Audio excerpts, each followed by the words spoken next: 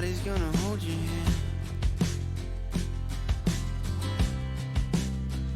when it comes to healing.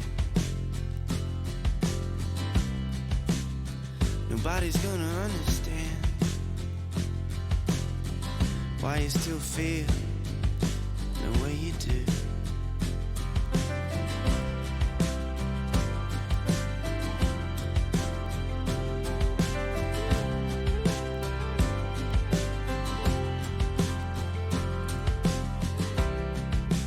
Even on my lonely days, I know that I am still loved. It's pretty often that I feel I just don't fit in, and that's okay, 'cause everybody's different, and not everything works out. Sometimes I just need to step back and value who I am.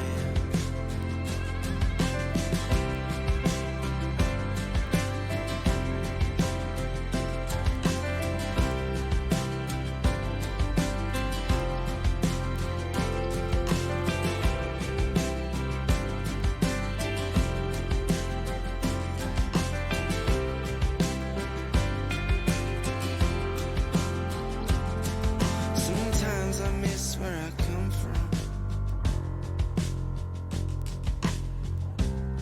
but I am glad to be here. Up and down, around and back again, year after year. Nobody's gonna save me, nobody but myself, so I better get to it.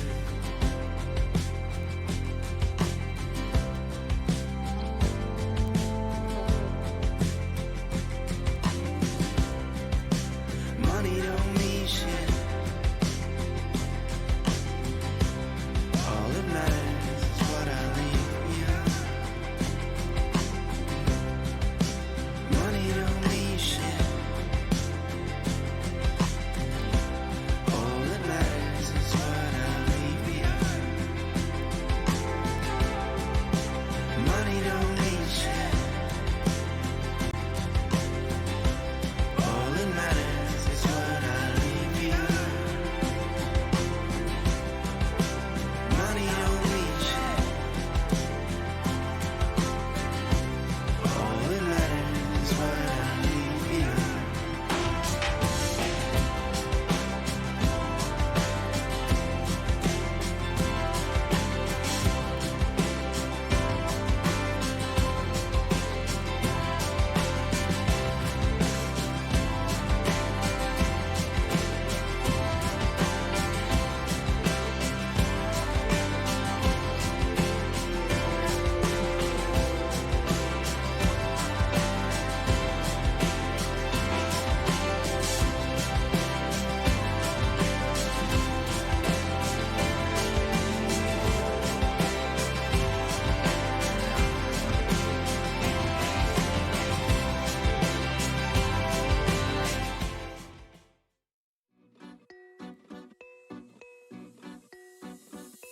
We're almost halfway through the ECS season, but competition is still fierce, as this week another place in Texas is up for grabs. Last week, Avanga were the first team of the season to claim their spot in Arlington, and the first ever CIS team to make it to the finals. Their journey to land their spot at the finals began flawlessly, with a first place finish in week 1, dismantling Virtus.pro, Fnatic and Force. Although Heroic did manage to get one up on James' squad in week 2, there wasn't going to be any luck for the Danes, as Avanga ultimately pulled the most cash to make it to Texas.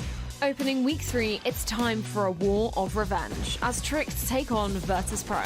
Recently, these two teams have had a fierce rivalry, with Virtus.pro taking the most recent win in week 2 of ECS to knock Tricked out of the running for the grand finals. However, will Tricks be able to change their fortune as they head into tonight's quarterfinal? Then it's time for the Season 4 champions to return as FaZe take on Big. With a recent roster shuffle to bring the star-studded Brazilian onto their squad, all eyes have been on FaZe to bring the firepower. Although they did have a slow start in New York with 2 losses to kick them out cold, they did take a win from Big just last week, and the all-star lineup will be hoping to repeat history tonight. And as always, make sure you check in with our community casters over on caffeine.tv to keep up to date with Mousesports vs Mix and NIP vs Heretics.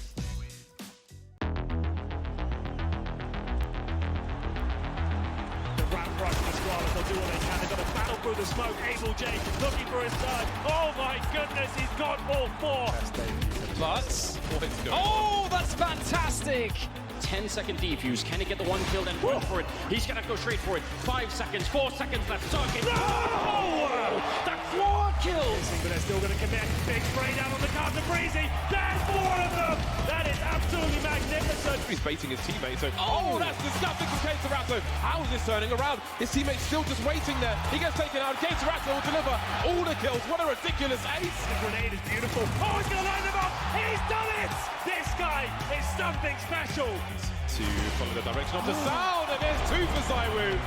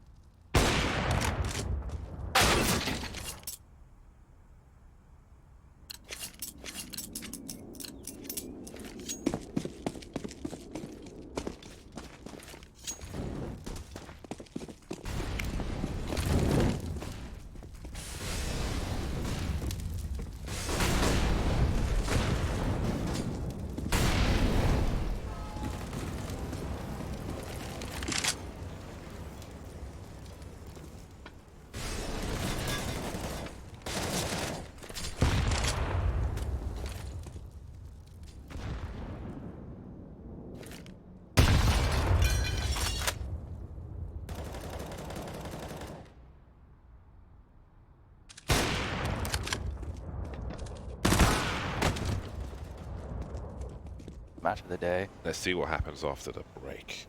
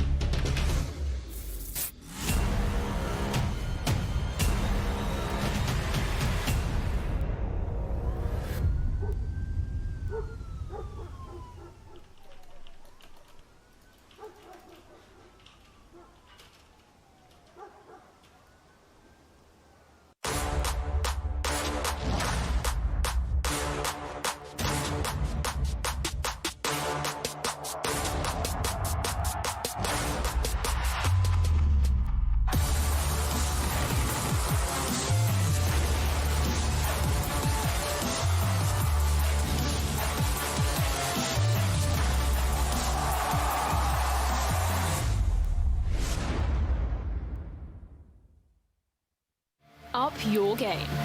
128-tick servers for the smoothest, most responsive gaming experience ever. Ensure you game seamlessly with our state-of-the-art FACEIT anti-cheat. Track your progress with advanced stats within your community, country, or region. This is the true ranked experience. Sign up now at FACEIT.com.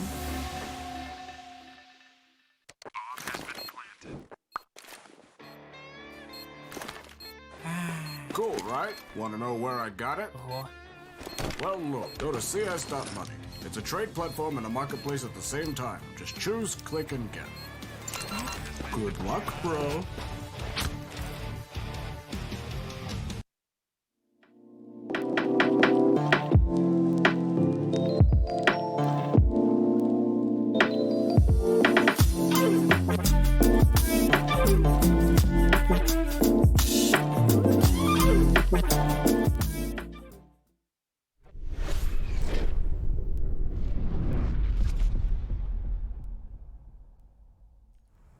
I'm changing my prediction.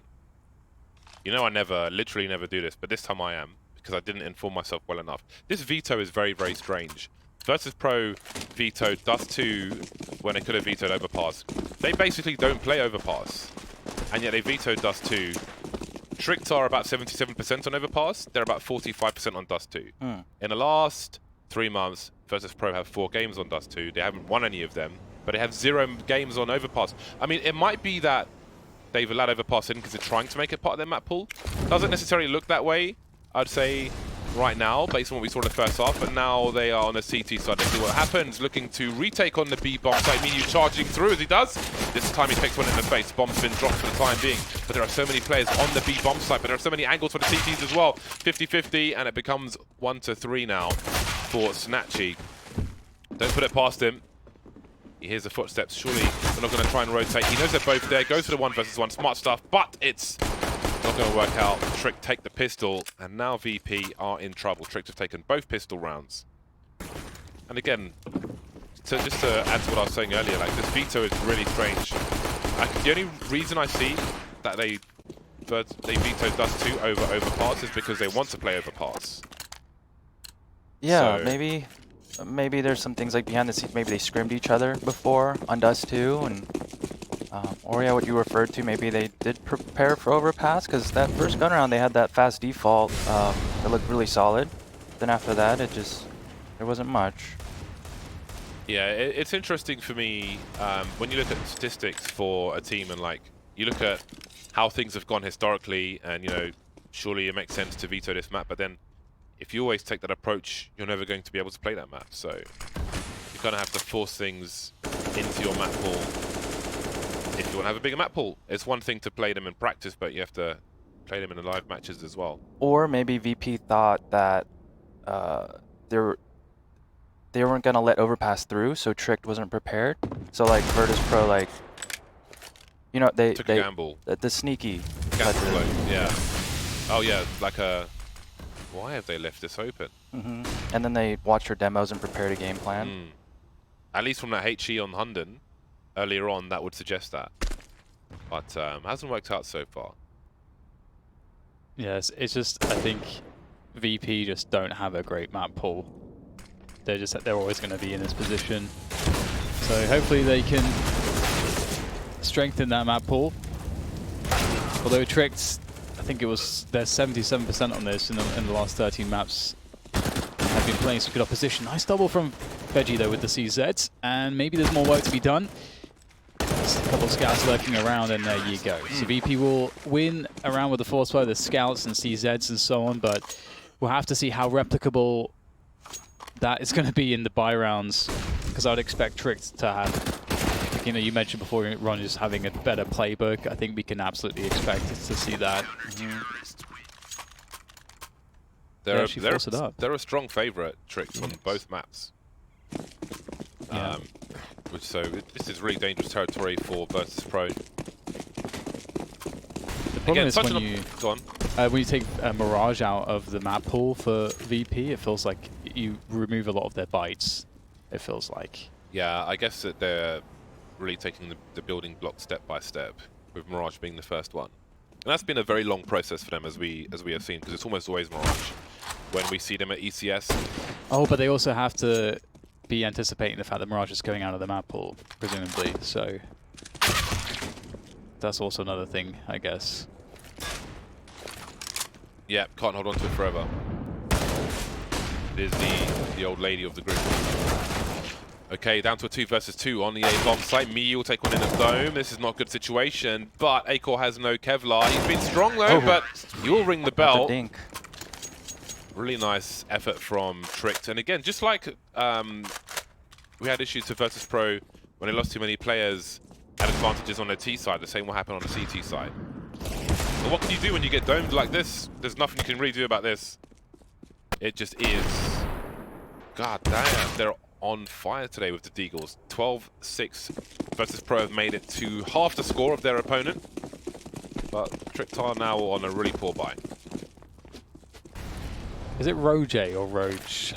Or Rogue, yeah. Presumably. It's a good question. I'm not sure what majority of their nationality is. Can we go to Roje's POV? I know we're really observing. But So he's denying me. Okay, there we go. Danish. Frederick. Okay, so it's his first. Jay is just his last name, so Okay. it's probably Jorgensen, so probably. But I can't imagine it be Roya. I mean, it might be, to be honest. I'm not Danish. Yeah, I don't know. I want to go. Sure. I mean, Chris J is Chris J. If you're Danish, But is he Chris de Jong? Is he Young or Jong? He's Young. He must be Young.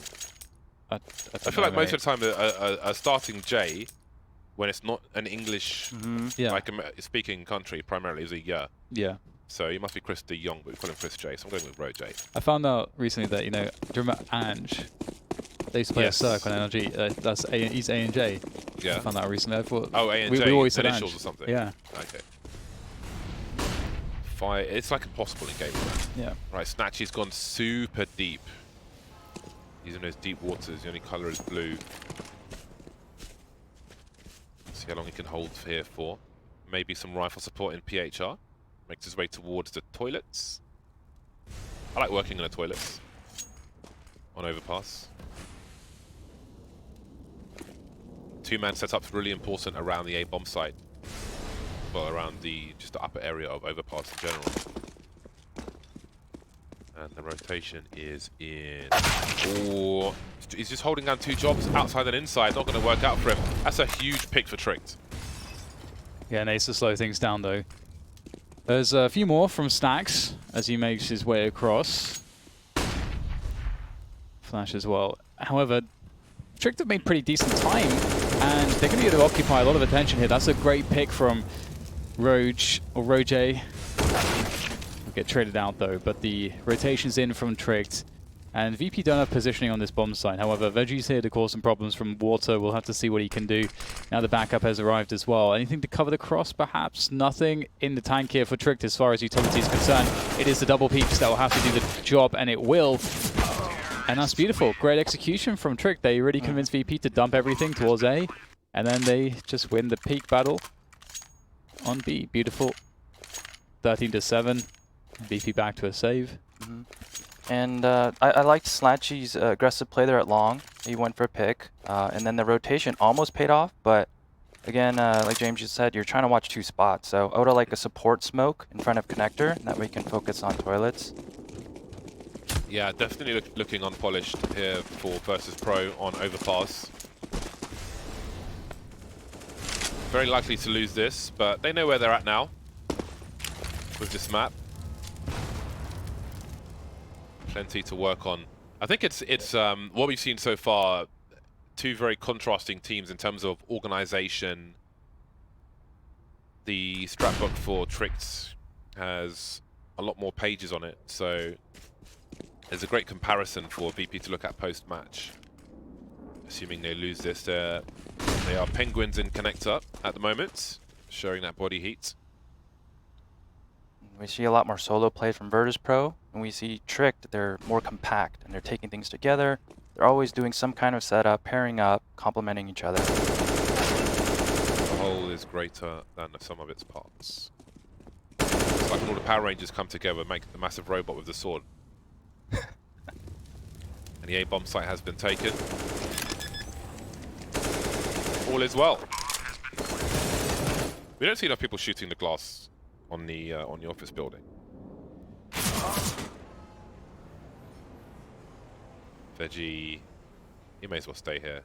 You know, I'm really trying to consistently jump onto the pipe in connector, but I haven't quite found the method to do it consistently because it's so cool if you can get on the pipe. But most of the time, I'd say like 90% of the time, I miss the jump and just make that massive dong sound and people realize what's going on. But I try every now and then. Well, Virtus Pro, they've got 2 more chances. Snatchy's AWP and no Kevlar. Presume dropped a rifle for a teammate who's dropped him the AWP. Probably Veggie who did that. And here we go. Pretty much last chance saloon for Virtus Pro. He'll make his way into that short B position. Is there a flash from a teammate or something? He's taking big grenades. Those are the HEs I was talking about. That's interesting that you don't see most teams do that anymore, but you're seeing Virtus Pro do it now, so it might be an indicator as to the general situation for them on overpass. I like those HEs for a monster player, but nothing doing this time. And I like this, trying to draw out those nades early from B. Now they've got a ton of utility left to finish however they want. Good jump there. Committed. Nice awareness from Triggs. Pop flash as well. It's cool to look at Liquid demos in that area and how they isolate the rifle support should one be further back or in the middle facing divider. Some of the sniper setups you see. I don't think we're going to see them in this half though. Again, Snatchy just going to have to take a risk. And it's not going to work out. This is going to be a frustrating start to this best of 3 series for Virtus Pro. Yeah, Just getting blasted on dry peaks. So this is a great peek from Roger, the way that he was shouldering that angle. I really enjoyed that. Snatchy feeling like he has to get something out of that. Quick team kill game from Roger. He really just kills everything, doesn't he? 2 left here for VP. And Tricked looking very comfortable. The level of coordination from them and just the purpose in every round between the individuals and the team as a whole is looking so good. In comes Mihu, able to deal with one. Doesn't look like they're so ready for Mihu at times, at the best of times. But the trade is there. Now Veggie in the 1 versus 1. It's so impossibly hard to win this fight against the players in bathrooms. He's got an AWP, it's A-core he's been owning in this game so far. He's got no kit, so he can't win anyway. I don't know when we last saw 2 AWP aces in one half from one player. Or just 2 aces in general. But yeah, AWP aces even, that's got to be like such a tiny percentage. Here we go. Plenty of game points for Tricked that came into this as a strong favourite. Nice. Oh, that's beautiful. That is so... It really is. How do you deal with that as an AWPer? You're just never hitting that. I would hit that. Yeah, I mean, that's a good thing for people out there watching. Once you get map control, especially if the other teams are down a member, if you expect them to play aggressive, still play cautious by jiggle peeking it, and watch for the reaggression. Because there, if he would have just been holding and not jiggle peeking, it would have been an easy kill with the further op. The jiggle peek really kept him safe and got him that kill, yeah. Yeah, that's something to... I think people don't jiggle. That's another thing I noticed. People don't jiggle enough. They just hold static positions. Jiggling unless you take the initiative as well. If you want to, you get the information. You get a decision if you react in time to commit or not to commit. And if a player's going to swing on you, he's going to stop as soon as he sees you, so you can keep yourself safe from his advantage from peeking as well. So there's lots of elements to how the jiggle can be important. Nice flash. That's an easy flashbang. Veggie is super dead. Miki's got a lot to do, but again, a numbers game. The organisation from Tricked. Overwhelming, and that's a free bomb site.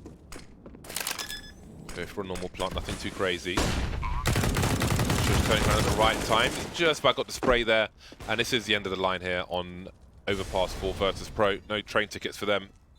Well, it's a ticket to train, really, so maybe there is a train ticket after all. There's Snatchy, down to 20 HP, pre-fire, MP9, he's still in it. 1 versus 2, and it's pretty much all but guaranteed for Tricked, and now it is all over. It was a very one-sided affair, very lopsided, both pistols and everything else for Tricked. Just a better team on Overpass, to be honest. They looked great. They're hitting their shots. Their playbook looks super strong, CT side and T side. Last round, just a very simple B exec, but you know, they had those priority flashes there, which allowed them to get that first kill. And Molly barrels with the follow-up, and yeah, looking super solid. I'm impressed. Yeah, it didn't really seem like this was anything but an open and shut case for Tricked, just easily dealing with VP at every time. Like, just the comfort of never ever being put off of their game plan, whereas conversely, when VP tried to run their defaults, they couldn't run their defaults. They got shut down by Tricked's aggression, and the variety that Tricked had kept throwing them off. So completely agree, Tricked's looking fantastic here. And just the map pool, just in this best of 3, really seems to favor them. Yeah, and I'm a little worried if I'm hitting into train when Acorn's just, you know, acing us with an op, right? Yeah. So those long distance maps. Yeah, that's absolutely crazy. These are the scores on the doors. We also have the damage column, which is pretty cool. When someone goes over like 3,000 damage, you know, they've had an exceptional performance because it doesn't happen too often.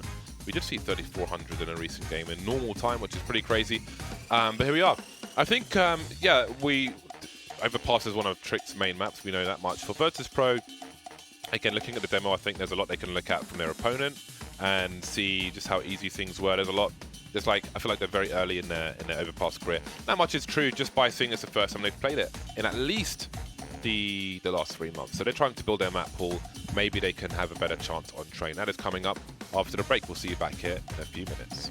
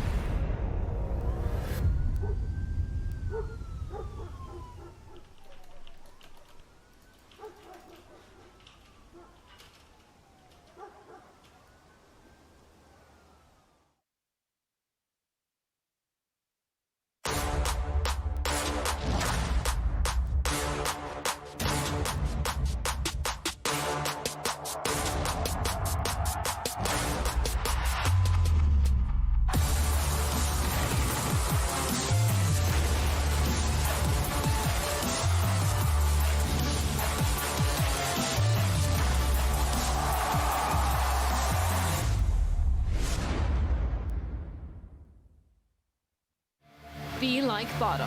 Build your own community with your very own hub. Join other hubs and play more maps competitively than ever before. Compete for prizes and win FACEIT points just by playing your favorite games. It really is that simple. Join the community or create your own. Only at FACEIT.com.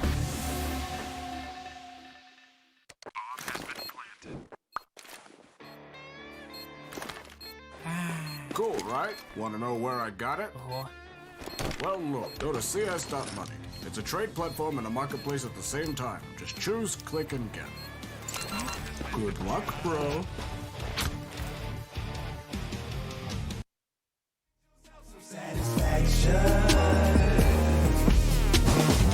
House party in the hillside mansion. Smell like weed in the halls. Blue jeans, white tee, leather jacket.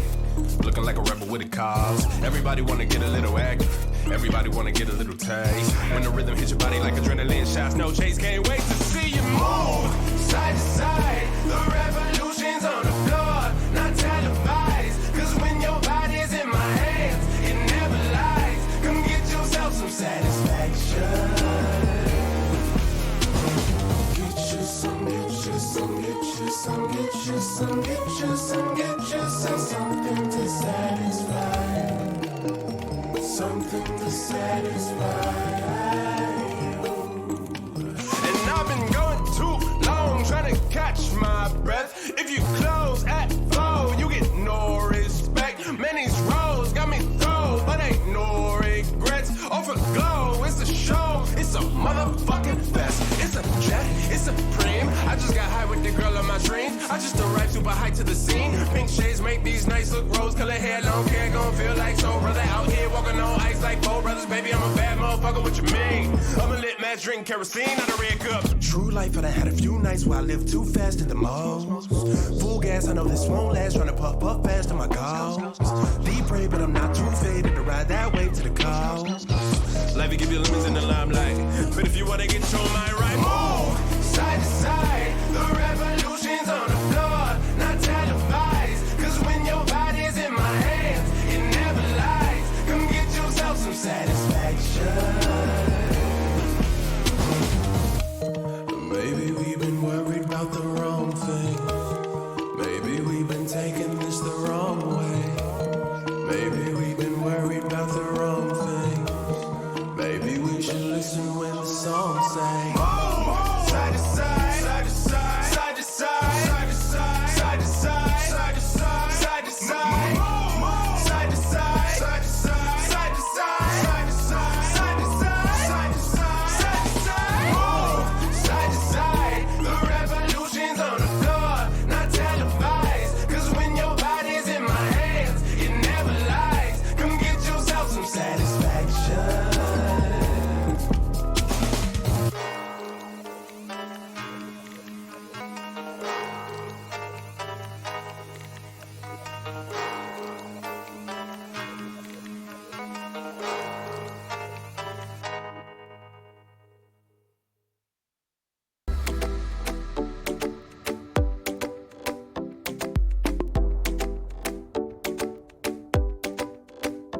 Cuando yo te vi, sentí que eras para mí.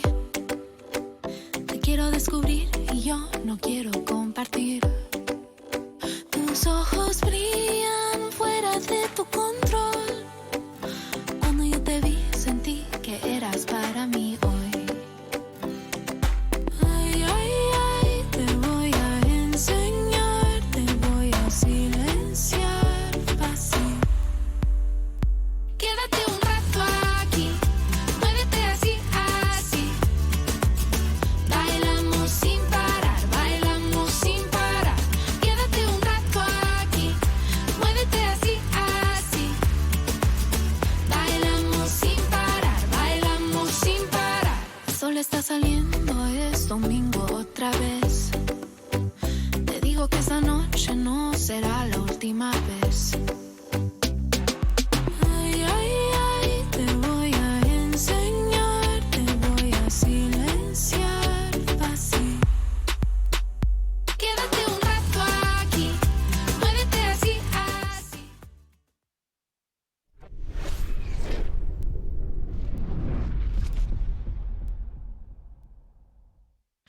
Hello. I'm It changing is- my prediction too. Okay. We've got I two think this double is- backs. Yeah, I think this is reasonable. Not, sometimes Dan is very finicky with the predictions, but today's actually reasonable. This is the first time. What do you mean? I think it's a reasonable change. That's just because he tries to change you want after to the do pistol round a lot. Guys are just trolling though. I didn't change at half time, but I mean, it's a rare change for me, so I think it has more, has more weight to it. So I think that's pretty reasonable. So we're all going tricked, I think, at this point. I think that's fair. Yeah, I mean, for there's with a just triple back. the numbers are too the numbers are too strong. The numbers are too strong. Yeah. Hashtag Sliggy was right. Just the one time. A broken clock is right twice a day. So, Dude, you know that so much happened in the week between, like the week gap that we had. yeah. Like new cache, Vertigo updates, and all of that. Well, yeah, we could quickly talk about the Vertigo. I mean, Train, again, the numbers, like the Vito's not there for Virtus Pro. I don't know how much we can really add to that. Have you had a look at Vertigo? I saw it. I read the patch notes and I saw the visuals, but I haven't played it, so I don't know how the new timings work. But I know they blocked off the wood and they added like a new connector. It's a little side alley thing that goes around the back. I had a look this morning for about 5 minutes. I saw pictures as well, but I haven't ventured into it. So I think for me, I think A might be a little. I don't know about the spawn timings because they've basically made the choke point on the ramp tighter to allow. They're trying to encourage the CTs to use people to try and control that choke point of a smoke. So even though there's a big wall there are 2 gaps in the wall. I just ran at one of the gaps and just threw a smoke without even, because you can't even see the steel girder, but it still hits it pretty easily. So there's nothing special needed in that respect. So I think that people, the CT sides are going to have to invest more people towards A to secure that area and start the setup. They removed the forklift down. That's a good change. Excuse me. Yeah, they've taken the gap away from the sandbags. So those things are interesting.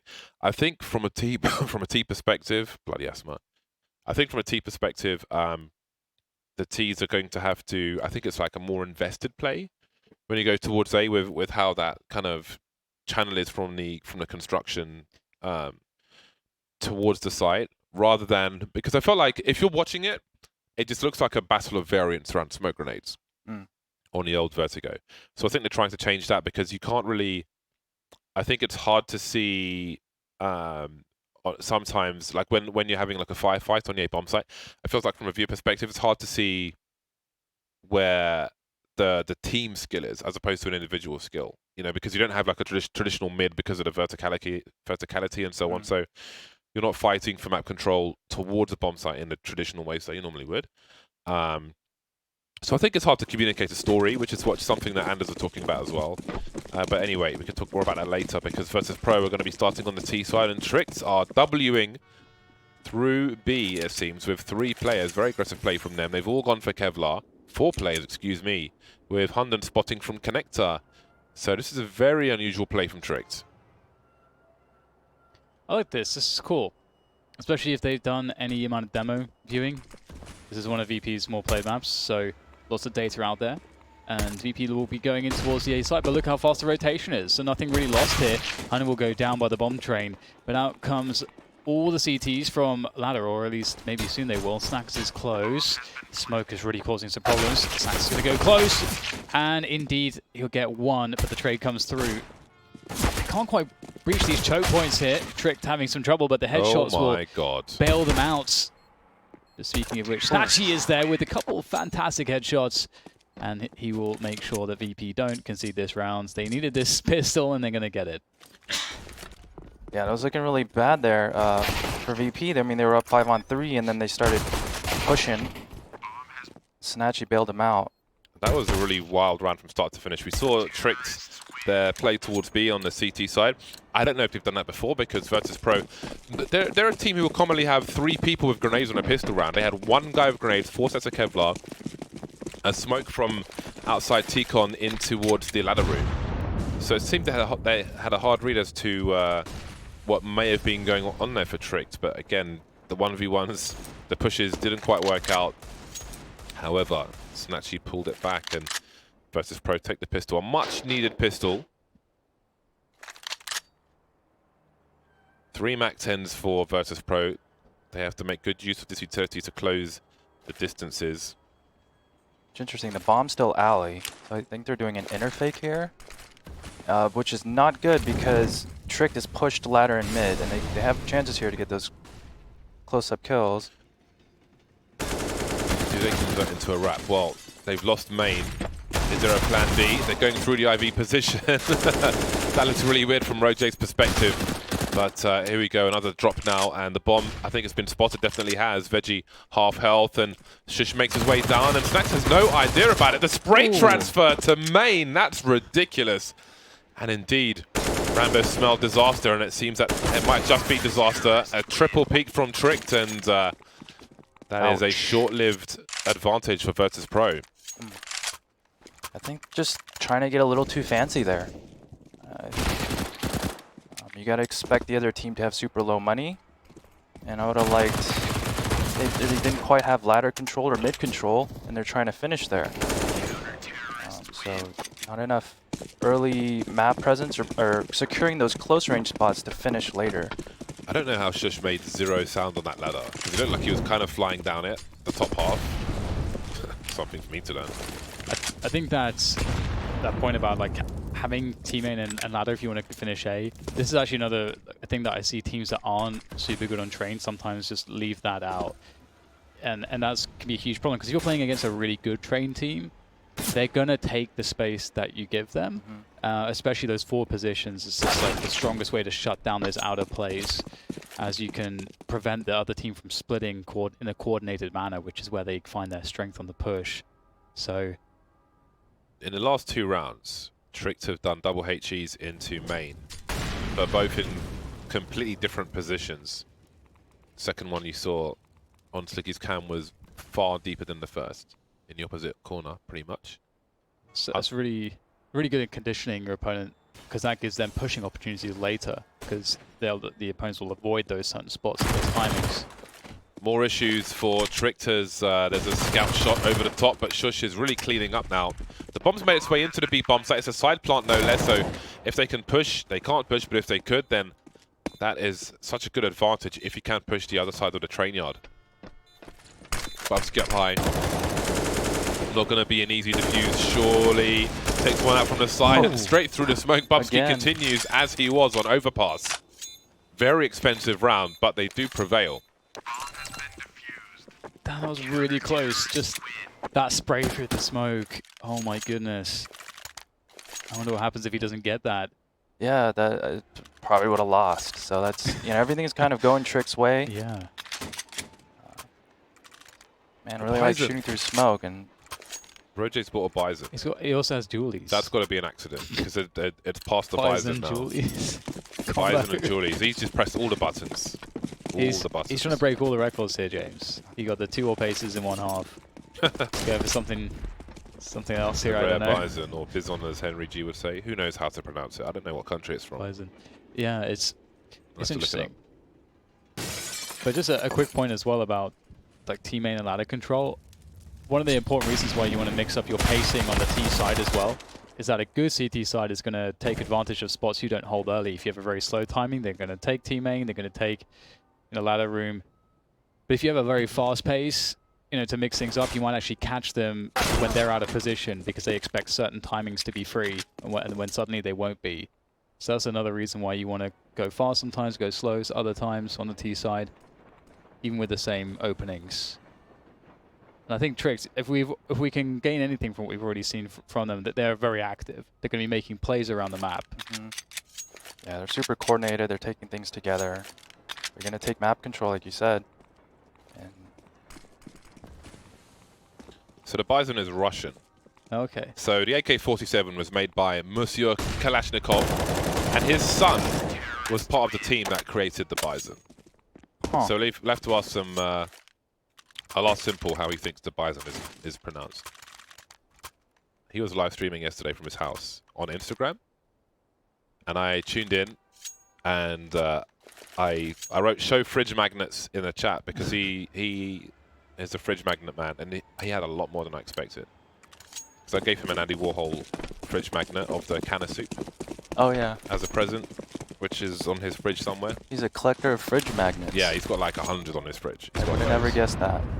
I know, right? Because there was a tour of his apartment, and he just had loads of fridge magnets. I was like, well, I want to get this guy a fridge magnet. That's the kind of guy I am. So it seems they haven't been conditioned, Dan, with these grenades, because Snatchy did take them, although, you know, he's got an AWP, he's going to play his spawn.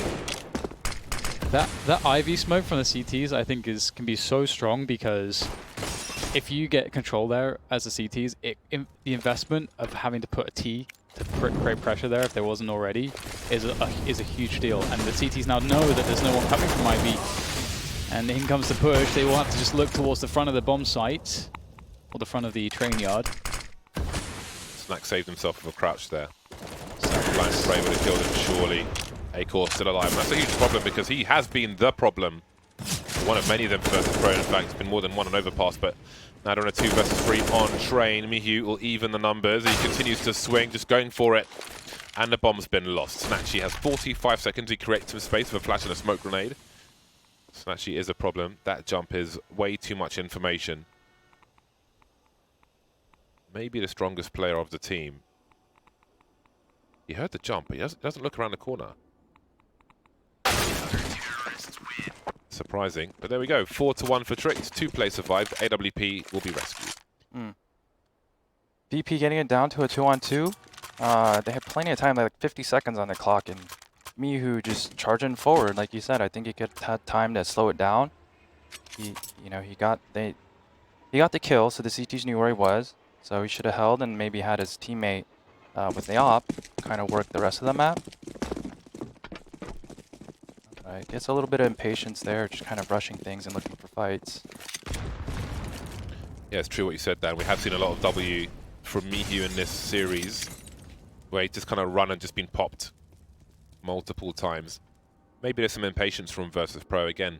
It would be frustrating the way that game of Overpass went. Not that they may expect it to be too far otherwise, but still. And I like the set piece. I think this is something... Your defaults haven't been working, so get your nades out, get up close, try to find an opening. Immediately countered, full nades here by Tricked. That's all the utility gone, save for one smoke from Snatchy. And it is a shooting gallery.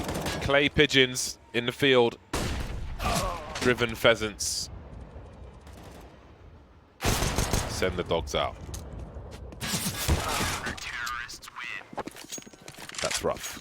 Yeah, this is when you're T-side Train and you know the CTs just have a bankroll like this, they have full nades. It's a tough it's tough to fight back. It's demoralizing. Yeah. I'm curious if we'll keep seeing similar aggressions, or if Tricked have a lot more play in their playbook, because again we saw that in one of the previous gun rounds. We saw the IV smoke and the IV aggression, and it doesn't cost you too much to do that. There's also ways to do that pretty safely, to get that aggression in there. So they're not going to go for that early in this round. They're going to mix things up, playing 3 players closer towards the D-main and ladder. It looks like they're expecting a rush on the outside. And Acor's gone aggressive here, quite deep with the AWP there. Look how aggressive they are everywhere, Trick. They're getting all the kills. They don't check for Mihu, but the trade is there. Too much damage has been done, just shutting off all these choke points. Oh my god, they got aggressive everywhere. What do you do about that?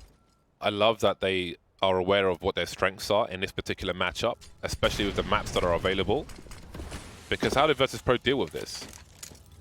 I don't know that they're able to. A coordinated attack, a surge as the American military once did. It's almost like Tricked are making the CT side look like CT side Overpass, which is kind of ridiculous because Train is much more limited. So that is impressive, because it does look the same. Like VP can't even get close to running their default before there are already plays which are breaking off parts of their default before they can move into the next phase of their round. Am I right in thinking that Train is a community-made map originally? Originally, I don't think was it? Well, I guess originally, technically. Let me see if I can find it. I'm curious. So I just think, like, if you look at the design of the map, it's so unique. It's one of the original maps. I can't imagine a map of this nature being created like now, if you know what I mean. You know what I mean? Yeah.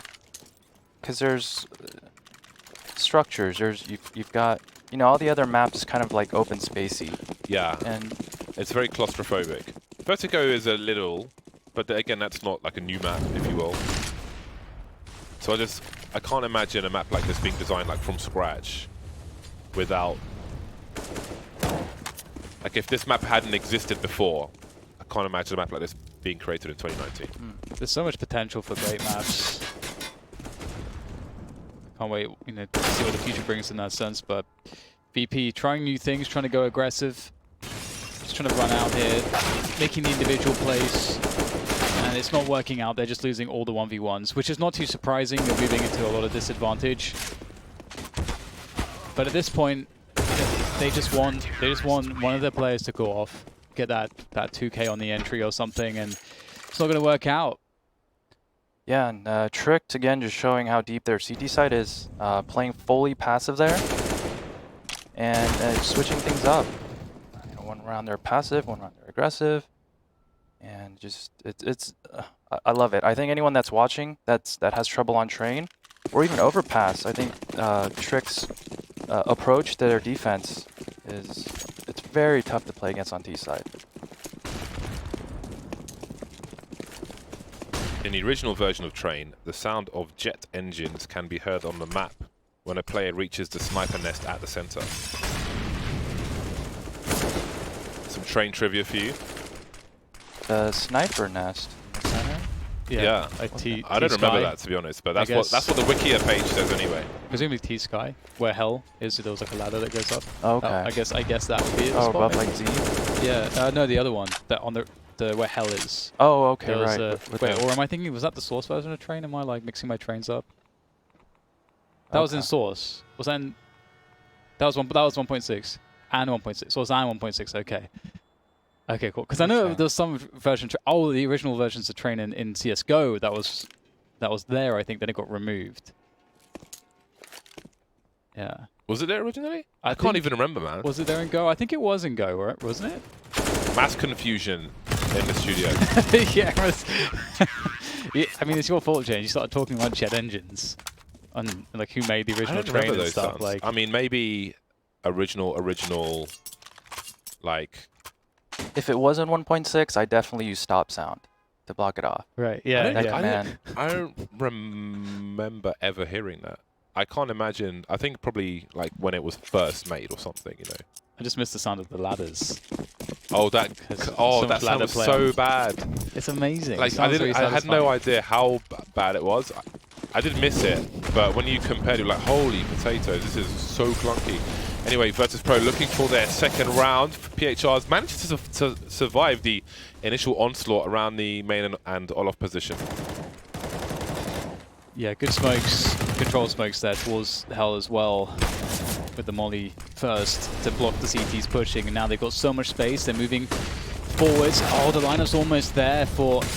Actually, it's Snatchy that picks up the frag here. Boski wrapping around the bomb train to do the damage. A-Core from the back as well. All of a sudden, just like that, down to 1 HP. Mihu is surely dead. There it is. A-Core will finish him off. Great. Again, the approach was cool there from VP. That you get that deep molly down towards Hell, blocks a CT push. You can smoke it, you can flash high. Got all these channels to move through. Still couldn't make it work, however. Yeah, that was a great entry by Hunden, clearing alley by himself and letting his teammates know they could just focus on mid and ladder. And VP, they got out. They had a chance. But you know, getting out and then finishing towards bomb train. That's a a whole second phase that they just kind of lost those battles there. Oh my god. There's the duels around these positions. Sometimes I just don't understand. Like, intuitively, it doesn't make sense for me that the player below has advantage, but it's always a headshot. I feel like if you're shooting at them directly from below, it seems like it's really easy to get the headshot. Yeah. And yeah, like you mentioned before, this ladder control, it's on train side, it's vital that you take it. You have to deny the CTs this info. Usually that's a pretty good fight when you're up there. Rose just full W'd in there. Got some trades outside. 3v3 now. 9-1 for Triggs. Can they continue the domination? No. Maybe this is getting into coin flip territory. 2 players by connected though for Triggs. Looks like they're boosting. London just waiting. Mihi's been very patient, but he will fall. He was low. Now he's lower. There goes the bomb. PHR now 1 versus 3. He knows there's elevation. Hasn't heard a player drop off just yet. Bunny hopping from A-Core. Does he see the elbow? Yeah, he does. There's one. Ivy player. They could double peek now. Looking around, so many targets, and it will be a 10th round for Triggs. A landslide so far. So this is not a community map. This was made by Barking Dog Studios. In it says Barking Dog Studios were given a task to develop Counter-Strike Beta 5.0, and a guy called Christopher Mayer designed Trade. So Pop Dog, the Pop Dog logo is the logo of Barking Dog Studios. Ah, cool. That's actually really cool. I wanted to highlight something about Hunden's angle in that previous round. I think it's always good talking about right eye and left eye peaks and geometric advantage, because that's something that I think is like an invisible thing that people don't understand as much as they perhaps should. Yeah, where you do have an advantage peaking right angles. Yeah. Something with the models and the way the vision works, the camera model. Yeah, the camera is slightly to the right, so you always see more if you're peeking to the right. Oh, running out of bullets. They tanked the damage, but I don't know if there'll be much more than this. Reload punished. Snatchy has a chance, and now he is dead. 11-1. So I actually have a question for you with the right eye, left eye peak thing run, because in theory, it actually, if let's say you have really good map design and you understand all these elements when you're making the map, it's another thing to make certain positions better or worse, right? Whereas if you have it, the camera's perfectly centered so that you remove left and right eye peak, do you think that's actually worse in terms of taking away a way to find advantage? Or yeah, it's interesting you say that. I mean, when you make maps, you know that mechanics in there, you do have to consider that. You don't want to give an advantage to one side more so than the other with too many right angle peaks. And would you be like sad to see it go? I mean, you can change it now because people are just so used to the maps and the way the angles work. That's aggressive play. It's just a DM mode. And here comes the flank! Okay, that's not how that was supposed to go. Now the boost comes in for the trade. And again, it is just death matching here. I think VP long ago kind of gave up in anything more than that. And Snatchy tries to wrap around the side, and even in DM mode, Tricked are crushing. 12-1 for Tricked. Yeah, and I think just they're having trouble finishing. They're getting into these clutch rounds. They're giving themselves chances, but they're trying to make solo plays. So they need to group up a little bit closer to each other so they can trade or support each other. They had one molly that they could have used at Z. All right then, attempt number 14. Or 13 if you will, since they've won. Well, I guess every round is an attempt, so attempt number 14, there we go. Thinking out loud with James Bardock. Snatchy into HE. That's a really risky smoke to go beyond because the CTs can be creeping behind it. Maybe less likely in a professional match, but it's a risk. It's something that could be happening. It could even be 2 players there. And they could snap you from above and then pop out from below as well. There's so many different things they could potentially do. It's just not worth the potential variance. There's the opening kill from Tricks. Yeah, Roger's like, he's been very aggressive. He's very confident to take these battles. Look at, they're just winning all these fights. It's so, again, like, I just can't stress it enough. It's so cool, all of the mini aggressions we're seeing from Tricks. And I think that's one of the better ways to describe it, because it's not like there's one centerpiece. It's just, here's a small aggression over here. I'm jockeying for position over here. You know, they're making a flash play over there. They're getting information constantly, finding ways to take challenges. It's like a mini T-side. And they get a ton of information when they clear those spots, and they're getting the kills too. They're playing super confident, and just everything is working for them. You can tell they've got the tempo of the match, not giving any respect, any space to VP. Yeah, it's devastating. And it's from the Virtus Pro perspective, it raises a lot of question marks about their map pool. Look at that, 30 damage, 224. Show me the Damn. ADRs, Sliggy. Okay. So, yeah, it raises questions about the map pool for Virtus Pro. We know they try to play Mirage a lot, but is there anything beyond that? Is there anything beyond T-Connector? Potentially not in this round for Virtus Pro because they are getting cut to pieces. Hands in the shredder, in the mincer, head first maybe. 14-1, maybe the most lopsided side of Train I can remember seeing. How short will the second half be? Find out after the break. Maybe the break will be shorter, longer than the actual half. Who knows?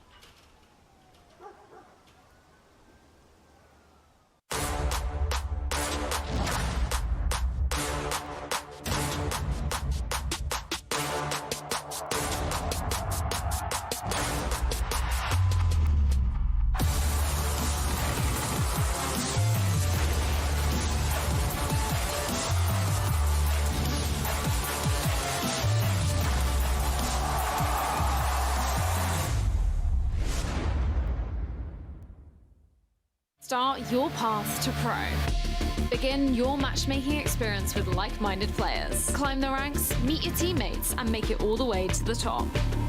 Rise through the ranks to the FPL circuits and play alongside the best players in the world.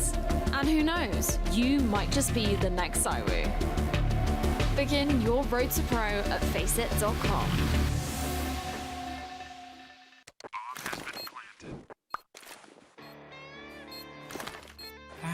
Cool, right? Want to know where I got it? Well, look, go to CS.money. It's a trade platform and a marketplace at the same time. Just choose, click, and get. Good luck, bro.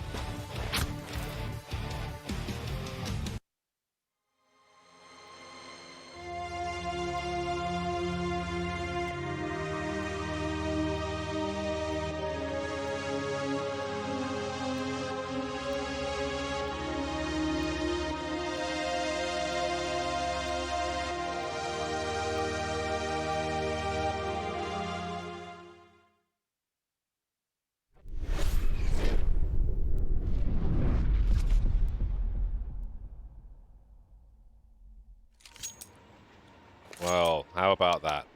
The pistol, and then nothing but utter disaster for Virtus Pro. That is just, it's just hard to look at, isn't it, up top? It's a shame in many ways because VP, the players they have great players. Storied players, experienced players, up-and-coming new players. You know, Snatchy, probably the best AWP in Poland, I think, hands down. You know, they have really good players. And so it's always sad if you can't see them find a system or find a structure that can make those players together sing. Like, as you said, James, that the whole is greater than the sum of its parts. Yeah, but they're so... They've been together for a while now, and they seem so far behind on so many maps. Yeah. Like, I don't know... Like, we know that Cuban's been number 6 for ages.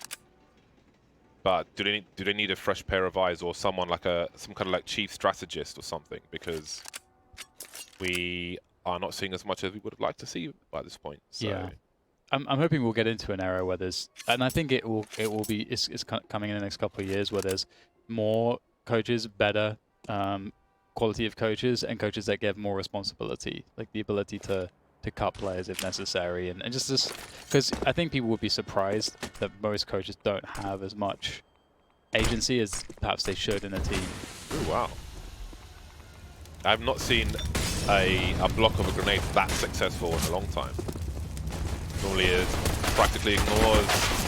That's an interesting shot. Tricked have one player remaining, Bubsky. So the bomb has been planted, but surely now he can't do anything.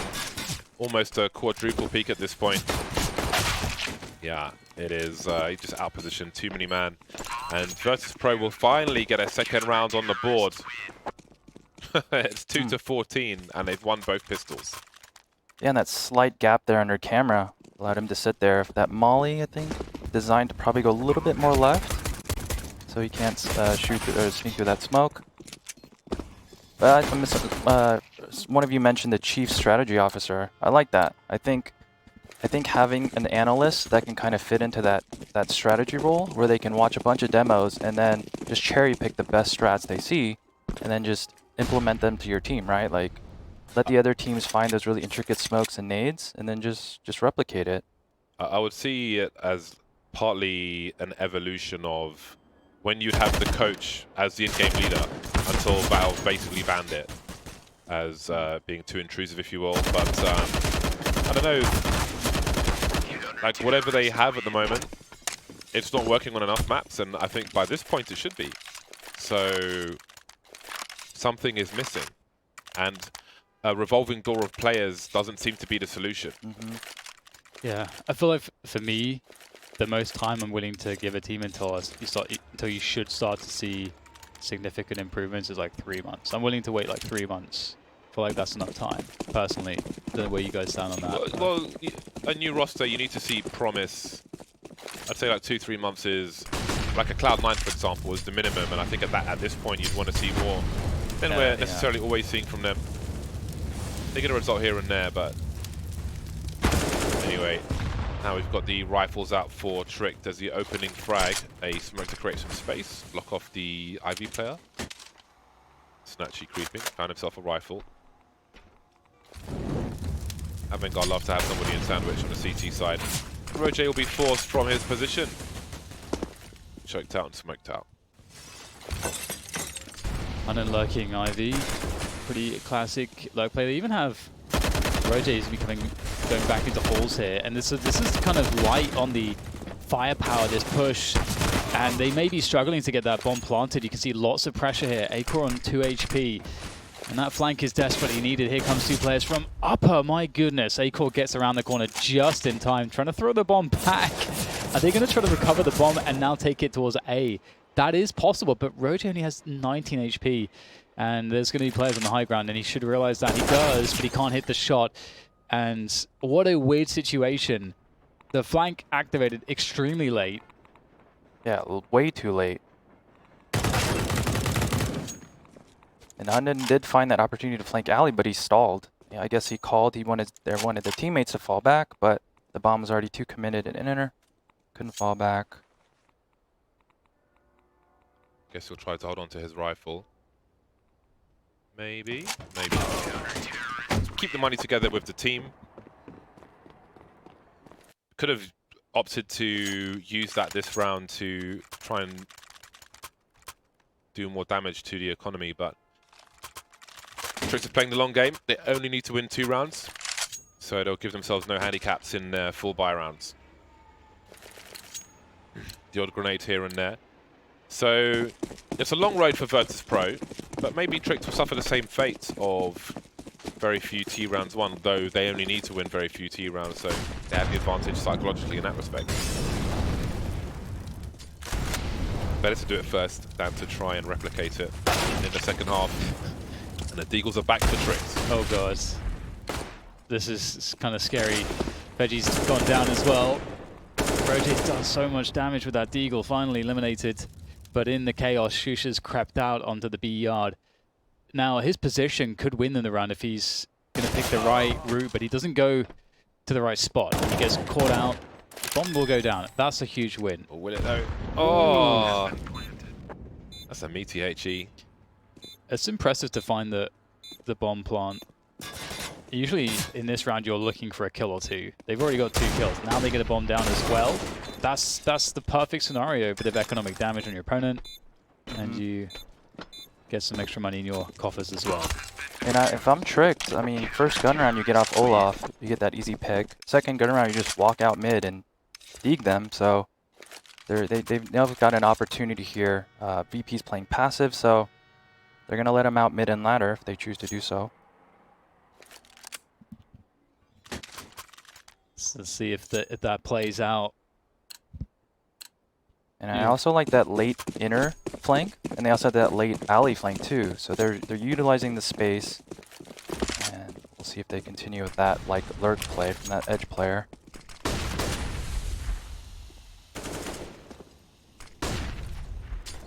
Some shenanigans from PHR. And Snatchy just running sideways past Ivy. Not advised, as you can see. Trying to get away with something cheaply proves to be very expensive. Mihu's got a forward position in T-Con. And what did Versus Pro do? They have to basically play off of Mihu's information, I think, at this point, 4 versus 5. Try and put their plays in the right spot. PHR seems to be getting curious, though, towards the upper B position. They need information versus Pro, but it may cost them even more. Yeah, this is a really rough spot because they have no utility really. You'd almost want to see them stack everyone in one bomb site, but the problem is obviously the round score is not going to really allow. They have to play for the win every time. Mihu will take down the first player, so you've got to win all the heads-up duels, and 2 players go down thanks to Mihu, but it's not enough. 3 versus 2 is the advantage for Trick. They have the A-bomb site. Snacks has to get some damage in here. They don't know where he is. He's the one that's going to take some attention away from ladder room to allow his teammate to come in. Stacks with a double.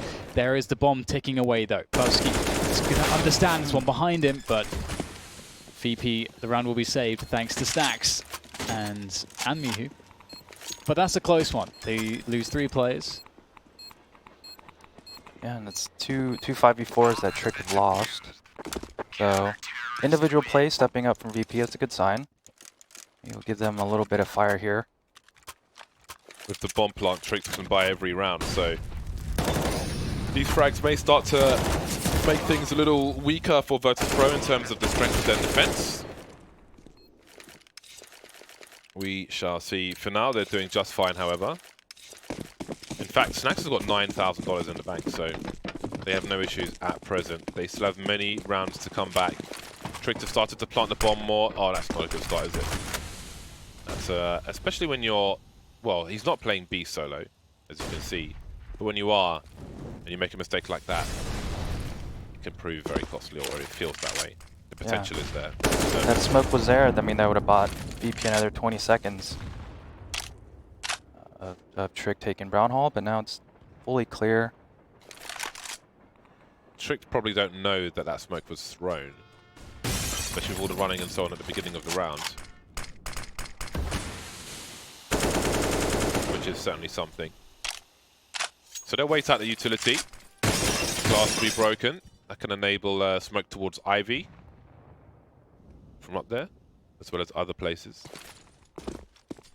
3-2 setup for Virtus Pro. Playing a reactive game at the moment, though Mihu is going closer to main.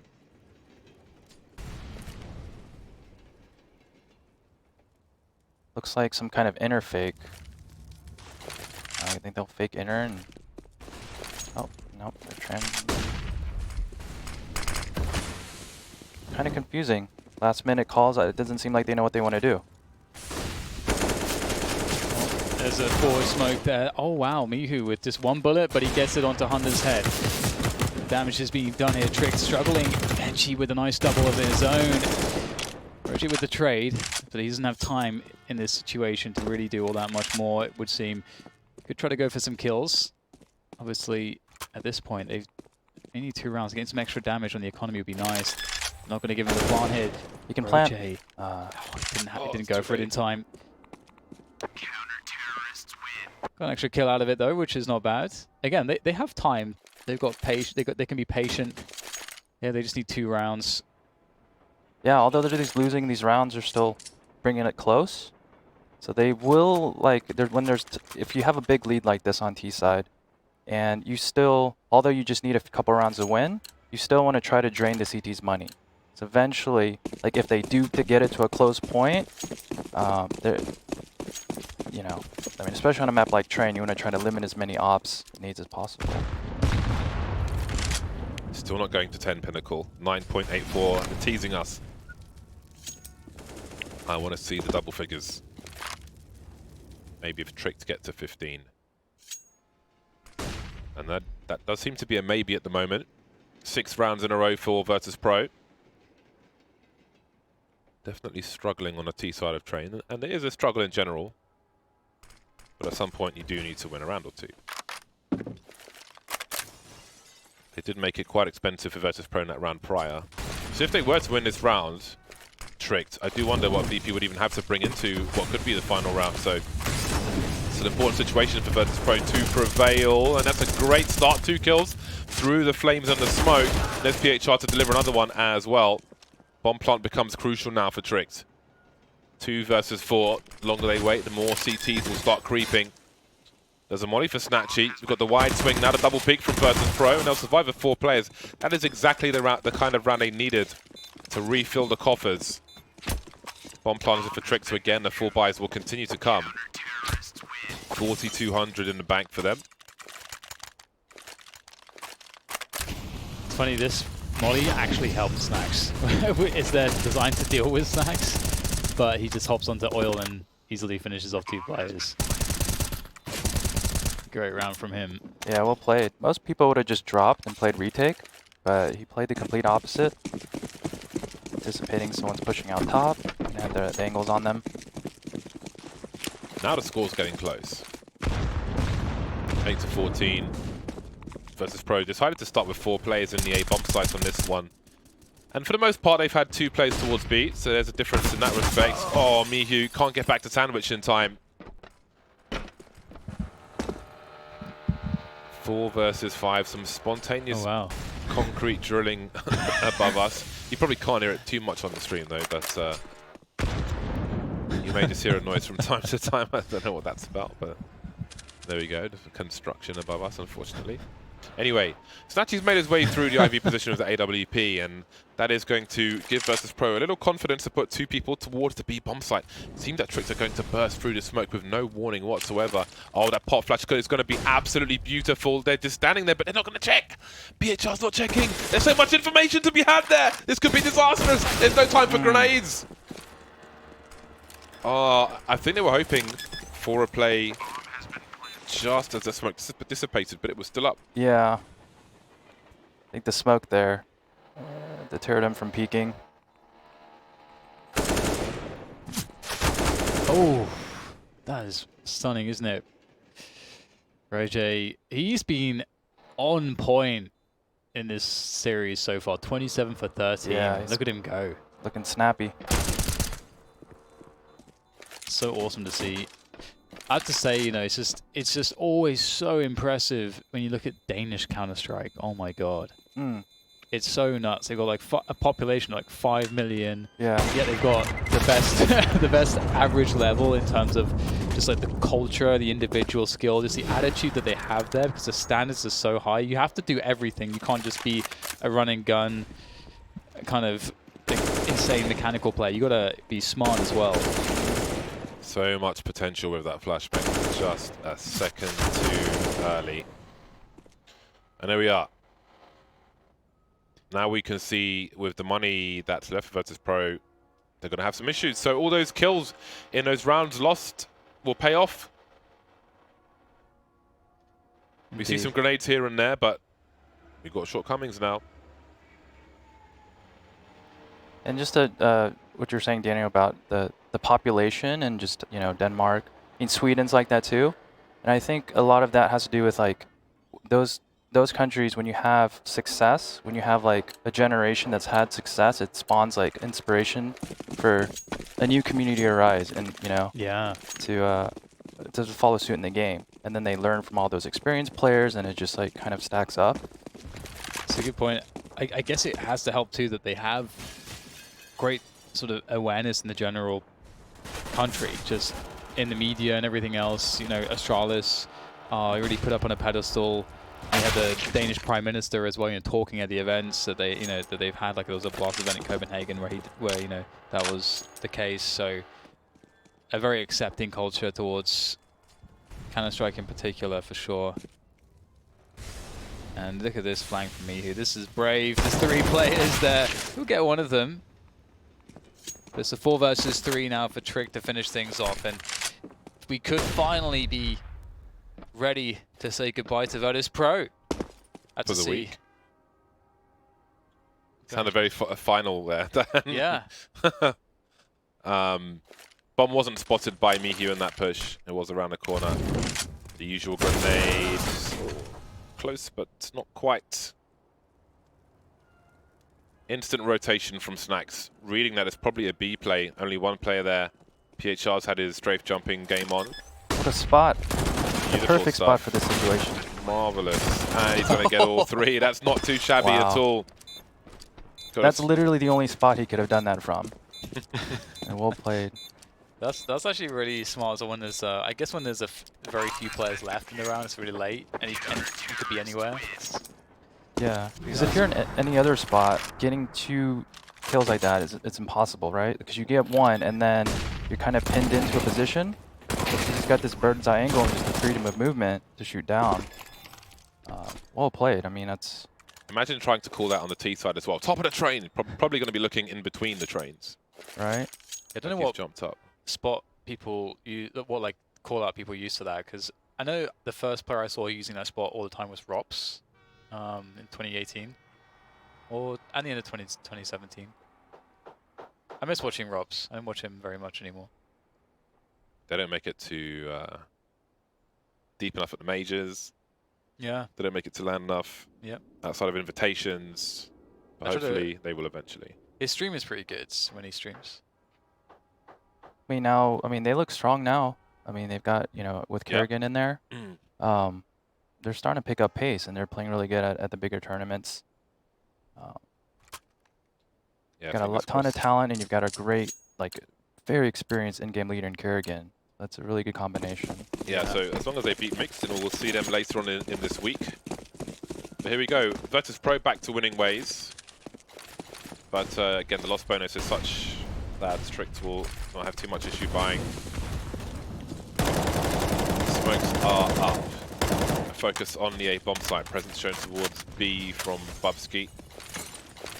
And here come the grenades. This is it. There are only 3 CTs on the A bomb site, all around the bomb train. Rotation won't be coming anytime soon. Smokes variants and too many Ts, surely. Possibly the end of the line. Snatchy spots 1 in the main position. Fade away HE grenade, does a little damage. 4v3, got to find something soon. PHR's been spotted. Doesn't want to take that peek again. Would be exposed jumping up.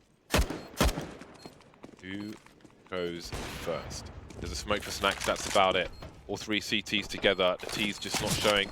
There's a smoke on the bomb, but you're never going to get a ninja defuse in this situation. It's just too easy to line up along the side of the train.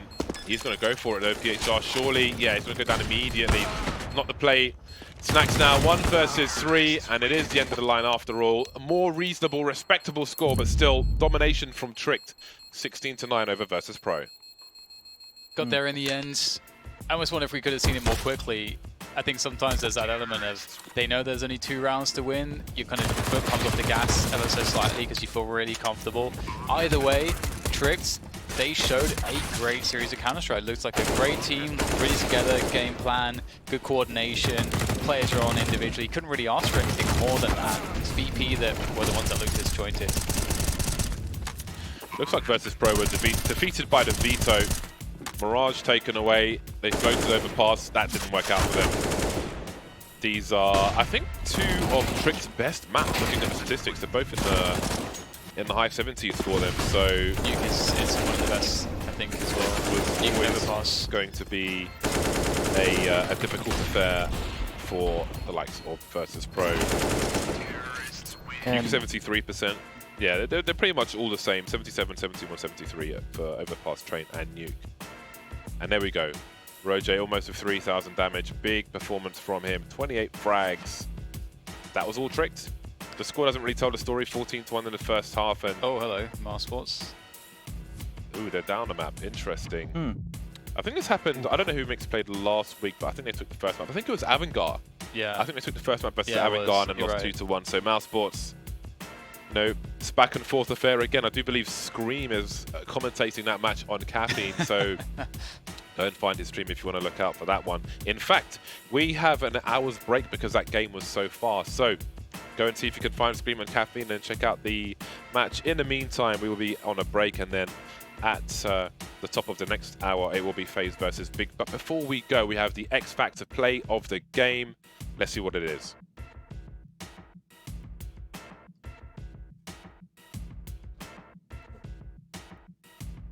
All right, what is it? Ooh, Acor, the second AWP ace to finish off the half, no less. This was Dirt McGirt, man. This was nasty. So satisfying. I love those shotgun ops, just unscoped, just straight up, you know. Yeah.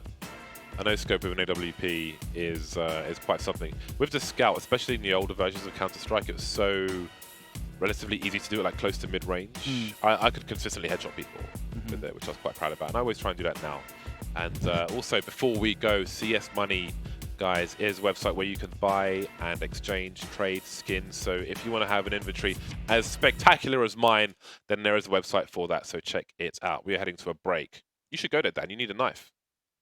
I took my knife back from Dan, so he's got no knives now. So maybe you could go to CS Money and get yourself a knife, Dan. These are not level 3, James.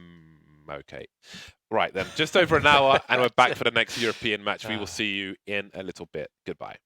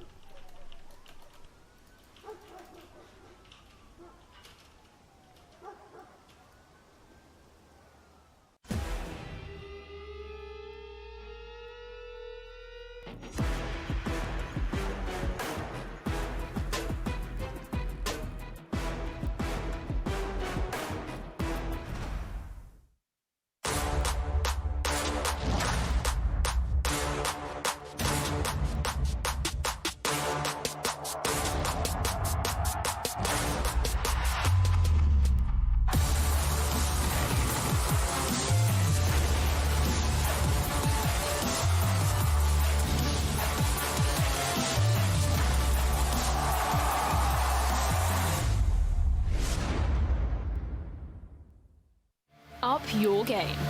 128-tick servers for the smoothest, most responsive gaming experience ever. Ensure you game seamlessly with our state-of-the-art FACEIT anti-cheat. Track your progress with advanced stats within your community, country, or region. This is the true ranked experience. Sign up now at FACEIT.com.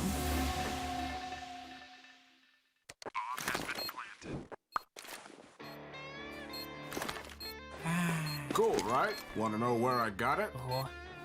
Well, look, go to CS.money. It's a trade platform and a marketplace at the same time. Just choose, click, and get. Good luck, bro.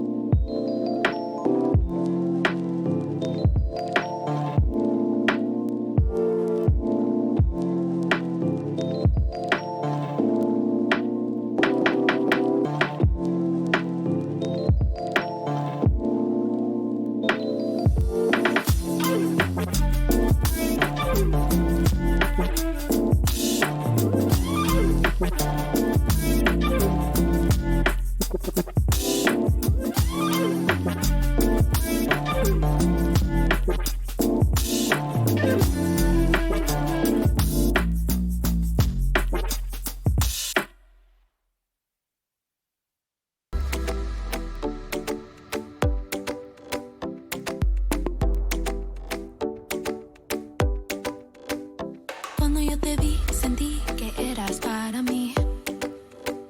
Te quiero descubrir y yo no quiero compartir. Tus ojos brillan fuera de tu control. Cuando yo te vi, sentí que eras para mí hoy. Ay, ay, ay, te voy a enseñar, te voy a silenciar fácil. Quédate un rato aquí, muévete así, así. Bailamos sin parar, bailamos sin parar. Quédate un rato aquí, muévete así, así. Bailamos sin parar, bailamos sin parar. El sol está saliendo, es domingo otra vez. Te digo que esta noche no será la última vez. Ay, ay, ay, te voy a enseñar, te voy a silenciar fácil. Quédate un rato aquí, muévete así, así. Bailamos sin parar, bailamos sin parar. Quédate un rato aquí, muévete así, así. Bailamos sin parar, bailamos sin parar.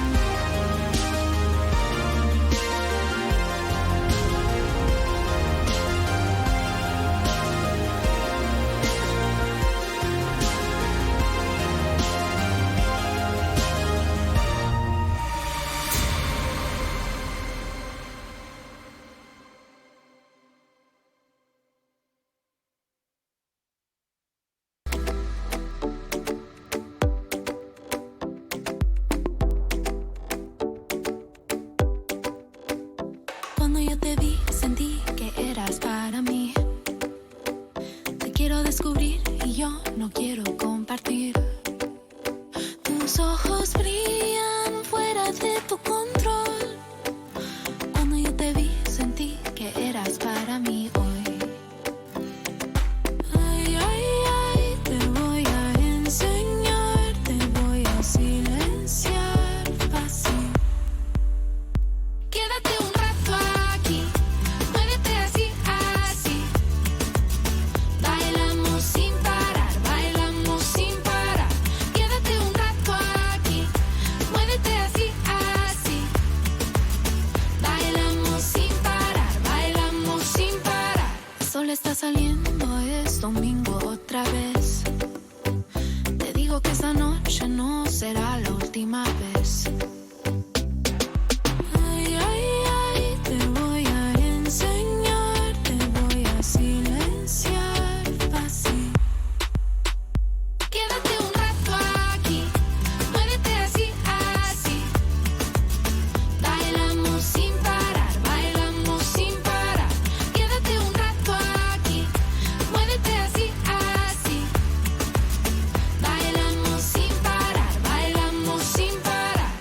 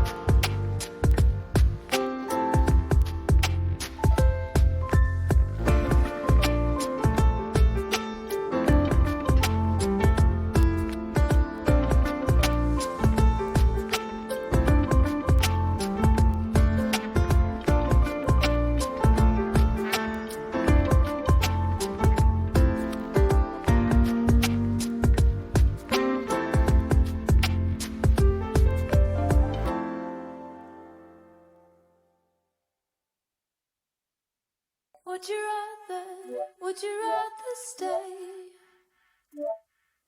I watch you be and slowly walk away. I would rather leave. I'll take your heart and wipe it off your sleeve.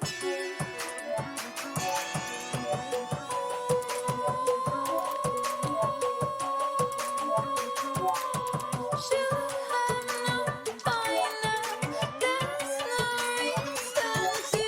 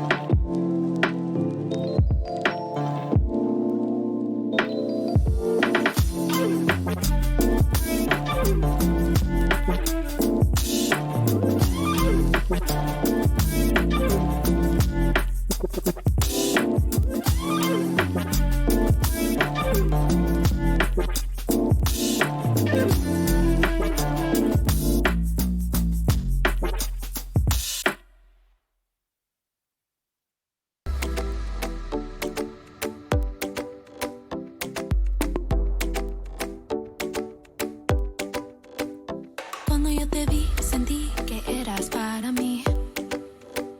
Te quiero descubrir y yo no quiero compartir. Tus ojos brillan fuera de tu control. Cuando yo te vi, sentí que eras para mí hoy. Ay, ay, ay, te voy a enseñar, te voy a silenciar fácil. Quédate un rato aquí, muévete así, así. Bailamos sin parar, bailamos sin parar. Quédate un rato aquí, muévete así, así. Bailamos sin parar, bailamos sin parar. El sol está saliendo, es domingo otra vez. Te digo que esta noche no será la última vez. Ay, ay, ay, te voy a enseñar, te voy a silenciar fácil. Quédate un rato aquí, muévete así, así. Bailamos sin parar, bailamos sin parar. Quédate un rato aquí, muévete así, así.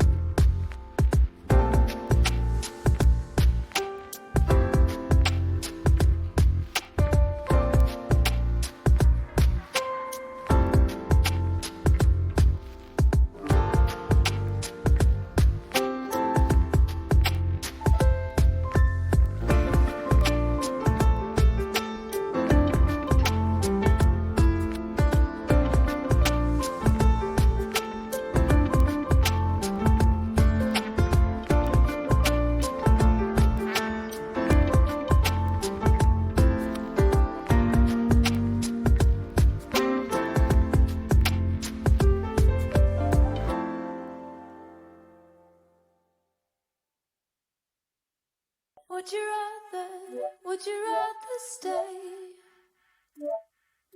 I watch you be and slowly walk away. I would rather leave. I'll take your heart and wipe it off your sleeve.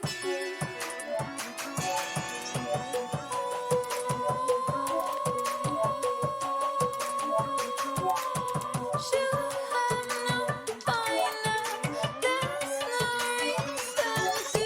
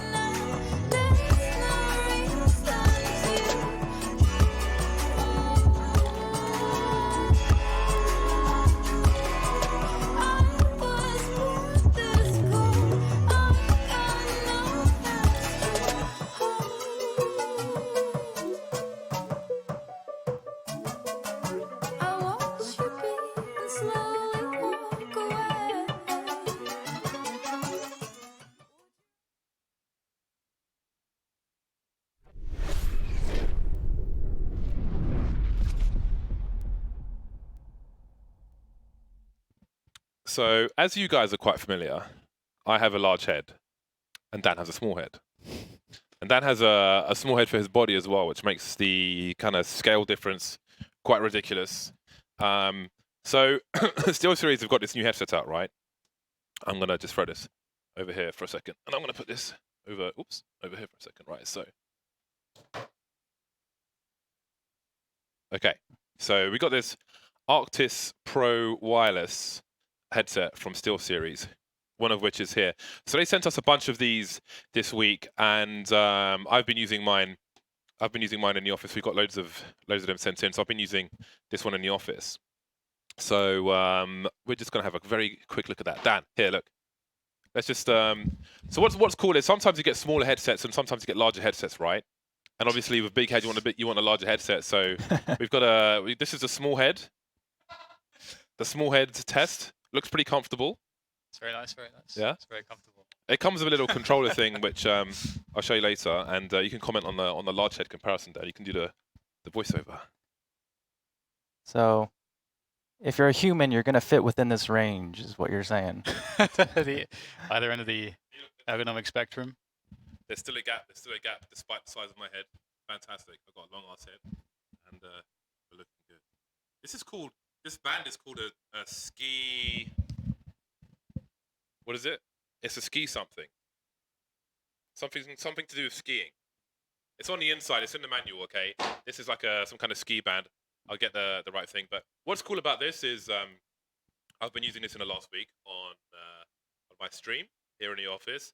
And as those of you tuning into my stream like to know, I like to walk to the espresso machine in the kitchen.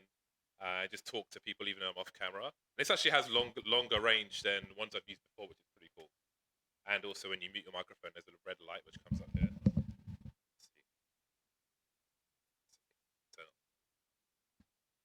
And that's very embarrassing. Maybe I'll do it over here.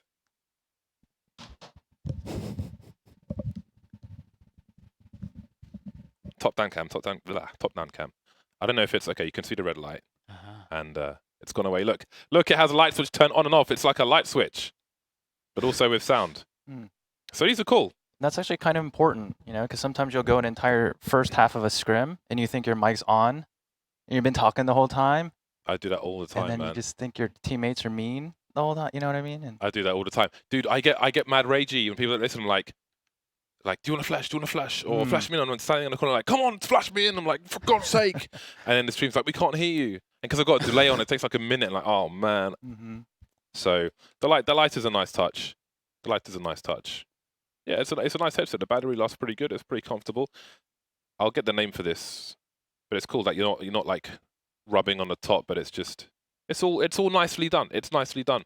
Anyway, we've got a new game for you, a new match coming. We had Tricked with a very strong performance. Hunden was happy with that, had a little conversation with him on Twitter.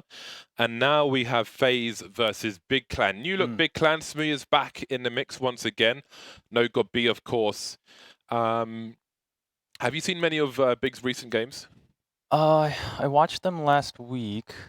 I think they're still figuring it out. You know, they lost their in-game leader, which is huge. So there's going to be a huge shift in their system and their strats, especially with Smooya coming in as well. So it's going to be interesting how they adapt. FaZe, they've got they're also in that transitional phase. They've Cold Zero obviously stepping in. I love to see that. Yeah. I like to see him on a team, a different team, and just kind of spice things up for us spectators. Yeah. And they've got that young talent Brokey in there as well. And we'll see, how well he performs at this level. Because, trying to find a spot with a team of legends, it's a very intimidating task. It could be a lot of pressure. Yeah. Yeah, to squeeze in. I think in a lot of situations like that, I think you almost need to be a little toxic and arrogant just to kind of get the right fit in the team, because otherwise it's like, no one wants to do this, you do this. And that might not be the best thing for the team, right? And I think on a team like that, I'd be surprised. I think by default, it should be like that with the personalities they have and just the level of skill and what they've achieved and so on. It should be like that, like on paper, but also shouldn't be like that because that's not necessarily the strongest thing for the team.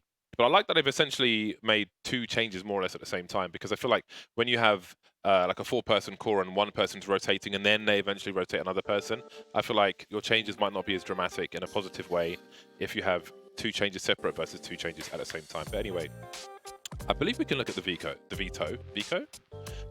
to see where we will be playing. Don't forget, Dan, have you got a knife yet? Look, you could get the shadow daggers. They're cheap, no one uses them. That's because they suck. I mean, that's possibly true, but the thing is, you could get a bargain. Get yourself a knife. I have 10 knives, and now Dan has none of them. I'm not just bargain-driven, James. He's just using, not out for a bargain. He's using the stock knives now. Not a bargain hunter. Okay, so here is the veto. Inferno, Nuke, and Train. Interesting collection of maps here. We got the Vertigo vetoes. I do wonder, we've got more matches to come, right? I do wonder if we're going to see Vertigo floated by teams. We're just going to assume the other team's going to veto it because those changes are so dramatic, but Big get it out of the way immediately. Inferno, Nuke, and Train. Yeah, it's the classic Inferno pick. It's pretty safe pick. Although it is interesting because Big, that's typically been their home map forever. Has been Inferno. So it is interesting to me because when you look at Big, we had that interview with Smooya before where it's like, yeah, I'm just as comfortable with Tabson as we've got B. He's like, he's amazing caller and all the rest of it. And it's interesting because it reminds me of when Karrigan stepped out as a solution to the stagnancy on FaZe initially, and then Nico took over. And I wonder if it's that thing where eventually you may feel like your IGL, especially if he's not like a crazy fragger, isn't, I could just do that because you've just been running the same stuff for ages. You kind of know how that guy does it. It's like, I could do that. But then when you try it, it doesn't quite work out as it did before. So I wonder if that's where Big are. With Tabson leading, I don't know how I feel about that. There's a lot of people who don't know how they feel about that. It's like when Shox went to leading, I'm like, no. Yeah. Nico goes to leading, like.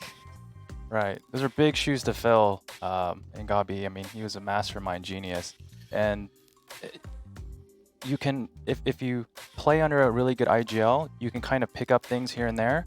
But there's still some like innate ability in IGL to like intuitively call strats and like feel the other team out, like things that only experience had provided. And like going through all those like bad calls or good calls or knowing what feels right, what doesn't feel right, being able to make those calls. And as an IGL, those are huge. Those are things you can't really teach. You just have to go through it with time. Yeah. Actually, a side point. Let's say before Blameoff was picked up by Complexity. Like, I don't think everybody, well, no, a better way to pose it, I suppose would be, I think that some people would like to see Gobby still play. I suppose there is a question as to if he can keep up with the new blood, with the young African fibers, 17-year-olds on the servers. That's always a question. That's always a question. Like with Zeus, essentially, I'd say a lot of the reason why he retired. But either in an in-game leader or a coach capacity, I feel like, especially in North America, even with some Europeans in tow, there's so much he has to offer. I don't know what he's doing at the moment. If he's just taking a break or if he's kind of floating around in big somewhere. But I would like to see him get picked up by an org which has a huge structure behind them, like a complexity. You could argue they probably have the biggest structure behind them of any team at the moment in Counter-Strike with the Dallas Cowboys, and basically a blank checkbook. I would like to see him in a situation like that where you can kind of build your own project, but you don't have any limitations in terms of money, in terms of anything. But you can just do whatever you want. Yeah, and he's the perfect man to do it too. I mean, just how much experience he has in all the different variety of players. And I think he's very comfortable with the system that he wants to run. He knows exactly what players he needs to fit those spots. So I'd love to see that. I mean, you just like your big point, like you mentioned, is that as you do get older, it is difficult to frag because sometimes you just simply have to get the kills. Yeah. And sometimes other teams exploit you, like some of the older players that just aren't as quick anymore. So there is that kind of liability. But yeah, it'd be interesting to see what players he would pick up, and yeah, if that could happen. I'm actually really curious as things move forwards, because we're always still trying to understand how esports is in terms of how long a career is, and it's such early times that I wonder if we'll get to that point where, like with LeBron James, for example, he's a perfect example of, if you put all the science into the right individual, you get someone who has a career that's twice as long, with the peaks as twice Do you mean as long steroids as anybody else. And no, James. No, James. Carry on. So I wonder, if you find the right guy that can have like the consistency and the work ethic, and you have the right support around that person, how long was the career going to look? How long will that career look like? Will it actually be that the mechanical elements of the game is mitigated by the correct approach? Because right now, everybody's just out there just making it up as they go along. We're only just now getting more support from the traditional sports world as well. Yeah, it's interesting. Like when you think about sports, it's so physical. So if you take care of your body, you eat well, you stretch, you have like a physical therapist and all that, you can extend your career. But there isn't much research on extending your mind and keeping it sharp. Like, what are those things that we can do to keep our reaction speed and our cognitive performance and decision making, all that stuff? Yeah, I think there's almost a limited understanding of, with those points, the idea of focus and like where your focus is at, like when your focus is fatiguing, what are mitigating methods to help you when you're, like for example, when I was doing the podcast with Elise, she was talking about the having a really good C game. So when you are playing bad, when you like recognizing when you're in that spot, to know the right protocols to put yourself in spots where you're not having to perform to your best. You can kind of just handle things, take it a little bit easier, but still perform well enough that you can do your job in the game. And for example, stuff like visualization, all the different methods to visualization, which are super key in having better reactions. Like all the pro players are visualizing every single spot before it happens. That's what one of the main reasons why crosshair placement is more than just putting your crosshair on a spot. It's also a mental aspect to it as well. Yeah, esports. Sorry to interrupt, guys. Sorry to interrupt. I got to take control of this show, man. We need to have a look at the bracket. Don't forget, it's not a podcast. We need to keep things moving. Oh no! Mouse Sports have lost 2-1 to Mix. I just wanted to have a look at this and see an update. We still need to get through the predictions, but here we go. I saw a really horrible highlight at the end of Dust 2 where Mix were on the T side in overtime and they had 5 auto snipers and took out 3 players trying to cross mid doors, which is brutal, and the brutality continues. So in fact, we won't be seeing more of Mouse Sports. It'll be Mix and Tricks later on this week. But ladies and gentlemen, I love the conversation. However, we need to make predictions for the match to come. For me, it's really difficult with the changes these teams have made. I haven't seen too much of FaZe just yet with these 2 new players, but I kind of want to lean towards FaZe because I feel like for me there are more question marks as to a non-God B or a God B-less big than there are for FaZe. I have more expectation on that side of things. It's always a difficult one because I feel like FaZe are a team that don't play as well online, and bigger a team that play very well online. Typically, so that actually evens it out a little bit for me. But I'm still going to go with FaZe because as like the point you were making, I don't think it's quite clicking for Big yet. Yeah, I would go with FaZe as well. I think they're individually they're just pound for pound stronger. So I think they've got more fraggers, and if you were going to give Big any advantage, it would be the advantage of like structure and strats and playing well together as a team. But they don't have that, of course. So I'll have to pick FaZe. Sliggy. I'm going to go with UK's Hope. I'm going with big. Oh man. All right, Well, of well- course, expected. Okay, Patriot X or something like that. Fair enough. Actually, one thing I didn't get to mention earlier was, in terms of like Godby's influence, Smuya I think is a great example because he's a young kid who's like, you know, I wouldn't say hot-headed, like when he first came, but you know, he doesn't know anything.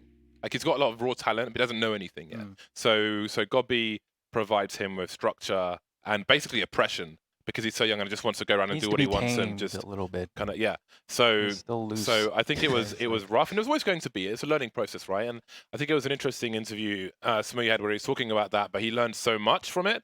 And I think the break had pros and cons when Smuya left the team. I think it has cons because it makes him look unreliable. It has pros in that he has a moment to look at perspective and be like, oh my God, look at all this structure, and he realizes how much he didn't know about the game. And now he's back in a team. I think that's worked out quite nicely. Now we need to look at the numbers. We need to look at the Pinnacle numbers. But first, I think it's the fan numbers. I would imagine. I think FaZe is just such a big brand.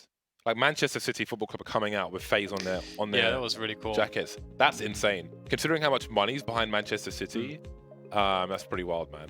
It's pretty wild. As a Manchester really United cool. supporter, I never understood like who their fans were. But anyway, 80%. Yeah, that's what we're expecting, or we're expecting more anyway. FaZe is just such a big brand; they're just all over the place these days. So that's pretty solid. But what are the Pinnacle odds? Because looking at the history of the, like, I want to say it said FaZe were 100% on Mirage in the last 3 months, but how good is that data now with all these new players in tow for both teams? I don't know how much we can really trust those numbers, so I think it might be hard to like lay odds for a match like this. But here we go.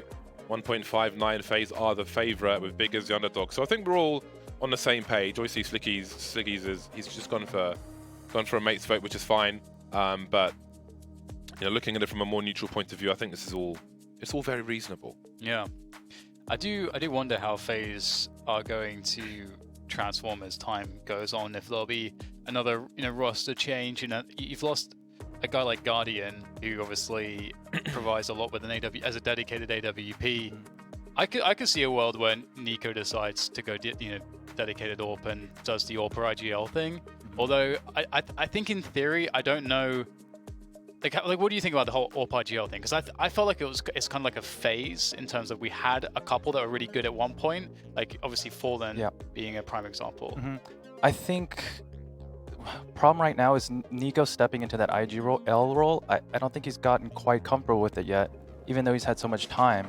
I mean, he's literally like a top 3 player in the world, and now you force him into this position where you have to be selfless as an IGL. Like, you're the ones like, faking or dropping weapons or like making distraction plays. You're not getting set up for success late round. So we've seen a huge drop in his performance. So I'm interested to see how he, like now he's got Coldzera, he's got another legend, and they're still trying to find themselves. And it's now they got Brokey too. And I think what they've been really missing is like a 5-man solid roster with like an IGL. And it's just like they never have been able to find themselves, even though they have stars. I was sad when they got rid of Karrigan, because I think like when he left Astralis is fair enough because they kind of gone through the ringer, but they replaced him with another IGL, right? And that was that kind of it's not results oriented, but they replaced an IGL with an IGL. Whereas I don't feel like that's always been the case with FaZe. Must be nice to be a Danish team, James. You got your pick of IGLs, right? Yeah, Like but anyone else. Yeah, I think they could go more hybrid, like Liquid, where you don't necessarily have like a dedicated AWP. But anyway, we'll see how they're doing at the moment. I was just, if you're wondering why I was on my phone, I was looking at the results for Mouse Sports in their game. They 16-5'd on the second map, but they lost Inferno 16-9 to finish things off. So that is quite a shocker for them, and that's their run over for this entire week. They got Krieged. A sandwich. Do you know what's great about this? Is that it's basically like playing knife rounds on the FACEIT in North America about 30% of the time. So it makes me feel better about myself that this happens in pro matches as well. It's so crazy. Like, if you think about the IGLs in Denmark, you've got Snappy, you've got Hunden, you've got MSL, you've got Glaive. Who am I missing? Am I missing someone? I feel like there's pretty. You've got whoever was on Tricked. they're playing phenomenal from their last best of 3 Hunden, series. yeah. Hunden. Oh yeah. I just want to note, like people say, you know, left, right is the quickest way to frag someone in a knife round. No, it's not. The quickest way is to play with a teammate and both right-click the same person. That's how you do it. Oh, blame F as well. True. Yeah. So assuming the 2 people who engage knife each other, then the second guy swings in. That's how you win knife round, guys. Watch me on stream. Normally get like 2, 3 assists, 2 kills. Enough about me, though. It's time for the professionals. FaZe will be defending to start off with. Doesn't look that way. Very aggressive on this pistol round, making their way down mid. Lots of sound cues, and Broky might have a nice angle. This is getting really weird now. The bomb's been dropped immediately, and look at the position. Broky's baiting now because his teammates are at the bottom of mid. This is actually a really awesome spot to be in your FaZe. You've got so much presence. Although here comes the swing, and you need that quick, fast headshot there from Rain to make this one work. I don't know what the odds, or how this could rather be turned around by FaZe in this situation. Big now, clustering up, moving in towards the A-bomb site. Olofmeister's in the pit though, and it is Olofmeister after all. So let's see what he can do from this position. It's all the stepping. He's going to have to make his play. Know. He's going to get at least 1 or 2 clean shots. Oh my god, they don't check it. That could be round ending. Meister's doing more damage, picks off the player on balcony. Now it's up to Nex. Just the 1 versus 1 USP battles. It could have been, if they would have just cleared the pit or something, Nex will still win the round, but oof, those are a little bit too hairy. I'm amazed they lost, the CTs lost that, considering they had the bomb drop second mid, and it had bottom and top mid, and a bait situation. But such is life, especially in a pistol round. Next in the 1 versus 2. Look at that 180, that was beautiful. One thing that Dan said to me, which I did listen to, is that you should always be, your 180s should always be on lock with 1 swipe, basically, more or less. Is that a good summary, kind of? Not really? Yeah, you need to be able to do a strict 180 and have a mouse reset like immediately after it. So in case you get shot in the back, you can do a complete... Because normally when you're thinking about your mouse mechanics, you're thinking that you are comfortably able to flick left and right within 90 degrees of the center point. So if you have a 180, then you can do that. You can have a 360 coverage with very little. Well, this is quite the take of Banana. It's pretty standard stuff with the double nades towards the tree and so on, but to do it in a 4-spy round after losing the pistol is a great start. Next walks through a smoke with an AK-47 and he dies. This is not a good round from Big.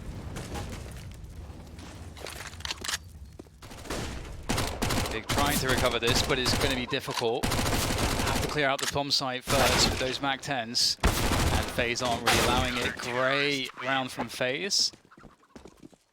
And these kinds of rounds are going to be scary from start to finish for Big because it's FaZe. You know, you put anything in any of their hands and they'll be scary. And that, yeah, those double nades tree, that's rare, super rare on these second rounds. So maybe that was a hard read that they had. But it was a great call, took someone down from 100 HP. Yeah, that was an uninspired start for Big. I'm not a fan of scouts on Inferno, personally, especially on the T side. I think you're asking for a hell of a lot.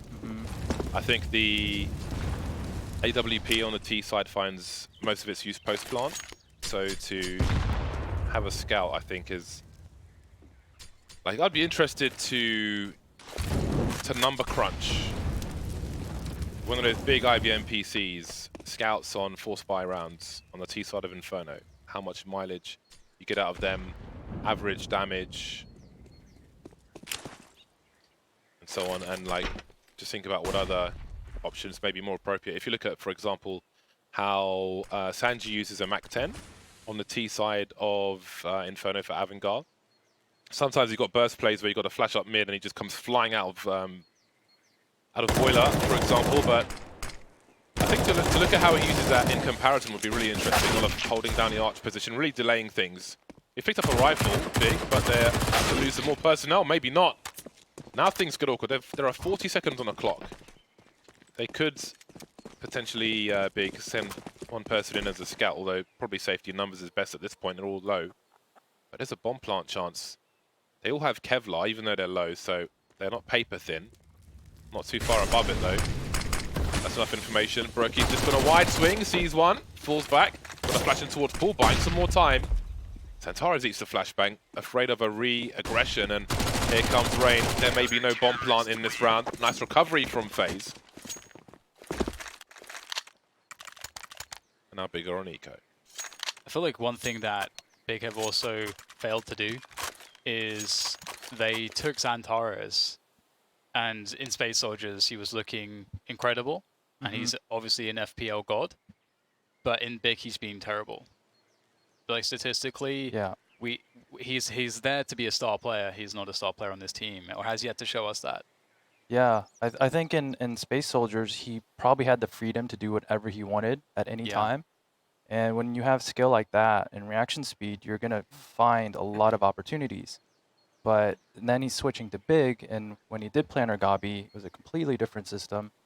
And I've seen some interviews where they've talked about the language, the loss in language. The language barrier, yeah. Xantares is not very good at English, and that's what Big was using, I think, So, you know, mid game, late game, obviously your impact's gonna be affected when you can't really work with your teammates and communicate. Right. So that's gotta be frustrating. Santares is having an internet reconnection, so there will be some delay. I was going to say he heard your comments, Dan, and he left, but yeah, he has not been. His skills have not been exploited like they were on his previous team, which I'm still sad fell to pieces.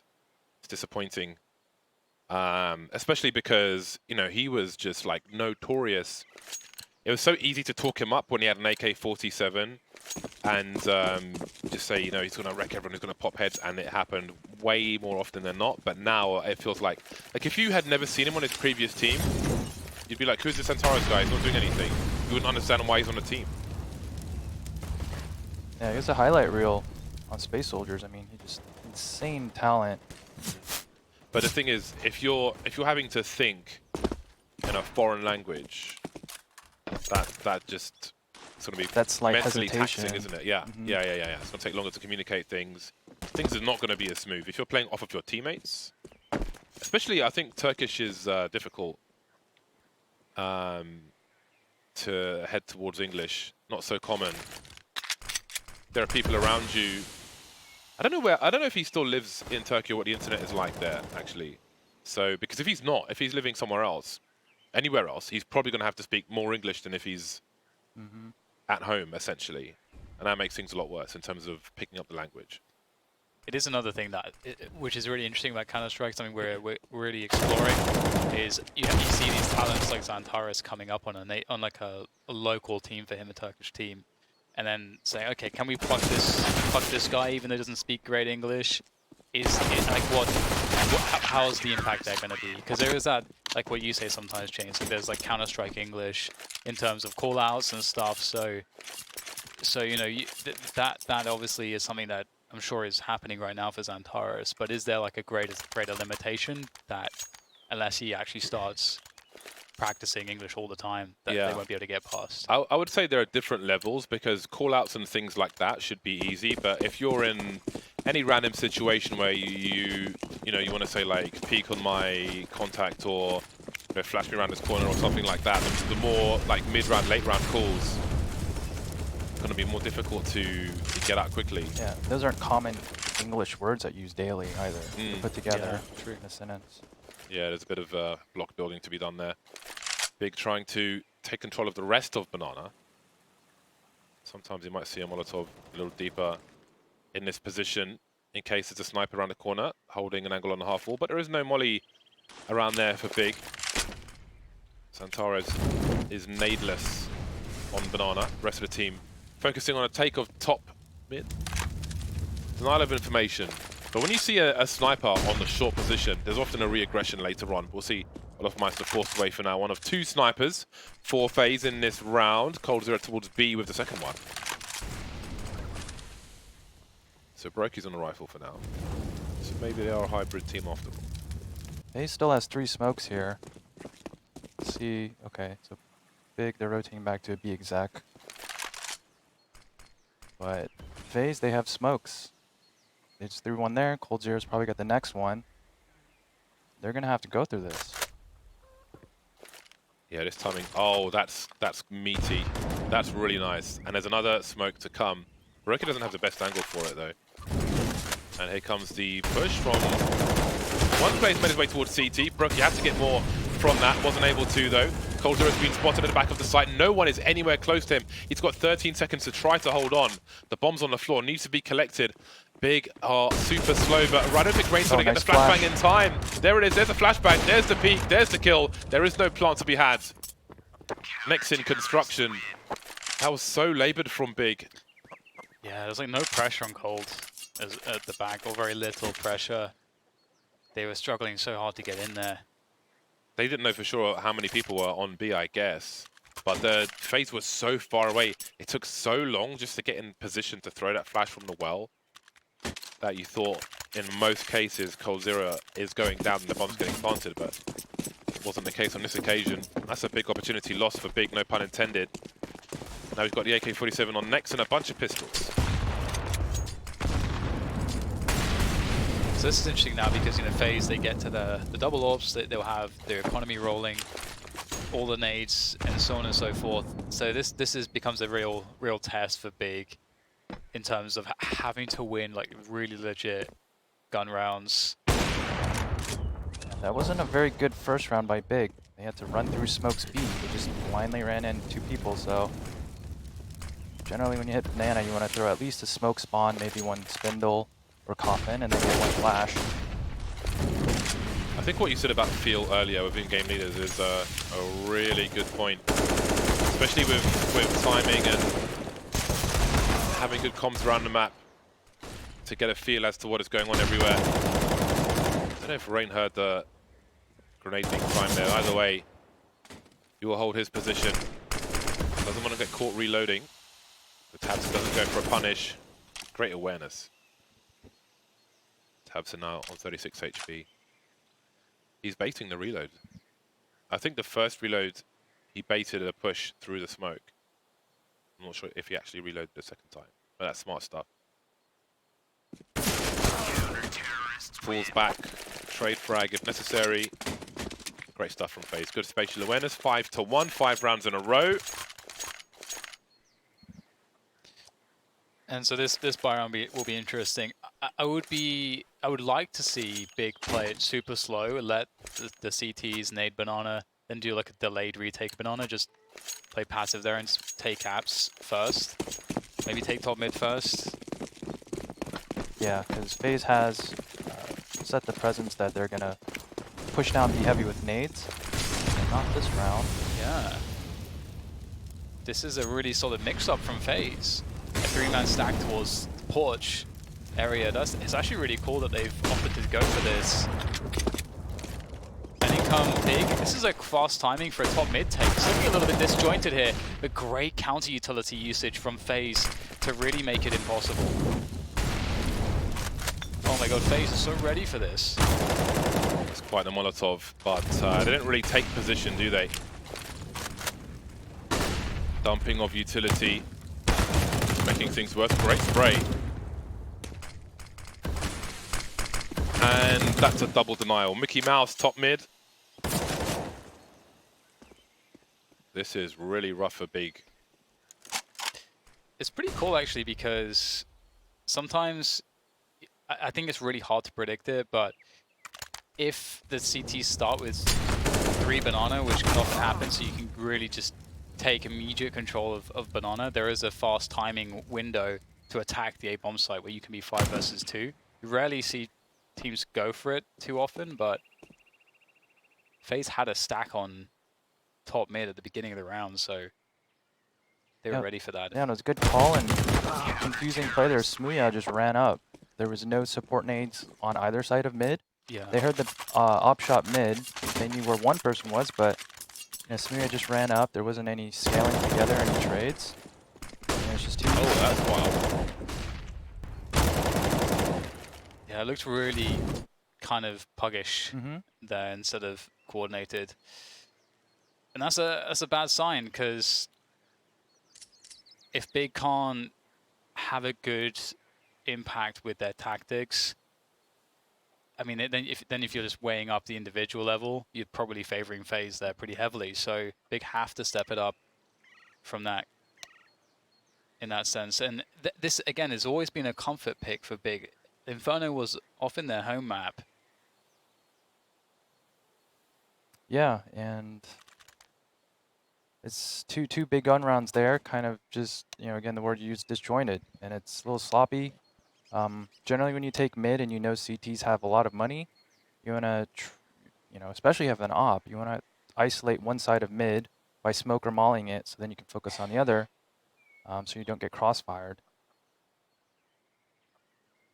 Santares is retesting his internet once more, but I think we need a reset of Godbe's retirement. I don't know, man. I feel like, I mean, he was such a great presence on his team. You're always going to feel his lack of presence. But again, we don't know what the long term holds. Yeah. But there's just so much attention to detail with him. Everything is scrutinized. Comes up with so many little strats and grenades. Yeah. Every time they would play a match, you could tell they had a set game plan going in. It looked like their first 6 or 7 rounds were already planned. Like everything was crisp. Everyone had the right nades. Everyone was transitioning to the right place when they're finishing the rounds.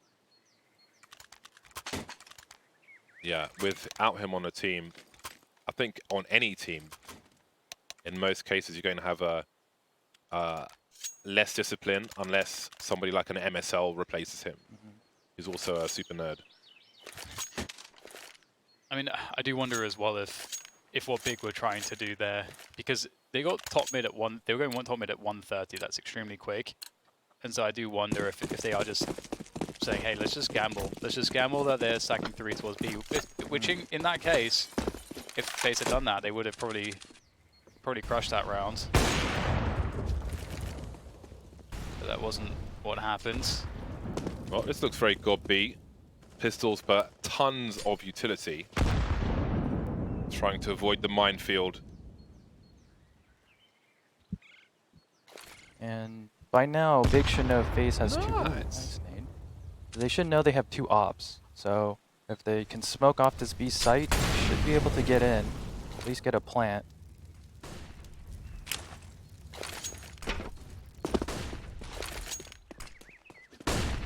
Looking to storm the B bomb site. Even with pistols, FaZe, they're playing it safe, and oh, we got Fnatic strats.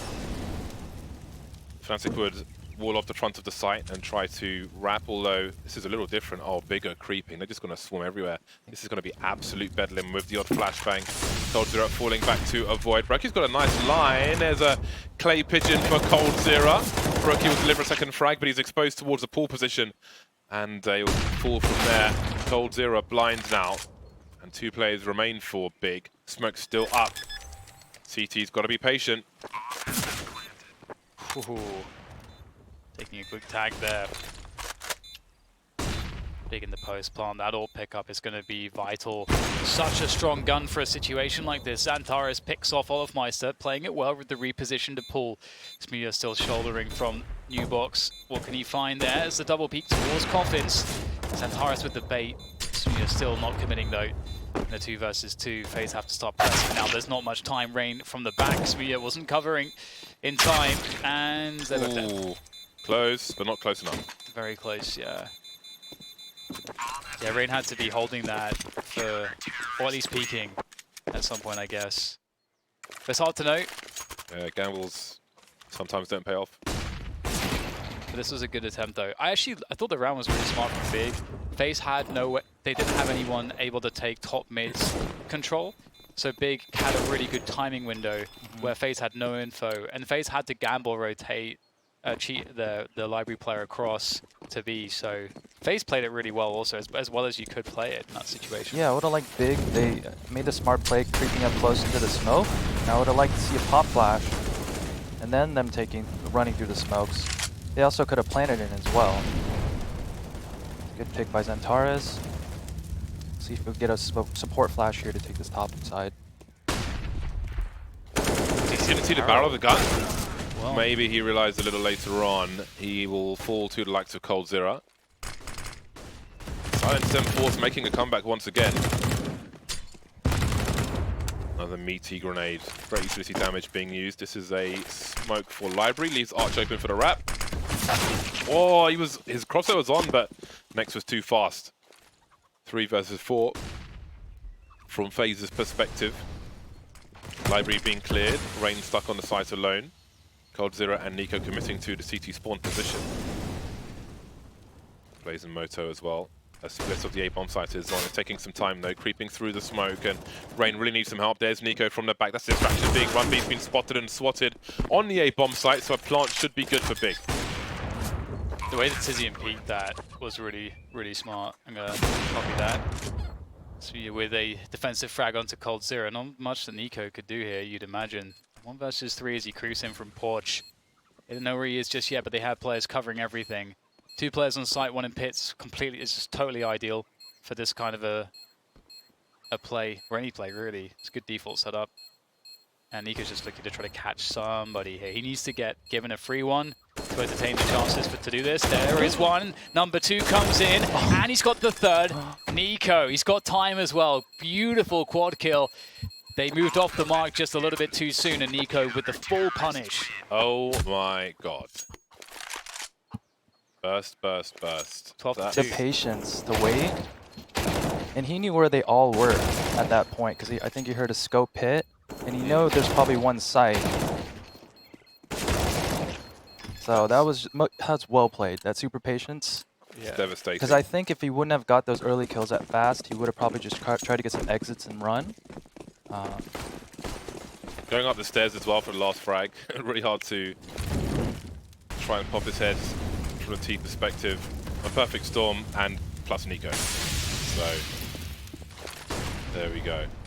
8-1 for FaZe Clan. There's been landslides today and it looks to continue. By no means will it finish this way. That's really, I think, like for a player as young as Smuya, for example, that's really demoralizing. To lose round like that in maybe 2 or 3 seconds more, and the round is impossible to win. But yet you still lose it. That's tough to recover from mentally as a team. To lose that kind of round. Were you a rager? Sorry? Did you ever rage? Rarely. You don't look like a rager. But you never know, man. Sometimes it's the quiet ones. There's some crazy rounds, you know, are rage-worthy. Alright, well, FaZe are keeping things together despite having lost a bomb site. They still have a triangle of doom, and, well, the fate is sealed, it seems, for Big in this round. Nico, Rain, and Cold dispatching of Big. I've just drawn a big line on my arm with my pen. Look at that. Why'd you do that? I know, I look really stupid. It was an accident, obviously, then. I didn't mean to do that. But yeah, I have a massive line on my arm. Oh dear. 9-1, just a pistol for Big. It's basically 9-0. I think there's like there's the actual score and there's like a perspective score, if you will, in terms of what is happening, how the rounds are looking, who has control. You almost want to say that Big don't look like they've come close to winning some rounds. They certainly have, but when you got Nico, he just makes it look so easy, you know? Well, even despite Nico having that some of the individual performances, it's been a strategical/tactical issue for Big. Ultimately, they've had some good. There has been a couple good rounds, but generally, it doesn't feel like they're nearly as well oiled right now. I like the smoke variation we saw from the T side in mid. From behind the barrel in mid, you can throw the library smoke to site. They've isolated Arch and Library. Just stop the double peaks on this pistol round. It's a nice one to learn. Next, trying to bait. Oh, that wide swing, not going to get past Olofmeister. And then it was Tizian. It's team deathmatch in this round. Good, solid mid-take. They knew what they were doing there. But then to finish the round, you had one person rapping by himself. And then all the other players still stuck mid. Not quite the one. Maybe they should go back to B. They had they almost won that eco round. They know an offer's still there, so if they land their smokes, they can molly off emo and then triple and get a good pop flash in. I mean, you should be getting the bomb down and giving yourself some kind of clutch chance. Because everything at A is it's not looking that good.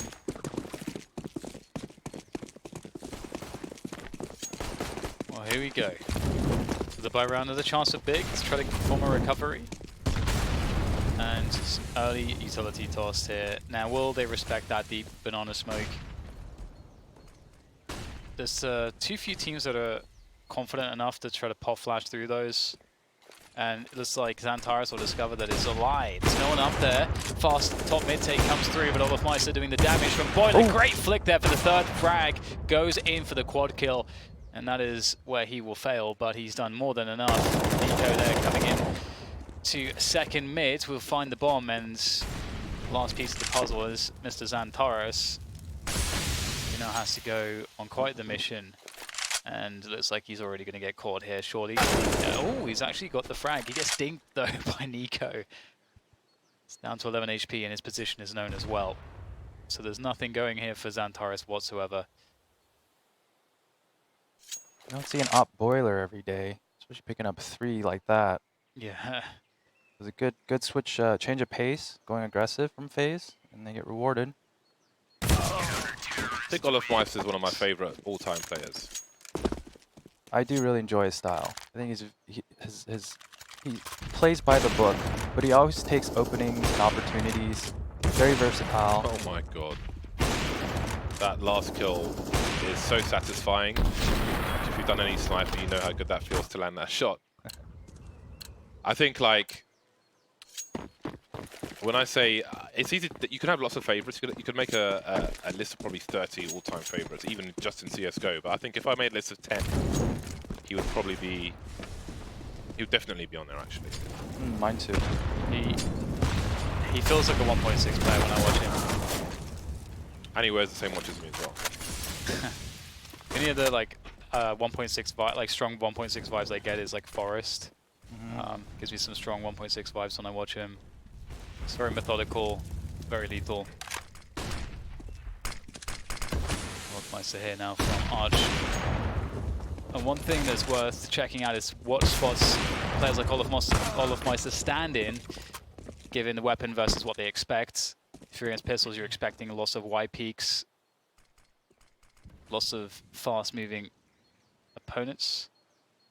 Nice shot from Xantares, and that's what he does. Quick double. That's the A-bomb side completely open, and probably the round. And this is Inferno. You know, if you lose too quickly on B or A, it's probably the round. Yeah, that's Nico's much alive, needed. obviously. It is much needed indeed. But if you think probably go for it. I don't think this round is over. Oh yeah, they have enough money. And if Nico could do it alone, look at that ding dong from Cold Zero, man. He wasn't ready. And he hasn't seen Brokey on a def cam either. So unless they give the sound cues away, they don't know where the second player is coming from necessarily. Yeah, they gotta go now though. Yeah, being real patient about this. 2 players left. There's double stack. Brokey, even if he just takes them out, that'll be enough. Xantares facing. It's so close, but it's it might just be too late now. Doesn't see him hiding. That's what he can do now, is just hide. After what Nico did, they might be petrified. Almost turned to stone, but they do manage to squeeze out a second round thanks to 2 1Ds from Xantares. That's pretty awesome. Good to see Xantares having some good impact, but that's the only round they've won since the pistol. That is a yikes right there. And that round was the pistol round as well. And yeah, it's not a replicable like normal round. It's just I got 2 1Ds. We've got the side round. Absolutely, yeah. Because they were able to take spawn side, it opened up space. So you know they need to do this round. They need to be able to take mid, take banana, push the CTs back, and FaZe again electing to play aggressive mid.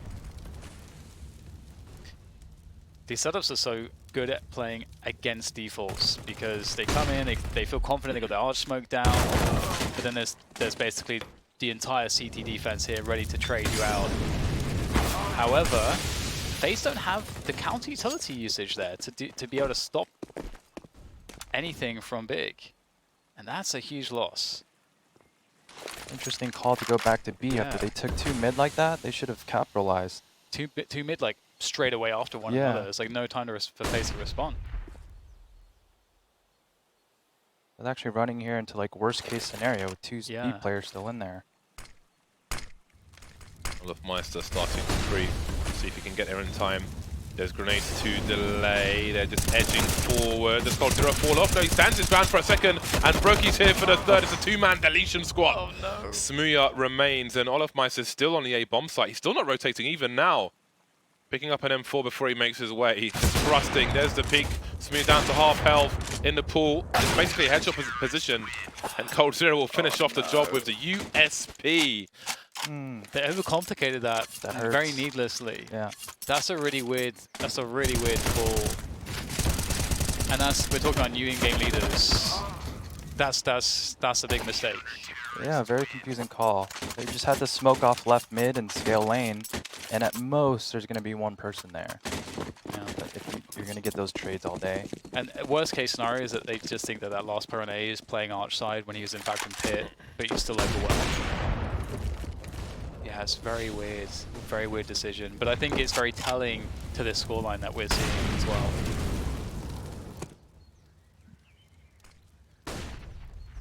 I'm always scared doing this. Great timing. I feel like you have to go so deep to... It's a left eye peak, yeah, and you're very close to the wall. You just feel so exposed to see if someone's there or not, if they don't shoot, for example. You can show some shoulder, but really, it's a bad thing. To get the information is very, very costly sometimes. Coldzera, Nico, and Broki remain. Doesn't matter who remains at this point for FaZe. Seems to always be a problem. Over a minute on the clock for Big. They're so deep in towards A, though, and now they have complete position. Broki and Cole in CT spawn. Last round of the half, they've got to go for it. See Broki jumping in, trying to avoid getting headshot, bouncing off the ceiling.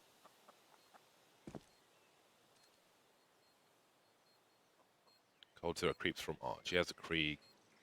There's a Molotov and 2 flashes. Broki's made his way towards the moto. There's a molly deep into the site. On the middle box. Takes some angles away. The flashbangs as well. There is a flank coming, however. Not doing anything just yet, but delays just enough. Before we go to break, there is a Molotov that I'm going to be shown. Let's have a Butcher's. Oh. Oh my god. That's pretty sick. Okay, that's amazing. Nice stuff, Eamon. We'll see you catch, after the break. Wow.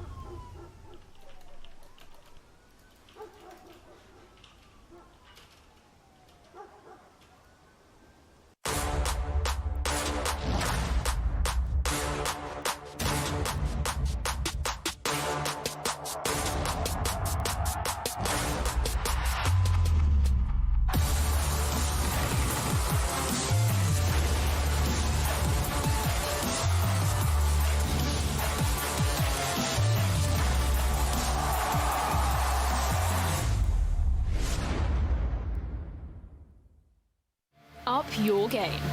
128 servers for the smoothest, most responsive gaming experience ever. Ensure you game seamlessly with our state-of-the-art FACEIT anti-cheat. Track your progress with advanced stats within your community, country, or region. This is the true ranked experience. Sign up now at FACEIT.com.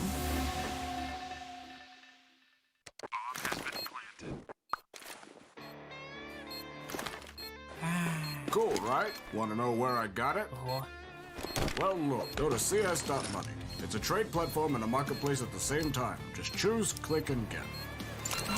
Good luck, bro.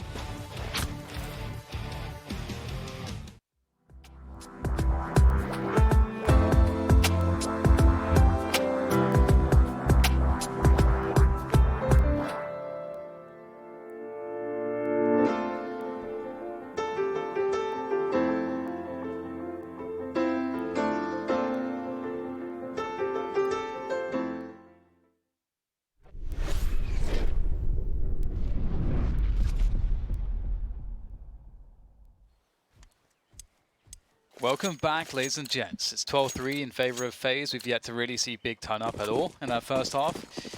And yeah, this is not looking good for Big.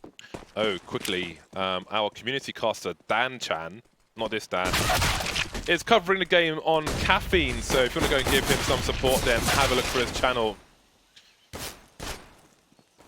Should we call you Dan Chan? No. It's like a Japanese thing, isn't it, Chan? I forget what it means. It's not my name, James. Dan's not your Why name. would you call me that? Dan is your name. Yeah, it is. So it is your name then. Chan is like. But you Japanese? You speaking Japanese, using it in a sentence, James? Japanese sentence. I'm not Japanese, but you know, that doesn't stop me from tattooing it on my body. So. You're gonna tattoo Dan Chan on your body. I'm not. No, not that. I would never do that. There's no reason for me to do that.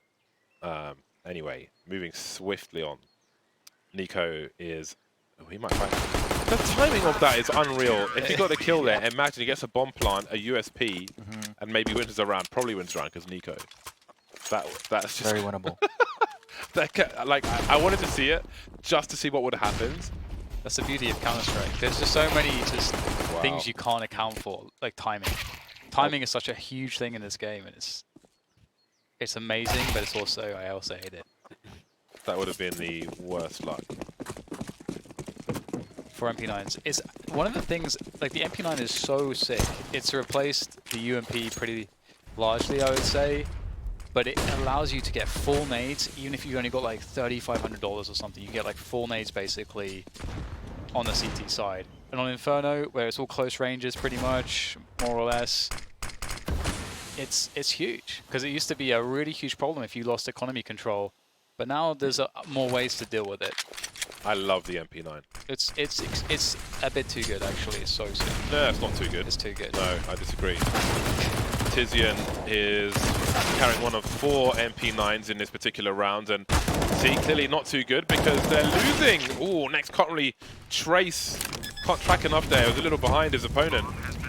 And then there were 2, Smuya and Tabson, to pre-price Smuya, asking some questions, not getting much in the name of answers. Broken on off are kind of low, but there's so much position for FaZe. They will want to invite Big to the point of no return so they can trade frag, so they can face with multiple people. Big know that's the risk. They may have to give up this round just to fight with something in the next one. I like that call there by FaZe, getting those cross smokes in front of Pit and then getting close range into the site, not allowing that Pit player to help their his teammates, and then just swarming him. Ooh, Tabson, you're gonna die, buddy. Goodbye. Was it worth it? Probably not. You got 2 kills. I know, but that won't cover the cost of his gun, let alone his armor. You bought an MP9. Isn't it $600? Is it 600? It's the the MP9? SMG bonus, so it's, which is the full 60 or 600. Yeah. Still lost money though. Well, it would have covered the cost of the MP9. Yeah, but where's his armor? He has to buy it again. And he could have had 2 MP9s in this round. And since they're buying around everything else,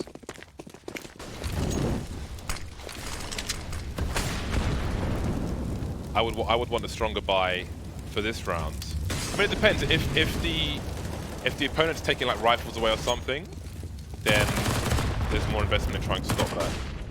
I think a second MP9, you know, a wide swing with a flashbang, who knows what happens, but we'll see what they can do. They've lost Antares already.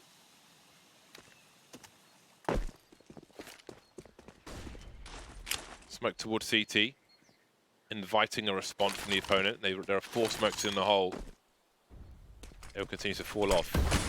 It will invite next to head towards the B bomb site, but they'll quickly realize that there's no sound behind these grenades. He'll still continue though, but Big are getting aggressive in that mid position. Smuya can re-smoke mid if he chooses to do that, and he does. Tizian, in fact, can re-smoke the B position, which I guess is partly why he's rotating. But smartly, he holds on to it.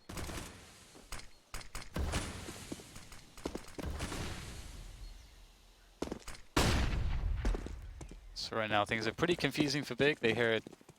They've had presence everywhere. There was that smoke that was thrown onto CT, onto B a while ago. It's gone now, but here comes FaZe once again. So They can't really know what's going on. That's a great pick, though, with the 5-7 of all guns. My 5-7 is like that. Oh my god! Almost a 5-7 collateral. I love that they've got loads of 5-7s on Big right now, doing some good damage. Well, Tizian and Smuya remain. I think the remainder of this round will be difficult unless Smuya's got some kind of god flashbang in mind. Maybe he actually does. Oh my god, it is a god flashbang, but not a god deagle afterwards. That's unfortunate. The idea was fantastic. Literally never would have seen that one coming. So what do you think of like towards the end of the last round? Would you prioritize trying to frag the players or save the MP9? In this situation, when you're losing big time, you wanna save. You need your money. But if you're winning, you have more rounds to play with. You want to try to take weapons away and make it more expensive for them. It's not often a clear right or wrong, just different opinions. But there we go, 14-4. Big Super Mario Brothers into the A-bomb site. I kind of miss the Game Boy Super Mario Brothers experiences. Even the ones where you couldn't save.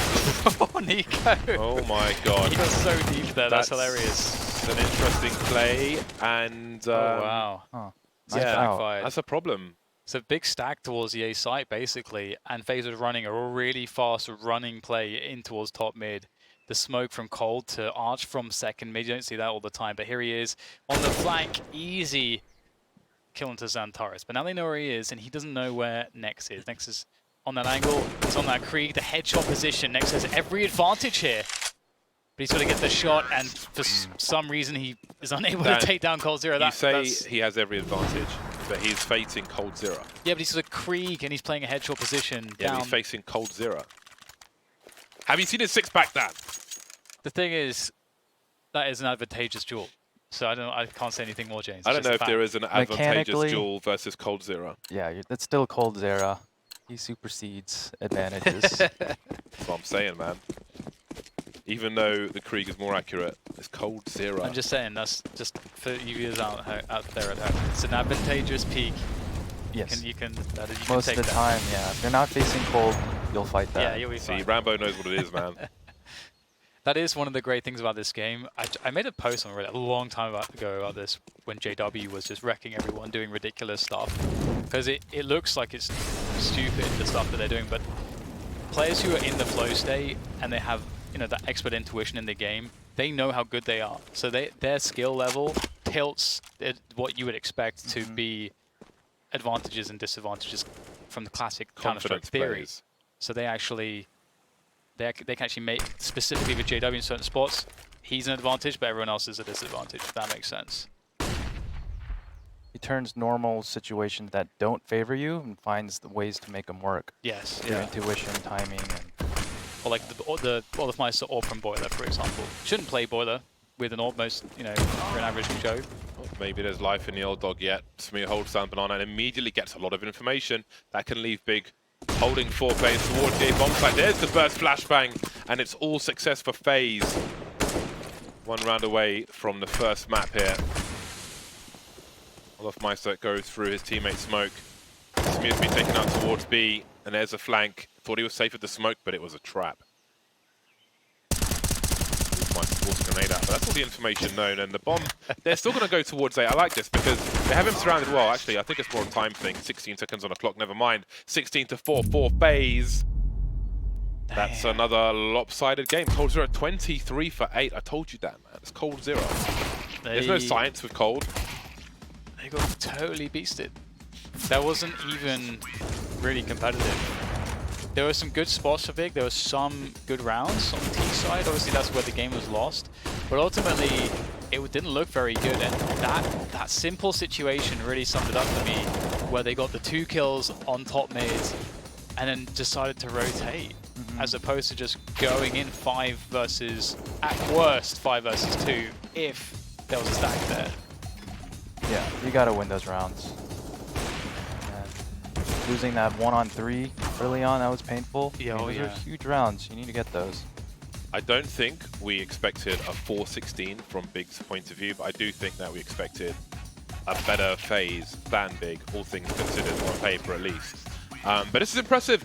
This is, FaZe are a team post Karrigan who we've been looking for more promise, and at least on this map, in this matchup, we saw lots of promise. Cold Zero topping the leaderboard on his new team, Brofist all round, I'm sure. So I guess he's going to be moving to Europe. I want to say moving to Europe because all the MIBR guys are in Newport Beach. But the thing is, when you're on the road almost every week, do you even need to move, technically speaking, since you're always in hotels anyway? I don't know. But after the break, it's going to be Nuke between FaZe and Big Clan. So we'll see if Big Clan can have a better showing on Nuke, which I do believe is their pick. We will see you after the break.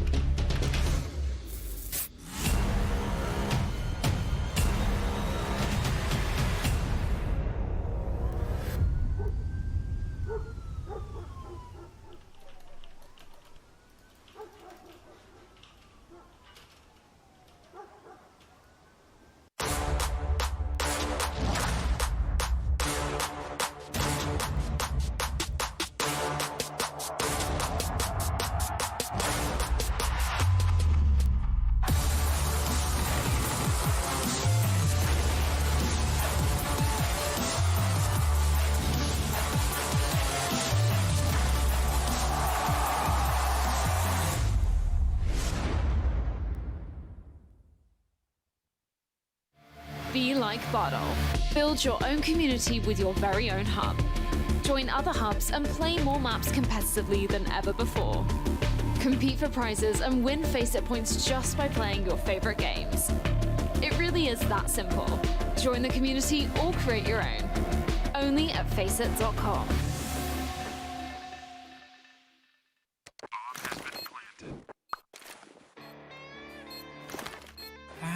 Cool, right? Want to know where I got it? Well, look, go to CS.money. It's a trade platform and a marketplace at the same time. Just choose, click, and get. Good luck, bro.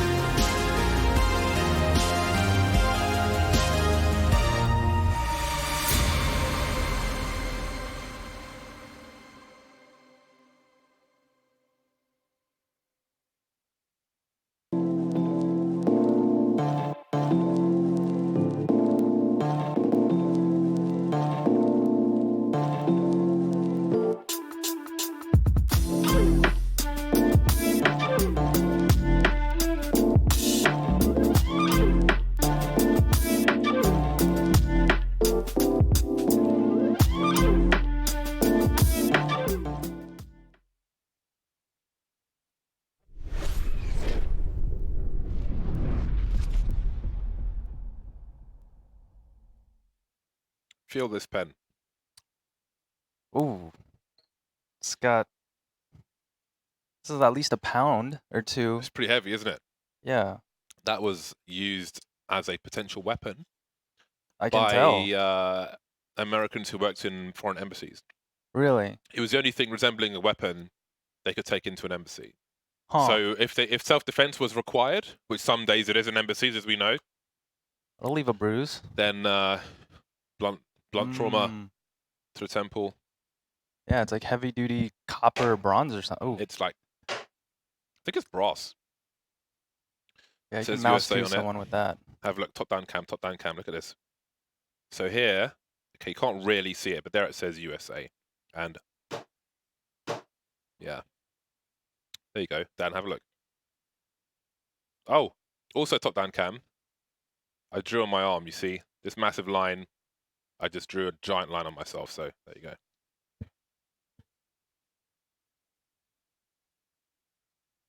It's a pen. James. It is a pen. It is a pen. Oh, actually, Is it worth $100 though? let's do top-down cam again. So it's got these space cartridges in, which are made in Boulder City in Nevada. So it says here, spacepen.com, Fisher Space Pen, blah, blah, blah, blah, blah. So these you can write with underwater or upside down, so on and so forth. And zero gravity? Yeah. Nice, multifunctional. Yeah, so the guy... Do you expect to be in MacGyver Zero. over here. zero gravity anytime soon, James? I suppose I could take it diving though, right? Yeah. So there you go. You thought you're smart, yeah, but I go diving, so I could take it. I'm not going to. You can never write under... No. People write with a slate underwater. So if you're trying to communicate, or if you're looking, people who are on scientific projects will often have a slate underwater, which is like I think it's plastic. I don't know what you write on it with, but pencil maybe. Would an Etch-a-Sketch work?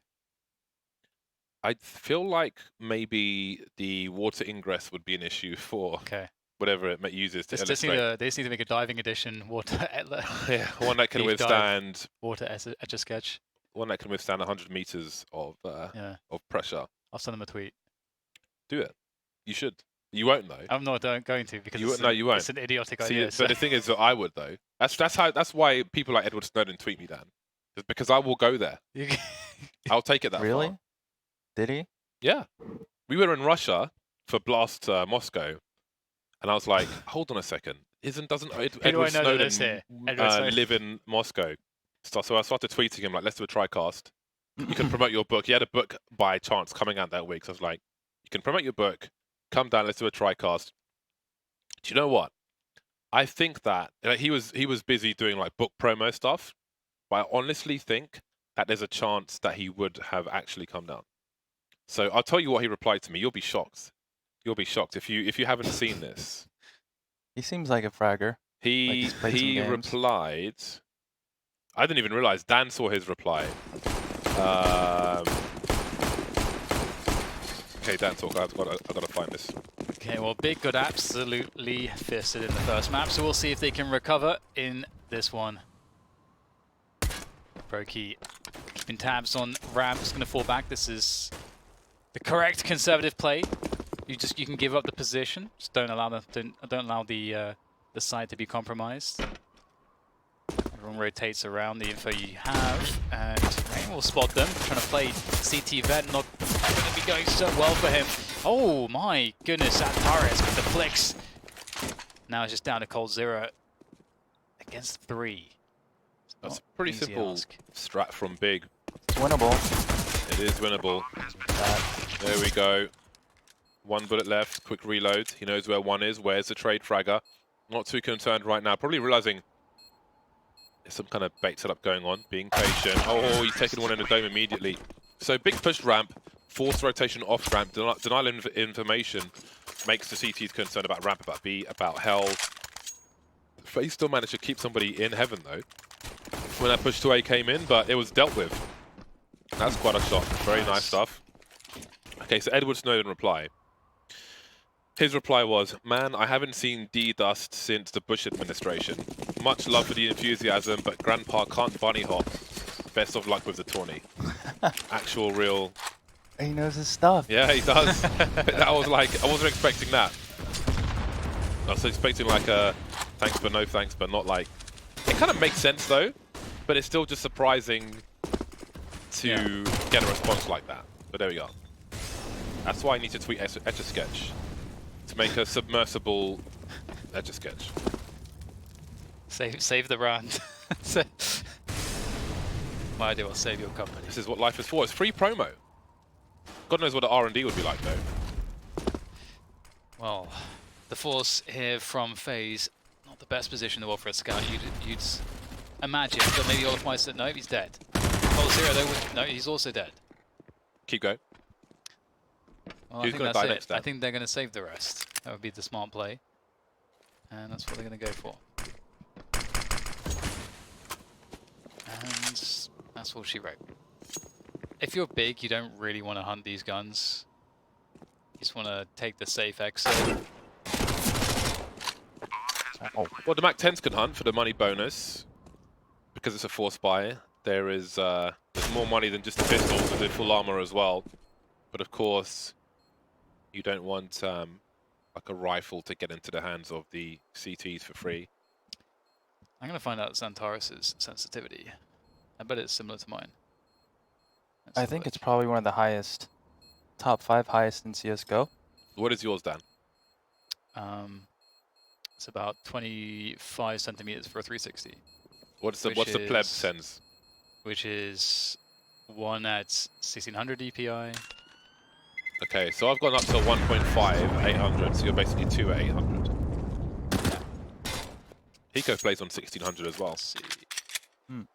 DPI, which was interesting. He was having a weird bug with his mouse where it kept resetting to 400 DPI when he launched Counter-Strike, which is really strange. But if he just put the equivalent sensitivity on it, would feel different. That's what he said anyway. But I guess so. I hate changing mouse sensor. Yeah, it could be a dangerous spiral to enter when she starts fidgeting with that. That's why I'm still on the cabled mice. Passing. Really? Well, how about that? Interesting way to start the proceedings. Some bunny hopping to take some attention away from the teammates. Nice work. There was a great pistol round on Dust 2 from FaZe a long time ago where Olafmeister bunny hopped into the B-bomb site backwards. So the back of his head was showing rather than the front, which is harder to shoot. And take the bullets, take the attention away. Made a video of that, that was quite fun. The true team player. Not something you see every day, and indeed a true team player, yeah. Playing for the common goal rather than one's self. So we're heading towards 3-0 territory for Big. I was saying off camera on the break that I think Nuke will be an interesting challenge for FaZe. Any team I think with 2 new players, a map like Nuke might not be the easiest map to deal with in the short term. But now we'll see. So according to multiple sources, Xantaris is playing at 2 sensitivity of 400 DPI, but holy what? But he uses mouse acceleration. You say but doesn't that make it even more? Huh? Does that make well? It's effectively higher then. No, so his sensitivity is actually kind of slow.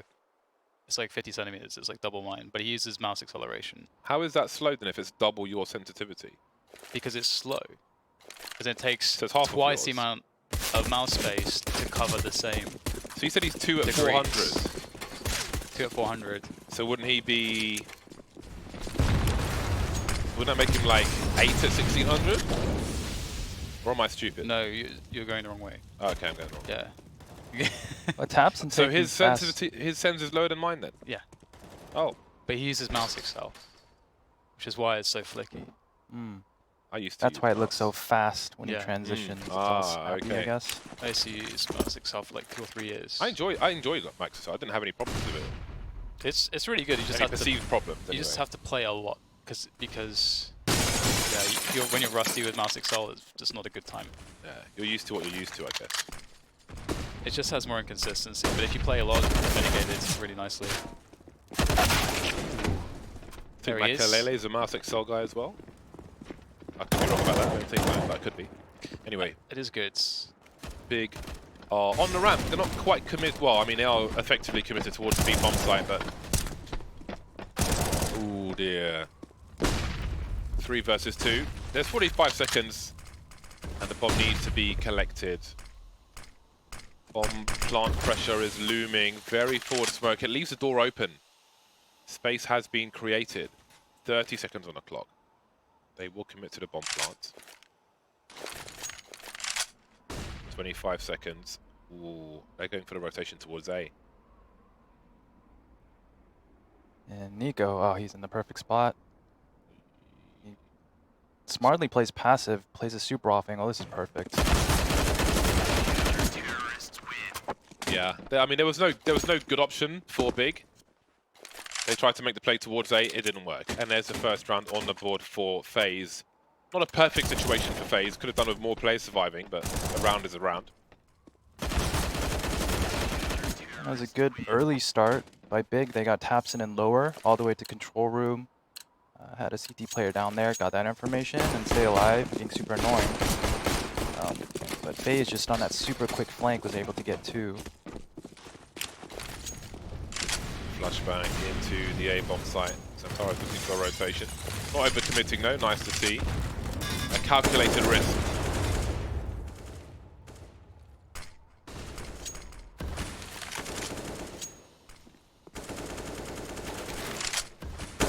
That's a really nice smoke. That's a very specific smoke. Where most of the bloom is inside Squeaky, so you're not going to sneak out of that. Yeah. That's pretty important. Yeah, that's a really good smoke to drop, especially to kind of help to blow up any of those squeaky plays that have become so common, like the squeaky lurk plays. Definitely a good one. Big still have a full set of nades here. Looks like they're trying to do a late upper exec, would be my guess. Here we go. Space has been created. Molotov for close. And it's still a hell of a lot of grenades. Oh, caught the grenade in his hand. Is he good for 2? He is. That's so much control. They haven't even started pushing the bomb site yet. Perfect timing from Rain. That was a YOLO. That was so YOLO. I can't believe you did that. Yeah, I can't believe it either. Do you think he was trying to punish their setup before they start to push in? He just felt that kind of exec coming and Yeah. he found the timing? Yeah. Yeah. It reminds me of the old Existence team where they used to set up on cache inside A main, and then they'd get flanked from a boost, and like 3 people would die with grenades in their hands. Yeah, I guess so, because there was no outside presence from Big. So it's either delay ramp or upper. There's definitely a moment when people have their nades out. There's like a quiet before the storm type, like spidey senses that will like start tingling because of that moment. It's like there's so many moments like that in Counter-Strike, and you have to trust your intuition. You gotta respect that expert intuition. Yeah. Tabson had to get the frag there. Too many bullets going into the door frame. Yeah. That's a great timing from Rain. What a play. Do you know anyone that plays invert mouse? Rob? I play invert mouse. I do as well. Yeah. Nice. Did you start with Quake? Yes. The early app? Yeah. Me too. So yeah, that's what. You're outnumbered, James. It was normal back then. That's what people played with. That's the thing. Like, it's come up a few times. I was like, how do you play with that? And it's really weird to explain. I like it because we can also fly airplanes or helicopters. I was about to say, that's a big advantage. I hated those games where everything was like the wrong way around. I was like, I get it, why it's like that, but I just couldn't at all. I just could not. But yeah, if you had inverse mouse, it was like natural. Get on that flight simulator.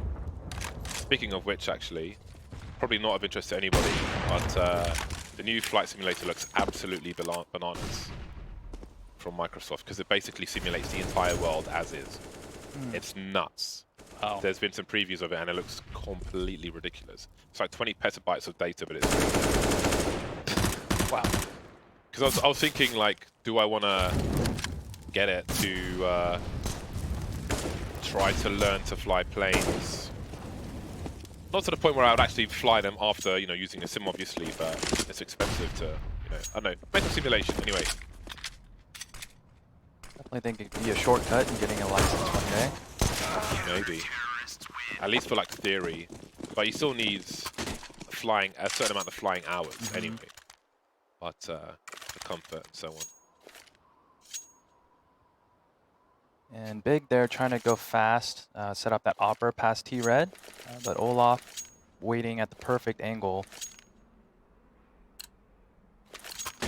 Able to get that easy pick.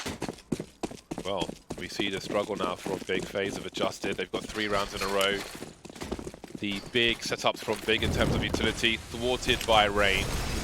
Some fortune with that second frag.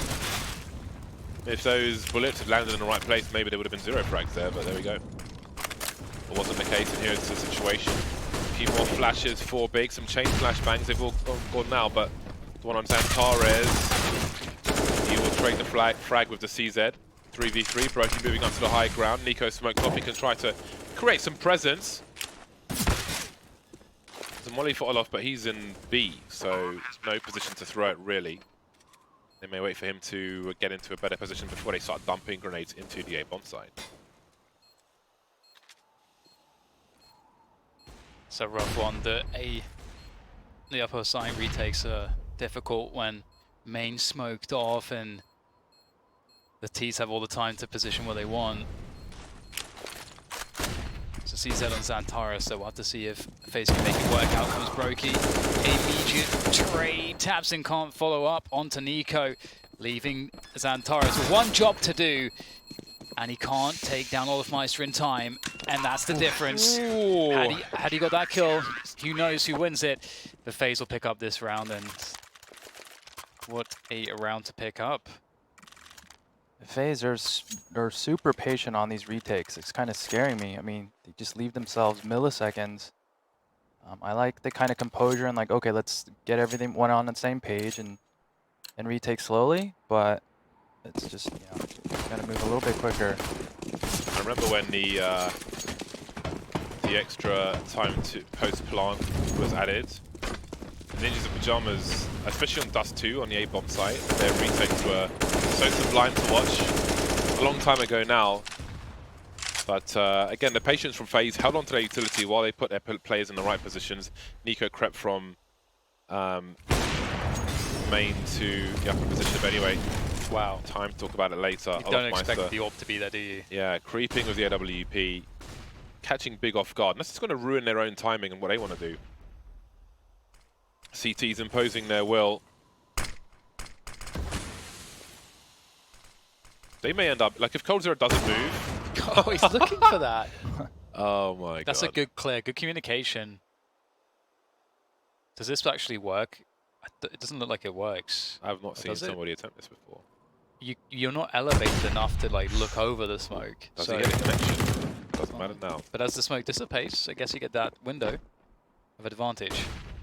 Oh, I don't think they're going to expect Brokey here. Especially after one of his teammates down. We're down in that position. On decide which way to look. And won't quite work out for him there. Interesting to see him grow with more experience. Next trying to hop up. Gets taken back down again though. Tabson creeping by the smoke, waiting for a peek from the CTs. Slightly repositioning. Will he get there in time? He sees one player emerging from the ramp, but it's Nico. There is no good option though really on FaZe, is there? Smuya now in control, moving down to the double doors. Catching Cold Zero off guard. 1 versus 1 now of Olafmeister. Trying to bait a peek. Got to go for the quick scope. Not going to work out. Smuya will finish off the job. And it's 4-4. Big are back. There's money for FaZe though, but not for everybody. Nice clutch from Smuya.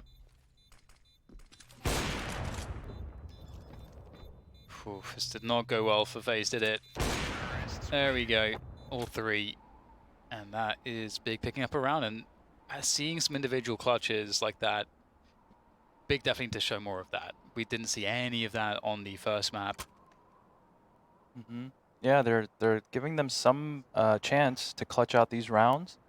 And Smooth is definitely one of those players you want to see here. He's one of those battle operators, so he excels in those type of fights. And Brokey there, when he was sitting there above clock position, is what we call it. I would have liked to see him lurk a little bit more and let the T's out and not fight such a forward angle. It's kind of an expected angle that he fought. Could have lurked a little bit better. Yeah, and he was doing the holding down to Jobs thing as well. Mm. Looking at connector and double doors. But yeah, with a little bit of space gifted to the opponent, a bigger play is maybe to be had. That's something I've been trying to work on in my individual game, just getting more play out of very small spots of cover. Just trying to create as much as possible as opposed to just trying to take a fight and trying to put everything on winning that fight. Even if it's like an advantageous fight. There's a lot to be said for going for a peek, finding ways to reposition, using your utility. Speaking of utility, looks like they want to drop down. Next, oh god, it's awkward. Can he find his way down? Oh my god, they're all getting blocked, aren't they? Oh, what the hell is going on? Did the bomb make it down as well, though? Oh god, it fell down. Bomb fell down, I think. No, it didn't. No, it didn't. Oh jeez. Oh my days. Wow, that's quite the shot with the UMP. That's crushing. Look at these angles for the CTs. I hope it'd be amazing to see like a bird's eye with X-ray of those guys just running around like headless chickens, pants on head, running around in the smoke, blocking each other, falling over each other. Bomb going down. Well, they've rescued the bomb. And CTs, from what I can see, don't have crazy positions. There is a forward position on Secret, which is strong for FaZe. But apart from that, Big could still try to overwhelm an angle somewhere. Brokey's only got a deagle. Does he fall back all the way? Seems like he has. Moves into B. 40 seconds remaining. So just like on the pistol, they've taken ramp away, which will lead to some concern. But again, it's a 5 versus 3, so FaZe need not rotate too much. As the clock continues to tick, they can focus more on the bomb sites. Play deeper positions. Maybe get Olofmeister more involved. As he won't need to hold Secret with 20 seconds on the clock. And here we go. Then there were two, Xantares and Tabson, as Olofmeister making the play. Tabson alone now, 1 versus 3. Will Brokey find a weapon? Still on the deagle only. Doesn't look like he will. And the AWP will be lost. So it's an expensive round for FaZe. There's plenty of play in this half to come. But bigger on Eco. And I do like that call by Big. They were able to make it down vent earlier in the half. Easy peasy. But this time, I don't think the vent was broken. I think that's what was one of the reasons why they were just like running around. Oh.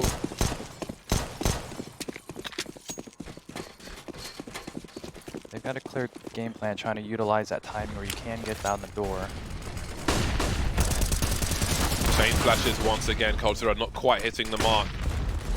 Big swarming the site. Is there a rifle to be collected? Surely there's a rifle. There we go. Xantares has found it. Might need a reload. Brokey trying to do what he can. More chain flashes. That's a very awkward pick for Olofmeister. This is... Oh, that's a great smoke. Create some space for Rain. The issue is it's a double-edged sword insofar as it creates expectation for the T's on one side of the smoke. But at least you got something to maybe get some value from, but they will fall back. Again, retaking upper is so hard. It's so hard. Yeah, if I were to say, I mean, if you have two smokes, you try to get one in front of door, like the one they threw, and then you try to get one in hut. And then you need like a pop flash or two and running in, but there's just so many drastic angles you have to check. There's crossfires.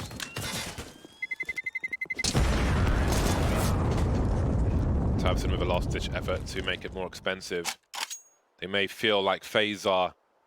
Their economy is at the edge now. And who knows, if they can break FaZe in this run, a 10-5 is possible.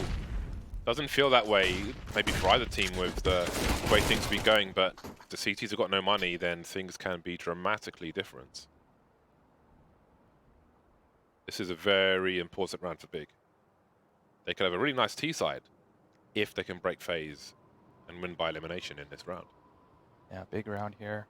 I think Big realizes that FaZe are low on money, especially winning that round, taking away some rifles, and especially calling a timeout. So that Big should expect a buy here from FaZe. Be interested to see if they try anything upper again, because they've had success rushing that round. They went down door one time, maybe to do a fake. The chain flashes were really strong. Cold Zero, who's defending Heart, goes is taken out of the picture, and then that just the Heart players, all the head players coming out of Heart, then becomes so dangerous. The timing of the second flashes seems to be consistent after the first flash as well, where if you're trying to turn around immediately after the first flash, you're going to need the second flash straight away. Full pie in the face. Krieg in the face is just as devastating, if not more.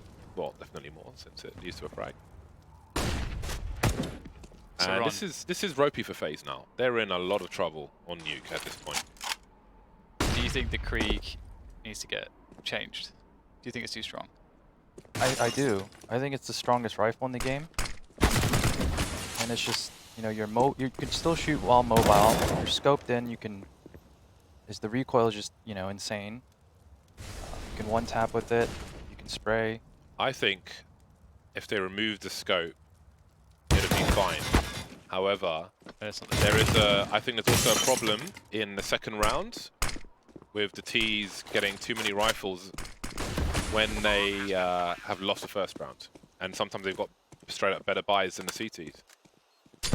Maybe they can increase the delay on the zoom a little bit so it's not as instant. Nico trying to hold on here. No kit now. I don't know if there's one on the sides, but again, this is the key round for Big. I don't know that he's going to win this particular one, especially with no kit. I don't know what his goal is here. Trying to creep and have a look, so maybe there was a kit to be had on the site itself. A last-ditch effort. They do lose by elimination, and there we go. Big have broken the money of FaZe, and their loss bonus is in the bin. So this is a chance now. This is where you go for 10-5. Yeah, it's looking really good. They threw the outside smokes there, and pop flash taps it into warehouse. Get that really nice shot of guy above heaven, thanks to this SG zoom. And then they had all the space to work with outside, and they just eventually collapsed on FaZe. It's just, once you lose CT warehouse, it makes it so much more difficult, especially when they can go lower as well. It's really hard to rotate like spots.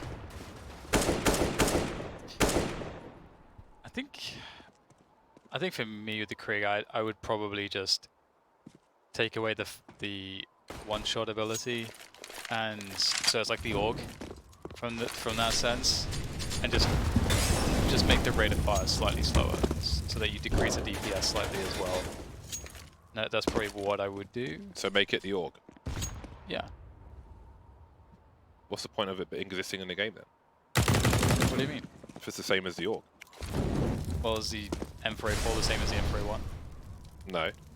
Is the Krieg the same as the AK? No. What's your point? My They're all point is different. that That's what I'm saying. They should be different. it's still different as a scope. So does the AUG. But it doesn't have the one shot. Like, it shouldn't have the one shot potential. Like, it's so stupidly strong. But it's more money than the AK. So you pay more money for a gun that's not a one shot. But no, but the scope gives utility in spots in which you don't. That's why I said remove the scope. And then problem solved. But then it is literally an AK, just better. No, it's more. Yeah, it's better, but you pay more money for it. So but then you're always going to buy the AK. You got a choice specifically for it. Depending on the cost of it, right? Well, I guess yeah, but then you have to. I don't know. I feel like if you remove the scope, it's not really the Krieg anymore. It is. It just doesn't have a scope.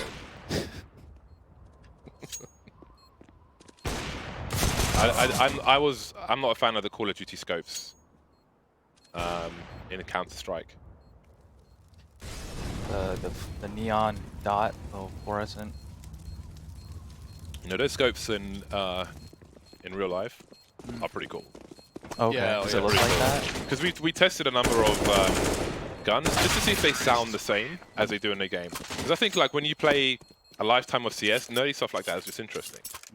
So we used the old AUG, which is pretty cool. I like the old AUG. I like the design of the old AUG in the game. It just looks really sick. Yeah. We did the old AUG, the new AUG. Haven't got our hands on a Krieg just yet. We did an AK-47, although yeah, Almost did an AK-74, but AK-47. Did you drag down into the left? Was the recoil the same? Do you know, Up into there's the a little, right, you mean? which one was it? There was one where there was a little recoil control to be had, but it wasn't too much dragging, just, I'd say a little dragging actually. A little dragging, just down. Or maybe like waiting. I don't think dragging is fair, but just to keep control of the weapon. Yeah, for me, I think if you remove the Krieg, the scope of the Krieg, it would be fine. Maybe tweak the money a little. That's me anyway. But I wouldn't nerf it to the point where it's dual. I don't see the value there, personally. Big have crept to hell. Going through the flames of hell. Nice story to be had there. Cold Zero's in heaven, though. This is not. Yeah, okay. My heart skipped a beat there. You should not be going up there. Well, they know. They've got more advantages now. Rain's been picked off. Brokey's been half exploded. Cold Zero's had to reposition. It'll feel awkward for him now. He will hear players dancing on the ladder. 35 seconds. Not expecting his position. Didn't finish off the job, but Brokey will get one of the frags. Another bomb's been dropped and it all falls to pieces for Big, it seems. 27 seconds. Tabson's been spotted. Oh my god, that's beautiful from Tabson. Looking for the ace here on Olaf Meister. Can't figure out where he is. Gets shot in the back of the USP. Close, but not quite. However, look at the money. This is a bad situation for FaZe Clan. Yeah, and that was a huge opportunity loss for Big. I mean, 4-on-3, you took out the outside player. You're already under Heaven. So you've got a really good chance to squeeze. Unfortunately, the Heaven players go out too fast. They don't give the mini players any chance to get in the round. A little sloppy finish there.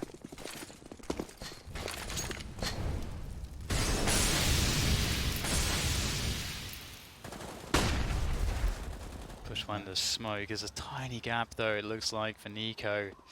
Where is that? It's hard for us to tell actually sometimes. It looks like there isn't. And the boost over the corner is going to work out quite nicely for Tabson. That's great from B. That's dirty. That's a free kill. Not much utility on FaZe. Perhaps you'd want them to start being active, but they're playing passive for the time being. Another pick for Big. Cold Zero looking to try and capitalize. He's found a great timing there. In the smoke as well to suggest he's playing behind it. But instead he's playing in front of it. Do they still try to barrel into the upper bomb site? Okay, now we've got a 3v3 on our hands, and Big don't have all that much positioning. Towards Rap just now, and Cold Zero takedown next. This is not looking good for Big all of a sudden. Another 5-on-3 turned into a horrible position. Big not able to capitalize on these number advantages. Smee is rotating away. Gamble's being taken. No one is in the upper area, but there could be a faster... Oh, does he go back? He goes back. The sound cues have baited the rotation from FaZe, and they're all believers, all but one. 15 seconds on the clock. Planting in the right spot. There's no commitment from FaZe. Playing for the round win rather than stopping the bomb from being defused. Me with a quick shot. Not quite hitting the mark there. We'll take Olaf Meister out from the back. Knife is out though. Made a miscalculation. Tabson playing for two. Hello. That's not planted for him. Yeah, it's not. Smoke to create some space. Does Cold Zero hold? It's a 10-second defuse. He does not have a defuse kit. Coming off of it, touching it again. Tabson's a non-believer. I'm not sure if he heard Cold, but he's just waiting. Surely he can't win this. With it not being done in 5 seconds, does Tabson wonder? Cold Zero has to come off, but it's too late. He's done his job. Cold of 4 kills, it won't be enough. Tries to hold on to the AWP. He'll be successful at least in that. He's really close to the bomb there. Took almost no damage. It's weird, right? You feel like if it was Inferno or something, oh, he's just dead. He would So get dead. annihilated from that distance. I'm sure there was some confusion as to whether the bomb zones are the same per map or not, but clearly they're not. Which can be fine. Either way, really. But anyway, last round of the first half, we've got a mixed bag from FaZe. So there was a big potential for 10-5 for Big. that won't be the case, but 9-6 wouldn't be too shabby. T-side of news, pretty good going. Once again, Big getting that value outside, finding those picks. Much more respectable half from Big in comparison to Inferno. Yeah, Nico, it seems like he can't really get comfortable outside. He's really getting isolated, getting picked. And that's probably one of the toughest spots to hold solo in CSGO. It's nuke outside. They can come from the floor. They have high ground above silo, especially with those cross smokes. So it's one of those like selfless positions that I guess Nico stepped up to take. And it's 1 minute on the clock for Big. Slow pace comes with its advantages, but they can turn into disadvantages if you are too slow and you don't have significant position. You need time for error correction. Looking for responses. Rainen invites them with the CZ. You do start to worry now. One CZ in a wrong position. Rain creeping again. Spotting the bomb immediately, which causes the rotation. Olofmeister now pushing the ramp position. And Tabson still standing in Squeaky. Oh, he's missed his shot. So much potential, but it's falling to pieces now. Cold is on the A bomb site though with 15 seconds left. Surely not. 4 players on A, and that will be enough. It will be 9. It won't be 10. But 9-6, it's a solid T half for Big. We'll see if they can convert the pistol after the break.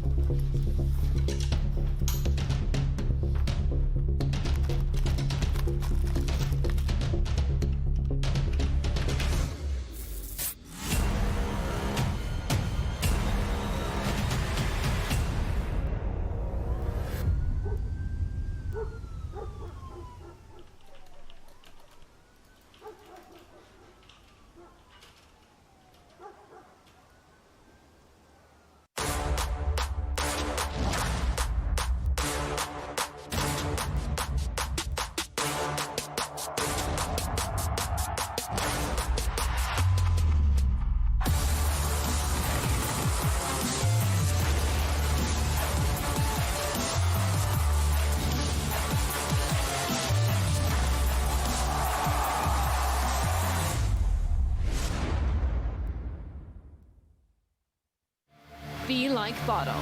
Build your own community with your very own hub. Join other hubs and play more maps competitively than ever before. Compete for prizes and win FACEIT points just by playing your favorite games. It really is that simple. Join the community or create your own. Only at FACEIT.com.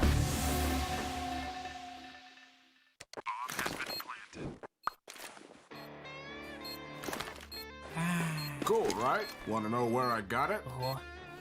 Well, look, go to CS.money. It's a trade platform and a marketplace at the same time. Just choose, click, and get. Good luck, bro. I want you be and slowly walk away. Would you rather stay this close? It's better than being lonely, I suppose.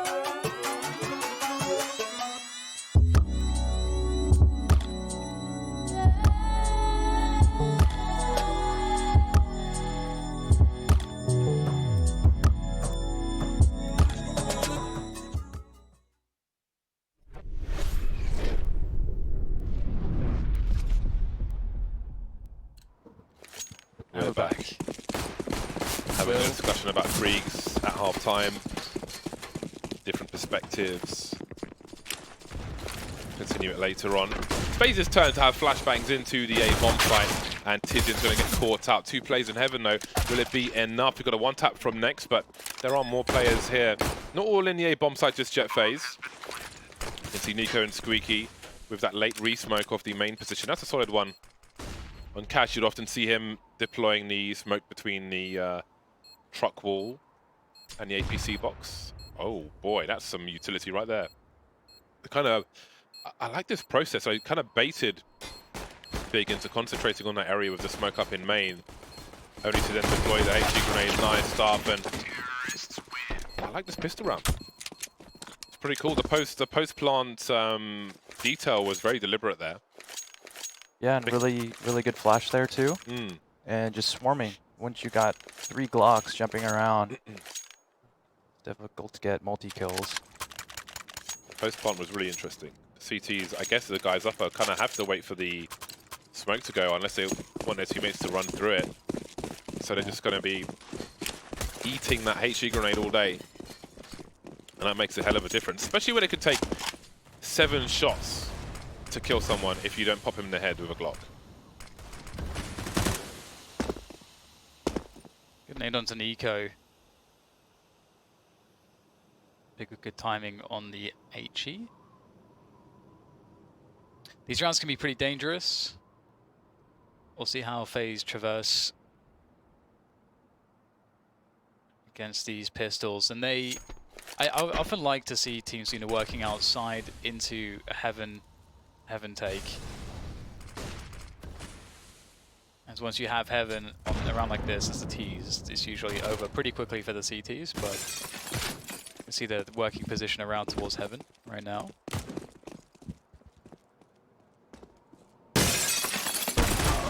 Santaris able to take down Cold Zero. They know he's there. Surely they've got to try to punish him here. Brokey though going for that play towards heaven. It's expected. There's a key kill though. That looks like it was going to be a lot worse than that. He's got to get the bomb. There we go. Problem solved for now. Big continue to rotate. It seems that FaZe will head towards the B bomb site. There was potential for high ground advantage, but somebody was up there. May have proven fatal for the round. The bomb site will be cleared. Enough personnel to deal with all the angles. They take control of control, at least with a Molotov, a wine bottle. That's a good call. I like the rotation, the call for a rotation there. I think if you're big, you're pretty convinced that it's going to be upper in some respect. And, you know, why test the Deagles if you don't have to? Oh, UMP collected. Yeah, and that's, I think that's probably one of the safest calls you can make on T side. If you know they're low, or if you know they're going to force buy, take outside those initial long-range fights, and then eventually get to heaven, which are favorable angles for T's to clear, and then you can squeeze them from heaven for mini. So if you go upper or you go through ramp, there's just too many close-range angles, and you can caught up there in those choke points. Well, this time around, Interface will have still a couple SMGs, so wouldn't be too surprised to see something pretty quick. 4 smokes for Big, investing slightly into this round. Obviously the UMP save meant that the Deagle could be dropped from Smear to a teammate, so actually some firepower in this round as far as Big are concerned. The outside smokes again to convince Big to send a player down lower if they hadn't already towards Secret. This is kind of scary actually. Santaris is in a position here to do extreme amounts of damage. There is a headshot. That is already quite concerning. But Nico will clear things up towards lobby, it looks like. There's great shouldering, look at that. It's so hard to deal with a UMP. Trying to escape Santares. Follow up HE. FaZe with early momentum on their T side. Makes it really interesting. Gonna get ourselves a real match. Big did great work on the T side to come away with 9 rounds, putting themselves in a position to succeed on this CT side. This looked a little brittle for FaZe, with the Deagles out, Nico on all of 12 HP. He has taken the worst weapon though. Interesting call to go outside. They're not going to leave much round time.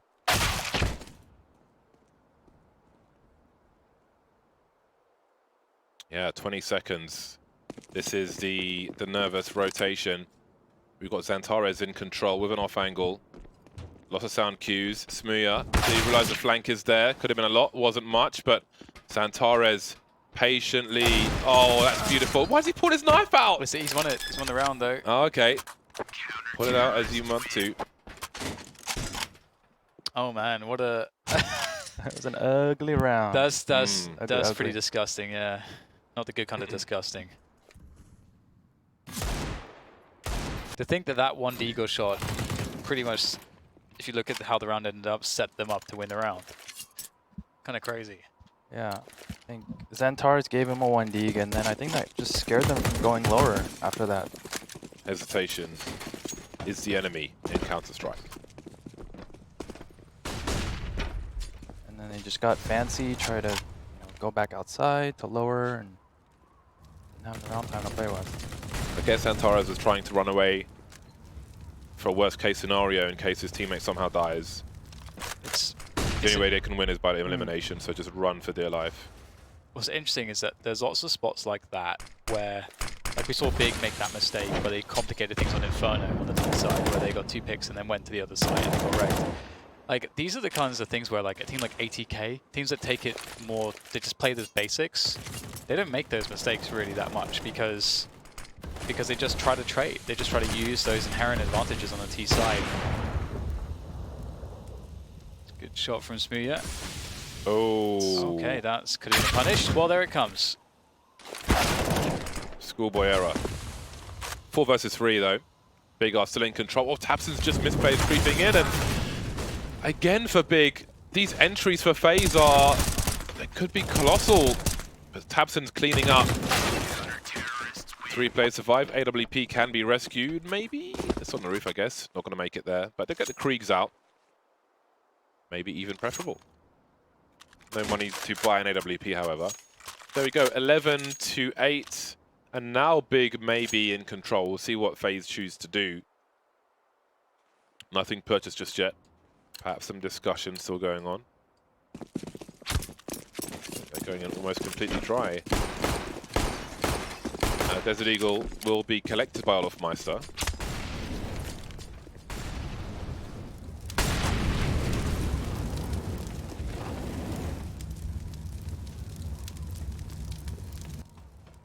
It's gonna be hard for FaZe to find anything whatsoever here, and we get to see the situation now where the CTs get the Kriegs. This can be kind of an issue, to say the least. Should really stick a Krieg at ramp. Would be kind of nice. Wait, why is... Yeah, Xantares should be on the Kriegs. So what Siggy was telling me in the break is like... They got the guy with the best first bullet accuracy in the game, maybe. Why is he not on the Krieg?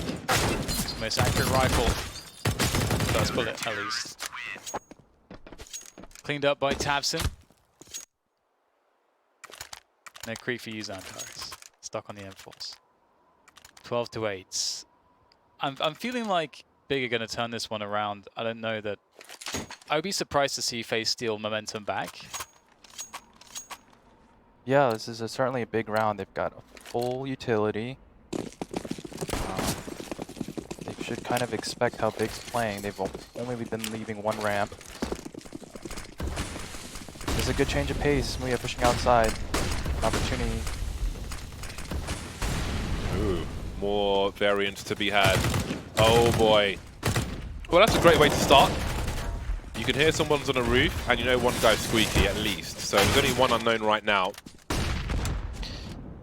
Nice. Did Olofmeister punish hearing the guy get tagged? Kind of that's what it looked like.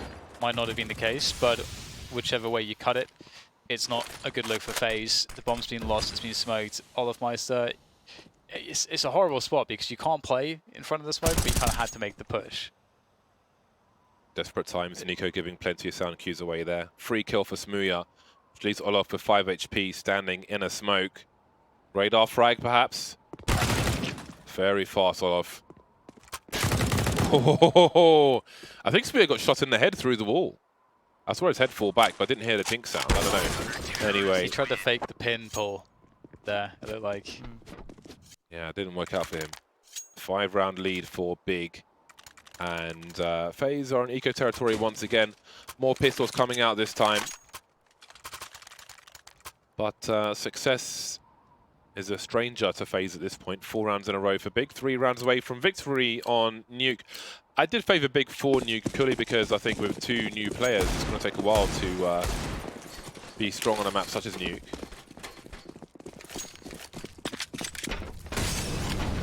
Well, still time for a recovery here for FaZe. Don't have much to work with in this round, obviously, but perhaps they can find some magic. It's not a good look though, is it? Next posted up with a Krieg on the door.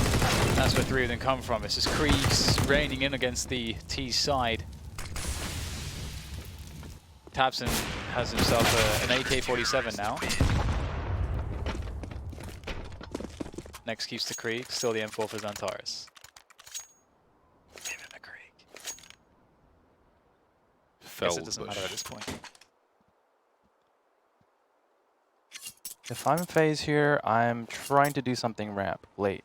I think they just don't have the playbook to utilize outside that well. There we go. Over 10. They are non-believers. It's interesting that this score is where they go over 10 rather than, I think it was the game of Train, where the score was much worse. Was it Train or was it the one before? Either way, yeah. Where they were like a 9.84. I mean, this is still doable for FaZe. It doesn't look likely that they will, but those are some wild odds, man. There's a chance. I want to see the upset now, just to, like, you never know. Those are juicy odds. Very juicy indeed. Smooya. He's been. Oh my god! I will put down 50 euros that Nico just punched his desk. Or swore. 100%. I think if it was land, he probably punched his desk there. It's a nice tap from Tabson. 3v3. The A bomb site's been taken. We got Molotovs galore. Choke point smoked off. There are 2 more for sorry, not for FaZe. They've got 1 on Olofmeister. There it goes. That'll certainly help. And they wait. See, Big not as patient with the rotation as we saw on the CT side for FaZe, just running towards heaven.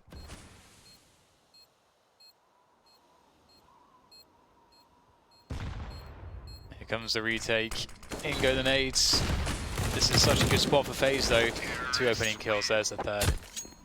And there we go, they've wiped Big clean. They've removed all the Kriegs. But will Big collect them again? That's nutty. I thought he was done for. It's amazing. Well, FaZe looking to get back into this one. And they only have to win 1 more buy round, I guess. I don't think Big wouldn't really be in a position to have a strong buy in the next round, so they likely would be saving in round 25 if FaZe are to win this one. It's a pretty huge one. This is where it starts for FaZe. They won the first map. Inferno pretty one-sided affair. Meister punishing next in the smoke. Now looking for more here. Get down. He just saw that there was a gap, making a solo play. And this could be huge because now he's got a lot of presence down the lower, and that's going to force Big to make a response. And speaking of a response, Tabson! Oh no! Oh, he thought he had the first one, but he was mistaken. I love that play. That's the last thing they're expecting, especially with Olofmeister going downstairs. T-side surely expecting the CTs to rotate and concern for that. It's got to be so frustrating. And who knows, that this might put Big on eco. He could have got 2, he got nothing from it, but there's still a chance. Xantares now focusing on huts. Olofmeister creeping no more. Everything goes quiet and they start to wonder. I don't think Nico just saw Xantares. The timing, as soon as he pulled a grenade out, down you go. FaZe have suffered a few of those so far. Nico looking for 2. Don't want to lose sight of them. Oh, that's really annoying, but he still lands a headshot, even though he's bunny hopping across A. That is some aim for you. Smooya now, 1 versus 2, despite the frag on A. Made the right read, going lower. Oh, wait. Yeah, bombs planted on A. The smoke baited him. It's crazy that there were 2 spots there where Big almost had round-winning plays. First, it was Tabson, where if he gets the 2K, the round collapses. Tizian then made the same play, and he got 1, but couldn't get the second one. Also would have given them quite a big advantage. Did he get one of them? Tizian got 1, yeah, on his door push. Oh, he Tizian. He got traded straight away I thought it was Tabson. by Cole, I think he got Okay, traded my by. bad. Tabson was the first door push. Oh, which yeah, they silenced them for. Yeah, and so both of those pushes were very well timed, and both of those pushes could have swung around. I thought that play was amazing. And Smooya with the god timing again. It's 2 in a row. Yeah. Creeping up at the exact right moment. Yeah, I mean, he's it looks like he's been caught or should have been caught in his movements in a number of situations. But FaZe was still able to convert that round, I believe. Oh, see, there we go. So you guys are crazy, man. You went from 12 point, I don't know what, down to almost 5. This is much more reasonable.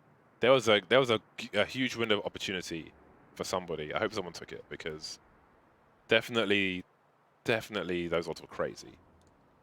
Too much sugar in the punch bowl. These guys have lost the plot, man. Running around in circles, burning off the excess energy now in the Pinnacle offices. Anyway, yeah, look, I mean, look at the situation. Big's money sucks. So this is starting to become a high pressure situation now for Big. They need to find money and momentum. Interested to see what Smooya's going to do with this op. Gonna try to get a pick. Nothing upper. I think he was hoping the T's would open or blow off the door with a HE. Really hard to see through HEs though with an AWP. Same for the smoke and flames of a Molotov. So Tara's with some harassment with the Deagle. I've seen him get quite a few Deagle kills today, I feel like. That flash actually connects and it's a clean shot. Yeah, I don't know what happened there. Me neither. I have no idea. But it worked out. The flashbang put Rain in the wrong position, it seems. Now what is the response from FaZe? None just yet. Brokey's on 24 HP. Again, this looks like another brittle situation for FaZe where they may collapse like a pack of cards despite all the rifles they have. They don't really have any map control right now. That flashbang didn't quite hit the mark. For Smooya's position at least. And that's going to be a problem. Oh, doesn't touch him at all. But that also smokes them off the ramp, so they've got even less options now. Nico showing presence outside, trying to wrap towards heaven, perhaps? But with so little time on the clock that there's still problems. Flashbang goes too deep, and that's going to make a hell of a difference. There are T's in the red, though, and when that clock goes low, then things can really get bad. The bomb's been dropped now, and it's spotted, so they can focus on the A bomb site. 2 players remaining. The wallbang attempted next with the CZ, right place, right time, and is there even time to do this? Ooh. 10 seconds to plant the bomb on the B bomb site. Next should not be fighting there. Should have hit, played the time. Now it's a 1 versus 1. This isn't a full buy from Big, let's not forget. This would be quite the upset. The glass is smashed, which not smashed, which limits Nico's options, but that's one of them. Just a headshot for Tizian. As long as it's done, they've got the money to survive at FaZe, and they keep Big off of that game points. Wow. Yeah, next staying in the vents there. Ah, you can see the foot through the smoke. I see. But yeah, I can understand why you stayed in the vents, because you feel like you have an advantage when you're at the bottom and then they have to fall. But as you say, like, that was a different situation because of the time element. Yeah, he hit his teammate upper. Could have secured the deny plant there. And then you just hide lower. Do you ever get that feeling when you're watching a match and it's like, there's like a round like that where Big have got AWP and a bunch of pistols and one guy gets lost on the FaZe team or whoever it is with the advantage and you just feel like they're going to lose this round, you know? Yeah, even though you should be winning. Like, yeah, this is absolute madness and it might be happening again. They still have a man advantage and they've kept Big off the rifles for now, but that's a forward smoke ahead of the bomb. Rain avoiding the flashbang, such a key position. And everything has calmed down with the final frag onto Tabson. Big trying to create anarchy in the lobby area, but FaZe will survive it. So if I'm big here, I'm just playing standard. I'm not trying anything fancy. There were 2 gun rounds where FaZe got 2 picks with big people just like either pushing or unnecessarily being aggressive.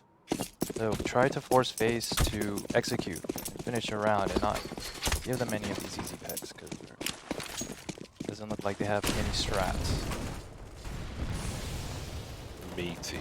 That's the second time, maybe third time Nico's got caught by that, gone down 50 HP. So FaZe, as you say, it hasn't felt like they have the greatest game plan on Nuke on their T side. And I'm really curious really curious how they'll continue to find rounds, because it doesn't look like there's consistency. Even though they picked up a few in a row. Here we go. Here's where the problems start for FaZe. 4 versus 5. These were issues on eco rounds. Now we've got a full buy for big, so in theory, things are even worse. They have a minute on the clock, though. You can see the smokes being set up to go outside. And look at this position. And that's partly maybe why Nico is taking that grenade damage earlier on, is to see if there are aggressive plays from the CT side. How on earth has he delivered that headshot? Surely that was a free kill for Smooya. Well, Tapson's got all the audio cues now. See how fast Big can rotate lower. Cold. Oh boy. Now there are problems. How do you plant a bomb in this situation? They're lining up in the vents. That's one of the weirdest spray downs you'll see. Nico has 20 seconds. 1 versus 2. Bomb's been collected. Does he make a play upstairs? There's a chance he could do this. Surely it's the right play. No one's covering the bomb whatsoever. But, oh! It was not to be on this occasion. Game point for Big. It's been 4 rounds in a row for FaZe. Oh god, their money sucks as well. Only 2 players could really fall by. I mean, maybe there's a world where Olofmeister drops 2 AKs just so they've got more firepower. What on earth do you do in a situation? Rambo, what do you do? I think you throw the outside smokes and you send everyone down there, or you send one person down there. Big is giving that up, or FaZe has been able to get a person down there, so try to get one down there, force a rotation from ramp to lower, and then kind of work the map from there. But they have to have some kind of outside presence, otherwise Big's gonna read exactly where FaZe is gonna end up. Olof has 1100 left in the bank. So they could have had 3 rifles and somebody like Deagle no Kevlar, maybe. They've got a hell of a lot of utility, to be honest. Yeah. Hell of a lot of utility. He could drop a Mac 10, but perhaps they don't want one. They could try dropping lower out the door. They haven't done that yet, and I think those are decent spawns enough to do it. It wouldn't be a bad gamble, especially when you have a Deagle.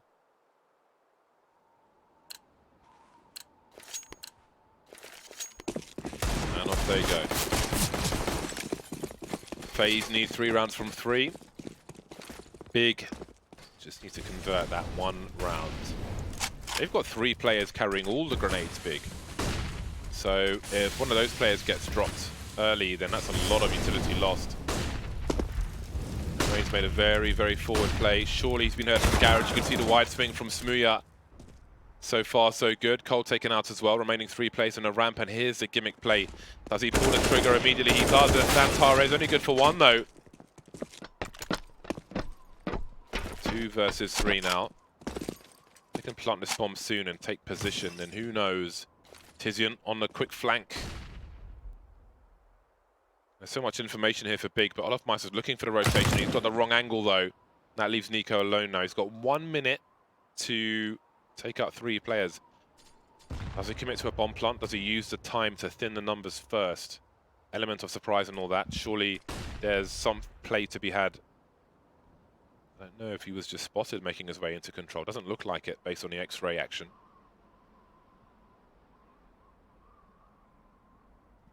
Well, his options are limited in where he can go because 40 seconds, can't imagine he'd go up to Secret and try and make a play towards A.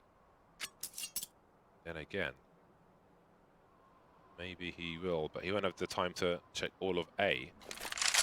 How likely is this to be happening? Got one player ramp, one player B, and one player around secret.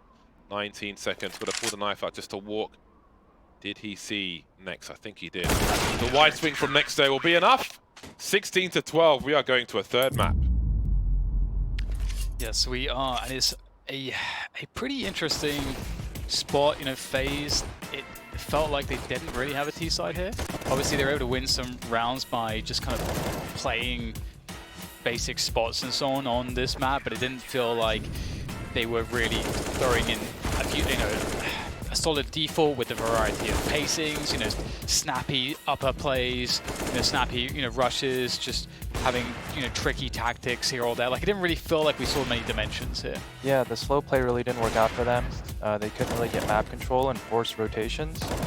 I really like the last strat that they ran on that last round, where they smoke Heaven window and then they jump on top of Mini and wrap under Heaven.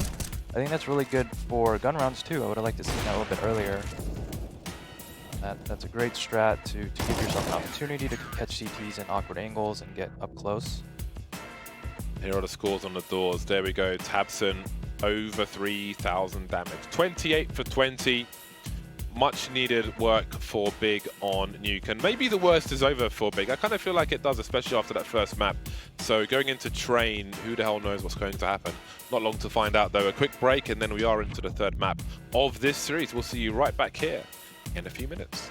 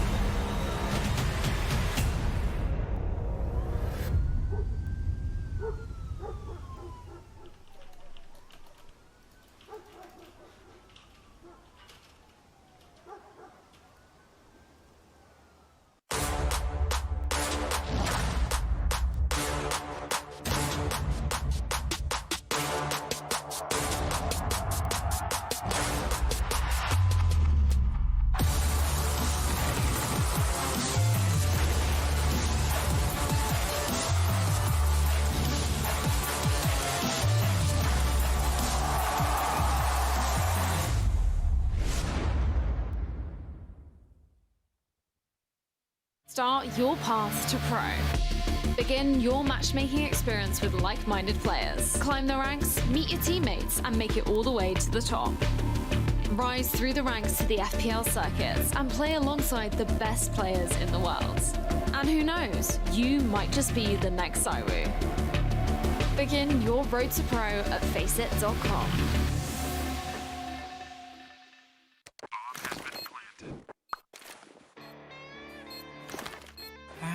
Cool, right? Want to know where I got it?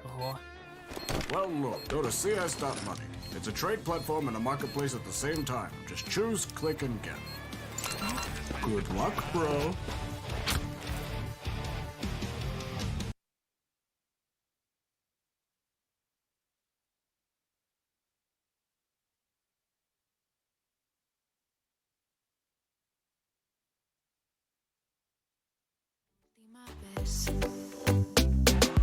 Ay, ay, ay, te voy a enseñar, te voy a silenciar fácil.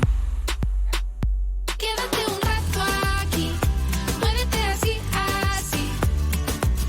Bailamos sin parar, bailamos sin parar. Quédate un rato aquí, muévete así, así. Bailamos sin parar, bailamos sin parar.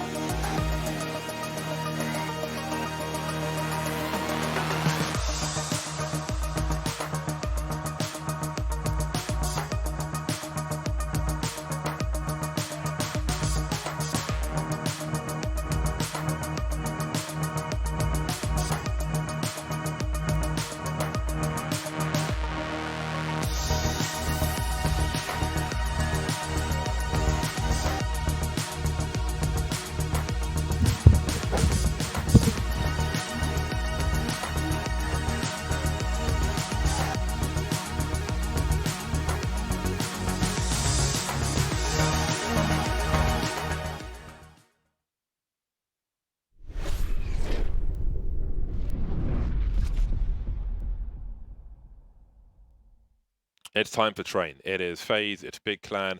Big Clan have made the comeback on Nuke, and it's time for Train. Again, two teams in a period of transition, the second half, if you will, having changed players and so on.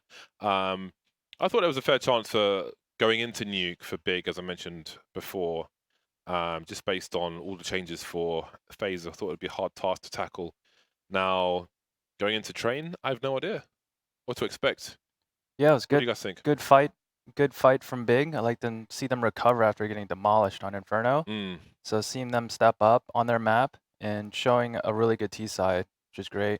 Smooya, that 1-on-3, that was really big. Yeah. Good to see him come to life and, you know, get some confidence. So now I think it's anyone's game. I think a map like Train, where it's also kind of very difficult to prepare if you're a new team. You need to have, you know, really like set nades and timings and good finish strats. It's not one of those maps you can just like pug and play like Mirage or Dust 2. Yeah. So we'll see. Whoever has the most T-side rounds, I think, will take this half. So the knife round's actually gonna be really important here to see who gets CT side first. What do you think, Dan? Yeah, I think it's an interesting one because Train is another playground of bigs historically.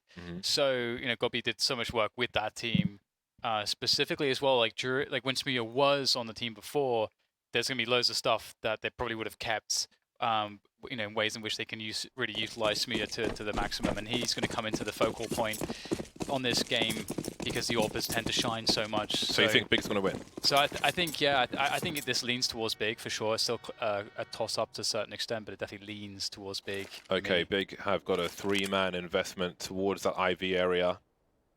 Going to be very far away from B. Tizian's got 2 flashes and a defuse kit for the retake. This is such a commitment.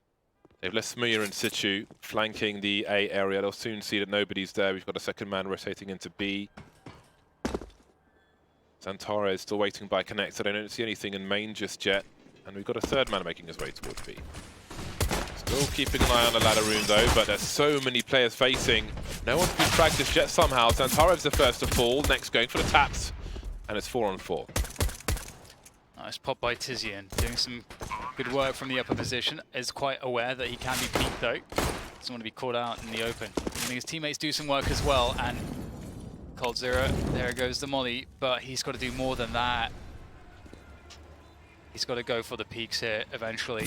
And there it is, got to go towards the bomb. There are the challenges. Very tentative stuff from Big, but they make it work. Very nice. Yeah, and that's just a very tough spot for when you're a team, you get bombed down, and you don't have any ground. It's just so easy to retake a CT. All the mid to long range fights, it's really easy to collapse on T side, so them getting stalled right there on lower ramp prevented them from advancing, and then the retake is just too easy. Yeah, so strong if you can take the whole train yard or push down the other end and fight for it. All right, so here we go. We've got the good old plant the bomb, 3 rifles in the second round buy. They have, if you ignore the scout, they've got 3 rifles to the 1 of Big Clan. Very weird situation. Smear pulling out the P90, which has become oh so rare in professional Counter-Strike. Better be death by Kitty, otherwise I'll be sorely disappointed. Tabson fighting with Brokey, can't re-pick that. Lucky to get away with 9 HP. Look at all the utility he's carrying as well.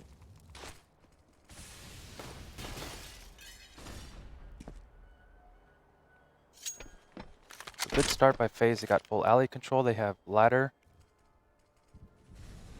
So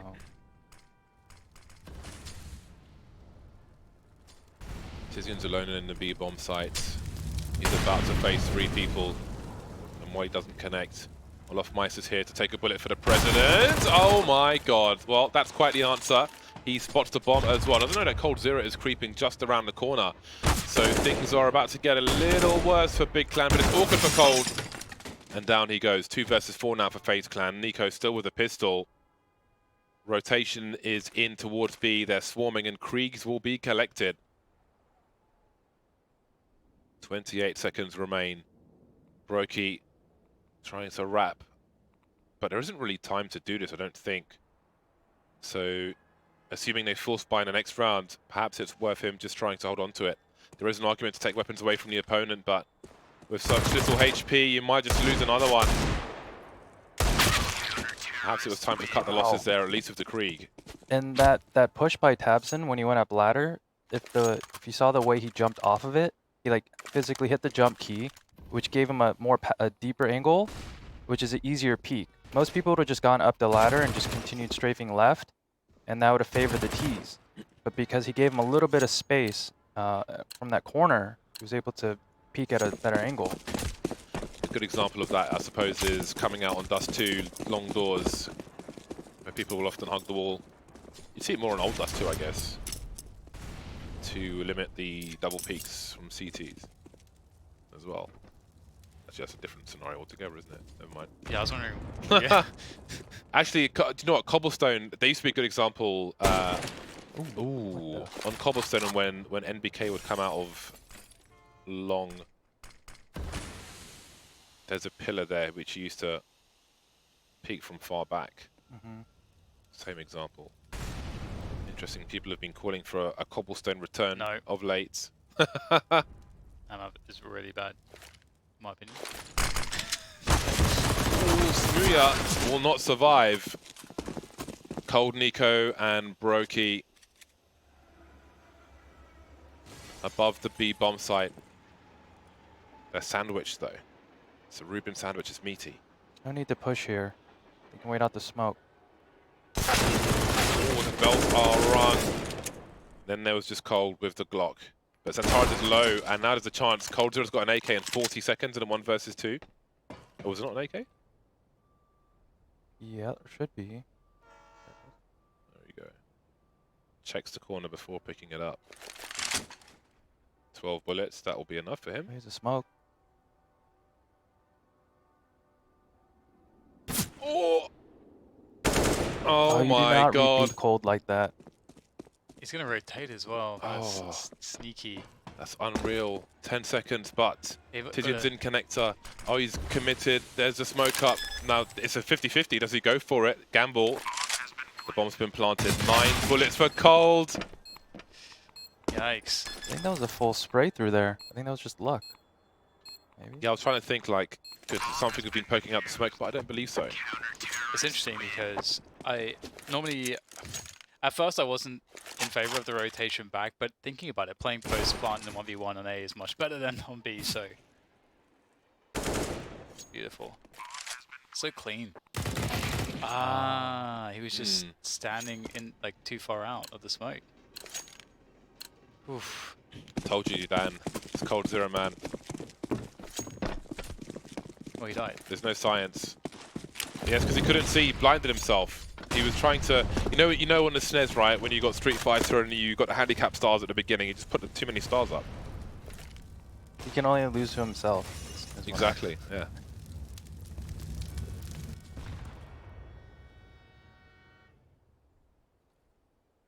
Having a look-see. Ooh, the peak is coming. Timing there is fantastic for Tizian. That's awfully brave, just kind of dry peeking top like that. That's is off. He's got a Krieg. Yeah, it gives you the +2 confidence. It's the Krieg confidence. That's the thing.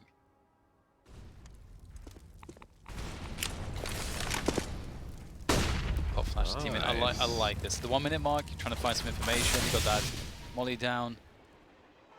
That's beautiful. It's really strong timing. to have Team main control. Because now what if FaZe wanted to come back to A?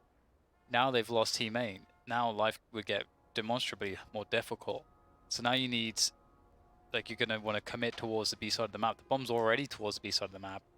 If you go down ladder, you got to worry about all kinds of business. Like, what are your options? And the problem is that if Big are going to realize that they've limited the options of FaZe in that way. They're still playing 2 in Team main at this timing though, with also a player watching Ivy. So 3 players committed towards A. Yeah. Oh, Roki found an opening here on the backside. Oh dear. That miss could really cost them a lot, but Tizian's spray control off the Krieg was fantastic. No time, 5 seconds. Oh dear. Is he actually going to survive after time? The knife! Oh, no respect Not style. like You love to see that. Tizian, the Krieg knife combos. Another round for Big. 4-0 for them. It's looking pretty good. I approve of this.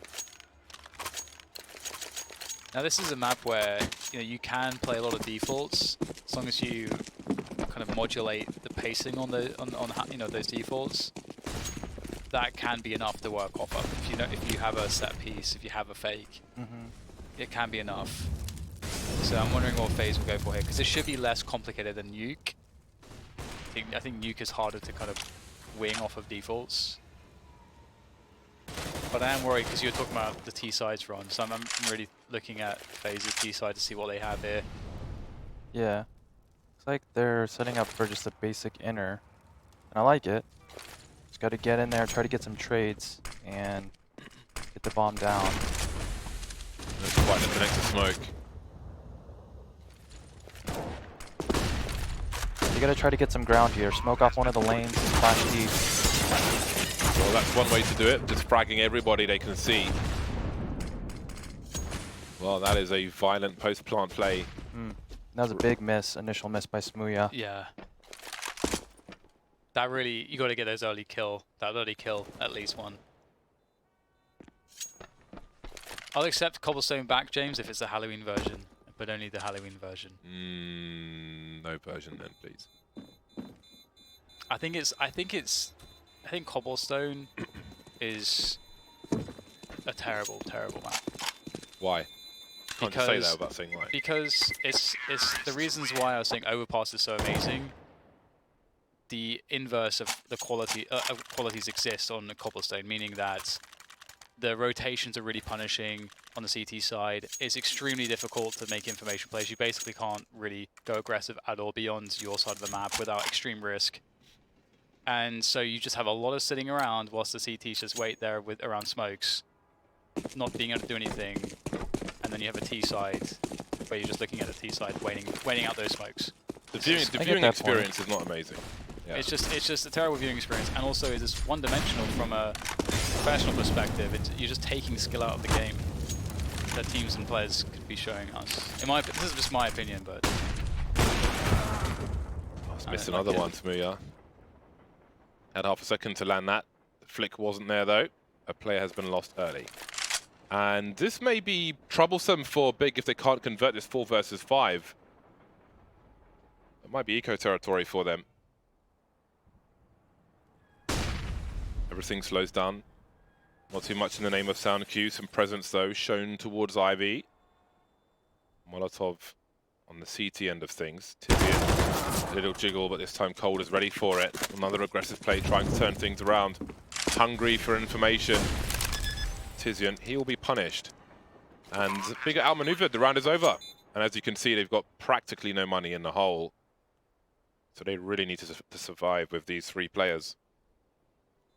And Smooya there, obviously overextending. I wonder if he's getting slightly tilted or trying to force situations after you miss an easy shot and you lose a round. That's getting in his head.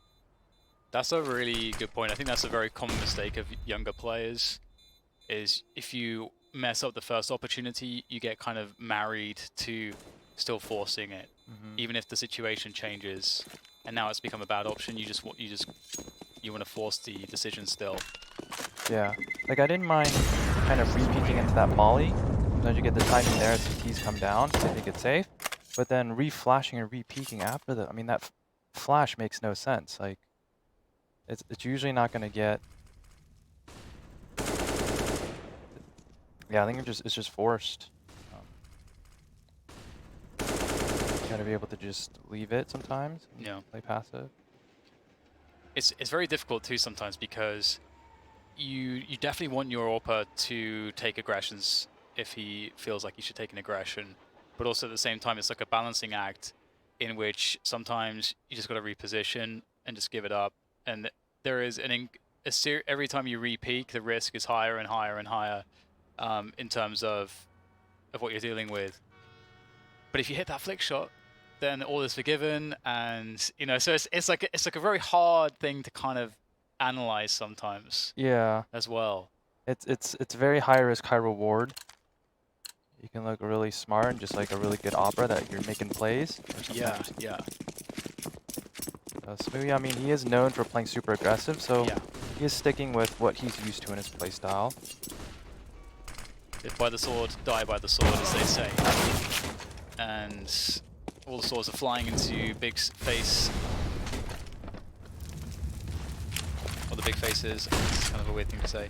But Ivy control will be phases, and obviously big were on a save in this situation.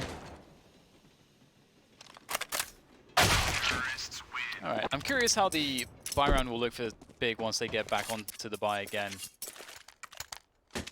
Money's not perfect here, but Smoothie can get Norp, so would expect to see a buy. So for those of you asking where you can find the other stream for NIP and Heretics, which is still going on in the third map, there it is, Dan Chan, as mentioned earlier on. It's on Caffeine, caffeine.tv/Dan Chan. Community streamer, check him out. Leave some nice comments. Yumi, he's one of my subs. Give some feedback. He subbed to you but not me, what's that about? It's because you suck, James. Sorry. I'm really bad at being mean, it's like... Do you know what, Just a mission, I'm sorry, I'm so sorry. I tried to make... Dan needs a mean streak. He needs to tell people to shut up sometimes. But I guess together we're like the yin and the yang. Not that much in terms of physical contrast, but anyway. Big are 1 round in the lead at the moment. That's a nice play from them towards the IV area. 2 unanswered kills, which leaves FaZe somewhat handicapped for the remainder of this round. But again, such is the nature of FaZe. Cold, Olaf, and Rain as your last 3 players. There is no real bad combination. I suppose with Brokey, there's the only difference really is experience.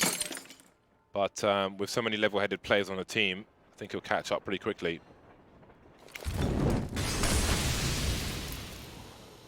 That is quite the instant combo. Denied. On FaZe here, I mean, it's not even a bad idea to save. The chances of winning here are super slim. It's 5 on 3.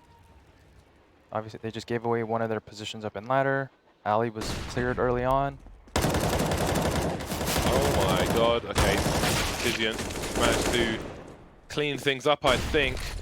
17 seconds to plant the bomb. I think he'll be able to do it. Smia seeing nothing, waiting for the retake. Look at the patience on the lad. Come a long way on big. Starting to creep up now with the AWP. I think he was he spotted there? I think he might have been. And there is stereo frags for big. And they move into a 5th round, a 2-round lead for the Germans.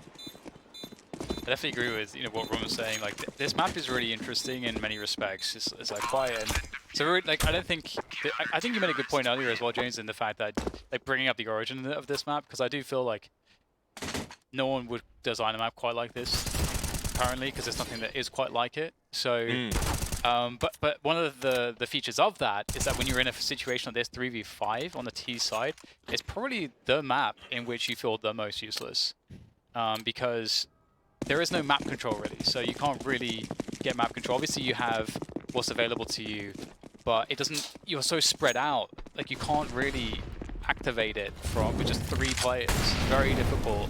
You have to commit to wherever you're going. Yeah. It can be very predicted. Yeah. You don't have so much room to play off of each other if you haven't gone through the checkpoint, yeah. Well, the bait set up. Will it even be needed? The rifle is heard, but Tabson's got all 3 frags. And last round they lost 2 towards Ivy. This time they lose 3 and the bomb. So the issues are compounded for FaZe in round number 9. And it's 9 crazy. From the Germans. He got he just got 3 straight up kills. And they did kind of try to trade that pretty quickly. They had pretty good spacing. I'm like trying to think, like, what does it take for them to trade that kill? Do they just all have to swing? Do they have to triple peek to trade him? Like Yeah. Because the rifler didn't even have to do anything. Yeah, and there was a late timing push, so it caught FaZe off guard. Again, there was a timing there, like FaZe he was by the dumpster holding the angle, and Tabson peeks exactly at the right time as we're pulling out a nade. See what Rain just jumped on. I'm pretty sure those exact wooden panels were on Old Inferno by the dark spot.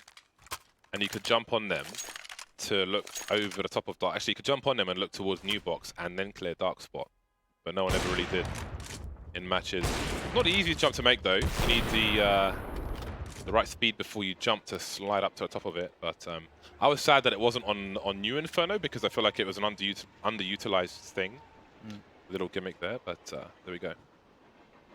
Get rewarded for kind of hitting the mechanic. Yeah, and it wasn't really abused at all in pro matches, so it would have been nice if that stayed, but such is life. I'd like to see something fast here by FaZe. They've been going slow every round. I don't know if they have something like that, but it's, you know, smoke E-box 5 between 5 train and try to get out there and create some space.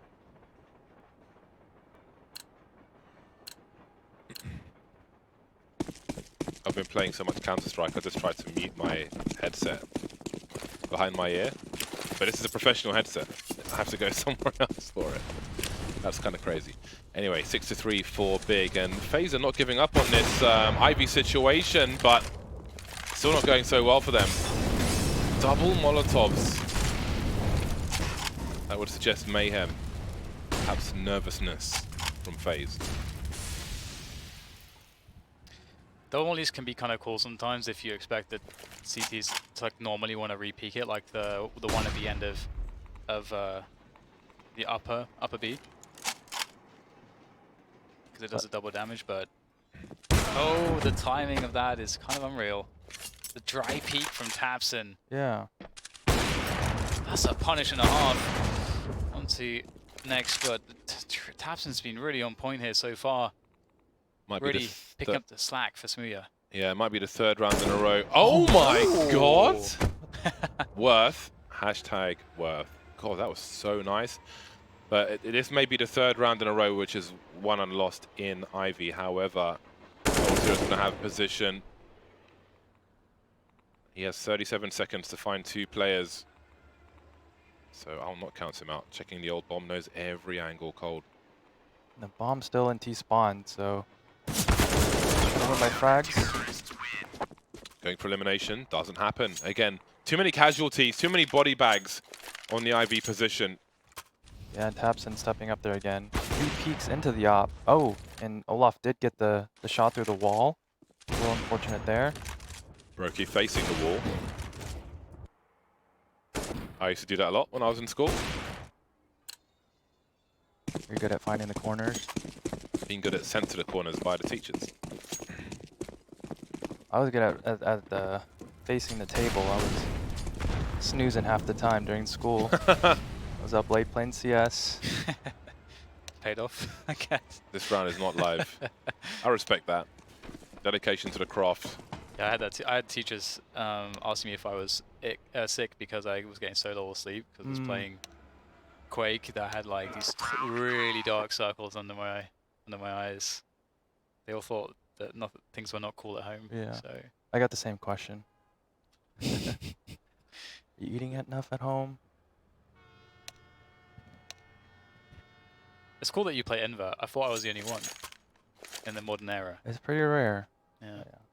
I think pretty much the only people that do play inverted are the old schoolers that started with it. Because now by default all the FPS games are non-inverted. Yeah. It's really weird because if I think about spray control, I do think about pulling down because we've broken our brains in a sense, because what we're doing is non-intuitive to everything else that we do, but it's like programmed. To switch away would take months and months.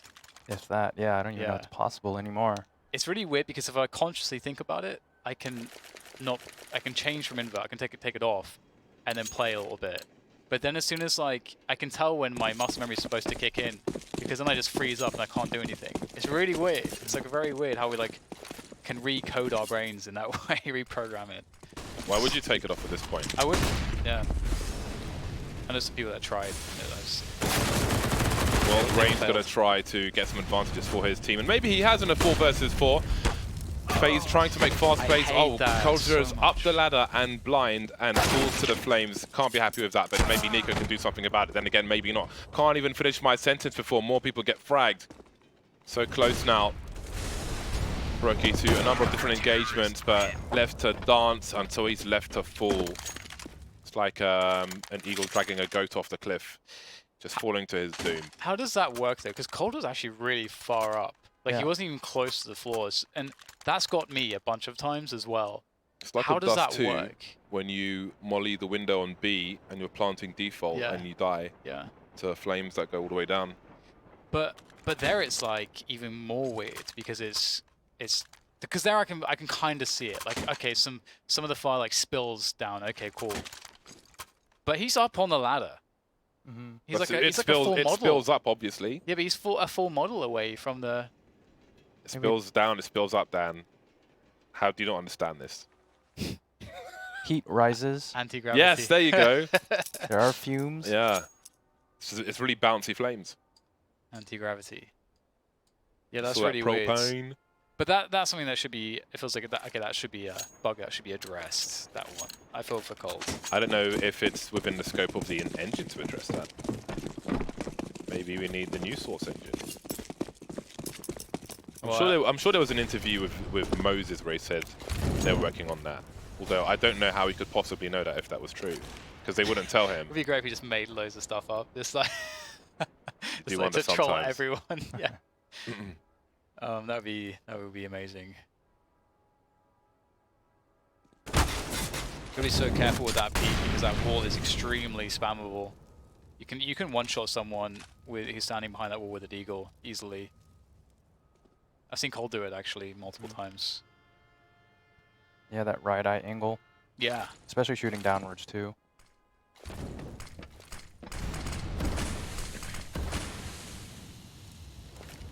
So Smoke's there to try to deplete some of the utility from Big. Some good flashes actually might put Spear off here. And he's going to whiff the shot completely. He's not having a good game, is he? Is he in there with the response?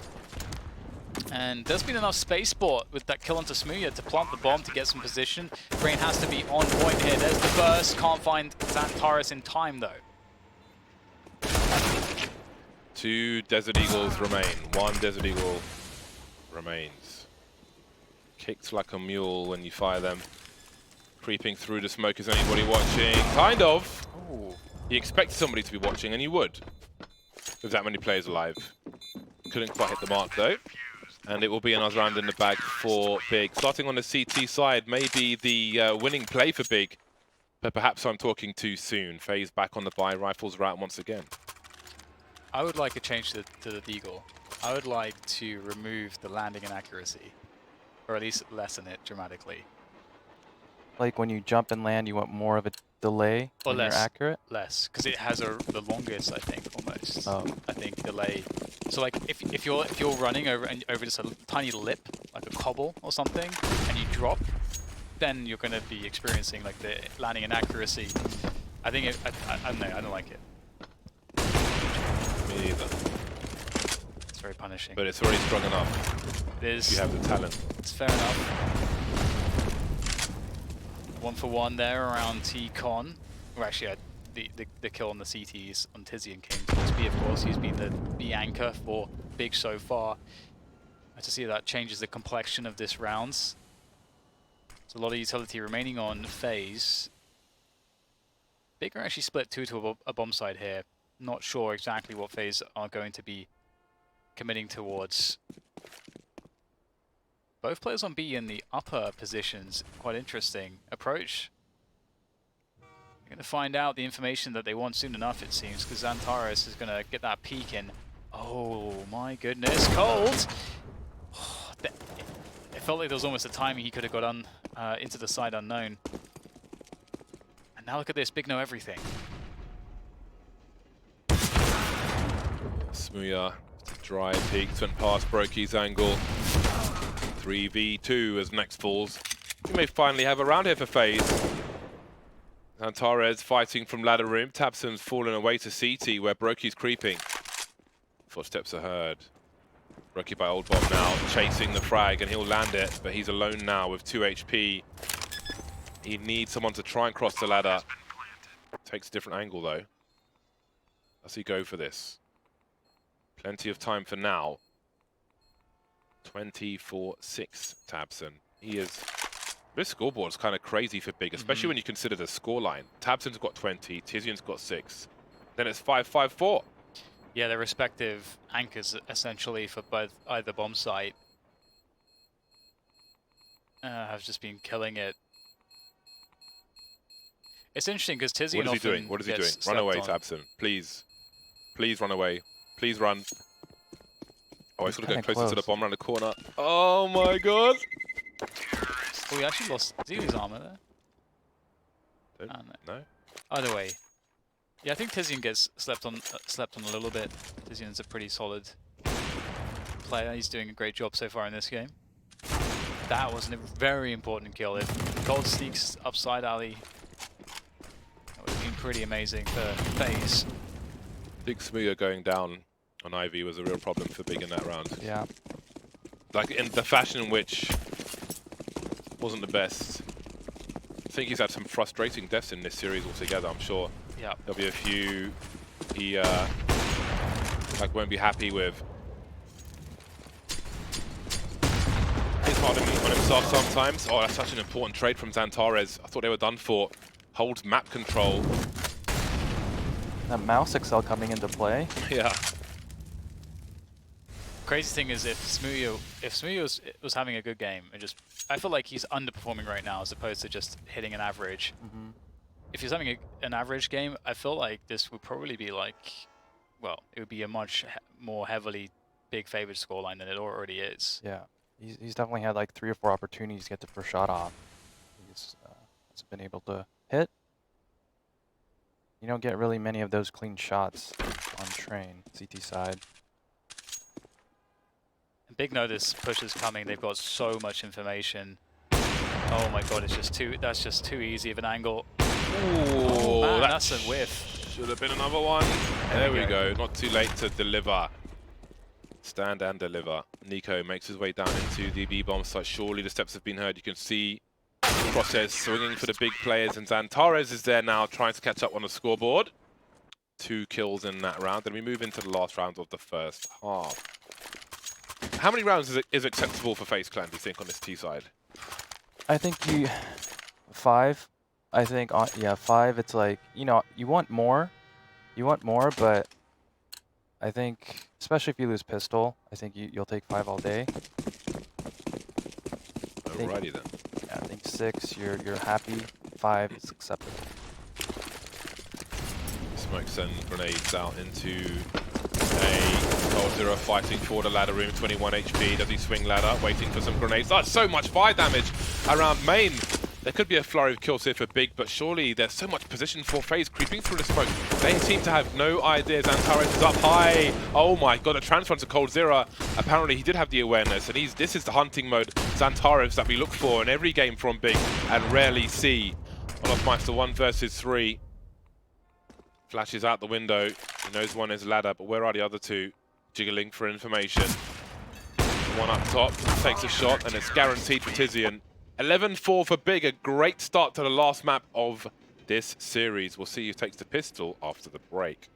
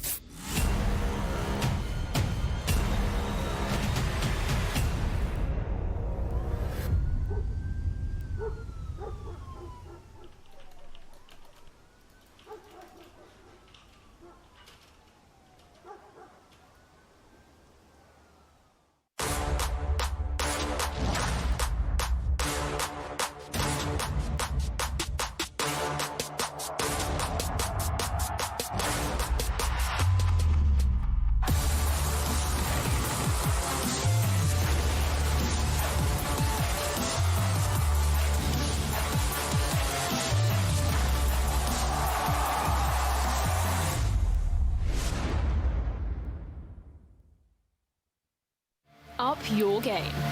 128-tick servers for the smoothest, most responsive gaming experience ever.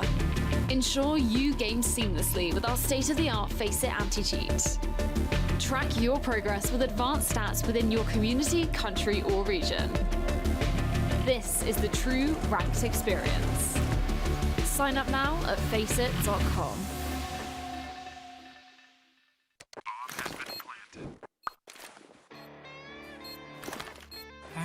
Cool, right? Want to know where I got it? Well, look, go to CS.money. It's a trade platform and a marketplace at the same time. Just choose, click, and get. Good luck, bro.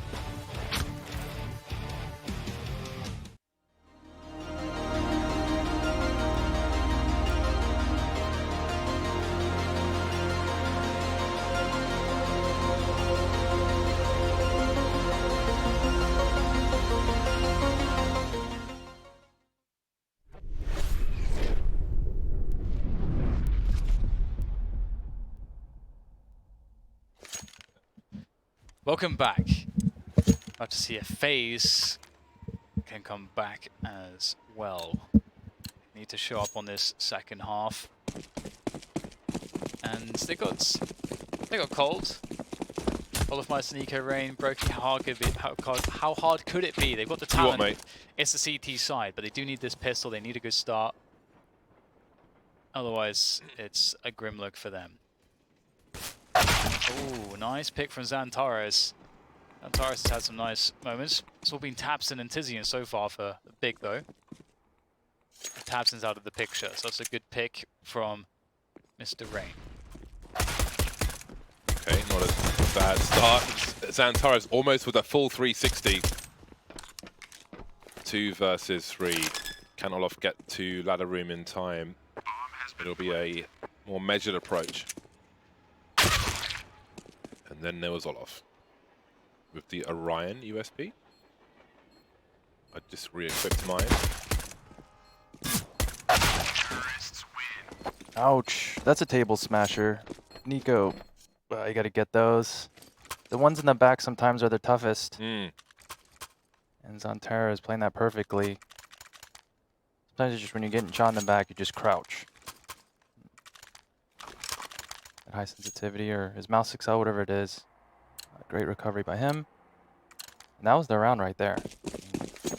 Gotta get those.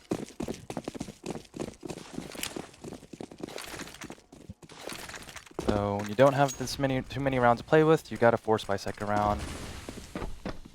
FaZe are gonna try to scrap it out with the scouts and pistols, a few nades. And Big making the right read, going inner.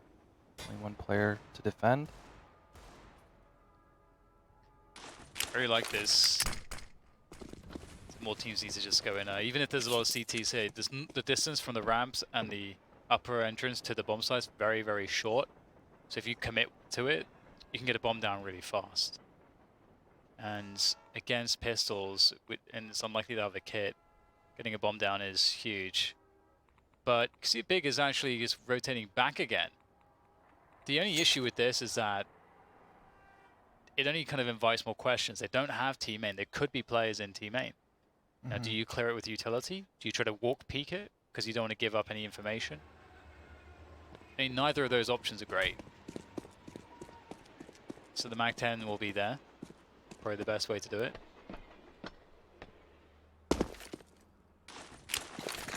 Smoke on one side, Molly on the other side. Spotted an arm of a CT. Negligible damage. We'll take that. 26 seconds though. This is where you start to worry. They've lost position now. Oh, Mag-10 not quite the MP9 with the jumping accuracy, but it will still do the job.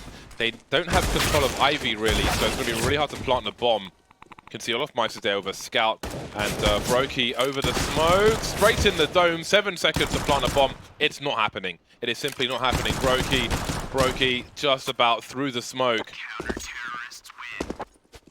Again, those late rounds. You can't play at the same timing every time, but when they go for those late timings, they being a lot of teams, not just Big. Yeah. Sometimes it goes wrong. For sure, and that went terrible. I mean, the alley player was forced to just full run out. didn't really have time to clear angles properly, and they're just stuck in that really bad situation where they have to force angles in a grass haphazardly. And I think even though FaZe did have 3 inner, if you still have nades, like Daniel's saying, you can still go inner if you have the nades to take it. You're gonna smoke off top lower, molly the sights, flash it. And it's very difficult to get multi-kills at CT when you only have a pistol. Especially, oh dear, especially on train. I feel like that's such a big round for FaZe. The CT side of train. There's so much potential to come back and string rounds together. So this is a really big opportunity. Really has opened the door for them to get back into this map.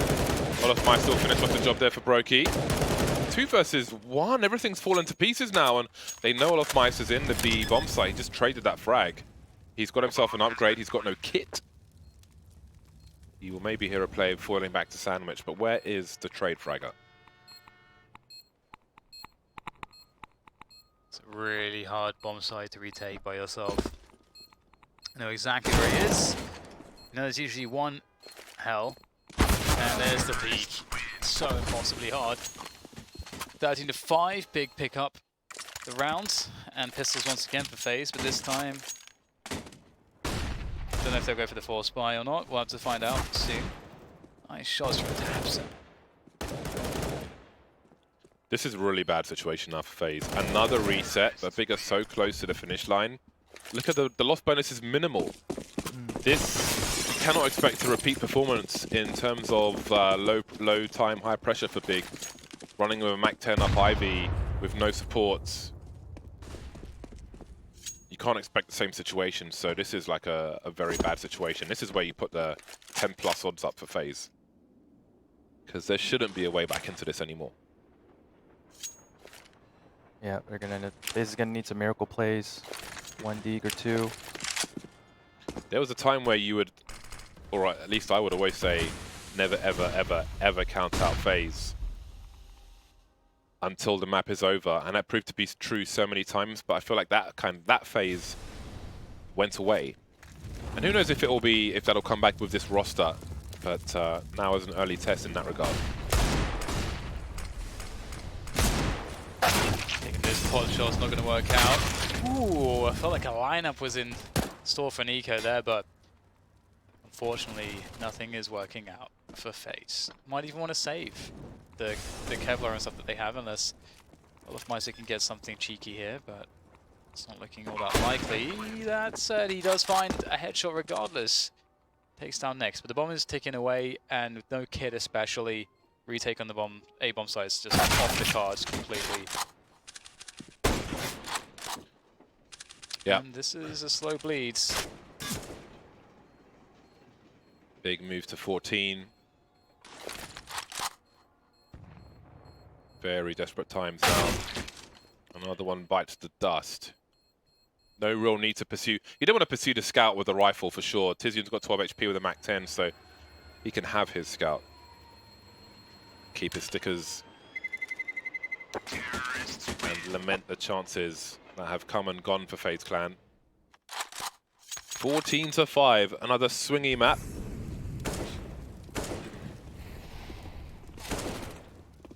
From the first map to the third map, the score has been lopsided. From FaZe to Big, pendulum has gone from one way to another. Yeah, and what a turnaround. I would not have expected these 2 score lines in the next 2 maps in this series. After watching Big get marauded on their T side, they just look super sloppy. They're going into these more technical maps. I wouldn't have expected them to play this good. Yeah, I completely agree. Couple players spotted there. Just USP, it's not much damage to offer up.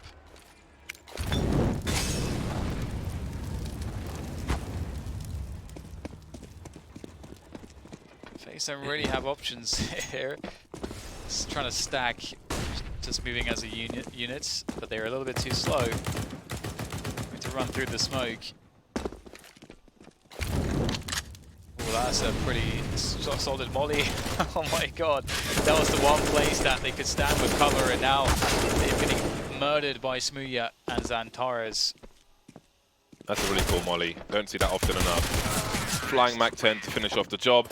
And there are a lot of match points for Big Clan. 10 match points. Best of luck for FaZe Clan. They've got AWP. They've got flashes and smokes. They've got 1 incendiary for Brokey.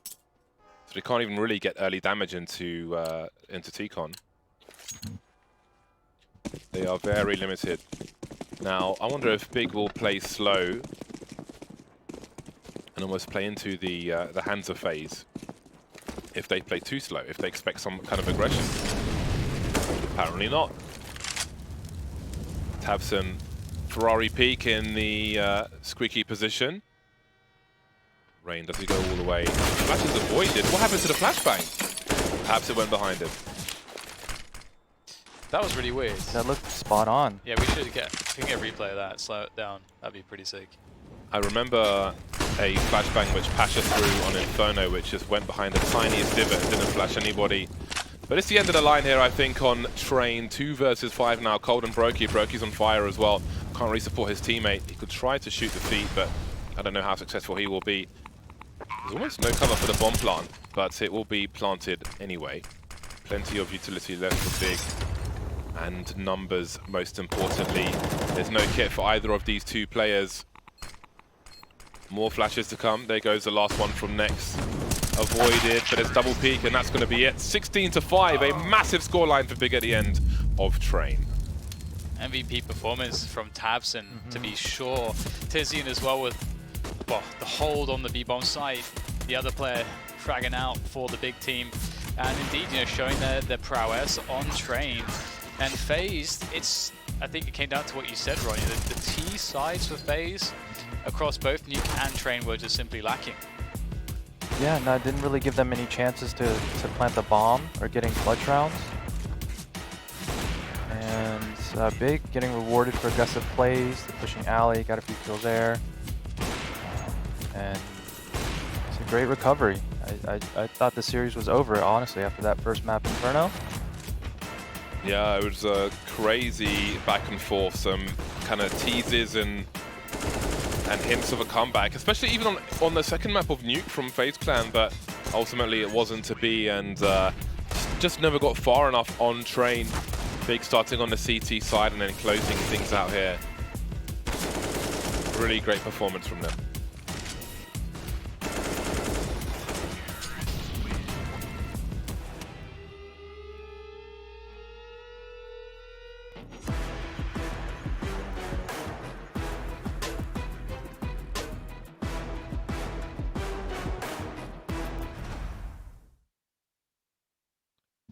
And there are the scores on the doors. A much-deserved 3,000 plus from Tabson. 21 rounds. Damn. Yeah, maybe we should have like a $3,000 crew.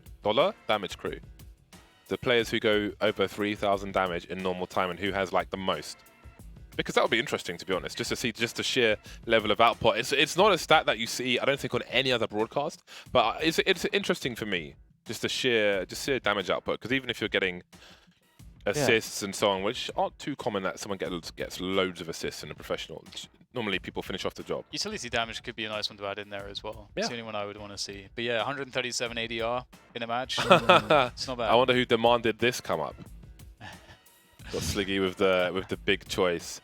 But yeah, it was a very back and forth affair. I do wonder if you played this out like 3 times, if it'd go a similar way each time. I don't really know. But that's going to bring our European broadcast to a close. But before we go, we've got the HyperX play of the game, the HyperX Factor play of the game. Show me the money. I have no idea what it's going to be. You've got 3 maps to choose from. What on earth do you have in store for us? Play of the game. Ooh, we've got the holds around this IV position, I suppose. Yeah, that's pretty huge. Just immediate shutdown of one of the first big buy rounds from FaZe when they're trying to like establish momentum, take economy away, and that set up the economy for the CT side. So that's a frustrating round to lose. I mean, you know, you don't even get to do anything. You just get pushed on. Yeah, and you do. That kind of mental like stress kind of builds upon you.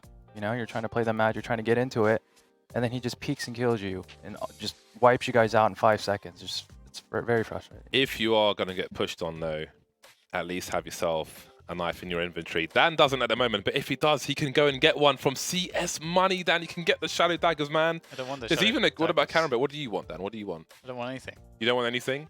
No.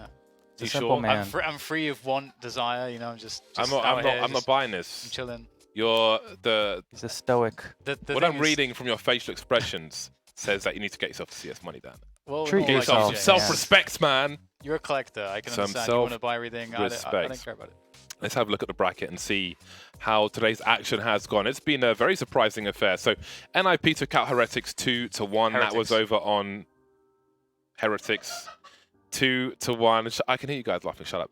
And they will be facing Big in the next part of the bracket. Over the next 2 days, we will see Mix versus Tricked, Big versus Nip. I think the upset of the day has to be Mouse Sports versus Mix. That one, I don't think I've ever Shocker. commentated anybody who plays for Mix. Looking at their player names on HLTV, but then soon we will be doing that. Now, North America is to come. That starts in approximately 47 minutes. No, actually, the match will start then, but we'll start a little earlier and go through the back and forth. In the meantime, check out Ron Rambo Kim's YouTube channel. There's a lot to learn about your form and your posture and general things about Counter-Strike and Stratego. And also the Counter-Strike hubs on FACEIT, because there are other games, of course, as well. But we have got some special ECS cups and hubs to look out for those. Type ECS in the top of the search bar, and you will find all the relevant information. Also, add me on FACEIT. I've got 3,800 plus friends. I want to get 4,000. I have like a beta client of FACEIT, and I'm kind of breaking various things. Why do you have so many people? Why not? I'm a man of the people. I get spammed with invites. Yeah, but that's what I'm saying. Like, But it's just sometimes gonna I be accept really them and I play with spammy. random people. So get in there. Add me on FACEIT JZFB. I want 4,000. I want 4,000 people on my friends list before the end of the day. Let's do it. We will see you at the top of the hour or just before for North American Counter-Strike. Ciao for now.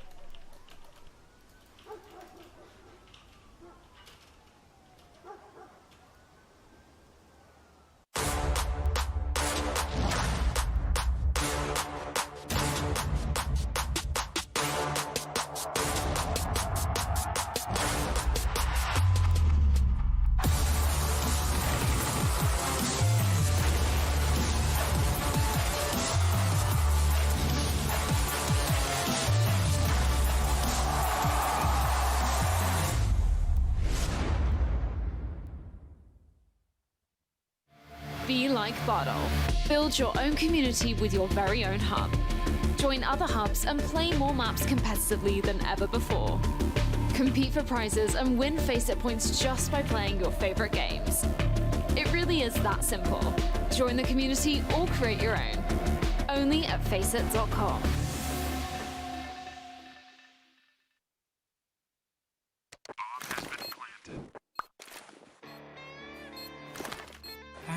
Cool, right? Want to know where I got it? Well, look, go to CS.money. It's a trade platform and a marketplace at the same time. Just choose, click, and get. Good luck, bro.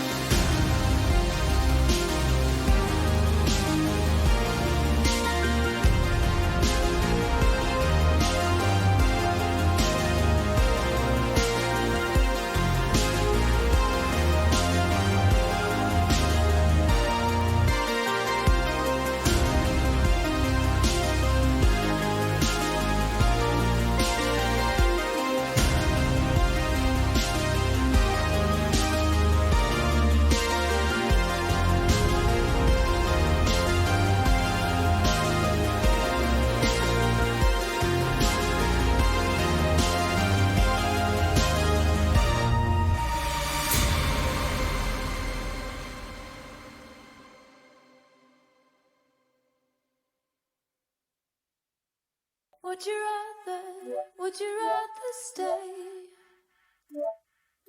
I watch you be and slowly walk away. I would rather leave. I'll take your heart and wipe it off your sleeve.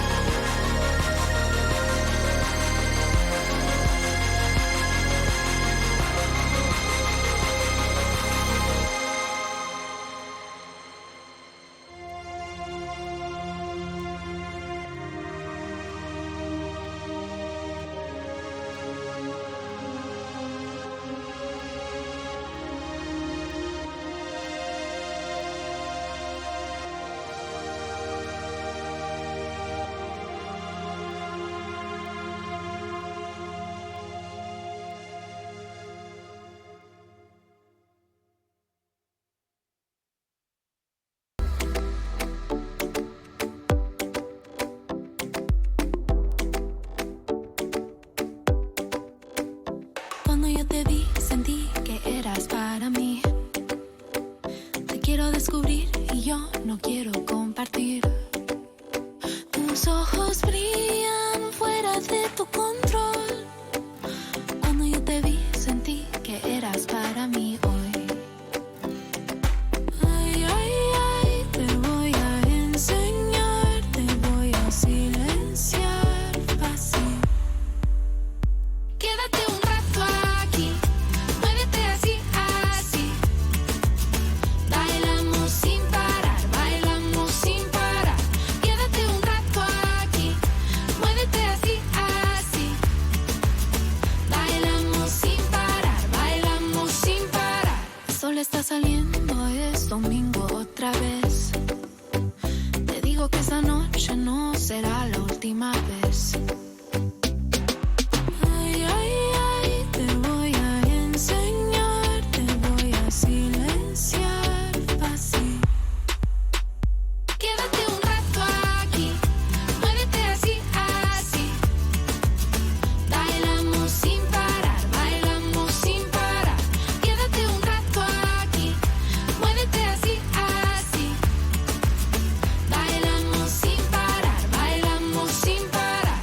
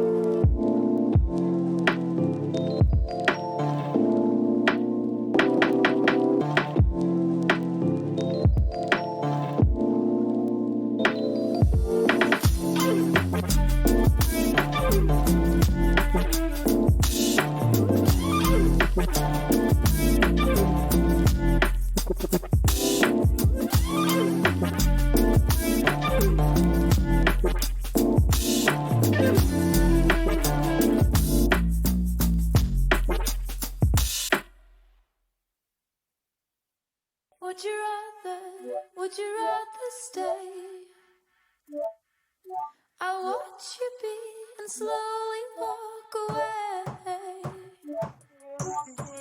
I would rather leave. I'll take your heart and wipe it off your sleeve.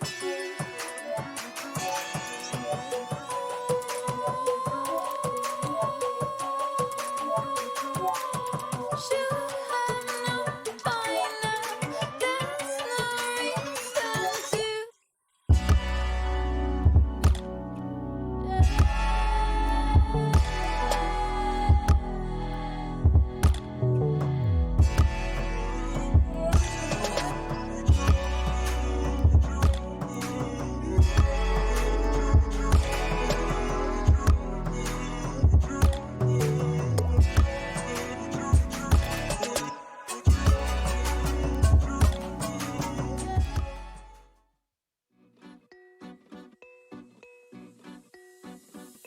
Tonight, ECS returns to kick off Week 3 NA action.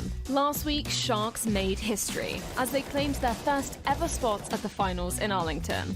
Taking down Cloud9 not once but twice in the semi-finals this season, Sharks' grand total of $15,000 was enough to get them over the finish line. Deadly by name and by nature, now it's time to see who follows suit in Week 3 of ECS.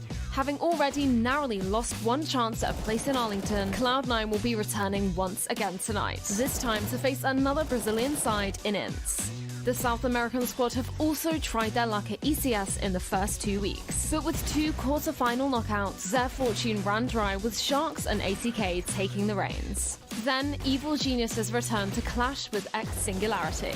With an incredible win in New York as their first tournament under the new organization, Evil Geniuses will be hungry to defend their position as one of North America's top dogs. On the other side of the table, Singularity have struggled so far this season, losing out to the Evil Genius squad in Week 1 and once again to Cloud9 in Week 2. However, is it third time lucky for the North American underdogs this week? If you want to keep up with Furia vs Riot Squad followed by Complexity vs ATK, then make sure to check in with our community casters over on caffeine.tv.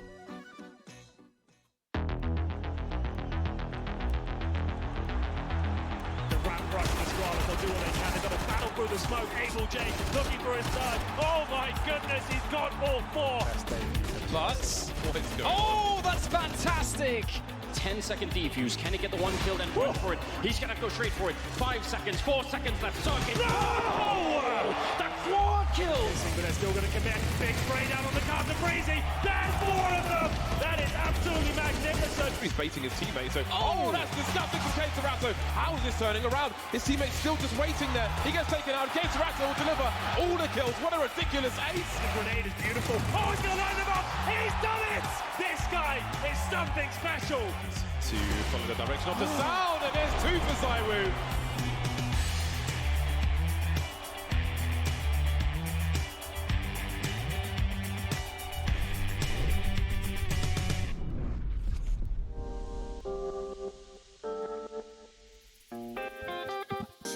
It is a sunny afternoon here in Santa Monica. The sun is starting to go down, but it's still bright for the time being. But the sunsets are quite picturesque here. Definitely, if you are ever in LA, it's worth a day trip to Santa Monica. The beach, the sounds, the basketball. Muscle Beach as well, which is under renovation at the moment. So you won't find any tonk dudes there, if that's what you're looking for. 411 days since we could draw the map. However, that will soon change in about, well, it should change in an hour. But it's actually set to GMT rather than, I guess, BST. So it takes 2 hours, but soon it'll be 412 days since we could draw on the map, unless there is like some kind of shock update on Monday. That's not really happening very often.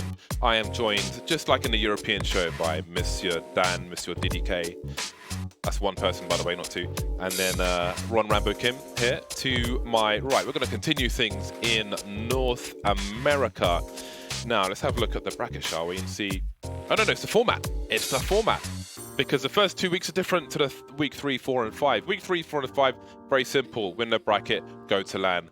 Get some bonus money as well. You can see the fine detail there at the lower half of your screen. Pretty straightforward stuff. Single elimination, best of 3 all the way, win, and you're good. It's as simple as that. The rules are very clear. Now we can look at the bracket and see who we have playing this week in North America. We have got Furia or Furia, anyway, you can tweet me, I always forget which one it is, versus the Riot Squad at the top of the bracket. INTZ versus Cloud9. It's very Brazilian affair in the top half. Moving towards the bottom half, we've got ATK, who had a nice run in week number 2, versus Complexity. A new look Complexity. We actually played with one of the ATK players recently, MOTM. Then we've got X Singularity. We should call him Assy. He said that we should call Yeah, we'll get to that later on, Dan. I'm trying to get through the bracket here. I am the host of the show after all, but thank you for interrupting. You're very slow, James. X Singularity versus Evil Geniuses is at the bottom part of the bracket, as you can see there. And these are the games we've got on the broadcast. INTZ versus Cloud9, and then X Singularity versus Evil Geniuses. It is really nice to see the EG brand back in Counter-Strike. It's just a nice logo. It evokes great emotion.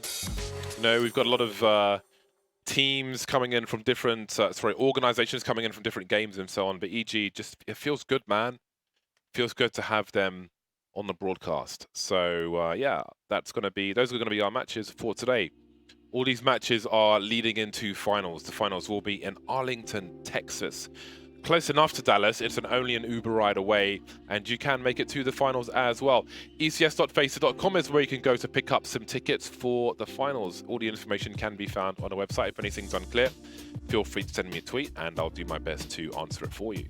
Also, of course, this is all part of the FACEIT platform, which you can play on FACEIT.com. There are hubs, which we normally talk about at the end of the broadcast, but I'm going to talk about it now. We've got the ECS hubs, ECS cups as well. Do a search in the search bar at the top for ECS, and you will find all the information there.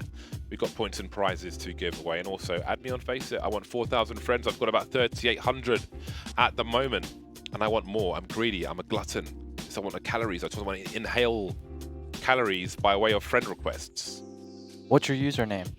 JZFB. Very good question. I want to change it to Bardolph. Okay. Because I don't like every time, well, not every time, but a lot of the times we get announced for an event and they put James JZFB Bardolph. I'm not James JZFB Bardolph. I'm just James Bardolph. I don't want a nickname professionally. I just want my name. But it perpetually appears. It's not a nickname. It's just my name on Steam. I don't want a nickname. And I don't want to put James Bardolph either. I'm not going to be oppressed into putting my own name. But I like Bardolph with capitals. And also I think, when I get those salty frags, I think it just makes it a little bit more annoying. And I like that. Anytime you die with anyone with all caps name, yeah, immediate salt factor. Exactly. When it's like an actual word rather than an acronym. You say you don't want it to be your nickname, James, but it has literally been your nickname. It's not my nickname. Counter-Strike for the thousands of games you played. It's JZFB in game. Yeah. Why is it not Bardolph then? What was it before? I don't even remember. That's why it's sticking around, James, because you're using it. That's why I'm saying I want to change it. Okay, change it. Well, someone's taken Bardolph. That's not really an issue, though. I can just take it anyway. You can. Take it by force. Change the name to Bardolph 1. Change the name to not Bardolph. Yeah. And then not abuse of power at all. I'll need I'll need to put some like a placeholder for JZFB so no one impersonates me. So anyway, I'd spend a lot of time talking about myself. I'm not like a narcissist. But that is just the show, though. We've all accepted it. We just didn't tell you, this is your podcast. We didn't tell you that. It is. It's just... But have you thought about an alias other than your name? No, but that's not what I want. Because whatever I change it to, they're just going to put that on... If I put it as, like, AskMaster57 or something, I bet they would... Actually, they probably wouldn't. Maybe if I went to AskMaster57, they wouldn't... Should I do that? I approve. Maybe people wouldn't stream snipe so much. You know, when we play, he often doesn't have a delay on. It's definitely going to know your opponents more when you take them out with that name. By the way, we also have broadcasts on Caffeine. So you can see we've got Mike Kane and Philip Garcia, Frost the Sheikah. Don't mind it. I don't mind it. They will be covering the games that are upcoming, which are off stream. So if you wanted to check one of those out, you've got links below, caffeine.tv/keymix and Frost CSGO. That's where you can find the relative matches, if that's what you want to tune into. ATK have been a pleasant surprise. Complexity have had some up and down results, but they've got a few rounds on the board against some opponents of late. So you know, if you want to check those out, then have a look. You can see Hen1 playing on Furia as well. Big fan of Furia myself.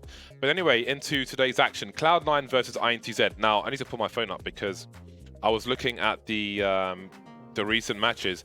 INTZ recently beat Ben's anime team 2-0.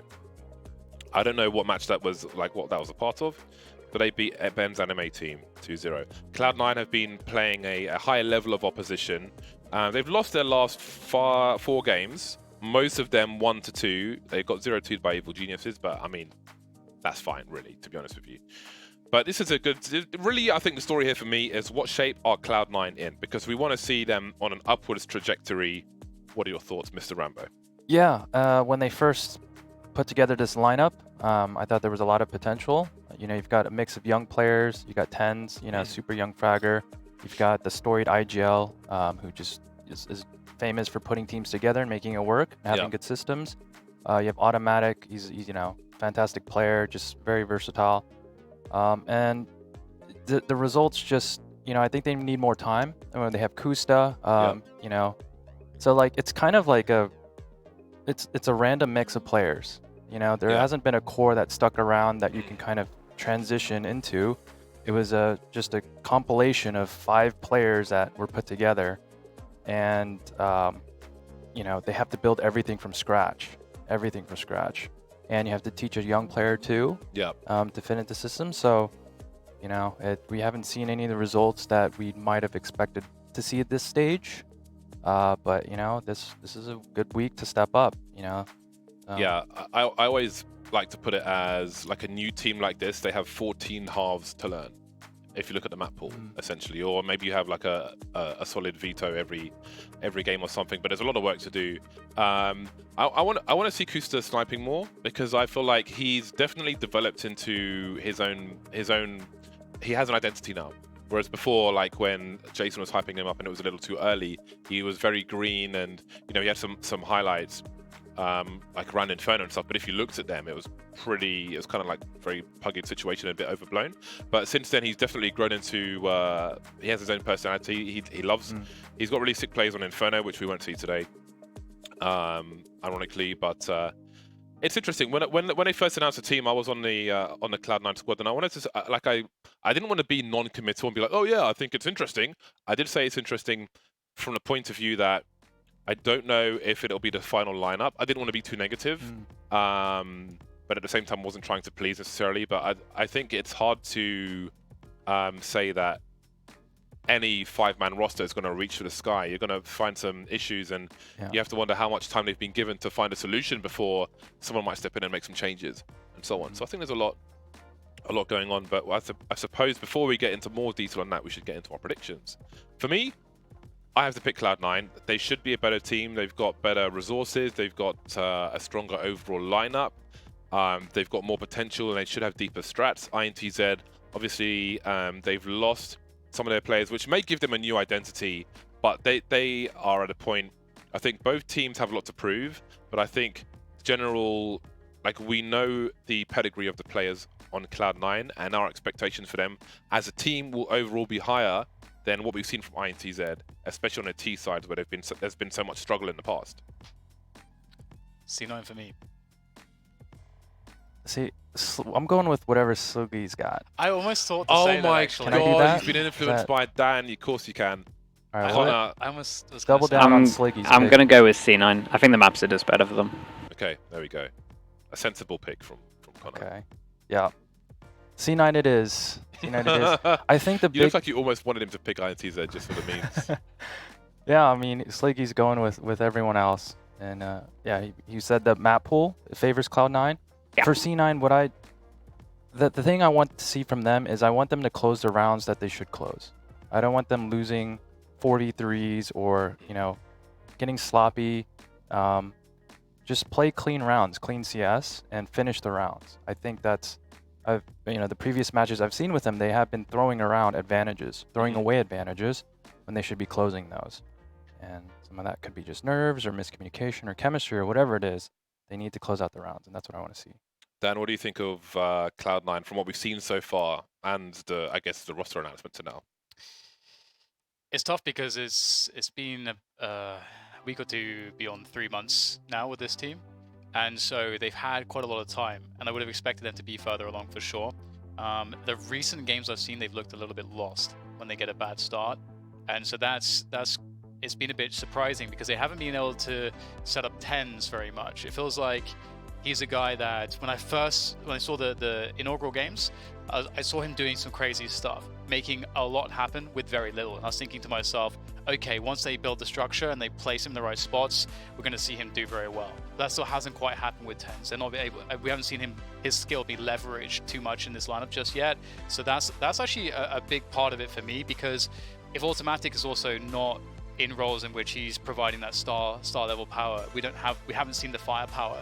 Mixwell also hasn't been very active. It feels like I've seen a passive Mixwell. I haven't seen a Mixwell's taking the ball by the horns Mixwell. So these are some of the things that I'm looking to see change as well as what Ron said. So okay, let's look at the numbers then. See what the internet thinks now. We've got one of the biggest orgs in America versus Brazil, basically. So I did wonder, and the people are pretty much 50-50. So actually, I'm surprised. I think it's hard to have the Brazilian squad defeated in any matchup in terms of the user predictions, because they're such a big fan base. But here they are, 44%, man. You guys are slacking. You've got to get them votes up there. But what do Pinnacle think about this? I think you have to favor Cloud9.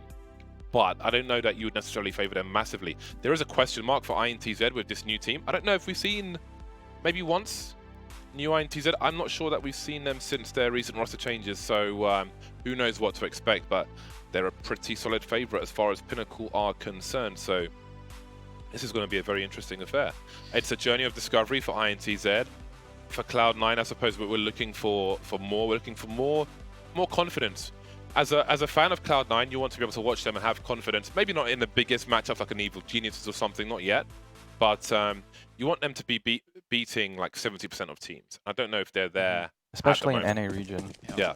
I mean, against this team, all they have to do is just have good basics, and they should close out, because we can expect INTZ to make a lot of mistakes, given their current context, not to speak of them as a team or players, but just the situation they're in. There should be mistakes for Cloud9 to capitalize on. So you've got SHZ back on the team. I can't remember if it's pronounced SHZ or something else, but if you know, then feel free to send me a tweet. 10 standing by oil, waiting for Bush. He'll get one up top. He's ready for it. Had only one bullet left, and down he goes. 3 versus 3, bomb being planted default. Daps with a smoke and a defuse here, as is normal. Kusta taking Yell out. Do wonder if we'll see more sniping from Yell now in this new look INTZ. Always been under the thumb of a more dominant personality as far as sniping goes, but the pistol will continue. Cello now against 2 red health players. Daps the last man standing. He's got the kit.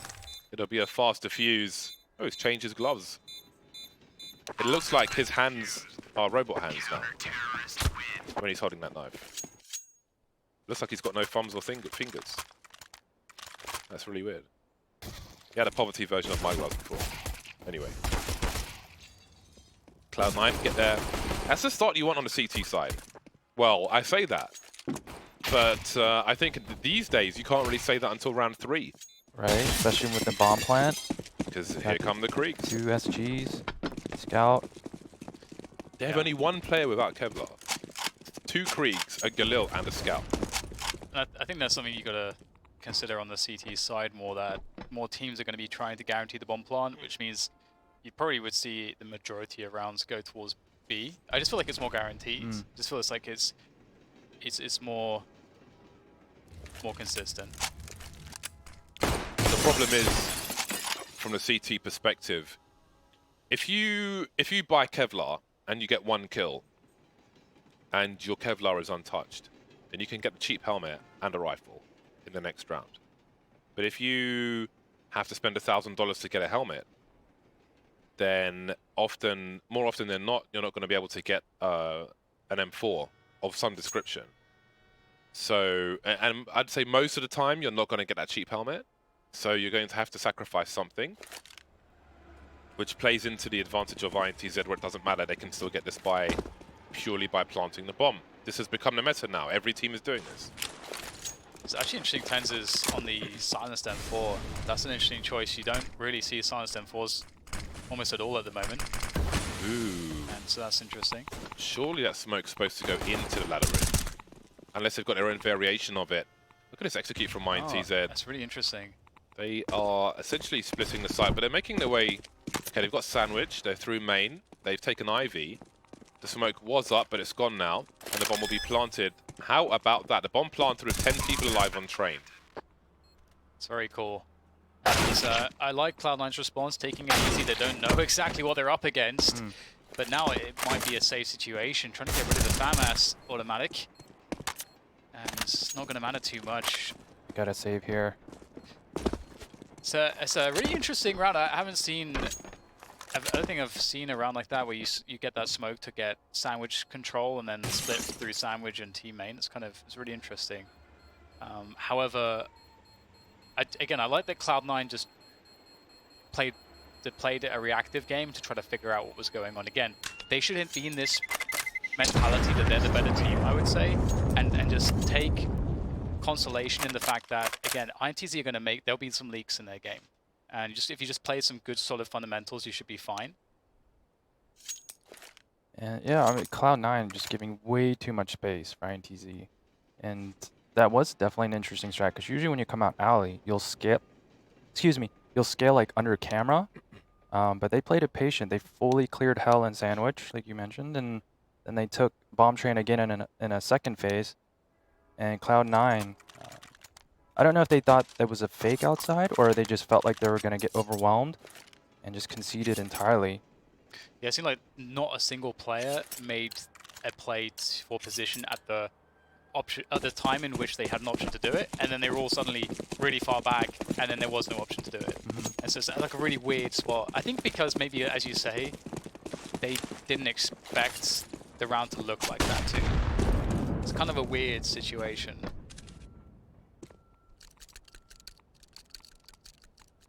Honey Badger, Desert Eagle.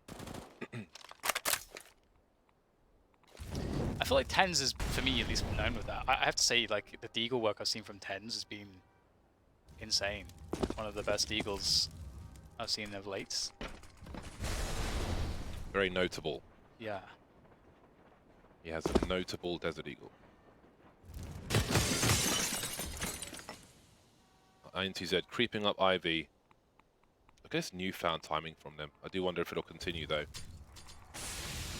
Often with the likes of INTZ and Luminosity before they dissolved, they'd spend a lot of time looking at choke points on the T side of train. There we go, making inroads now for a potential wrap of the B bomb site. SHZ creeping up in the upper B position. That's easy good for two. There's one, they're lining up for him. Could have been three, but two may do. Kusa does not engage with the scout. Got to be real careful. This is an awkward situation for all concerned now. Yell mollies himself off, but he's stuck in C2 spawn of the bomb. So the other two players are by default. This is a very weird situation. Flashbangs are out and the bomb has been lost. 18 seconds on the clock. 1 versus 2. Multiple weird rounds of Counter-Strike now. Very unusual stuff. And Cloud9 are back in control. Well played by Daps. He had a strong angle there and was able to isolate some one-on-ones. Ton of damage. And yeah, you just get stuck back there. And then you still have to cover ground to get to the site. And I think INTZ, they're just getting a little bit too fancy. They didn't need to wrap around.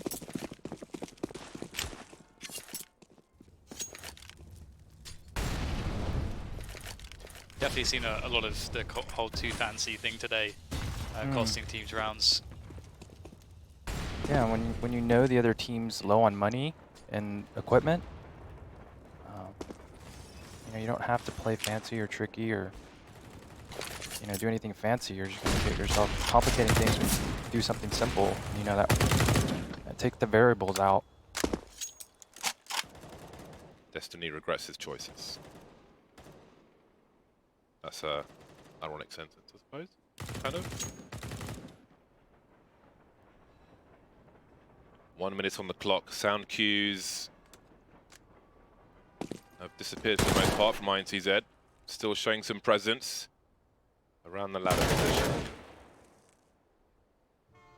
Two smokes for INTZ. So Zand is at least giving sound cues towards main.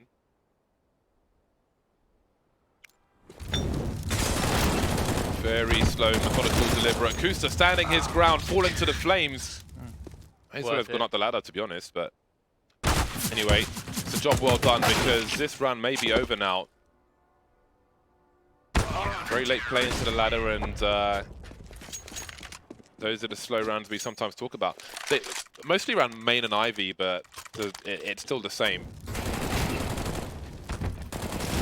Yeah, there is, to some extent, this concept that we talked about earlier today on Overpass, in which it's different to the typical fundamental that you see on most maps, where it's not great on the CT side to go down a man or to trade 1-for-1. It's usually going to be the T favored. If it's in the right, it depends on the context as well, because on train, if you get that kill early, it can be really a struggle for the T side actually, to lose an ace on one player, to have to give up something like IV completely, or just to have enough players in one spot to push together so you can trade as you're moving into position somewhere. So it's actually, I like that committed play around the ladder sometimes because of that reason.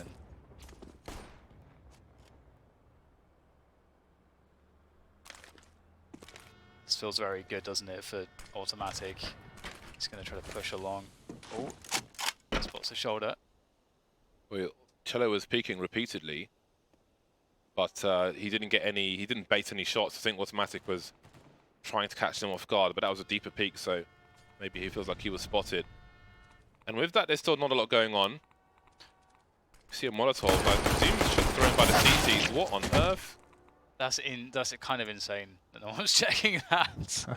But where's everyone? Why is he the only person there? That's a lot of information. That's very odd. No one else really playing off of that play. So maybe there's a clue that it is being played. Team unsure. Pop flash into ladder in the meantime. Stuck in the choke point, and that will deliver.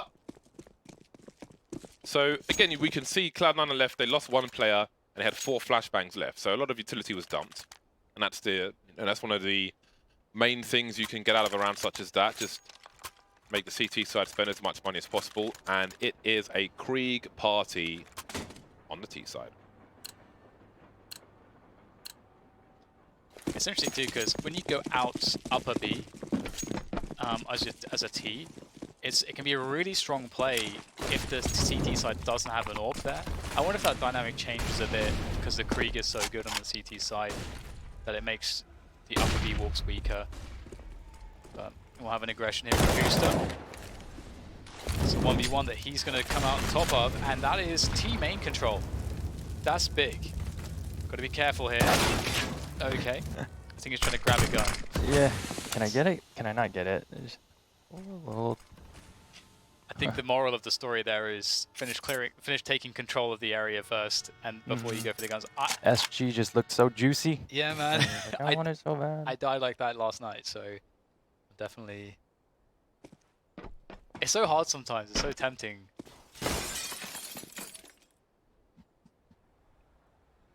Another slow round from INTZ. Yell, is that an Ivy smoke? Yeah, I'm not sure where that one. So Automatic, Oh, he heard those footsteps, at least 2. Ooh, and he has been denied. INTZ just now through the choke point, waiting for the Molotov to go.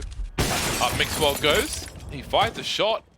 Didn't seem to land though. That allows Cello to make his way forward, deleting players with the Krieg. INTZ with this slow, methodical style only lost 1 player so far. What can Daps really do but try and slither away? This is a pretty interesting round because of the timing of how INTZ executed that push. Because there was kind of a pause for a second there. And one thing that's unusual too is Automatic went straight up the ladder. Like he went up for the flank very quickly. Typically that doesn't happen quite so fast. That's actually getting some damage in here, but he won't have enough time. But he can keep the Krieg alive. I think he heard at least 2 footsteps, and then he was maybe guessing a third was in there, so you know, 3 out of 4. He was trying to get the hero play, but gives away a free one. So that's 2. There's you know, advantage lodge, 5 on 4. You have T mid, and just 2 easy frags that you're giving to INTZ.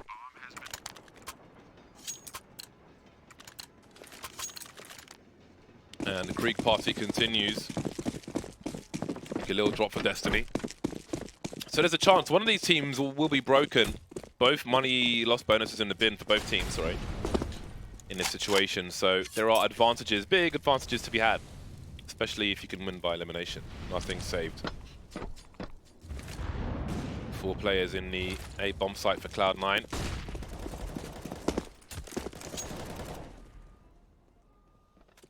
INTZ trying to avoid the initial grenades, the HEs, the Molotovs towards that main position. Kusta avoids initial engagement. Try to flush out the Ts from E-Box, and he will be successful. Now INTZ can take the upper B area.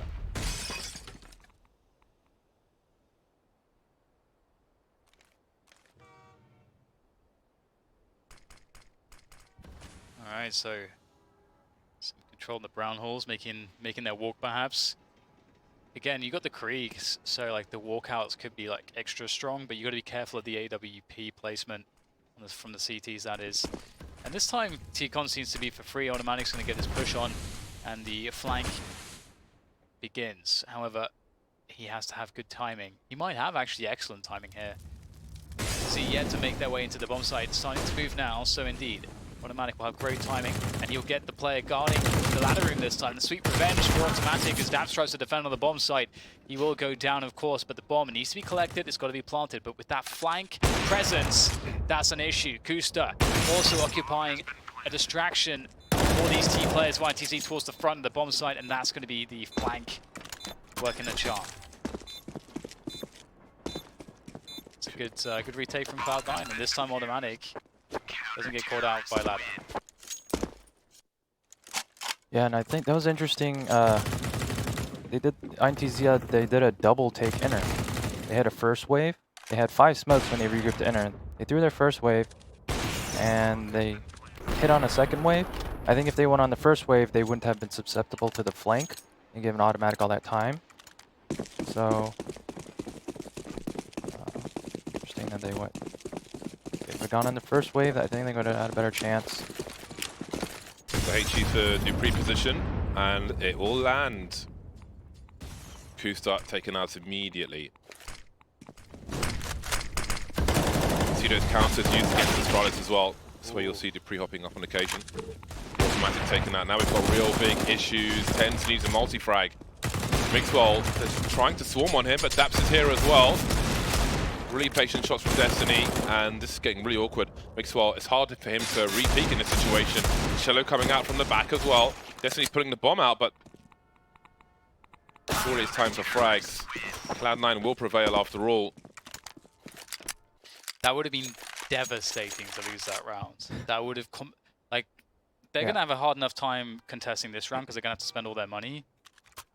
And their buy's not going to be great. They might be lacking nades unless they have a decision between nades and firepower here, do Cloud9. Or maybe not. Maybe not as much as I thought. I thought they wouldn't be able to get as much utility here, but yeah. Yeah, the INTZ getting away with way too much. Cloud9 passively watching mid, and they're just walking out and shooting people, getting too easy of shots. That's a risky play there. Yeah, TenZ is lost in some trouble for sure. That's a nice way to answer back though. Yeah, that's actually so much damage. I'm surprised he went for that, because he had to go kind of deep for the throw, and they were spamming it as well. The risks being taken, but paying off there for Cloud9. 3 players around Ivy. The bomb is on the ground towards T-spawn, so someone's going to have to peel away and grab that. Who's it going to be? Might be Cello. Ooh, pop flash play, here it comes. Flashbang. Oh no, TenZ can't get anything. But he does get the information, that is something. Ivy in control of INTZ as the opening pick is a really strong position to be in. They have a minute on the clock as well. We know the Brazilian style is often at snail's pace, so this will be difficult for Cloud9 to deal with. It's a very free frag though. So many free kills there for Kusta. 3 players now around the main position again. INTZ not through the checkpoints. That said, Destiny is creeping up towards Ivy. And Kusta just waiting and ladder. Another unanswered frag. A wide swing again. It's like late guesses essentially for INTZ. And it will not pay off for them. Last 2 rounds they put Cloud9 on 2 players, but they're unable to capitalize on the potential in this round. They are sent back to Eco Town. Yeah, they got the pick there in alley, and they had 3 there. I think one of the kind of mistakes that I saw is that they left the bomb in T-spawn. And as soon as they got that alley kill, they couldn't really like capitalize because that person teammate can't really go anywhere with the bomb by himself. Can't go out mid or ladder because ladder hasn't been taken. So there was a slight confusion there on how they're gonna finish. Yeah, that's train, isn't it? You gotta kind of from start to finish have a good picture as to how it all fits together. And Cloud9 are in a fantastic spot now. They weathered 2 pretty scary rounds, and now they're reaping their rewards because it's just Eagles for INTZ. Daps has been holding onto his Krieg pretty effectively. It's 12 for 3. This is the money builder. This round for Cloud9, they can't afford to lose anyone. Again, INTZ will try to dry out the opposition. A change of angle from Kusta.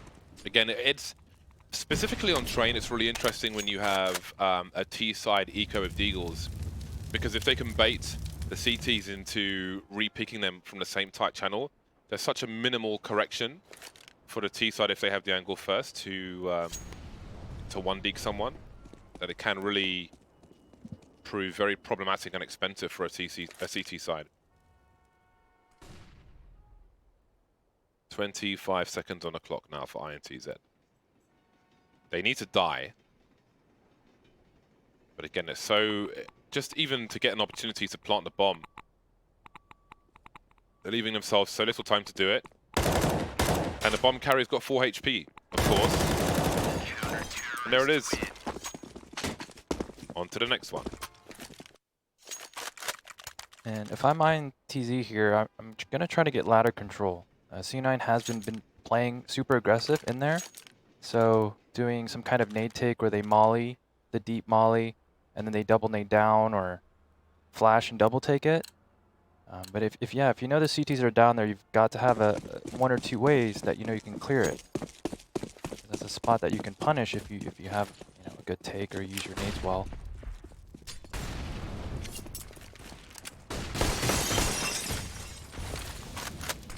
Smoke from Kusa, it's just to delay any drop because they don't know what's in the smoke, they can't molly it out. That's going to buy a lot of time as it serves as a great counter to what you were talking about, but trying to see doesn't matter because in comes the push through T-Con. They've made their way to Olofmeister, but there's still quite a ways to go and they can't get there because automatic stops them. The trade comes through, but there's still not that much positioning here for INTZ. It's just one, but now he's dead as well. Zan's gone, Kusta, now the smoke's gone. SHZ will try to get the drop down, but Cloud9 have an answer for everything. 3v2 with 1 minute on the clock. Problem is, Kusta hears all of this. Well, I say all of it. He hears one player rotating, but he may have heard the bomb. I'm not sure if he's got the range to hear the bomb being dropped on the floor there. Again, you can drop a rifle and it makes exactly the same sound, but not very common you see that happen. Yell creeps out. 2 of the 3 players now by connector, holding off angles, as you can see.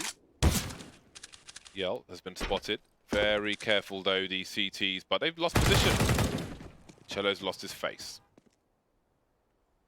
Up the ladder, Kusta goes. Now, he's the person to stop the rotation, so he has to be careful not to be eliminated. 17 seconds. What does Yell choose to do? He knows he's giving sound cues away. And again, 10-second mark, and it's another round in the bag for Cloud9. 9-2 at the moment. I love how you could have picked up an orb, but keep the Krieg. Because you can buy an orb, but you can't buy a Krieg. The Krieg is so OP. Even though this thing was like, what, $2,000? I'm not sure why didn't they go inner. Yell had inner, he went lower. The guy above ladder could have got bomb and planted. Yeah, that's a good point. He peeked down the ladder when he could just join his teammate. Yell had an angle on connector as well. Maybe he was expecting a fast flank. So, you know, maybe outbraining themselves.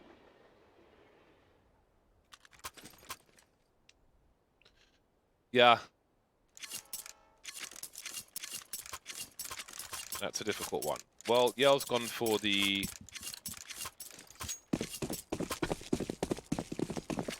Krieg and no grenades.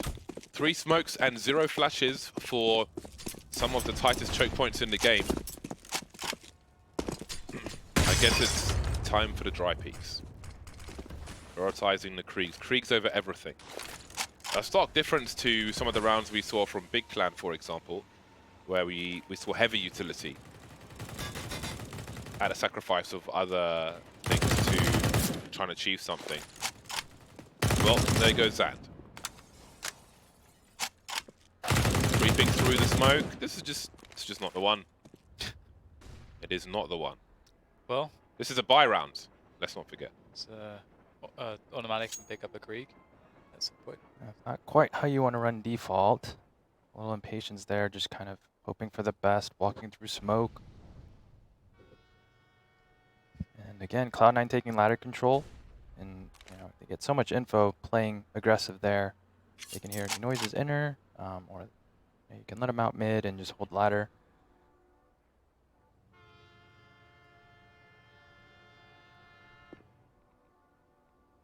Guesswork.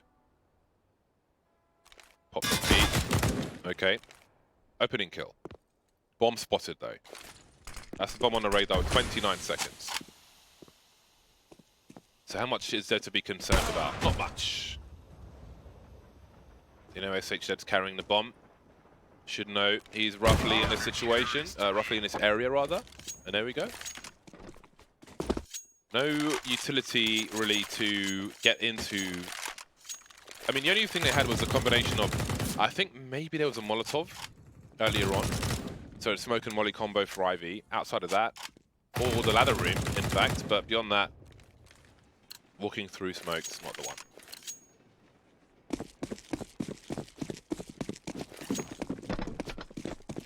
Now we're on the Deagles. So I think low on utility, a play like this with some flashes, maybe there would be more mileage in that in the previous round, at least for me. Ugly ass Krieg. TenZ is holding, but he won't be holding it for long. Automatic is close, he'll drop the Molotov. Incendiary rather.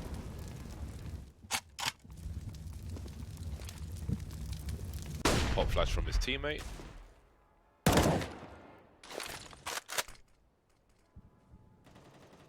Daps has gone hiking.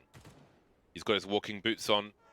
Does he swing round to check the showers though? Because if he does, he will find a lot. But, oh boy. Now we've got problems because no one is on the B bomb site at all. However, not going to engage. He's looking for more Daps. I think he's going to call that inner as clear because he only sees one. He's going to think they're outside.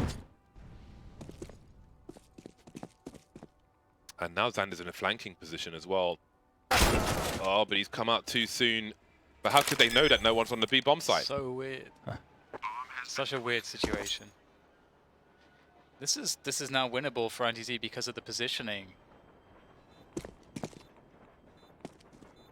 Now SHC needs to make sure that he's not too far away. That's going to be a kill. There's one though.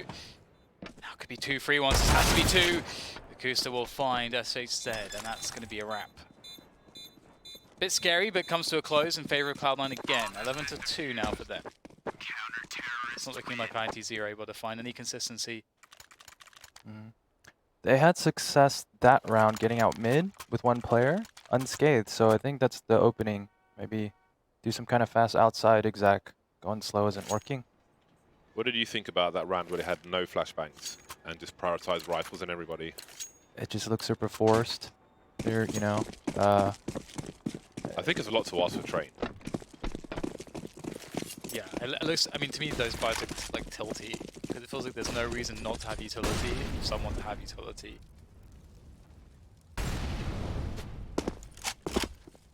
Maybe leans towards a lack of depth on the T side. Yeah, it could be if people are getting, if people are feeling like we don't really have a plan anyway. Well, they've got a full scope buy, plenty of utility, and it's a raw peak of the Krieg, which works to a treat on the B bomb site. And look at the inroads Cello is making on the B train yard. He is almost at the other end. So strong when you can do this, but he's still the only person that deep. Got Yell falling back up again with the AWP. And SHZ still by the sidewalk. Only Cello is deep. I think they could have done more of this positioning. Still 4 players alive. Cello creeping. Some free fire, and he's not quite going to hit the mark. Going to lose the duel to a 5-7 with a Krieg up close. And again, now they don't have position. They're not on a train yard. It's a 4 versus 1. Dan's going to get sprayed into oblivion. Not quite able to do enough there. The defuse will come just in time. Maxwell just said no. It's just like he just did all that by himself. That's amazing. yeah, that first one was huge. Was able to get that first one with the pistol and then takes out 2 more, or 1 more at least.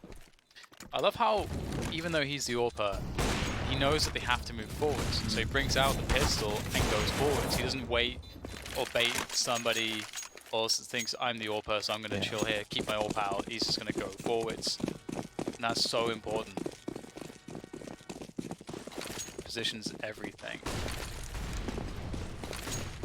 Okay, INTZ changing the pace entirely. Zan taking a lot of flame damage.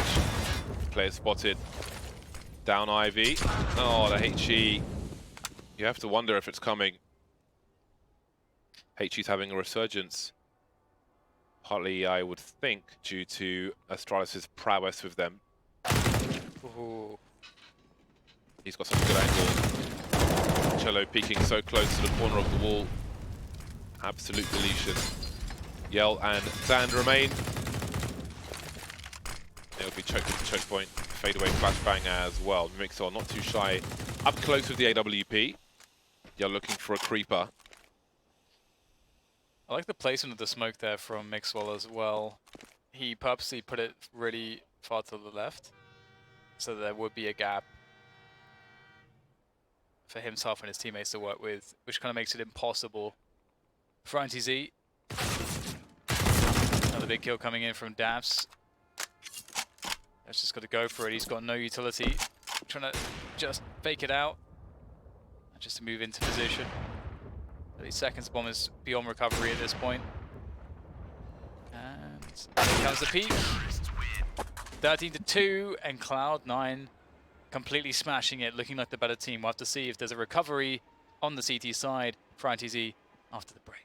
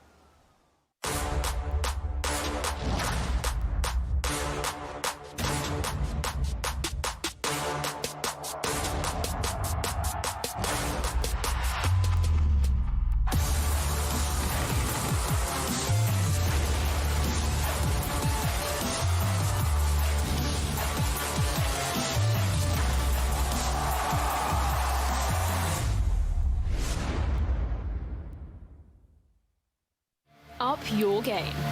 128-tick service for the smoothest, most responsive gaming experience ever. Ensure you game seamlessly with our state-of-the-art FACEIT anti-cheat. Track your progress with advanced stats within your community, country, or region. This is the true ranked experience. Sign up now at FACEIT.com.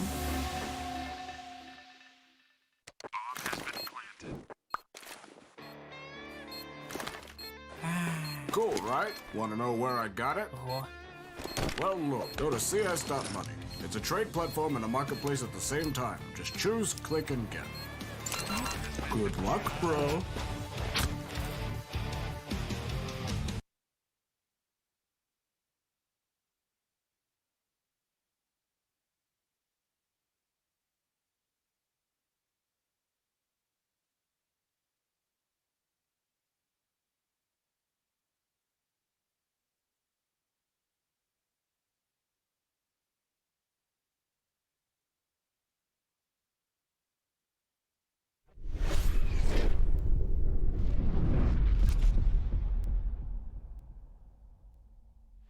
We back, but will INTZ find their way back into this game? Can they do it? It's not looking great for them. Only immediately 2 rounds on that T side of theirs. Cloud9 could end it all. Could choke them out with a pistol win.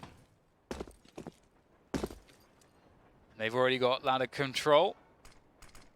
But look at this little train of INTZ players coming from B to say hello on the flank. This is going to be surprising. There's a smoke down there.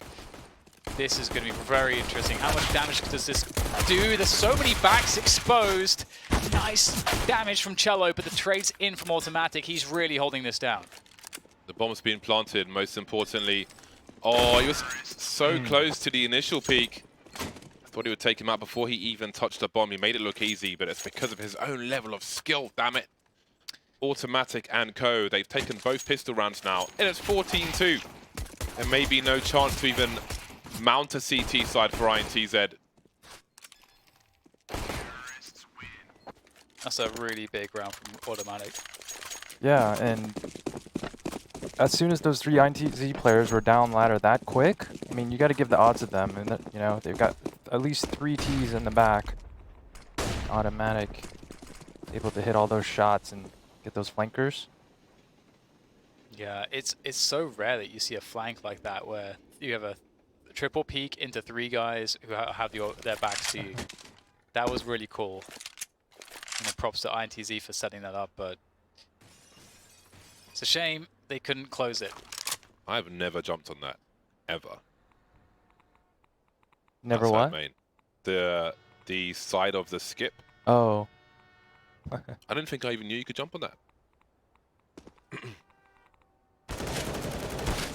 1, 2. But has he got the 3rd in him? Perhaps he'll not be given the opportunity. TenZ needs to protect these weapons now as well. He will fall. All right then. INTZ. That's a very important frag from Cello. 2 for him, 2 for SHZ. TenZ is half health. Now he's quarter health. Quarter health. Pre-firing. He was actually correct as well. Ouch. All right then. It's not over. I have to It's say, not over yet. this is a spot where I see this happen a lot actually. The games that we've commentated, James, that's happened so many times that the team running all the rifles, when they go through Ivy, there's that spot where there are 1v1s available for the CTs, unless the nades are present. Yeah, it's one of those angles you can't swing out together in a pack. You know, it's like 1-by-1 angle. Yeah. You know, so when you're CT and you're posted up, you're going to get some clean shots. It's a meaty flashbang. Yell looking, fishing for something. Distraction being run from the ladder position. That looks very deliberate. Daps just swinging around with the P250. The Deagles are the real threat. There's a smoke for the Olof position. Yell has a little less to worry about. Great timing. Might even find a second one.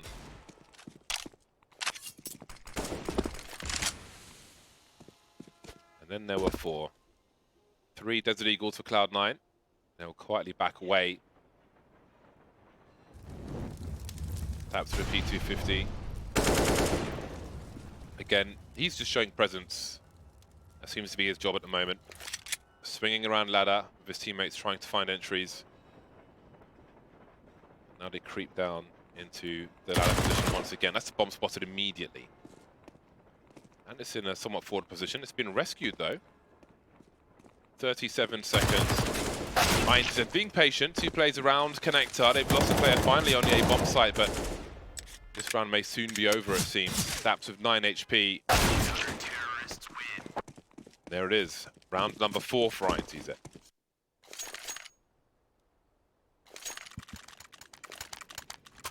So they will add some delay until Cloud9 can get themselves into a buy that resembles something workable. But they're going to get there next round. And I wonder what Cloud9 will go with. I would expect to see a pretty clean default. I think that's always a good place to start.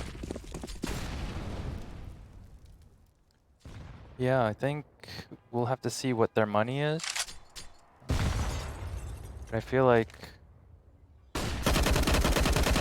next gun round, what do they have? I think doing something fast outside would be my call.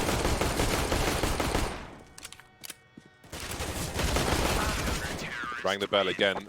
Sometimes you need 3 headshots of a Glock. Maybe not from that range, but 1 won't be enough. 14-5 in favor of Cloud9. They are back on the buy once again. They've got about 4,500 average, or just below. We'll see how they mix in utility with rifles. Kustar is going to go for the Krieg, but they've got a reasonable level of grenades to go with these Kriegs. Plenty of smokes, plenty of flashbangs. INTZ look to start on A with 4. Oh, I like this face in the wall to avoid the early flashes. Cello makes his way in. He will be denied, however, by Mixwell. Bouncing off the ladder, 12 HP, gets out of there in case there are grenades to follow. And the pain continues for INTZ on A. Looks like you might get some kind of an outside play run after all. 2 picks there for Cloud9 to work from now. INTZ got to take some gambles. They've got a lot of values that they're still holding on to, that AWP included. And they don't see anything towards outside. Right now, Cloud9 just slowing it down, trying to see if they can get something to capitalize upon. But instead, it's going to be the reverse. INTZ will make the plays.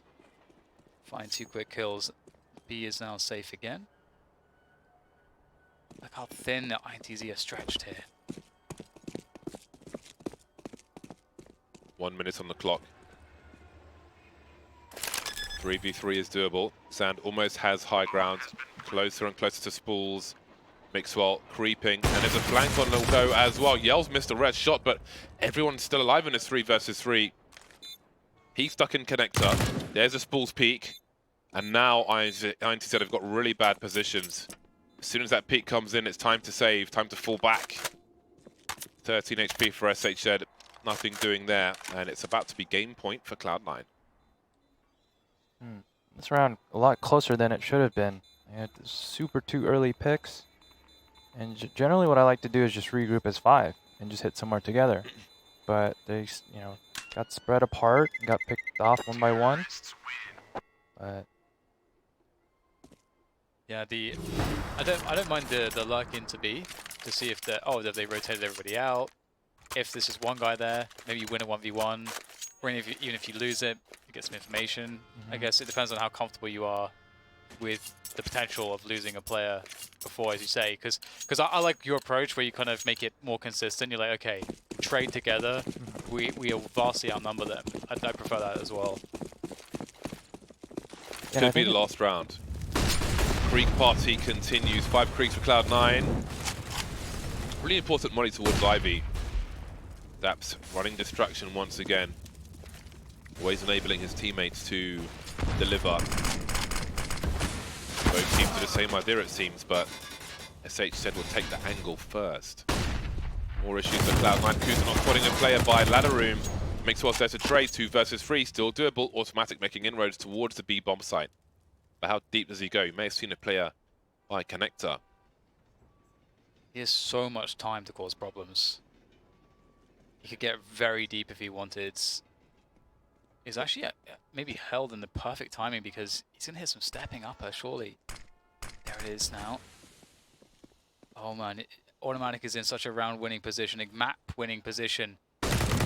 Goes for the immediate kill there, not waiting around to slow play it. Good trade comes out. Now it's up to Mixwell in the 1 versus 2 after plant. SHZ rotated through CT. Mixwell may feel like he can't really leave this area. Moves just in time though. You can see SHZ on the high ground. Doesn't know where the second player is coming from. But yeah, they don't know where he is just yet. Oh, he's going to look to his right, taken down from his left.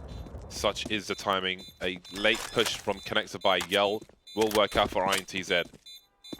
And they make it to 6. Nice try there by Automatic. He found the opening. He knew that his teammates got the distraction outside. And it was a great shot by the rotator, INTZ. That keeps him in the match.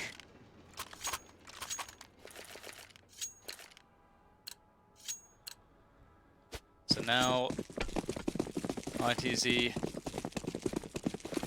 do they have any way to mix things up? It's always really scary because you don't want to have the same approach all the time, but don't have even any time to speak about that. We have a fast play from Kusta towards Sandwich there for the brown train. He will get spammed. Those sprays are giving INTZ a lot of results in that area specifically.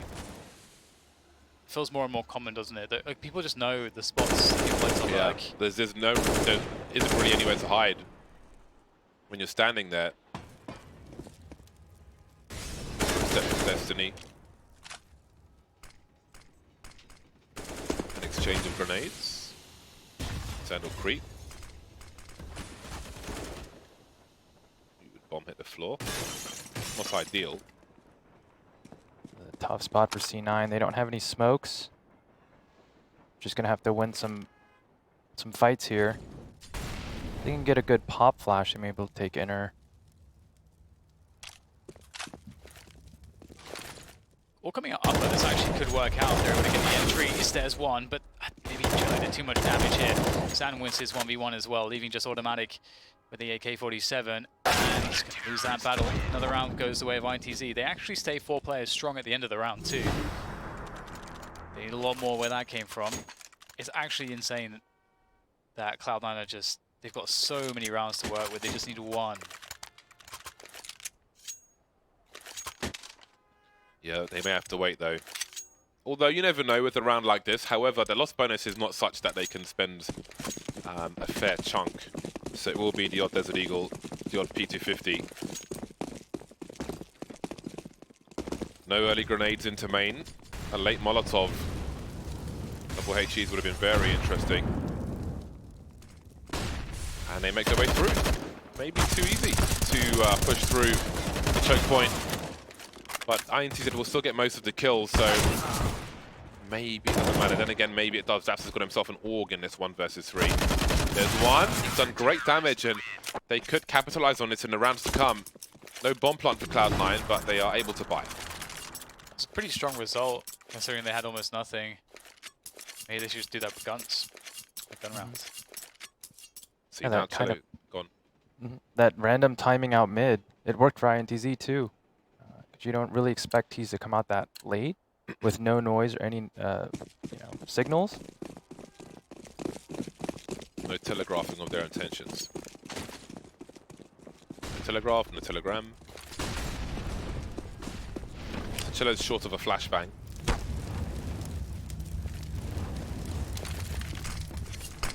Yeah, will be heard running away, but you never know. Sometimes it can be a bait. Sometimes one player can run away, and the second player is just standing there waiting for you to push the smoke. He has crept through it though. Yeah. I think that's a really good point. Honestly, doesn't ever feel safe. But look, he's made the right read. He's made it all the way up Ivy now. This could be the catastrophe for INTZ. One, almost catching the second one. He's got so much position though. Molly will tell the CTs where he is roughly. Oh, there was a chance there for Daps. Still a man advantage. Zand wondering what is the status of the B bomb site. The players are flooding in, but the bomb still needs to rotate in the meantime. TenZ is still creeping. The shadow gives Cello's position away. Then there were two left rotating back towards the A site, picked on B. It's all over the place here for INTZ, and Yell is in a 1 versus 3. He has a defuse kit and an AWP, a hope and a prayer. Well, it's all come down to this for you, Mr. Yell. AWP and a 1v3. Bomb ticking away. Let's see what he's able to accomplish. There's the first one offered up for free. You know, looking to see if he can find some information here. Where's the next player? So many places for them to be. And, oh no, is he going to get knifed? Oh dear. Alright, there it is. Shot in the back, 16-8. Cloud9 have taken the first map. Big numbers for Cloud9. Very, very nice first half, obviously. INTZ able to turn it around in the second round of the second half. But maybe just insurmountable. Such a big score for C9. Really hard to come back from these kind of leads, I think. Yeah. If INTZ had started on the CT side and won the pistol, I don't think it would have been a mirror scoreline, but there would have been plenty more fights, I think, in the second half. However, that was not to be. The T sides are still a struggle for the team. The Brazilian team is below tier 1, I'll say. I mean, they made some good, like there's some close rounds here or there, but the general game plan just seemed a little bit too, again, all over the place.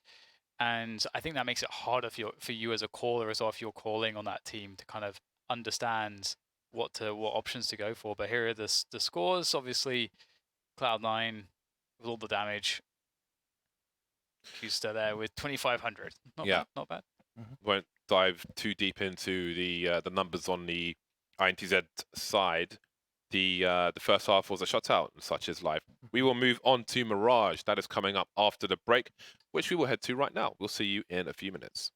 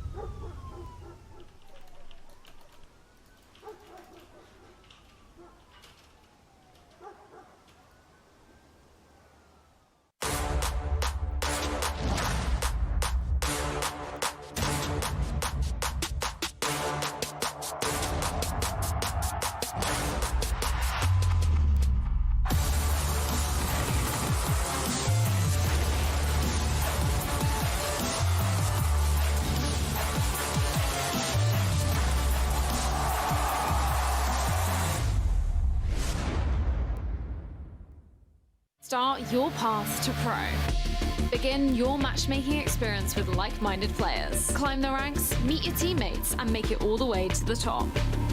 Rise through the ranks to the FPL circuits and play alongside the best players in the world. And who knows, you might just be the next Saiwu. Begin your road to pro at FACEIT.com.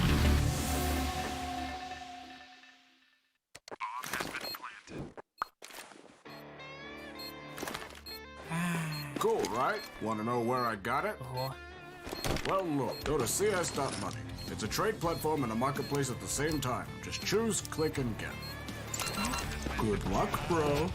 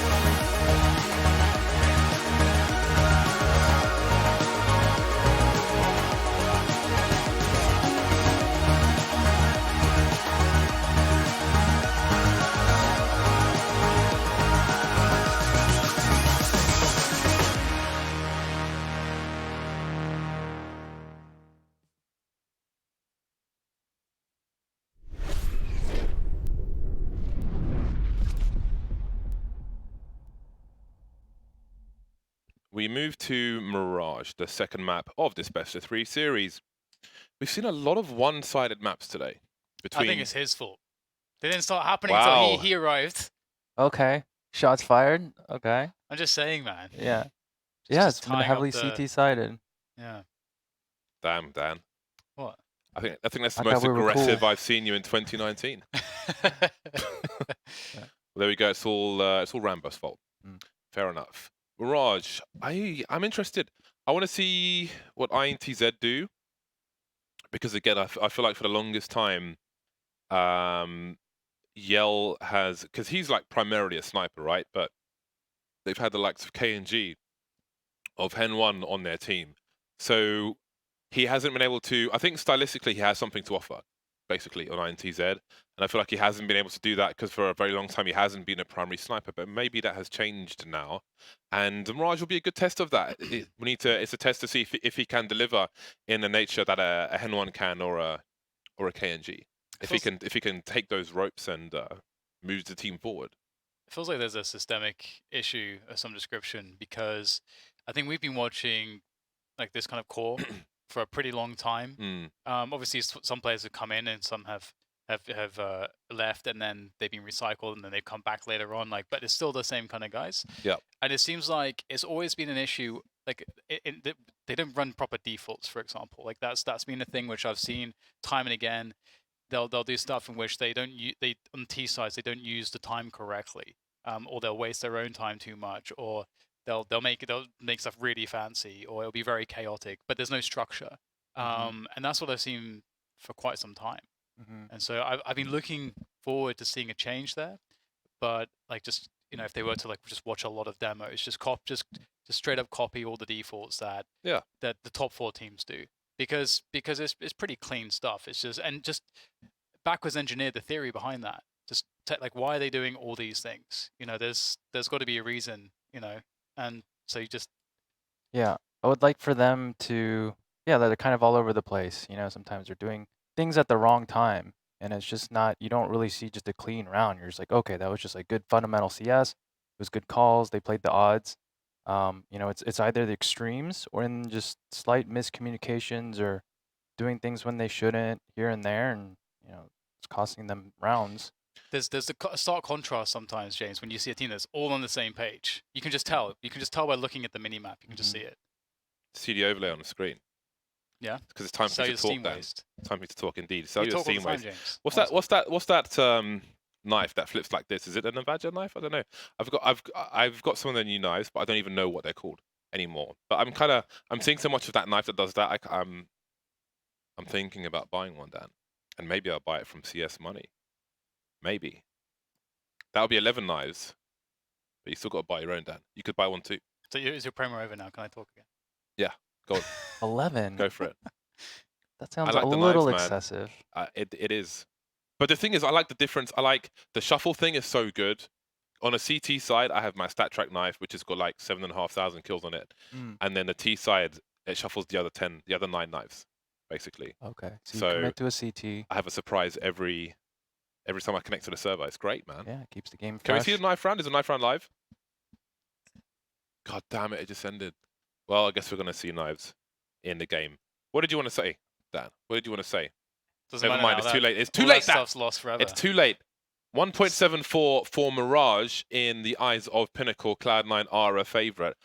I'm a big fan of Mirage, man. I love me some Mirage, even though playing it really sucks because everybody's an idiot in pugs. All they know is A with smokes, and they don't even know map control or how to smoke connector. So all it leads to is disappointment, you know? I tried playing with you. I can't do it anymore, James. Why is that? Because of the people that are in your games. Ah, yeah. That's what Elo Hell is. You just can't escape it. Well, I did escape it, and I just realized that I don't want to ever go back there, so we need to boost you somehow. We're going to fix that. That Elo of yours. It's around a cool 900 or something. Once you kind of get out of that quotes Elo hell, you get kind of a little bit into intermediate play. And everyone kind of knows all the nades and knows what to do. It's much better comms. Like, as you get better and you play with better people, game becomes more fun. It's a significant improvement, yeah. And here is a quick push in. Well, I say quick. It's A slow push that was eventually quick into the A bomb site.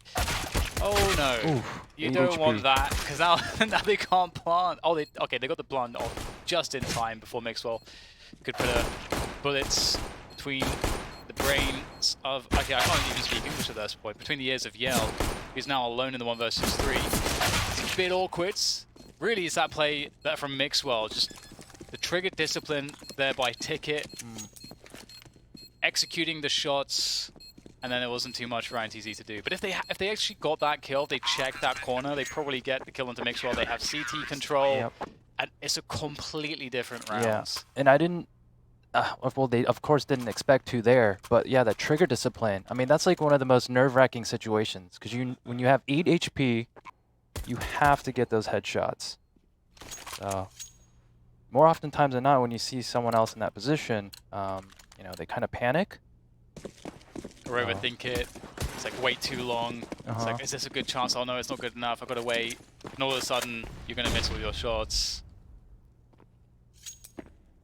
Definitely an experience thing. You rarely see the pros mess up spots like that. Camps is going to find an unwanted surprise at A ramp. Go for the push there and get some info. 2 players. But look at this. It's just so strong, the buy. 3 Kriegs. It's crazy the firepower that is available to INTZ, but they're going towards A. And this setup is not going to be too bad. Automatic doesn't have any flashbangs, which are very strong from this position, nor anybody to flash into the A site. But he does have Kusta above. Kusta without any nades either. So it's a pretty tough spot. Mixwell has some utility. A smoke towards ramp or something would be quite timely at this point. Something to slow them down. Kusta here is a good double.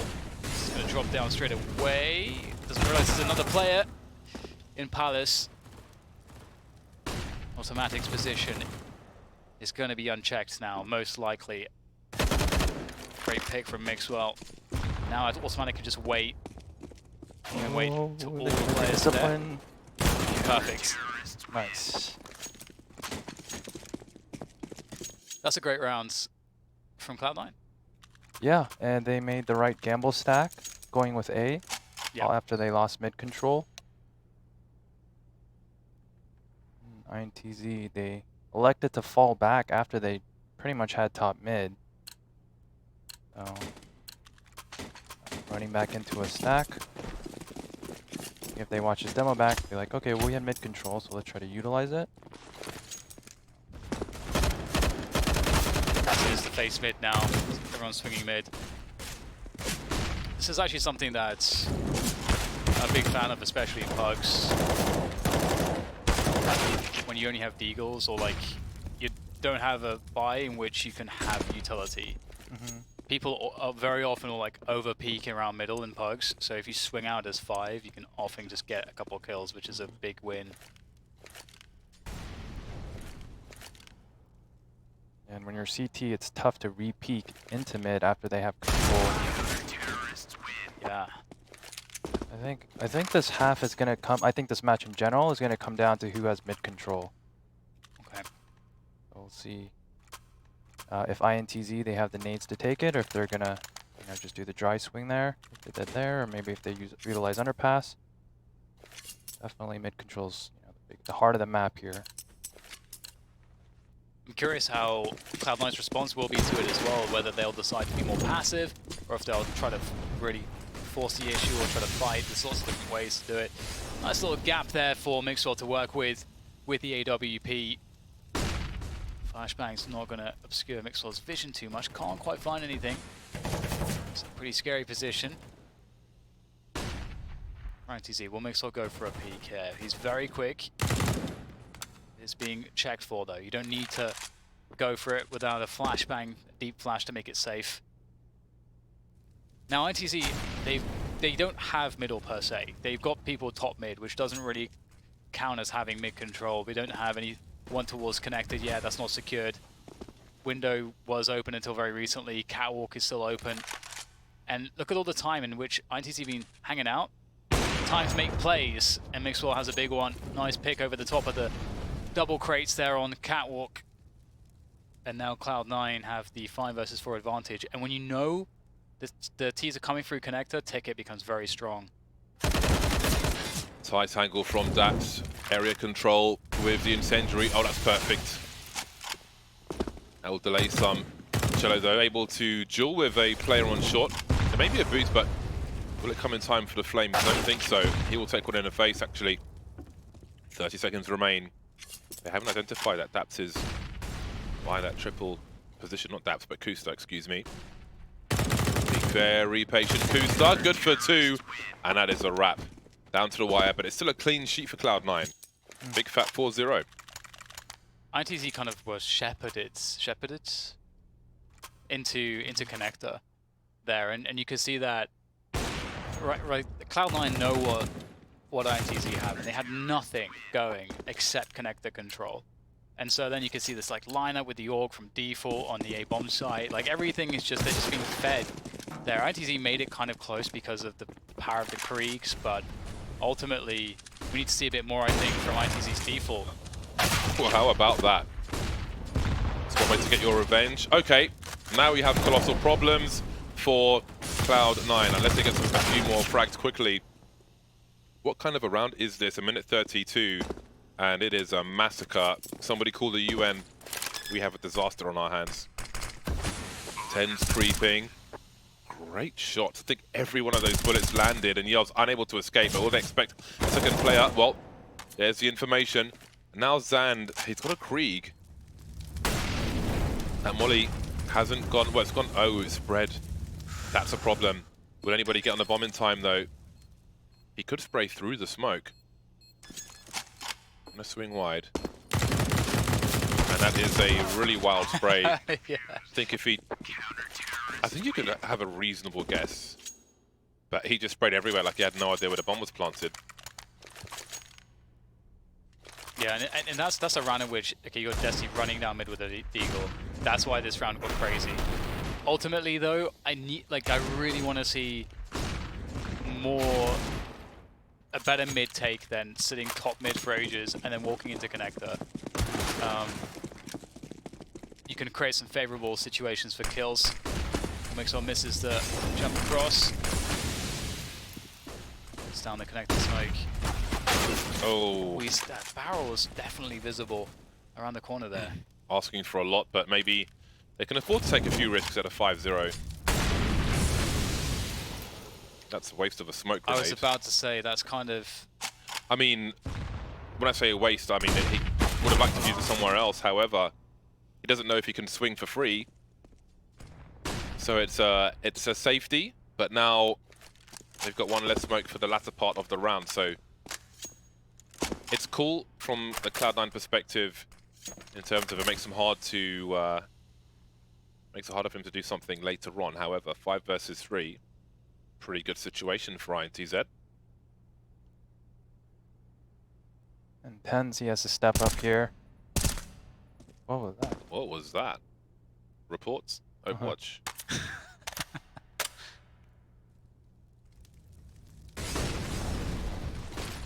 Trying to figure out where to deploy a flashbang from. So many targets in the window. Mixwell spots one dropping, and he's only good for one, unfortunately for him, but fortunately for INTZ.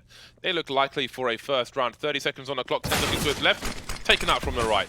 And then there was Daps, not really in position to do anything. And the money's not there for Cloud9. It's a 5-0, but INTZ have been putting work in. They've been doing damage. And Cloud9 are heading towards EcoTown. Did he get a sound cue in the apps, 10s? Or was it just kind of like he saw a ghost in his peripheral vision or something? I think maybe he's just like, the smoke's dwindling down. Might as well just take a few pop shots. Yeah. The way he kind of snapped towards them would suggest a sound cue, right? Or, yes, it seems or some urgent. description. Seemed like a reaction. Yeah. They will creep away, INTZ. What's really interesting, I believe TENS has a really slow sensitivity, but he looks very fast. I don't know if he's used his Axel. I'm going to check. I'm very curious about this. It'd be great to have a compilation of pro players' setups, specifically like... Setups or settings? No, everything. So set up like how they're sitting, distances of various things, the specifics to the grip style as opposed to a more ambiguous. There's a website for settings. No, I'm talking about more detail. I know, we already established that, Dan, but I'm footage. saying that there's a website for settings. It's called Pro Settings or something along those lines. Nah, yeah. I was mad because my settings weren't on there. I think they are now. I think they put them on there. But they're probably out of date. I need to actually update my information. Tenz was born. Tell me, when was he born, Dan? Do you want to know? Well, now you have to... After 2000? You can't say that May and then... 5th, 2001. 2001. Wow. Okay, we've got some Deagle action. Is he able to escape? No, he isn't. Tenz delivering another Deagle kill, but the trades are here. And the guns are protected. Mixwell with the AWP, which Daps picked up at the end of the last round. Molotovs galore, get through the choke points though. No dilly-dallying, as they say at Wimbledon. Mixwell had the right idea, but not quite the right position. Daps creeping. Flashbang will be avoided, but the Krieg will not. Mixwell surely being spotted now by Yell, who backs away. Perhaps he wasn't spotted. Yell checking CT spawn. Mixwell has to try and save this AWP now. You can see he fears a spray. Ooh, caught with a grenade in his hand. If that was a smoke, it would have been so perfect to allow him to escape, but it was a flashbang. Hiding in plain sight, Mixwell. There's one tag through the wall. Oh, that scared the crap out. Yeah, didn't see each other coming. So, what was your sensitivity again, James? What was it? Yeah, what is it? What is it? Now. 1.5 at 800. Okay, so Tenz is 1.1 at 800. That's what I was, essentially. I was 1.15, but I'm sure he plays with his arm on the table, where I played with my wrist on the table. Right. So, yeah. You need to get your arm on the table, mate. My problem is that my my mousing form is complete arse. I don't know how capable I am of changing, to be honest. You can definitely. I made that change long time ago, but I was already 10+ years ingrained with what I was already doing before when I went into making that change. You can learn it for sure. It's literally what you're doing now. Just your form is just now resting on the table, so you can actually incorporate the additional techniques pretty easily from there, I would say. How about that for a combo? Kusta with nowhere to go. All dressed up with nowhere to go. Whose lyrics are those? Maybe Kanye, I don't know. Ball of lyrics. One of Kanye's ghostwriters, anyway. Ooh, no one peeking it. Looking for some damage here with these pistols. INTZ will deny.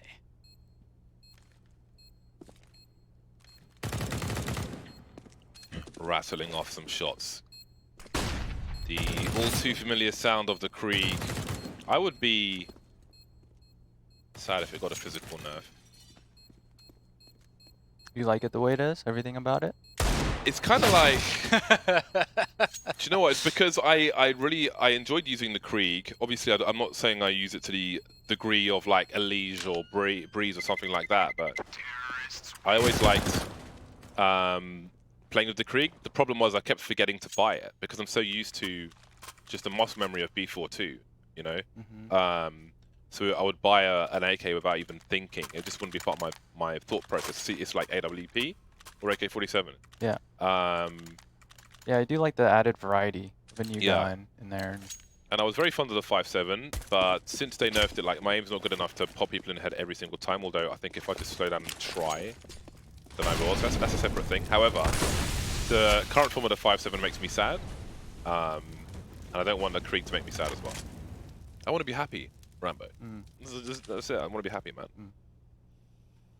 Pick your arm on the desk. You'll be happier. Guarantee.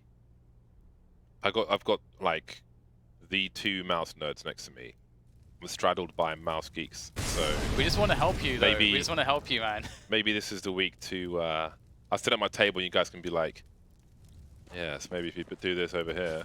Well, one of the reasons why it's interesting, like looking at certain setups and stuff, is like Tenz, for example, he has your sense, but you could see it, the way that he's able to control it. There's definitely lessons to be learned there, because replicating players who have really good mechanics or backwards engineering it is, I mean, that's what you should look like ideally. Like, you should be able to get there, right, or as close to it as possible. So what's the road there like? 45-ish seconds for INTZ as they establish the A with smokes. We have SHZ with a late lurk in B apartment, so if they go for that short plant, then we're looking at versus pro strats.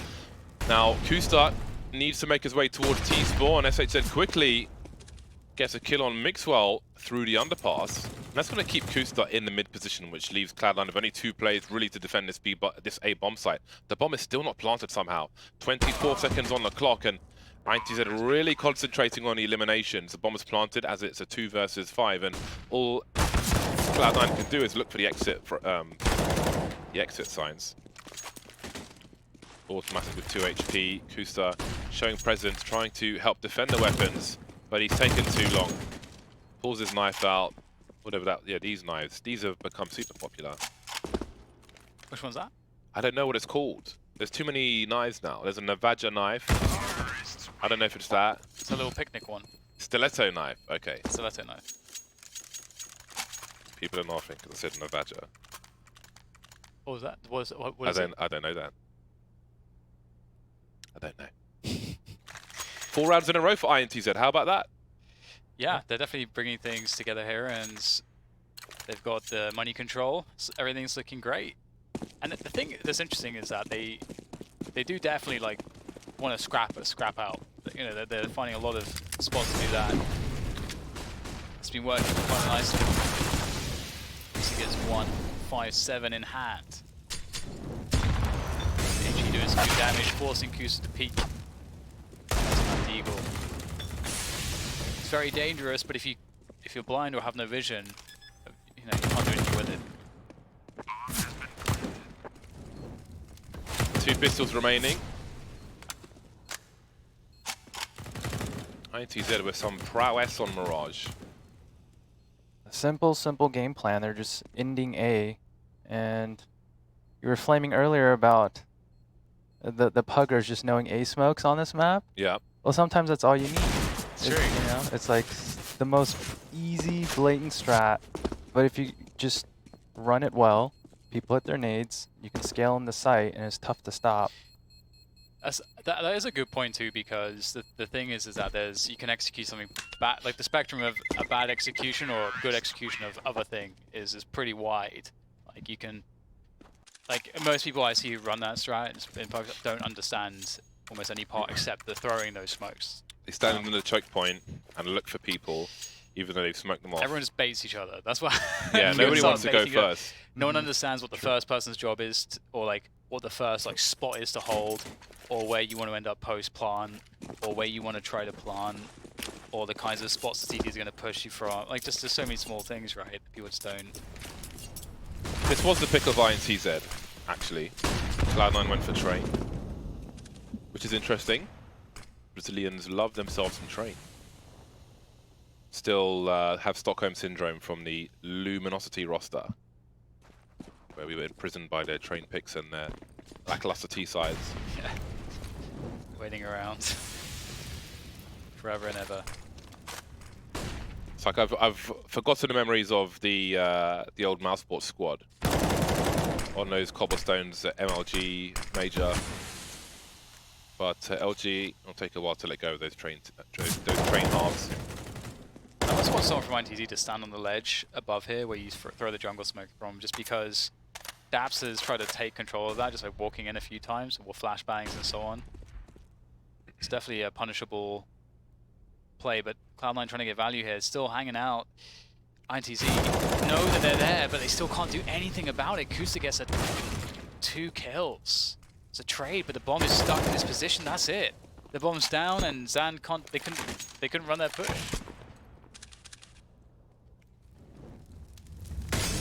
Get the push going. Combo 16 HP for Zand with 27 seconds. As he just tried to run away. He smokes himself off. What can he do after that? 15 seconds now. Does he make the choice to die? essentially. They have so much money, so it's, I guess, inconsequential either way, but you don't want to give up an AWP. Smart from Cloud9, because they do not have so much money. And while they could chase him away, is it worth it for the long game? No. They've lost 5 rounds in a row. They need to keep their money together to spread the wealth in this round.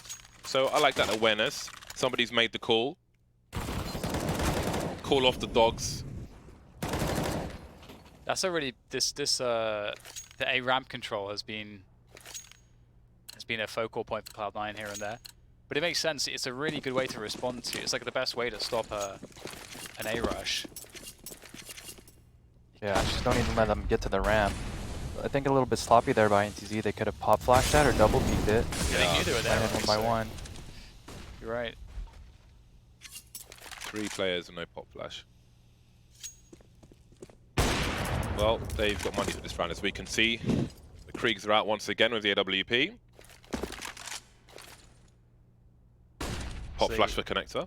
They have players coming out under pass the same timing, so that's good. It's a really committed mid take here with 4 players, meaning that the extremities of the map, there are openings if there was to be a push, except Palace. But the abs and A ramp are open right now. Brave play, trying to catch a CT off guard. Oh boy, in the dome. It's always the headshot with Mixwell, like a vintage Guardian. Always the overkill, 448 damage. There's Yell with the AWP. There is a chance for INTZ. 3 versus 4. Cloud9 players crawling all over the map though. That said, only INTZ is in the B bomb site. There's a flashbang from B for a peek in mid. Don't see those very often. The scope in was too late. The final players spread out, and now Yell's on the B bomb site. INTZ will simply wait.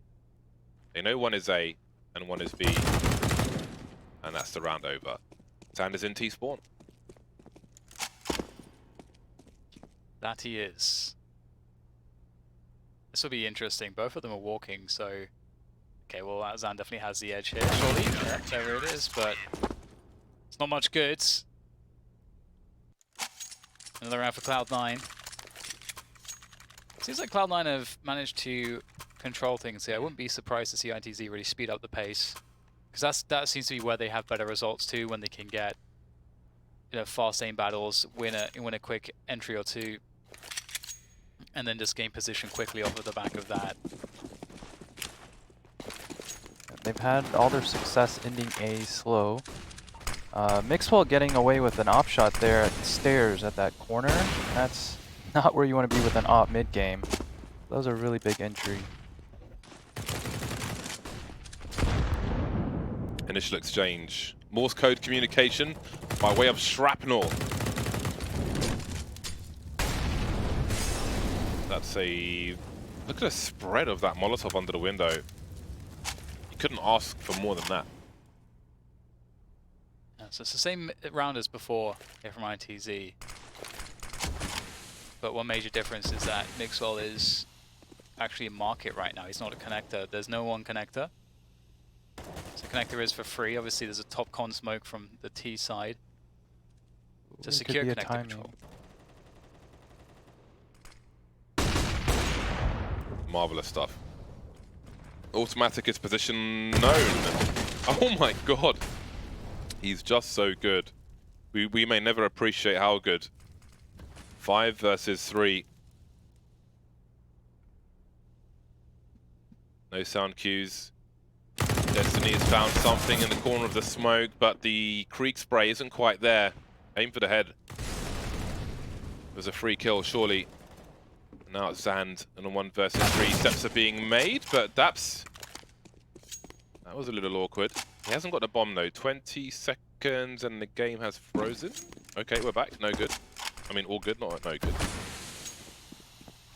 He may have a bomb plant in this. Then again, maybe he doesn't. 8 rounds for Cloud9.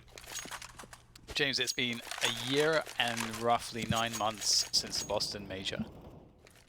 So we're coming up to 2 years since the Boston Major. And what's interesting for me with that is that Neither Cloud9 nor FaZe since that point have looked as good as they were at the Boston Major. So it's almost 2 years. Yeah, not even close. I am disappointed, Dan. 2 huge brands, 2 very exciting brands. I wish it never ended. You know why? Yeah. Because Cloud9 just disintegrated afterwards and Skadoodle retired. Not immediately afterwards, I hope he but comes still. back. He might come back, I reckon. Yeah, I mean, hopefully his live streaming gig fails completely so he can come back. And that's how you want to hold down the A bomb site. Molotov behind the smoke grenade. Really hard for the T's to make a play through that. And they've dumped a lot of their utility INTZ. They've got Molotovs and a flash here and there. That's about it. They spread out, they reset. Kusa's gone through the smoke. He could get picked off though if INTZ push. But now they've got 2 around the A bomb site, which normally means an A play, but then 3 in B apps. Trying to reset the situation with the time they have available to them. Bomb's been spotted in B apartments, and they're going to head over with some risk limitation, it seems. Bomb drops a Cello. Makes well spot 1 cross, but how long can he hold a tangle for? He knows the player's in the site. Got to reposition, and there's a delivery. And Cello doesn't commit because the other 2 players towards the A bomb site are starting to creep and take the site now. A long rotation.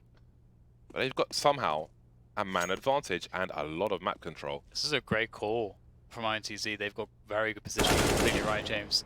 Everything's unknown for Cloud9. They've been completely outmaneuvered. Really good play here from INTZ. It's actually really interesting because there was a couple things ironically working against Cloud9. They had automatic on a ramp, hearing that, I think it was Daps that died or something. Automatic hears that they're running back. See, so, or I think maybe it was Kusta, whoever it was, they hear that they're rotating. TenZ is already pushed, but sees nothing. It comes back to spot the bomb. So at that point, Cloud9 are kind of everywhere, and they've acted on a bunch of information that's become bad.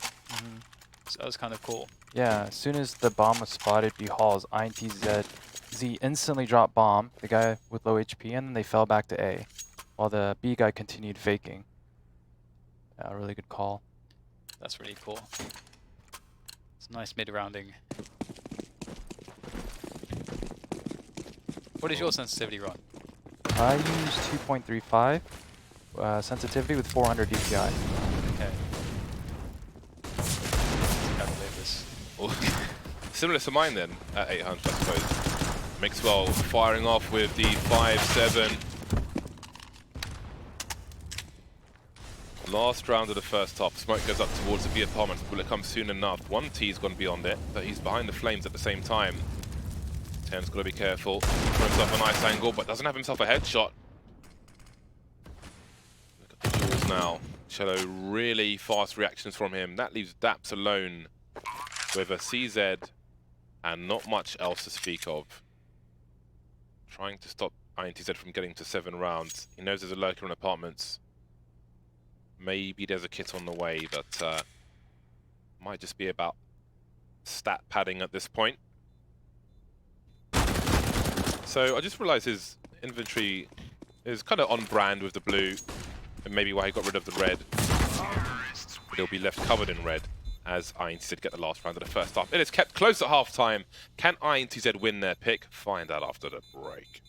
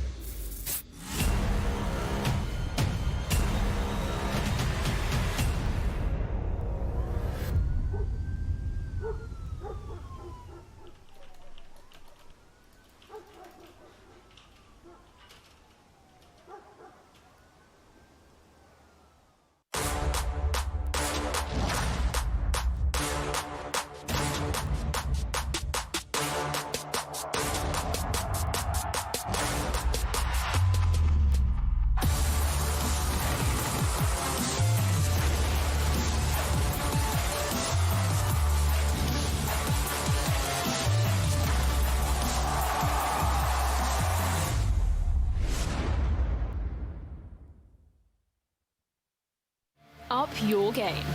128-tick servers for the smoothest, most responsive gaming experience ever. Ensure you game seamlessly with our state-of-the-art FACEIT anti-cheat. Track your progress with advanced stats within your community, country, or region. This is the true ranked experience. Sign up now at FACEIT.com.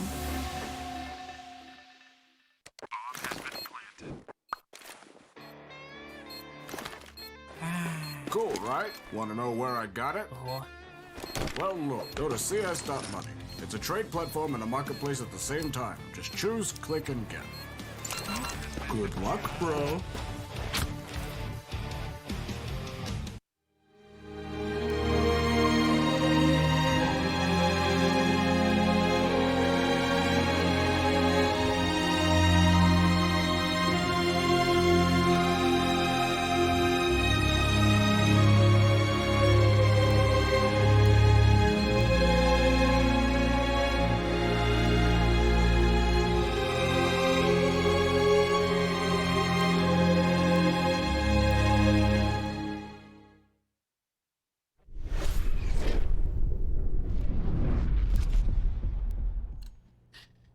Right, it's a close game, but do INTZ have it in them to bring about the end of a Cloud9 victory on Mirage? They have as good a chance as any to do it here, and they've got themselves a B-rush to defend against. And they got the nades. Yeah, it's random. Oh! Oh! Boy! Where's the next one? There it is. It's a lot of reds. Oh man, but they got to finish off the kills, and then the bomb can go down, and that's a huge win. Given everything that INTZ had to stop this, Cloud9 have a 4v3 after plant. The Krieg plant. The Krieg plant, guarantee. yeah. Kusta creeping through the smoke. Now they should throw the round, James. Oh dear. Well, SHZ now down to 1 HP. I'm interested to see what buy they have if they win the round. Oh, hide. Got a delay. Here's the footsteps. SHZ going for the... He has to hold it. That's the only choice he has, but he doesn't believe that it can be true, and Daps does start to creep, and the round is won by Cloud9 now. My goodness, the perfect counter with 2 HE nades. It is so much damage with nades. Can we see utility damage? I guess it's the second half, so we're not going to see, like...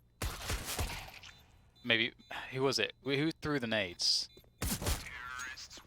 It was Destiny and... Sand and Cello. Oh, Sand and Cello. So yeah, it is unsurprisingly a better buy, having won the rounds rather than lost it.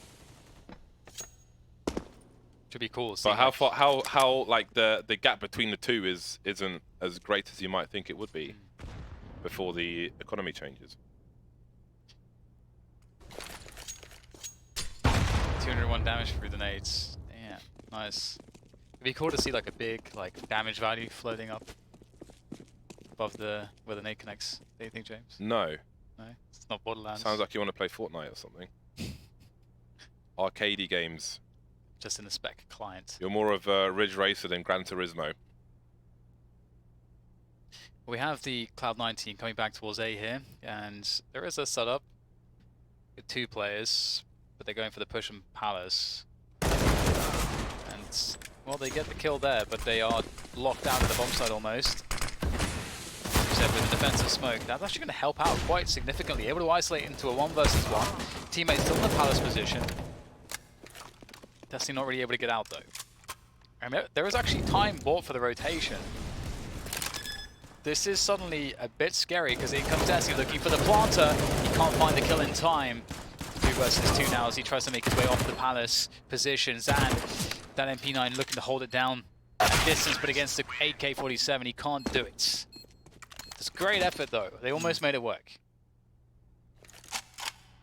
Double figures now for Cloud9. Mixol popping about. Ooh, lining up for him. Take a ticket. It's a huge double. Yeah, that was scary. If you're Cloud9, you're watching that. Trying to plant. 3 on 4, you know there's 1 A Palace. But they were able to set up some really good crossfires. Kusta with that connector stair position, able to lock them down in CT and take out the A Palace player.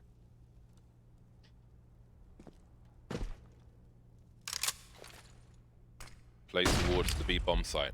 Cloud9 keep it simple. One play back for that deep grenade. The timing is absolutely perfect with the fly through the window. That's the information man going out of the Mac-10. So far, so bloody good. Yell's in the ladder room with a USP. There isn't much really to be offered by the likes of INTZ at this point. They've been outmaneuvered on the B bomb site. They've got 3 Deagles, which they may as well try to pick up some rifles with. Destiny will make his way to try and collect the weapon perhaps a bit later on, but no. Automatic is behind the boxes. The driving seat is underneath Cloud9 at the moment. INTZ soon on the buy. Yell's kept money for an AWP, it seems. 5,500s.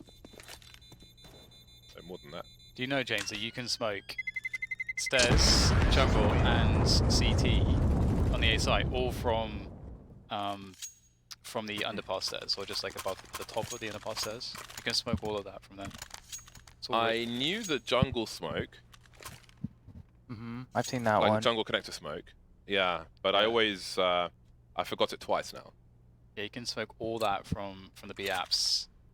Obviously, like the trajectory of the nades, that's going to be an issue, but it's definitely helpful if you just have like one maybe, and you're trying to fake with 2 players on a ramp or something, they throw the other 2.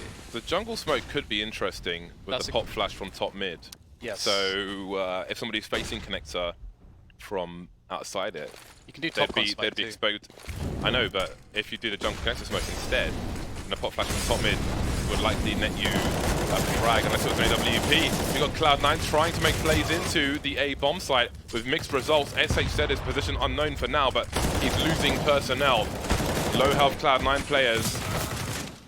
But somehow still a 2 versus 1. Automatic flying through the smoke. And that leaves Mixwell with 11 HP creeping. He's put himself into a corner quite literally. Zand with an off angle. Now Mixwell may just hold position here. He could be anywhere. He could go towards B. Yeah, he could sit there for 50 seconds. That's what I would do. Yeah. You have this HP. Oh, he doesn't feel the same way though. He's just gonna stand up on the box. The problem now is he has to get off quietly, which is... Oh, he's done it. I found that very... Oh, Zan with the timing. Oh. Okay. Oh, Mixwell went straight for the plant. Yeah. Okay, well there you go then. He's just gone straight for the... I felt like he could have waited at least another 20 seconds. I think so. I think you have to make the CT think. You had time to fall back to B. And because when you're just so low HP like that, your best hope is to hopefully get the plant off and then get in like a sneaky post-plant position. And yeah, he had more time to play with, and he kind of just rushed the plant there. Maybe he didn't think it through fully and just jumped up onto the box for the peak and then realized that there's a risk of a sound cue and he had to get off the box because he's exposed now, and then he felt like he just had to go for the plant or something. I'm not sure. This is what I was talking about before, that Cloud9 should do more against... Rather, INTZ should have done against Cloud9, but it seems like Automatic just gets wrecked there. There goes the push from Destiny. Cloud9 coming in hot from connector.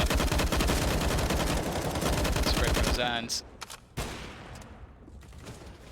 It's going to be difficult here for Cloud9 to find their way out of this one. Mixwell will fall back to the off though. Daps has found his way into market.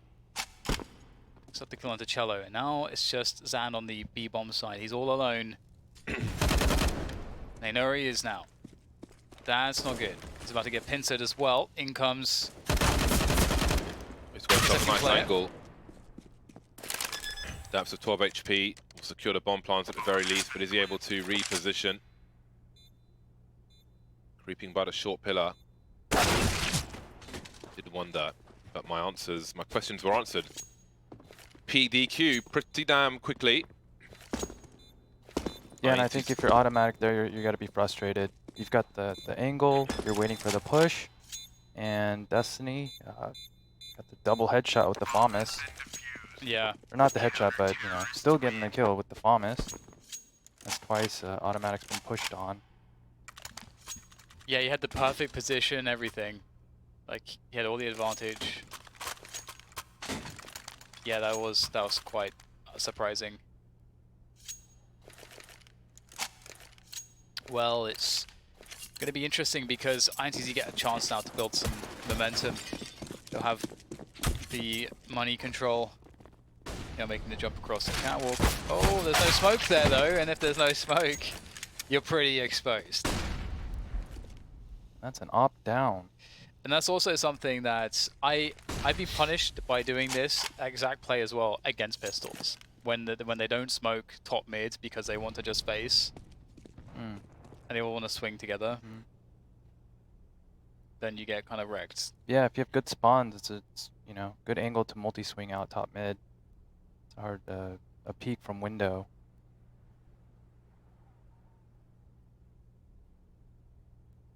Now Mixwell has an AWP. So this round suddenly became very dangerous very quickly. Dabs, he has a smoke, 2 flashes, and he's an ace solo, so maybe he's gonna do some kind of fake. Or jungle smoke or something to protect his teammates coming out connector, or what are we looking at? Oops.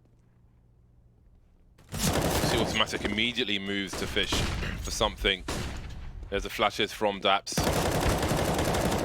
Oh, lived quite a few seconds there. Well, he's got the information for his teammates. There'll be a default plant and the smoke up. There isn't time to do anything about it. There's still an AWP for Mixwell. How much information does he have? Smokes are up and he'll use it as cover. Misses his shot though. How many opportunities is he going to get for this? Looking over the smoke, but they're coming in around triple. Automatic in the smoke. He's being looked for though by Zand. Very important kill. INTZ make it to 10. If he gets that kill, I actually think the other guy's on the bomb, so that would have been interesting. But yeah, good recovery from INTZ. That could have been significantly worse. Mixwell was in a position to win the round, and he wasn't able to find a shot. If he kills the player on stairs, he's able to post up to defend against the CT players, and all of a sudden it's looking very bad for INTZ, so pretty crazy stuff. The Creeks are out. The Penta Creek.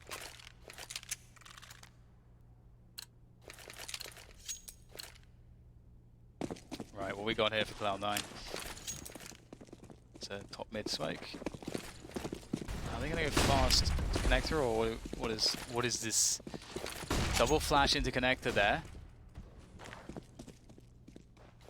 Connector has been smoked off by the CTs. Oh, be careful.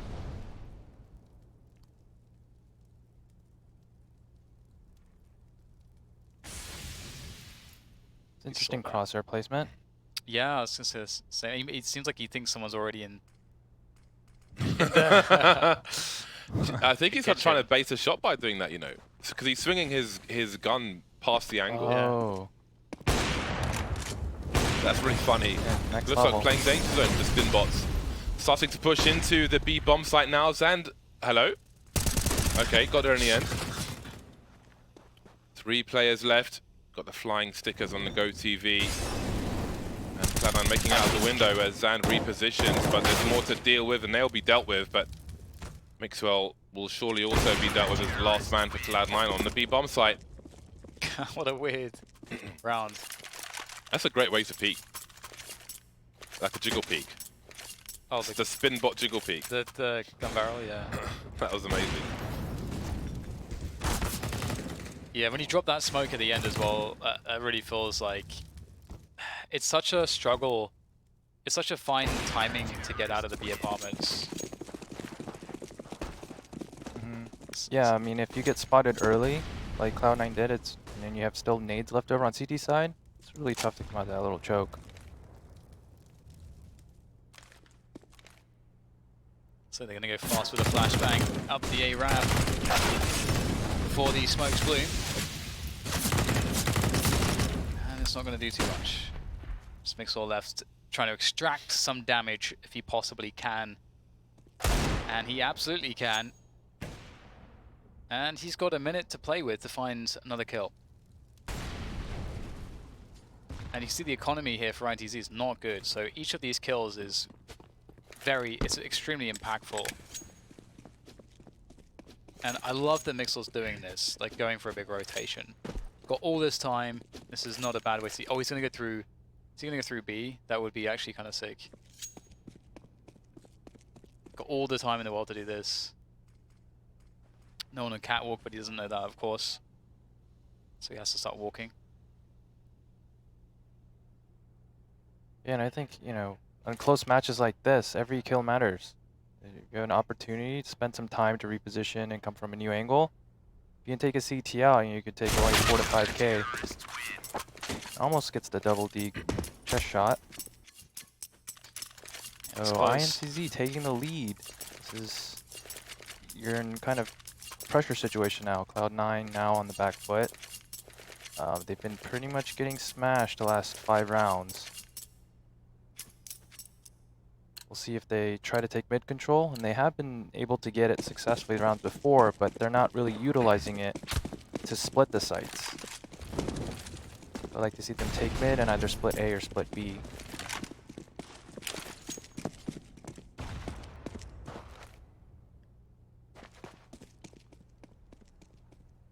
Creeping.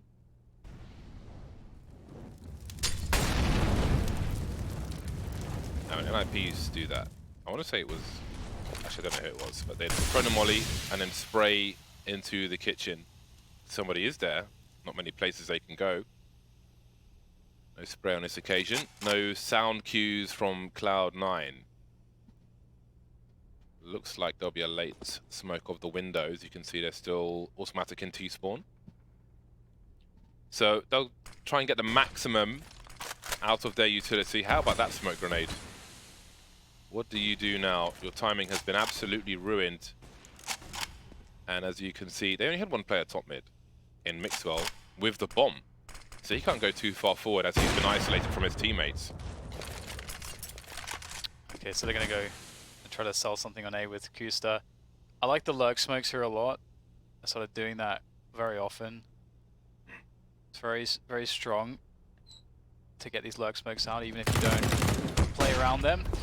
There goes Kusta trying to create some level of distraction, at least on the A side. It wasn't successful enough, I don't think. We'll have to see if Valorant can get into the bomb side. That first pick is going to go a long way to do so, but they have to deal with Cello as well, and they will. And then there was only 2 for INTZ, now just 1. This has gone very well. That looks like surprisingly well for jumping out B. Yeah. Entry of the AWP. That was wild. And Kusa just walking up A ramp, taking 2 players down to like 15 HP. Yeah. That lurk smoke you don't see, it's very rare. You see that one now on the T side. Can give you some one-ways. I use it all the time, James. Pugs. Yeah, you're one of 12 million players, Dan. Just so you know. And not playing professional Counter-Strike. Also that. Yeah. No, it's awesome to see. Now, lurk smokes are really strong in this game. Yeah, it's like it's really annoying when you're CT because it's like you have to respect it because it could be either a sandwich, they can get on top of the Tetris, or they can play that one way to the left, like James was saying. Yeah. It's a value smoke. Yeah, it's and especially like there's so many spots where if you have put play around it for in a few rounds, now you can start throwing it and not be there, and it's going to create a big delay, at least occupying one player's attention. Taking out some nades as well. Going back to this angle once more. Cloud9 going for B presence into late mid take, I think. They've got 2 players top mids. Dabs has the option to go into pass now.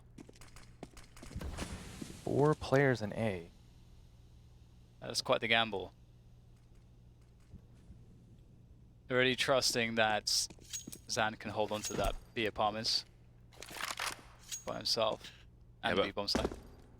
Sometimes from a T perspective, because you can't go one area because of a forward smoke, you kind of have to go there to some degree because you'll expect to stack elsewhere. Like a deep smoke on banana. You've got to retake it just to spread them thin. And you can see Cloud9 moving into a split of the B bomb site. Oh, man. And this is going to be a save for INTZ. If Xand gets taken out, which he should, oh my god, maybe it's not going to be. He's actually going to be able to rotate and survive, buy time for his team. They've got to clear his position. He will get taken out eventually, but with 2 kills, I mean, if there was 1, maybe it's a save, but there's a man advantage for INTZ. They don't have all the utility in the world, and only 1 player with a defuse kit. So how far do they want to invest into this? They've got market, and SHZ is moving into short. You're right, James. That extra kill could actually bait them all in, and they may lose everything. So this is kind of an interesting spot. Another kill, they're definitely going for it now. And Cloud9, they can't win any battles here. Mixwell's got to play really cautiously now, and they know where he is. Trying to find these jiggles. They're getting on the bomb for the pressure. Mixwell, not sure who to shoot at. And I have to say, I am shocked that INTZ, even though Xand got those 2 kills, that it went this way. That's crazy. Very well done to them. It's a tough angle to peek when you're T-side and you're swinging cat. Next guy's zoomed in on bench. Yeah. It's going to take you so long. By the time you figure out where you're even being shot from, depending on where you're peeking first, it's too late.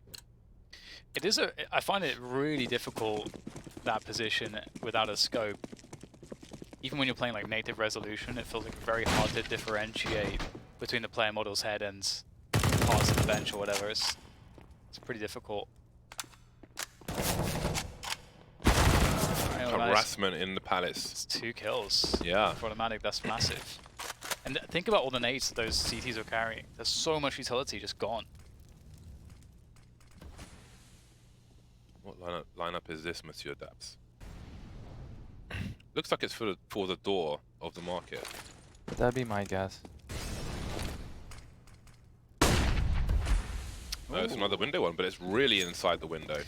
That's a pretty awesome window smoke. What's cool is that it's much faster than the other one, so you have less time to wait for it to pop. It's less telegraphing your intentions. That's my problem with the normal window smoke from the corner aiming at the top of that pillar. It just takes so long to land. It's like, hey, we're coming. Get ready. Don't forget your HE grenades. I want to learn that one. That looks really sick. It's instantly popped. So cool. And it's really hard to like improv a perfect window smoke where you don't bloom some of the smoke out of the window too much. Yeah, you want to try to get it to blow up inside market as close as possible, so you don't allow the CTs to kind of lurk out of it. And automatic, punishing that push. I was questioning the repeat there from him, but he was able to pick up that 2nd kill, get the information on the 3rd A player. So earlier we saw automatic losing these battles, but he was able to pick up a big one here.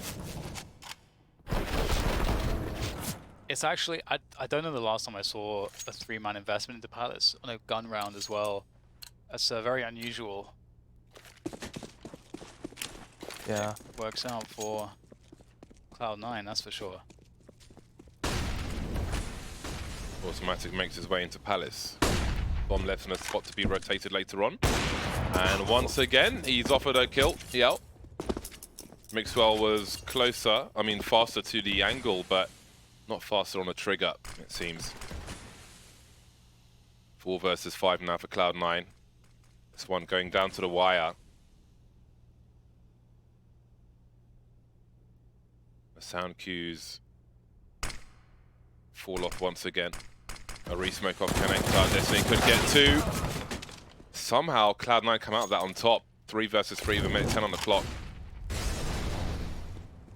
Automatic clearing the close ramp position. SHZ could be very dangerous if he's offered a kill. There is a flashbang for CT though. There's the molly for Shadow. A lot of information. The bomb is on the ramp. Kusa looking for a reaction towards short from connector. All 3 CTs are here. Ooh, that was close. INTZ does get the bomb down though, and Cloud9 will escape into post-bomb positions. So he's unable to hit the hand. And this is not looking good here for Cloud9. Automatic though, big kills with the Krieg. What a peak. It's a triple for him. He's going to rotate all the way around, or maybe not. He's going to suggest that he is and now start walking back. And into the scope SHZ will walk, and TenZ will come off with the frag. 14-13, massive victory there. Look at the money for INTZ. They really are hurting. Got problems now in the INTZ camp. Late game, horrible time to have your money broken, but here they are. Looks like they're going to eco and play against match point most likely. Only 2 Desert Eagles. Risky investment to go beyond this. Such is the nature of the situation. Cloud9, see what they choose to do.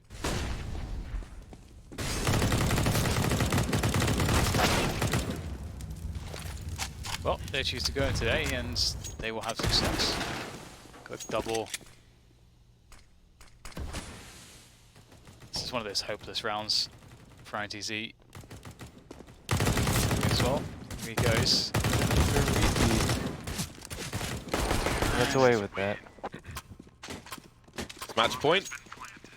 2 match points for Cloud9. They've got 2 buys available to them. Will they keep that slow pace and try to dry out INTZ and make them dump what utility they may have? They'll know this will be a struggle. Will they just try to burst into a site? 2 methods of approach. There are more, of course. Standard default. With reasonable pacing. Can pull the decision out with Tombola. We've got 2 players making their way in the underpass. Reminds me of the threat era split of B apartments on a CT side for Ninjas in Pyjamas. Always executed it on the wrong round when the T's were elsewhere.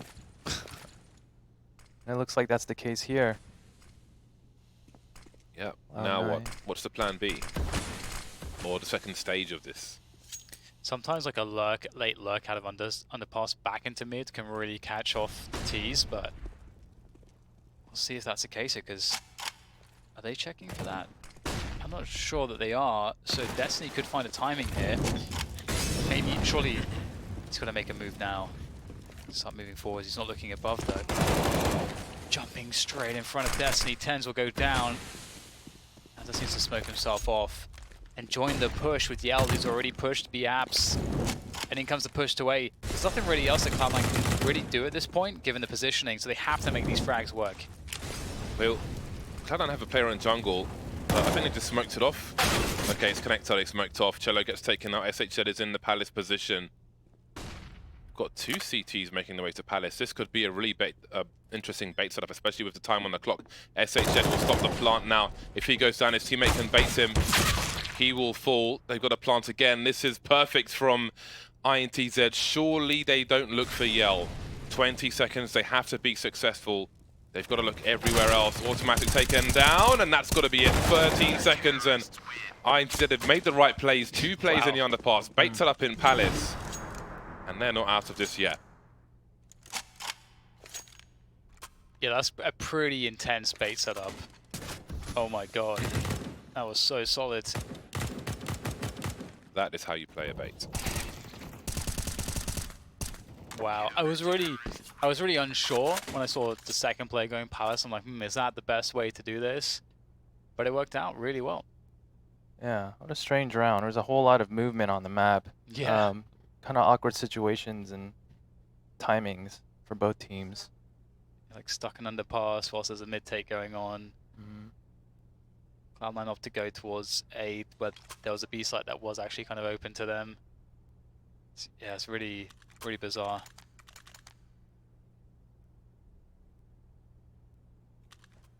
But as James said, regardless of win or loss, Cloud9 had another buy in them, and here it is. 4 Creeks the AWP. INTZ looking pretty strong despite the lack of AWP themselves.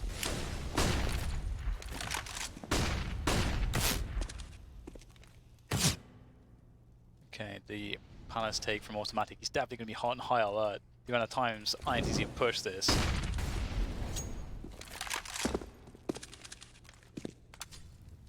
And with this setup, it kind of feels like Cloud9 is just going to try to go in for an A split here. Although they don't really have that much personnel in mid to take everything, so we'll see how they execute this. Yeah, this is going to be a huge battle here. If he gets his kill, and open up this side of the map. Straight in the dome. This looks like overtime to me. Can quickly turn around. Kusa trying to make plays. That's a good start. Hasn't taken too much damage. Smoke to create some space once again. Do they bother to retrieve the bomb at this point?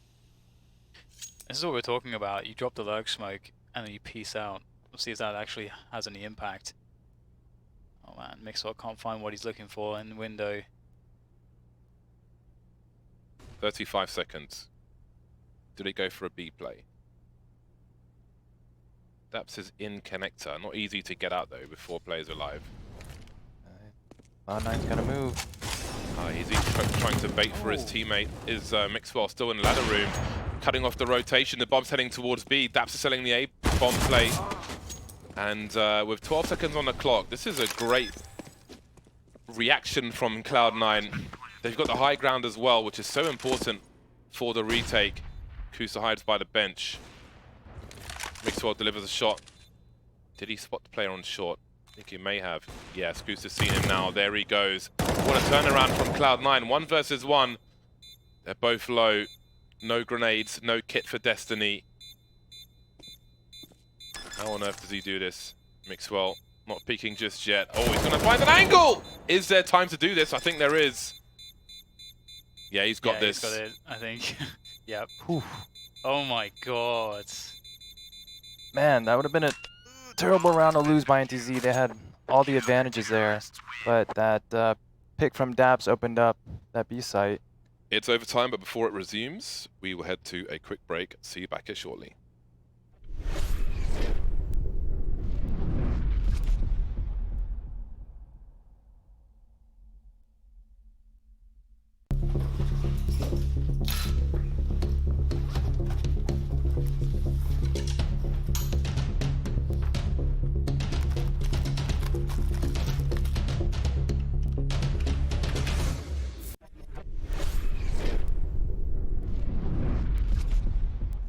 And we're back because the admin forgot to pause. That's fine. More action and fast start. It's all good. Let's do it. So, first round of overtime. The sides will continue. The teams will continue on the same sides, I meant to say. So let's see how it begins. Passive towards top mid for Cloud9. Nobody in the underpass just yet. INTZ are curious. He'll makes his way towards short. Expecting some kind of aggression, I suppose. Destiny's fallen back to connector.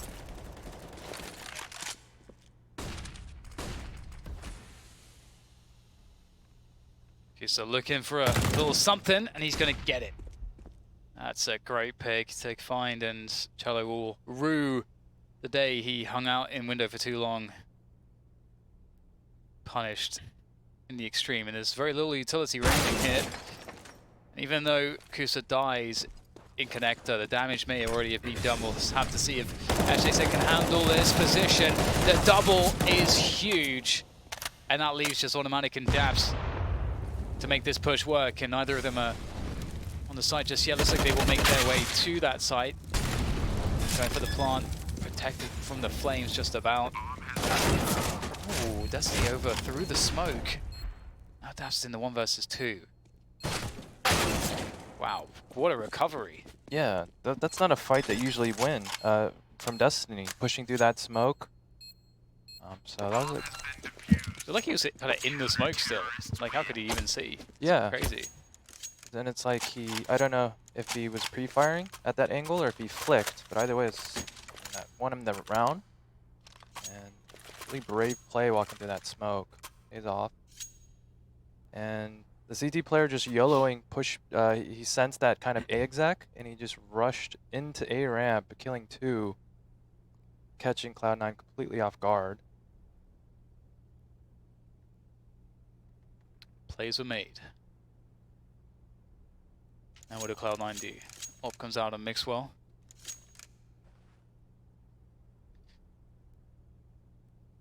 Always gets a bit weird when you get to overtime.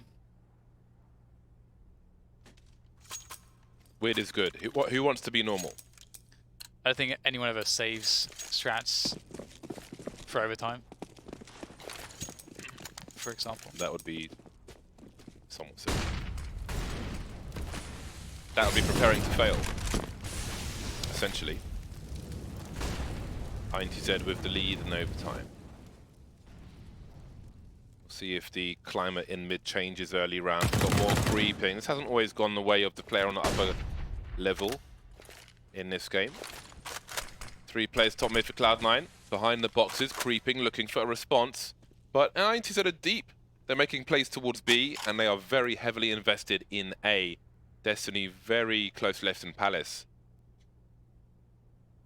Automatic surely can't deal with this. He's just too high up.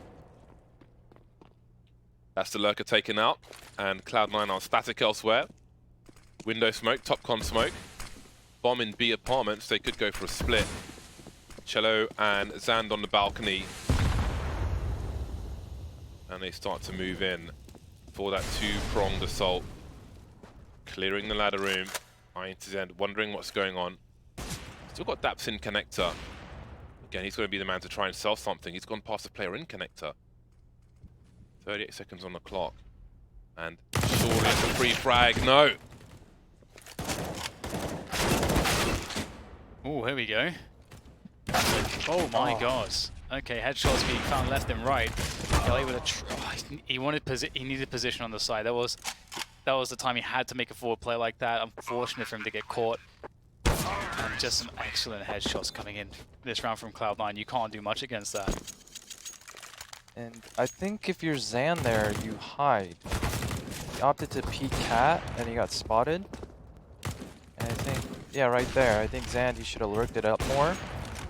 I don't think Cloud9 would have expected another player deep, as deep in B that late round. 16 apiece. 2 AWPs for INTZ in the last round. Xander in the second. And it looks like that's his job this time, is to show lots of presence in that mid position with a big focus on A from Cloud9, maybe trying to pull INTZ out of position. INTZ have got 3 players towards B. Destiny in the underpass, clearing the area, but can they rotate fast enough? FACEIT has a lot to do, unable to do it. He's the only man on the bomb site at the moment, although Zand has rotated towards CT with the AWP. Cloud9 still in the choke points for now, looking for a response, and Daps is about to get flanked. There he goes. Cloud9 not giving too many sound cues away, but now things start to speed up.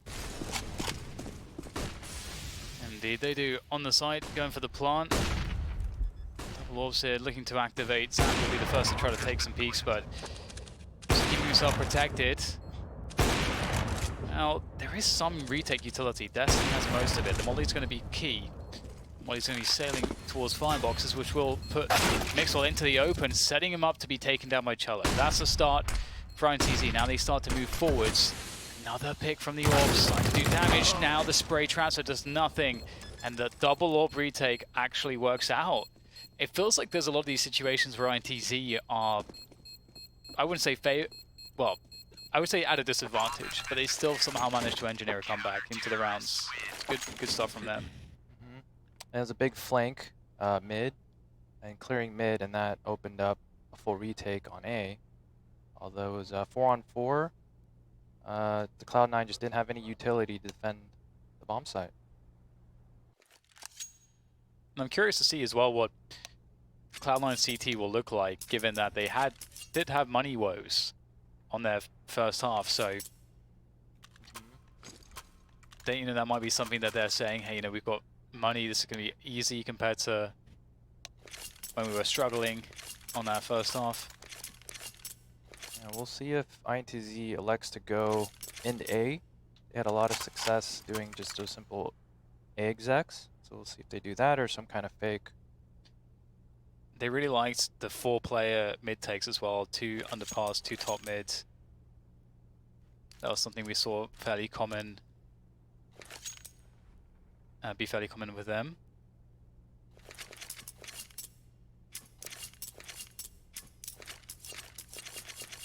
Cloud9, I wonder, based off of what they saw in regulation, if they'll get particularly aggressive in any positions. Yeah, I think though, just in general, it's kind of a risky play, and when it's an OT and you know like it's overtime, just kind of that added pressure. Typically, you're more reluctant not to push because you don't want to be the guy that loses a round. Yeah.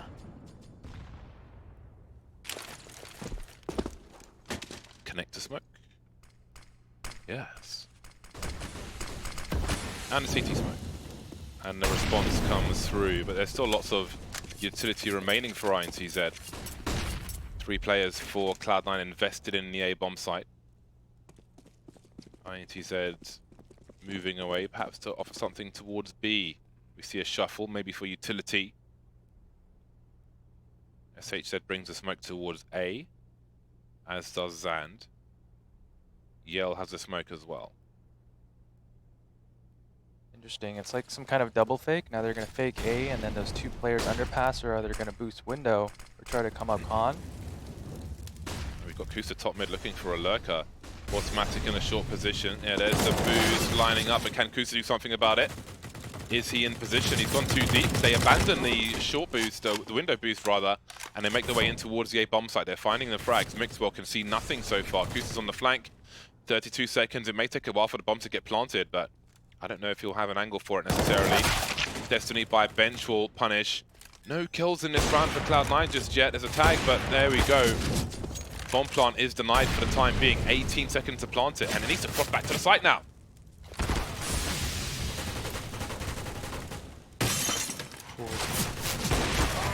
Actually gets the leg of Yell there. Ouch. Oh, automatic. He had that.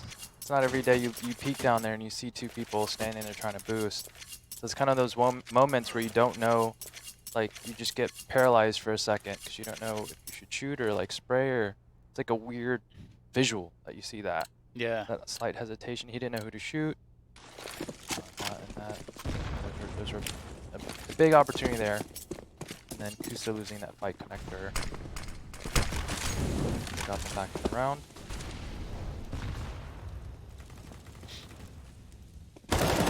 Oh dear. Not the start they wanted. There's great cover for Kusta as well. All of a sudden, 2 versus 5. 2 HP. Where is SHZ? Trying to play off of his teammate before he is expired. Nothing is given for free.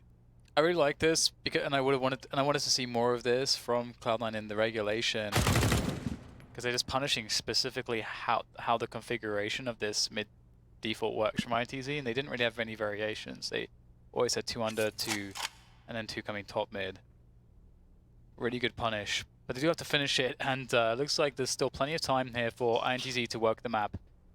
And Cloud9, they have 2 AWPs, so having 2 AWPs is really nice in spots like this, just because the T's, it's unlikely that they're going to want to give away the element of surprise. They're going to contact in. So you can pick some pretty good spots, and sometimes you just get so fortunate as to catch a player walking into your angle, or something similar to that. Or you have the ability for INTZ here, who's able to play very safe. Or DAPS it is even, sorry, not INTZ. Yeah, Cloud9 playing super passive. They're going to just allow them to plant A. That actually gives INTZ a chance. So, but INTZ is moving into CT. Again, it's time to defend the bomb sites. They understand the situation. There's a flashbang before they even start. Can he find the angle? He can, and that's going to be the round. Oh, they're waiting it out as well. It's an HE. DAPS is an HE. DAPS. He had an HE. Could have I think he was on B. Was he? I think so. One of them was on B. Oh. 2 bomb sites to defend. I thought he was on A. I misread the numbers. I think it was B, not 100%. But anyway, very back and forth affair. All the rounds being traded so far in overtime. That does not bode well for Cloud9, since they're against game points at the moment. Mixwell just about spots the jump, but no connection on this occasion. INTZ showing some presence top mid. Behind 2 smoke grenades, not much can be seen. Cloud9 putting 3 players in towards the B bomb site, but INTZ is on the balcony with an AWP looking through, so Surely they'll start to rotate towards A. Automatic has gone to join TenZ. Even though I can see from the radar, TenZ is a very deep angle. And there is the rotation from Automatic now. So they'll try and keep an eye on mid, maybe. Here come the grenades. They can have 4 players on the A bomb site very quickly. Mixwell goes towards triple. Is there a Molotov for him? Shadow's cleared out. So is Sandwich. Oh, so many targets. Delivers the first one, but only one. That's big though, as he only got a chance to fire a single shot. There's a follow-up from Kusta. Daps as well, doing some good damage. They go for the transfer, but that's going to be another overtime. Cloud9 just barely getting it done there, and their adjustments felt pretty good into their CT side. And for me, seeing that, I'm encouraged to feel like Cloud9 will probably win this. I think we can expect increasingly good CT sides from them. I don't know, man. 50. I think I am also leaning slightly towards Cloud9, but I'm not really confident in either direction. I think they're making pretty good adjustments. Yeah, it's like if INTZ, I mean, they finish A like 90% of the time, so I'd like to see them do something B here, or take mid.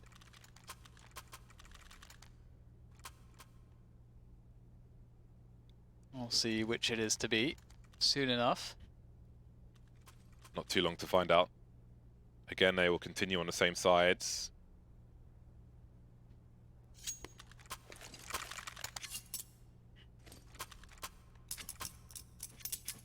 Five Kriegs on deck. Not every team needs an AWP on the T side of Mirage. Got all 5 players facing B. Yeah. It's Smoke up top mid. And maybe you will see that B bomb site play you were looking for very, very quickly. Maybe they are expecting a focus to be towards the mid position, but it seems that Cloud9 are ready or expectant of something. Another HE is to be delivered, and that's some good starting damage. Blind though, how do they follow up so many smokes? Variants being invited. Automatic's got a weird angle though. And he's got Mixwell here as well. He's played protection, but there are stereo frags for INTZ. 4 versus 2 on the B bomb site. Despite Cloud9 being somewhat prepared. Oh yeah. No! Kusta just overplayed. As I said, you felt it. You felt it. He stopped and you just realized he's like, why am I not in the corner? You felt it. I felt it. It's so funny because sometimes it's like your brain sometimes doesn't understand. Do you know there's like this lag, like I am moving. There was a 2 stuck. or 3 seconds while he was running into Kusta. Yeah. It's why am I still in this position? It's such a weird one. I had that the other day where I love that he crouched as well. He instantly realized the crouch 180. So as not to get headshot. The worst is when you have it in a smoke, because like sometimes you're in a smoke, so maybe you're like, I'm just stuck on something, like on a wall or something like that, lose track. That's a random smoke right there in front of like Catwalk, in front of E-Box. I don't know who threw that, but that blocked off the angle from the 2 CT players that were looking up into B hall.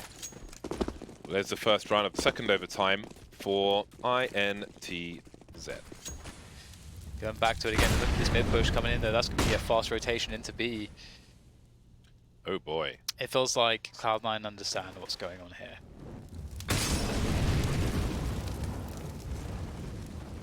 TenZ in the smoke, feels dangerous, avoiding the flashbang. Surely there's more collisions to come. Oh my god, how many is it going to be? 1, 2, almost a third. Has he done enough though? Daps has taken out Yell in the meantime, and Automatic is creeping around the smoke. Looking for Zan to have a peek, and there's a free kill for him. Cello with 5 HP is going to fall as well. Face first, 19 apiece. Nice, a heads up play there by TenZ. He gets mollied off, and instead of going passive, he pushes into the smoke, lets a couple players by, and then finds the timing to push through the smoke.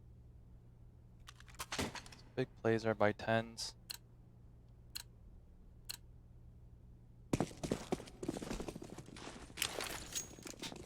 Kobe again. Interesting. Right after you say they hit A 90% of the time, it's like yeah, right. B constantly. There's TenZ spot one. Fast reaction here, dropping the molly under the window. But INTZ a little bit of lag there on the push. Kenzo does take down one. That's not bad, all things considered.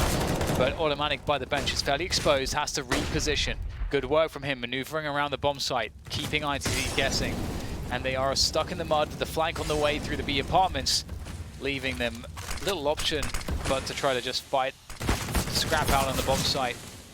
Destiny with a smoke kill. Made things a little bit easier.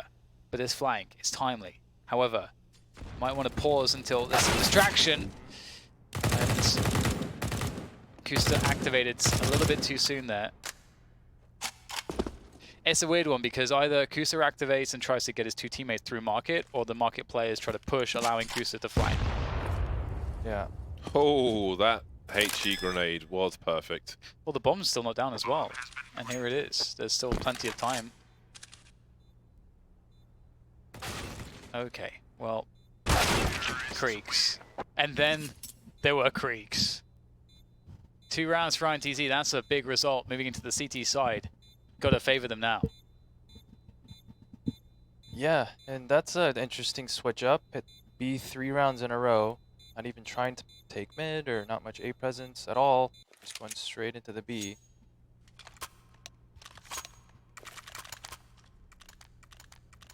Here we go again.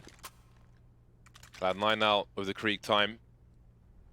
They've been absent in a lot of their, in a lot of their rounds on their T side. We'll see what they choose to do here.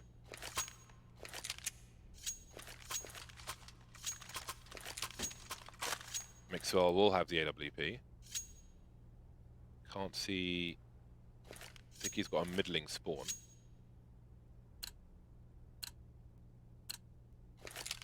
Let's see.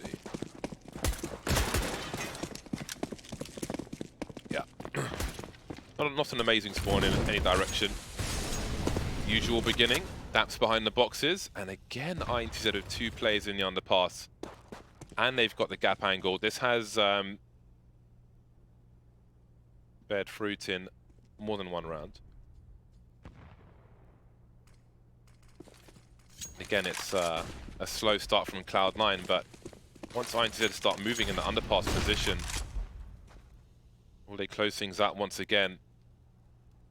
TenZ actually looking for this, it seems. There we go. That timing is absolutely brutal. But will they expect a second player?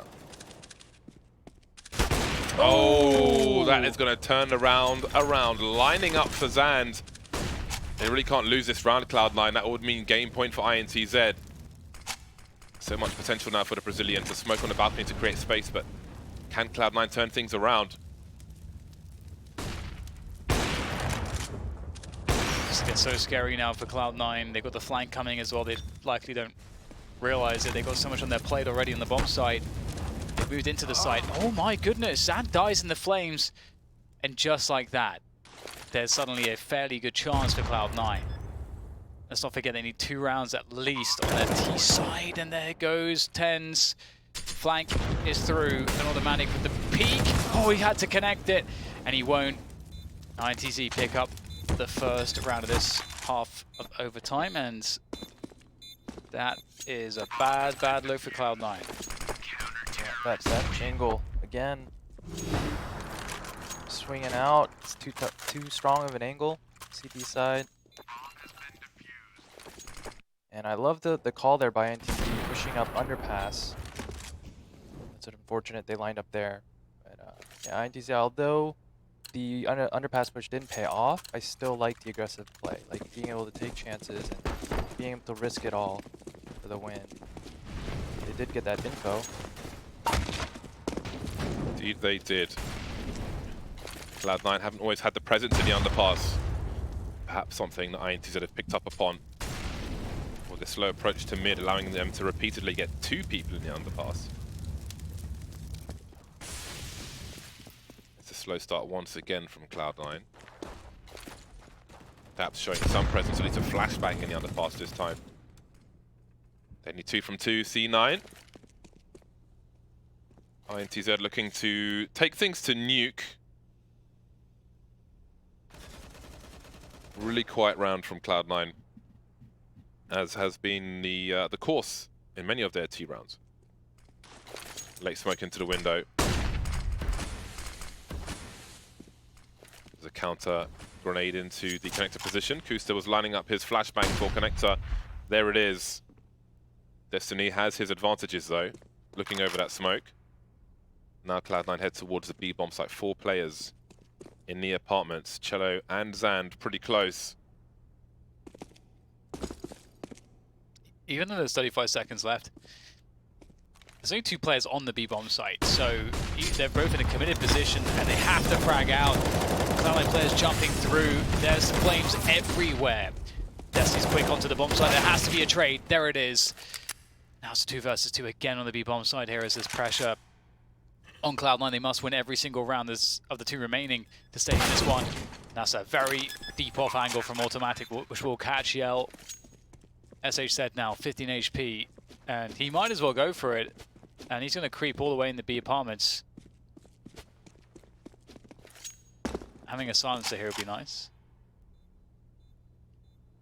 If he's able to get the drop onto his opponent. But he cannot. Playing exits. Stat pad. Yeah, give me that stat. Give me the stats. Runs away, hold on to the Krieg if you can. Well then, 21 to 20. Quite a few rounds here on Mirage. Another chance for INTZ to take it to nuke. This was quite the execute. That late Molotov, while being sprayed down, was so important. Just gave the CTs nowhere to stand. Yeah, they mollied that truck corner and on top balcony. Which is rare to see both of them. Yeah. That was really solid. Cloud9 need 1 more. Do INTZ go back to the well on the underpass in this overtime? If there are more to come, then maybe they do it again later on. We'll have to see. Very back and forth affair. Yeah. It's funny how everything switched to B in the overtimes. Ron, would you like to see any changes to the overtime format? Or are you fairly content with where it's at? I like it. Yeah, I can't think of anything to make it better off the top of my head. You've got the right amount of money, so you can still, although you lose the first round, I mean, you can't just buy full 3 rounds in a row if you lose the first 2. Right then, a must-win for both teams. INTZ don't want more overtimes. They need to close this out and take it to nuke. Cloud9 changing the pace, and again we have 2 players in the underpass. Do Cloud9 have a read that this might be possible? SHZ in connector, and Cello makes his way towards CT. 1 player has crept through. Maybe they don't have a jump on this, but there will be a trade. SHZ now round connector's going to deliver a kill onto Kusta. That gives them great position, INTZ. Oh, Daps picked off top mid as well, and nuke is on the horizon. Tens has surely been heard. There's a pop flash for him. There's one. As you know, another one's in connector. It's trying to smoke it off. Some pre-fire. Got to be careful though. Automatic holding down CT. Double peek. He takes. Oh no, there's a team kill. Disaster. And all of a sudden, there's a 1 versus 2. What just happened there? Oh, not like this. Oh, some damage from Yell. He takes Automatic down to 5 HP. Little does he know. But if he can get the frag onto Tens somehow. Tens needs to stay alive here. Automatic going for the big flame. Spots Tens. Oh, it's very scary. Yeah, going across, so he gets caught, and that's another overtime. That is an awful, really unfortunate way when you're at an advantage to lose it. God damn. Do we have like a replay of that? That looked like it was over for Cloud9. That's the brown envelope frag. A team kill on the back of the head. And we are here once again, 21 to 21. I still think Cloud9 are going to win the overtime battle.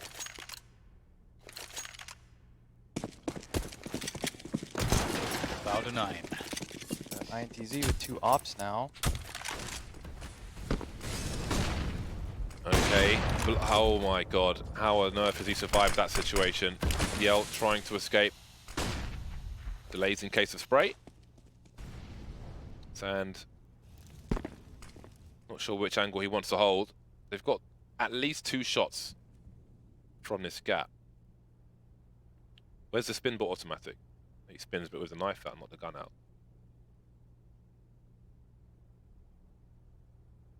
Okay, still walks past the angle more or less. He's got the warning Zan. There's a crouch peek from Daps. But he's allowed his teammates to take the angle. The heavy fraggers now are in position. Fire everywhere. He puts one below the window, Zan, and Cello will get the first kill. Or the second one, to include Daps. And this round is not looking good for Cloud9. I can't see them converting this one. They do have a minute on the clock. They do have Kusta by Connector. Presence being shown elsewhere. SHZ getting curious. Now the crouch peek from him is perfect. That was the chance Cloud9 were looking for, and it was denied. Good pick from Automatic. He's going to fight his way out of this terrible position. The flashbangs go in. Timing's not favorable. Zan with one to the face, but Mixwell with one as well in return. As the bomb hits the ground, and time is the pressure, and so is SHZ. He gets the kill. INTZ once again. Perfectly played by Zan. Yeah. It's exactly how you want to play that situation. Get one, fall back, stay alive, and let your teammates help you. You don't want to go for a greedy pick and get picked off, give them an answer kill. Take what you can get and just reset. Round 44. Cloud9's T side looking for more success. INTZ trying to pull away. I don't think we've seen either team take all the rounds in one of these overtimes halves just yet. It's a nice kill from Yell. Daps jumping behind the boxes. I don't know why. Jump spot. He was punished on the first jump. I would imagine he would have had a smoke probably for top con or something, but not anymore. That's a big pick to get, but Kusa cannot get it. If he had picked up that kill, maybe they think about going to the B side. Maybe that wouldn't have worked out. To stack there. Destiny coming in from A ramp, an automatic caught jumping on default. And Cloud9, what do? They've been stopped at every turn. Did he have his knife out? I don't know, man. It looks like he had his knife out. Yeah, I think so. Just kind of haphazardly walking in.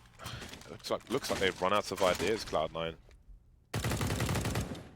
Automatic got a kill on the A bomb site. Somehow Destiny got behind him. Not sure if it was a flank or what, but that looks to me as if Cloud9 may have run out of steam on Mirage. What do they have in store now? Mixwell, what is he going for? Quick peek? No.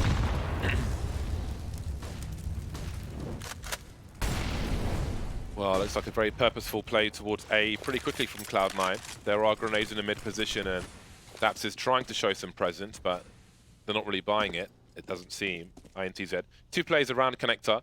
They can respond quickly to a play. SHZ is completely blind. Down he goes. And Amolian Palace will limit the split. Destiny's got more work to do, taking 10s out. Yell's here as well. 3 versus 3 now as Yell gets picked off. Mixwell goes for a default plant. Is a cover for him because we've got a CT creeping. Zan's not going to have a look though. There's Daps with the double in middle. Zan's looking to try to save the day here. That's going to be a difficult one. Although he does have coverage on that bomb. How does he make this one work? There goes the smoke for the pressure. But he doesn't tap it. Oh, wow. Catches Daps moving across. Daps didn't realize that he was by triple. Seeing the smoke, thinking that he was there, he commits to the push. And now the hold comes in. Automatic races across. Oh, barely gets it in time. The 22 to 23. Finally around collected. But again, Cloud9 in a... Again, just coming from behind. Yeah. That's not how you want to win the rounds. But I guess you'll take them. You can get them, especially in OT. Daps. Huge lure play there mid with that spray transfer, getting the second kill. And maybe a relief for Cloud9 that half is over.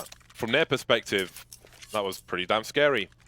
Again, they stopped the 0-3. That is a disaster area But now they need to stop INTZ. On INTZ perspective, they've got another lead in this game. I don't know how many they've had. They're on the cusp of the third map again. Of course, they've got the game point to come first. They need 2 of these 3 rounds. So let's see what they have to offer on their T side. Again, it is a Krieg party. AKs have been collecting the cobwebs in the back of the cupboard. And again, well, this is a variation of the B plays we've seen. We've got 2 plays towards A, and Lega's been spotted by that. Doesn't pull the trigger just yet. But he is in deep, and there's an exchange of utility. The reload will be heard. So there is presence towards A as far as Cloud9 are concerned, but they haven't seen the bomb. Just keeping it very calm for now. No, not really any information for Cloud9 to play with at this point. And we'll see if TENZ over-rotates or not, or if the B players over-rotate or not. Because there has been a lot of success for INTZ to end A. So it looks like they're trying to fake A, and then the other 3 look out B halls. Ooh, Kusa could... Oh, okay. I was going to say he could hit a rotation. See, they see nothing. That's bad. Look at the rotation now. They made the pop flash plane automatic is leaving, and this is really going to solve things. We've got smoke grenades. Oh no, they've abandoned the B bomb site, and INTZ are going to start moving in. But Kusa can hit a rotation, so he must realize something. But they've completely lost position. There's 1 kill for the retake, but they've lost position on the B bomb site. They've at least got market. They have been super baited. INTZ didn't go too deep in the apartments. Showed nothing for the flashbang, and now they are in such a strong position post-plant, and they've still got lurkers on A. Yeah, that's a 5v3, and they have 2 players coming through apartments. It doesn't seem like INTZ can hold on to this. This is not working out at all. Since gets 1, he's got many more to go, and he's going to get spammed to death. He did so much great work, but Yell dying on the A bomb site leaves Cloud9 in a 5 versus 3 retake on B. That was a or weird 4 round. if you consider the rotation of the 5th man, but they should have got a lot more out of that. Yeah, and a great play there by Kusta, playing aggressive and pushing up there and getting that kill. Round-winning aggressive play. And that pop flash out market door, it completely blinds that T player in that E-box corner. And that opened up the retake. Oh, Kusa, he's been spotted, trying to make an escape. He will do, for a time, but he will fall to his own flame. Self-immolation underneath the window. And we got a fast play. God knows where that came from, but Daps is completely unprepared for the ladder play. Not the first time we've seen that happen. Automatics all over the place, and they just fall into pieces. Sledgehammer through a box of Lego. It's just a complete mess. And it's game point again for INTZ. They've got another chance to take it to nuke. Pretty much everyone from Cloud9 here got completely caught off guard. Daps obviously is worried about the drop-off balcony. And so you have to make a decision there, and that's a really tough spot to be in. But yeah, it just looked like everybody from Cloud9 that round kind of went a bit missing. We'll see if they can recover with this mid-take, trying to take the aggression to INTZ. Molotovs from INTZ trying to stop this push from the CT side, but they're still able to do it. There's only 1 flashbang now left for Cloud9. They have position, they could have a double peek, but they've only got 4 players. Utility is being dumped everywhere. Really nervous situation. There's that final pop flash. How many players are going to eat it? All 3, 1, 2. Oh, he's almost got a second kill. This round may be won or lost here. Grenades in the hands. There's 1 more for automatic. That might be enough for now. Unsure as to the underpass situation. We'll race over to have a look and spot another one, but he's not really ready for the frag. Scrambling all over the place. Yeah, that's kind of crazy. Now, It's descended into madness. Yeah, it's a 2v2. Things are getting so weird in the overtime, as I guess they always do. In terms of pushing the B-abs, it's a great push, but shouldering the angle will keep Sands safe for now. That seems to make the play, man. This is really tough for TENZ, being pushed all over the place. With another player lurking around the side of the site, can TENZ get caught As I said, oh my goodness, TenZ's evaded detection. Oh, he dropped off just in the nick of time. As I said, still looking for him. No way.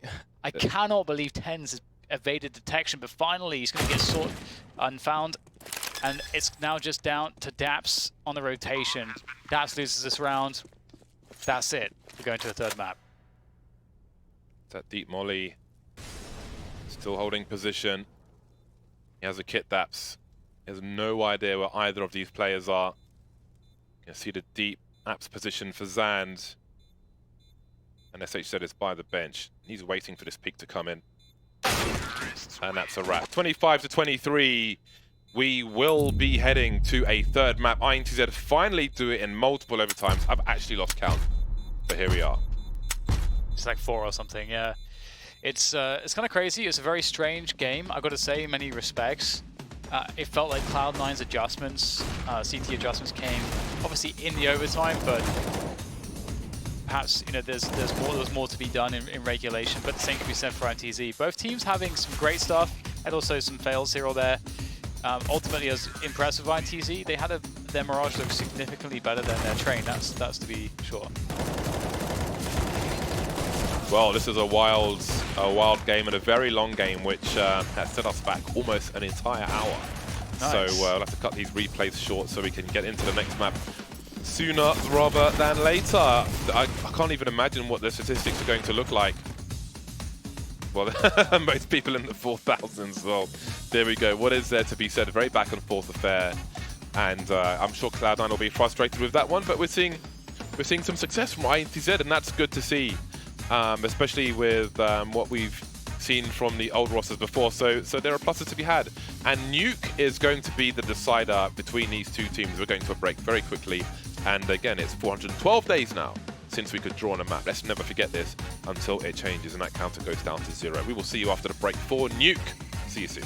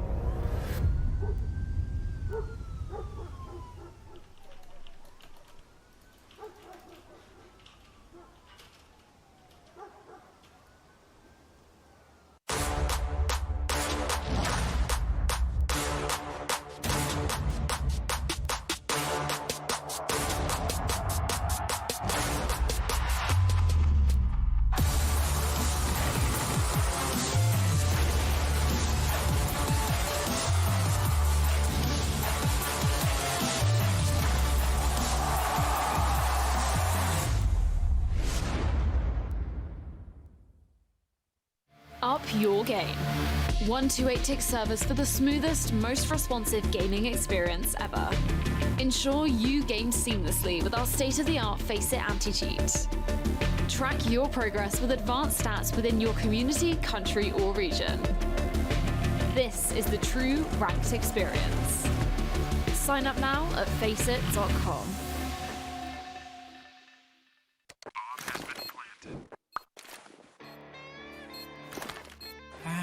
Cool, right? Want to know where I got it? Well, look, go to CS.money. It's a trade platform and a marketplace at the same time. Just choose, click, and get. Good luck, bro.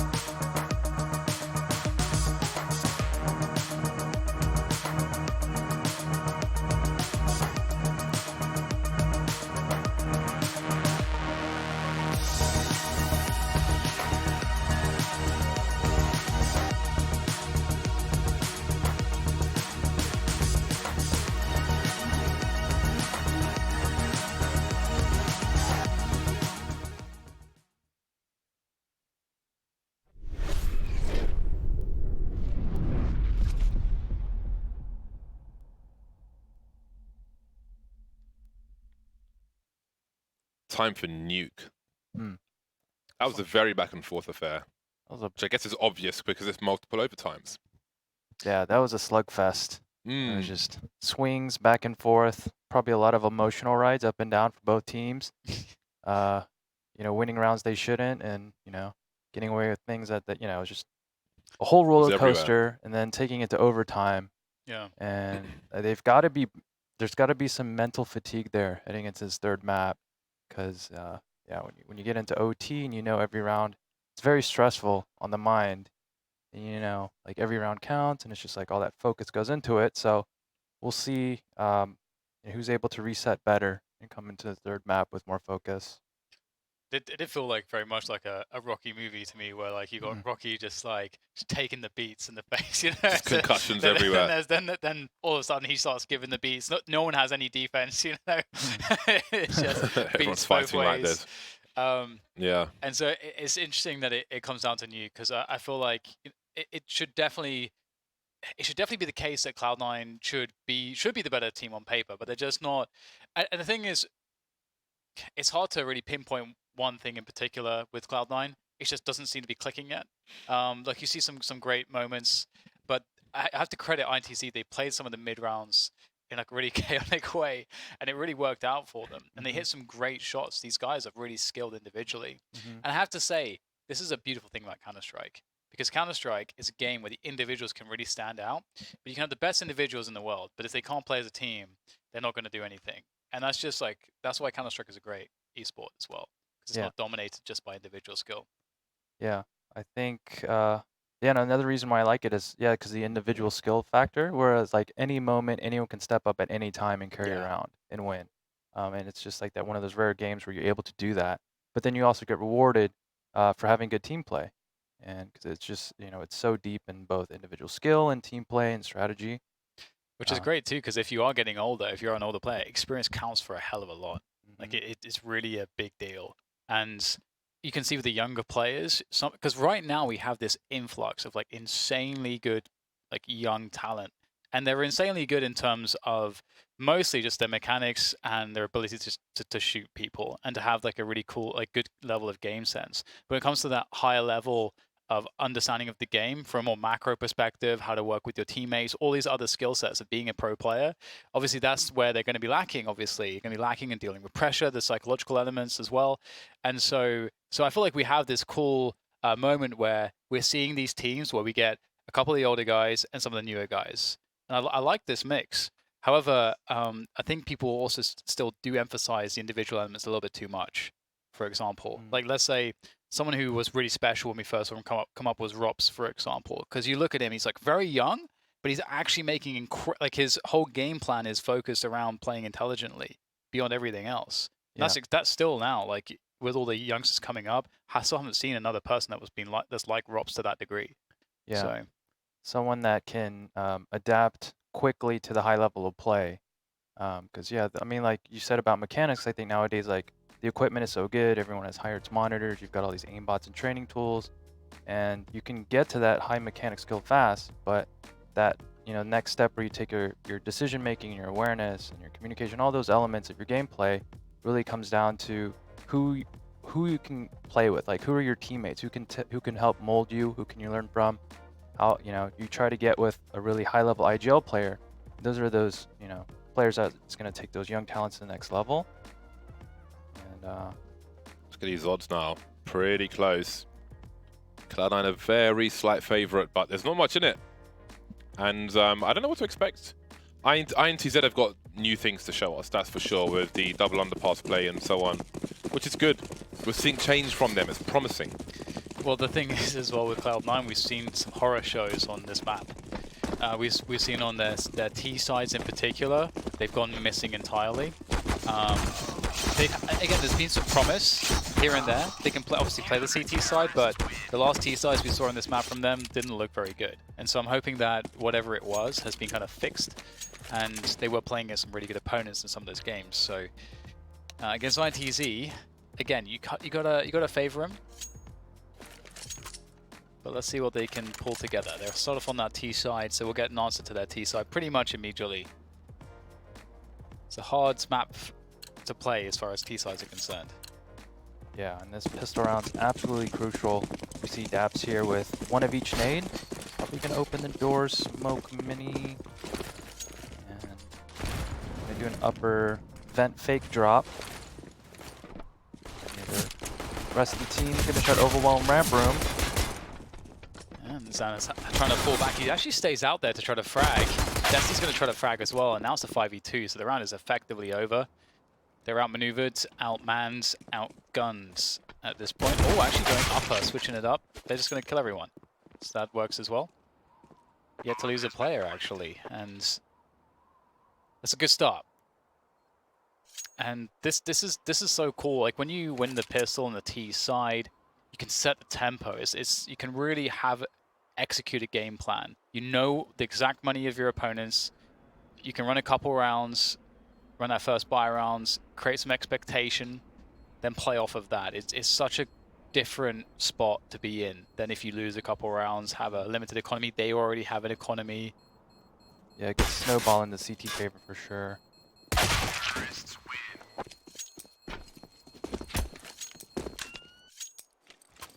Yeah, quick and simple strat by Cloud9, nothing fancy. INTZ did make the right play. They had 2 players in ramp room, and they had a crossfire set up, and they just weren't able to land those first shots. 4 smokes for INTZ. What do they have in mind? Inferno-esque plays. All the blue for Cello. Lots of Brazilian colors on practically every Brazilian player. Oh my god, that is quite the combination of grenades. I imagine there's a lot of flashbangs there that allows them to face a lot of the site. Shock and awe straight into the A bomb site. And they've not taken a lick of damage, not a single hit point. Gotta say that's pretty successful. The re-smoke of Mini is in. Will they boost? I reckon they will. There's the elevation. Up we go. Marvelous stuff. Excuse me. Outmaneuvered on this occasion, and INTZ can, of course, just reset the situation in a future round. Well, the next round. Hold on to these 4 players and bits and bobs they have. And everything is all good in the hood. You're trying to dispose of weapon or something. Make sure it doesn't blow away. FACEIT fishing for something, but... Okay. He's trying to find whatever he can. Battle of the weapon disposal service. 2-0 Cloud9. Right, so and then there's some pistols left. Could just run the same round again. Get some outside control build into Heaven Take. Also is, you know, it's always a good look as well. So it's at the hut molly. And we go forward to ramp. Oh, that's some damage. 2 headshots. Massive damage done by Yell. They've gone to the worst position, it seems, because Yell is on point. Oh, this is really bad. Ooh, but the recovery, the push. INTZ fiending into lobby, and they will get caught. There are weapons to be collected. Surely automatic gets taken out. Yeah, there he goes. Allows TenZ to take position, but he gets tagged as well. Yell's been devastating on the ramp. Absolutely devastating. But it's a 2 versus 2. I know rifles have been collected. It's risky for TenZ, but maybe he tries to throw some grenades up top. That look from Daps is going to pay dividends. Sand, the only man standing. Daps looking to sweep the area with the MAC-10. Sanders misses opportunity, and there is recovery from Cloud9. It's a 3-0. How much are you raging if you're Yell right now? Like, Yeah, why are you guys pushing? Why they did not need to push that doorway. They were up 4-on-3. He's got the bomb. Yeah, and everything. Bomb. Totally unnecessary push. It's so insane that they did that. Oh, he did so much damage. He basically won the round for them. And then they lost it. That's really sad. Both teams on the bye now. INTZ looking for their first round. Yell with a nuisance flashbang outside. A Molotov to ruin the smokes. There's got to be a gap there, but can he get into position in time? Daps has made his way in, realizing what could have been at risk here, but there's actually no peak really for this gap. And look at the size of it. It's It's a sizable gap. They have no idea how many players have gone downstairs. And it's only one. Tens gets his bell rung somewhere. Even though they do lose that previous round, it is at least a good sign that Yell is really looking sharp with the sniper. He did do a significant amount of damage to the economy of Cloud9, so their money's not great. So it's you know, all things considered, they're fairly well set up if they are to win this round to bring things back into control. Daps is lower. Decontamination right now, just trying to make some sound cues, pull rotation. Cello's already down there though, and an investigation is coming in towards the lobby position. Yell cannot scope until he's absolutely sure. Tens is still playing essentially an anti-eco position. He must have heard that scope. He's biding his time, 30 seconds. Oh, this is disastrous. This is like Chuckle Brothers now. Smartly, INTZ fall away, but they were in such a strong position, although the position was kind of known with the scope, but there was potential. And now it's absolutely disastrous, although they've managed to get 2 kills. Kusa goes up onto the high ground, but not enough to save his bomb carrier teammate. 10 seconds now. Some uncertainty, focusing on the upper area. Sand still alive for now. Can the bomb get planted? Got to cover the hut, but there's no cover! So INTZ still able to convert it. So much potential with the push. Conceded position with the scope. Blocked each other with the flashbang. Lost 2 players and still won the round. Yeah. Dude, these two teams should not be allowed to play each other. That's the conclusion I've come to, because it's just so strange. Yeah, these guys bring weirdness out of Counter-Strike. I mean, some bizarre rounds and finishes I haven't really seen. With Cloud9, yeah, they had complete lower control. And they were in prime position to finish. They just couldn't, that 4 player behind Silo on an upper, able to get the entry, and that was a huge kill. It's a tough peek. It's a left eye position and you don't have much room to work with. DL can't make it work this time around. Caught out by Cloud9. And that's an enormously impactful pick. They've taken away the orb. That, like, Yell was, he was serving to... They dispose of that orb? No. They're baiting it? What are they doing? Well, it's just there. Either way, it's just there, yeah. But, yeah, they're in such a good position now. 5v4 on the T side, you got over a minute to play it with. It's a dream position. And everyone, you're talking about playing out those advantages and not throwing them away. So this would be a prime example of a round in which they should be able to do that. Yeah, 5 members still with full HP. Daps gets the info play, tags 1 player lower. Secret.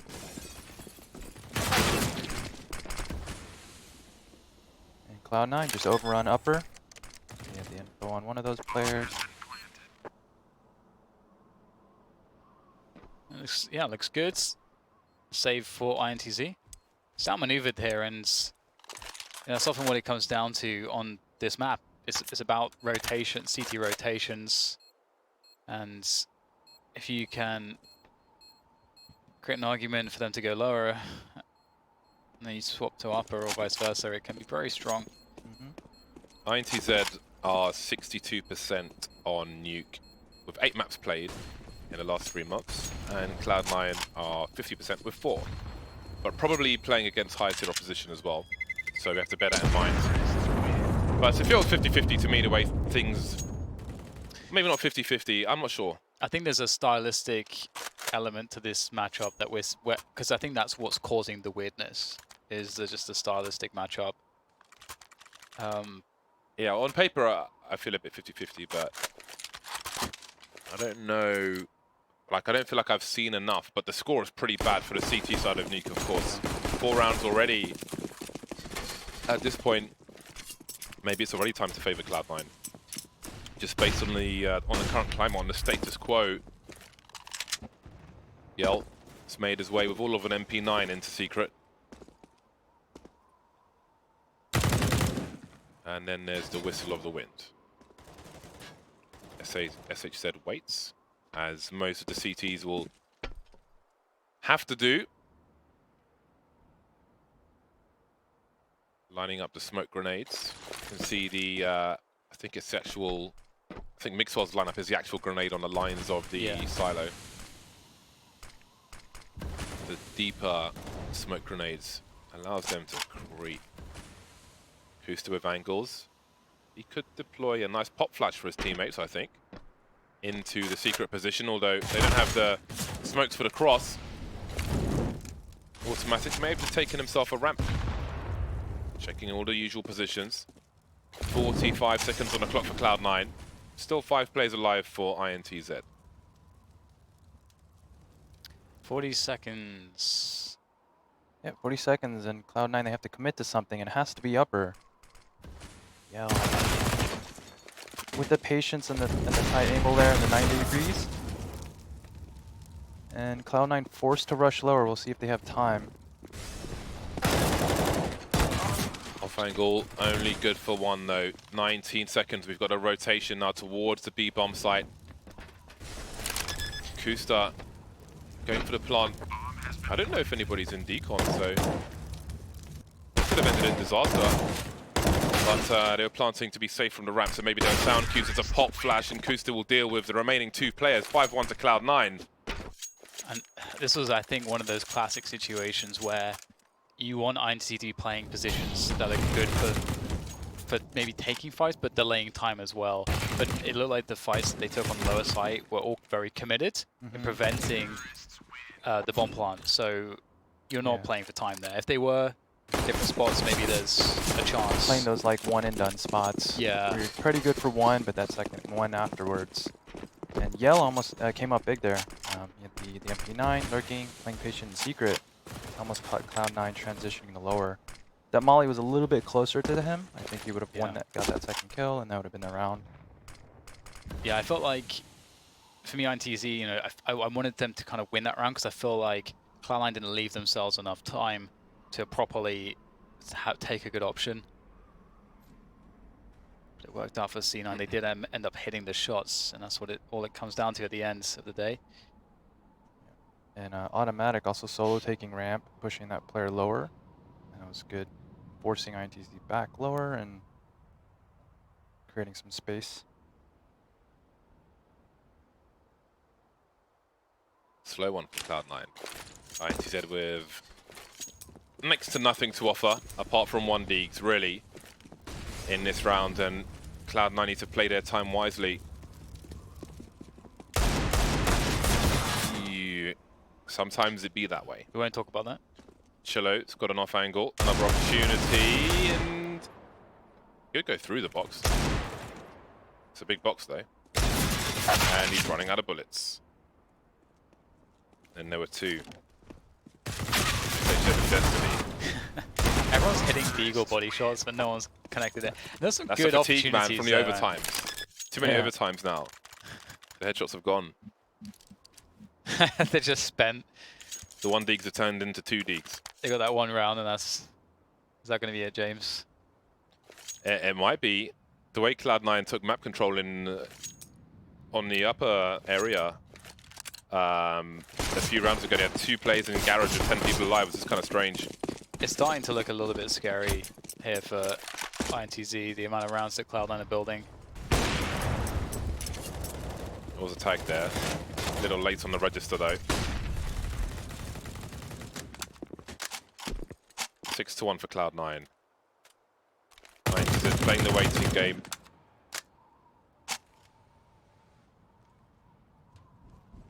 And looking at the radar, it looks like INTZ already have 2 lower. Heading towards secret, it looks like. Timing. Just doesn't help, does it? Does not help. That's quite the peak from Cello. But they've got problems on the A-bomb site. SHZ will win the first duel. He's completely blind. Still deploying grenades though. Maybe a team flash in there as well. Somehow he's still alive and Yell's in position now. 1 minute on the clock and Mixwell's collected the bomb, but where can it go? He's alone. They couldn't trade around the squeaky position because they were so busy throwing all those chain flashes they want into the mini position. And INTZ will survive with 4.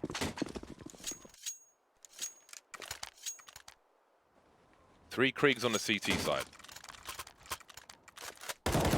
Not too shabby.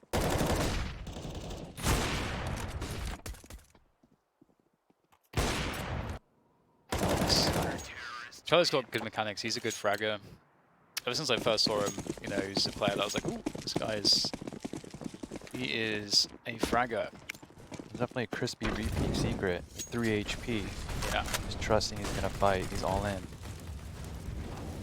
It's good. It's good stuff.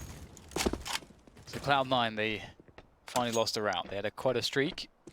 INTZ now, they picked up 3 creeks. Emergency, break glass.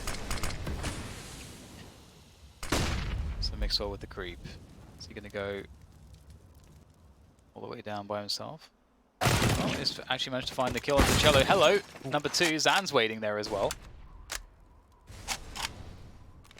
Okay, so 5 versus 3.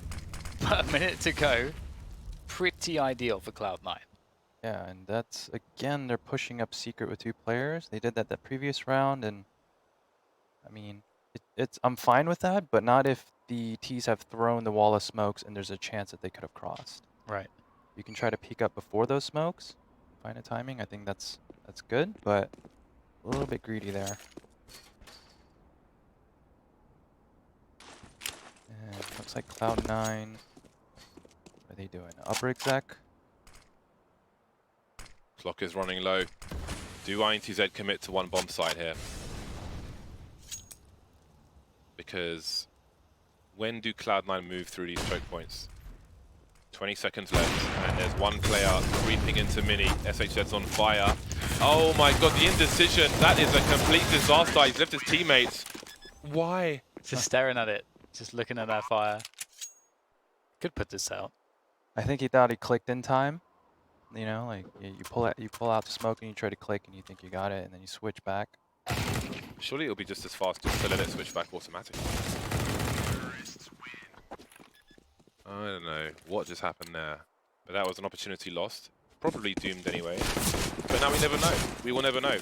7-2.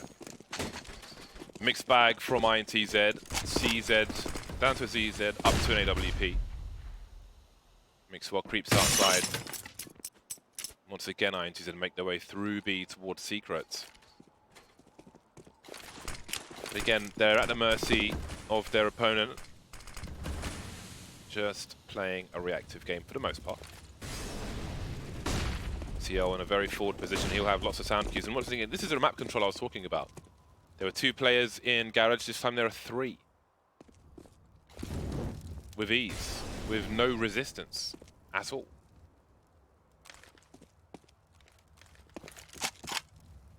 Where do we go now? That's how this one goes, right? Yeah, Cello guarding heaven, which is needed. The creep comes. They all look to pillage. Should be 1 kill at least for Zan. He's been spotted, and there's the trade. Does some good damage, but the territory is being claimed by Cloud9, and they have every option afforded them. Upper, lower, it's just all Cloud9 at this point. 10s here, guaranteed frag. What? Oh, he actually got hit as well. That's that is crazy. How do you land that? Why would he crouch there? That so would be amazing. so annoying. Yeah. That would be one of the ragey ones. Like Mixwell 180 on train a few weeks ago. INTZ, have they run out of steam? 2 rounds on the CT side is not the one.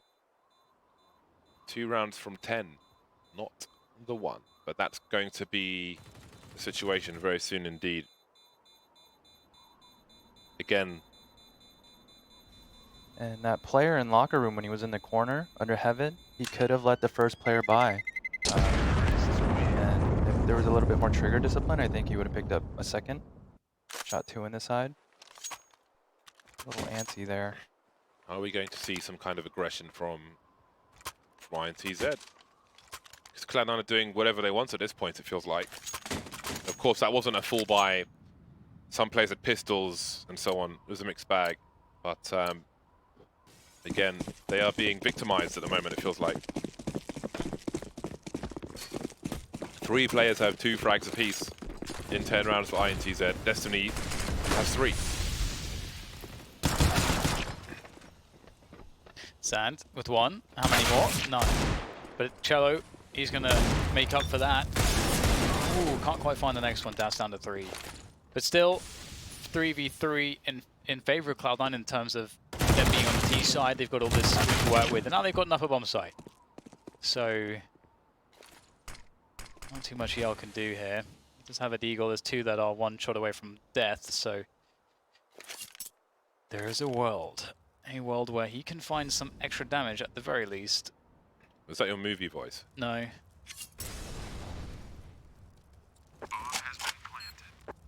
It's more of a children's... That'd be Inner World. Children's book reading voice.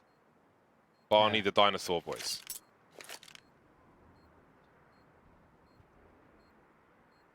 Oh, let's creep around the back looking for guns, I guess. Another round bites hunt. the dust. Is there hope for INTZ? What do you think? What do you think? It has to start next round. If they want anything, I think they have to win out. I'm gonna imagine that INTZ's nuke isn't that strong. Just by going from what I saw from Train. I'd imagine INTZ has practiced Train a lot more than nuke. So I don't remember seeing them play nuke. Maybe I have, but I don't remember it. And that's, if they haven't, I don't remember it, and that's not good either. I've seen Brazilians play nuke, but I don't know which ones. Because wow.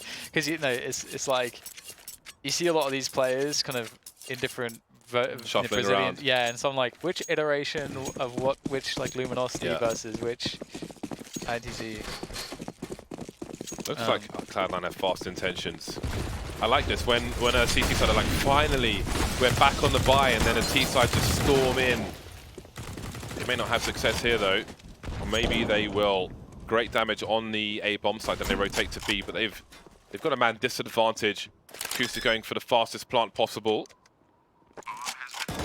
Oh, he somehow just gets away with that. Down the ladder, up the ladder, and that makes it well, there's a 1v1 to be had on the B bomb side.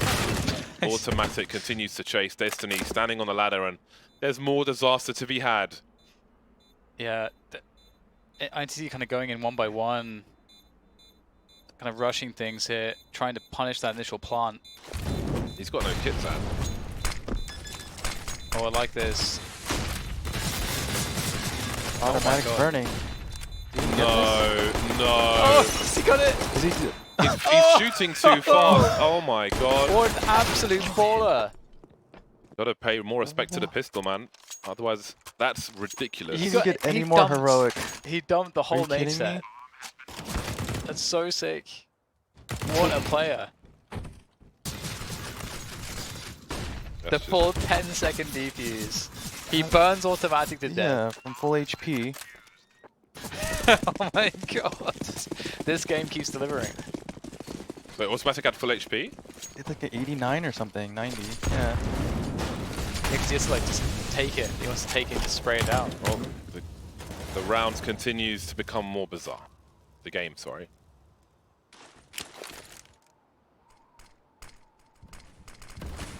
That is, I mean, you just don't see that. You don't see 10-second diffuses in smoke in professional matches. I don't know when I last saw that. And he kills one player with the molly. Just 1v2, both players shooting at you, 10-second diffuse. I've never seen that in 5 years. Yeah, that's the first. That's so weird. Classic CT spawn orbing. Let's go. Nice shot. I'm still recovering from the scenes we just witnessed. INTZ are back where they were before, in the gutter more or less as far as nuke is concerned. What is there to do? It doesn't feel like they've had control ever. No. The issue is that they lose so many picks. There's been so many early picks for Cloud9. And the problem with that, to some extent, is that one of the kind of fundamentals of this map on the CT side is that it's a tug of war where you kind of have to give up position over time as the CTs. So, you know, if low is threatened, okay, you pull some rotation.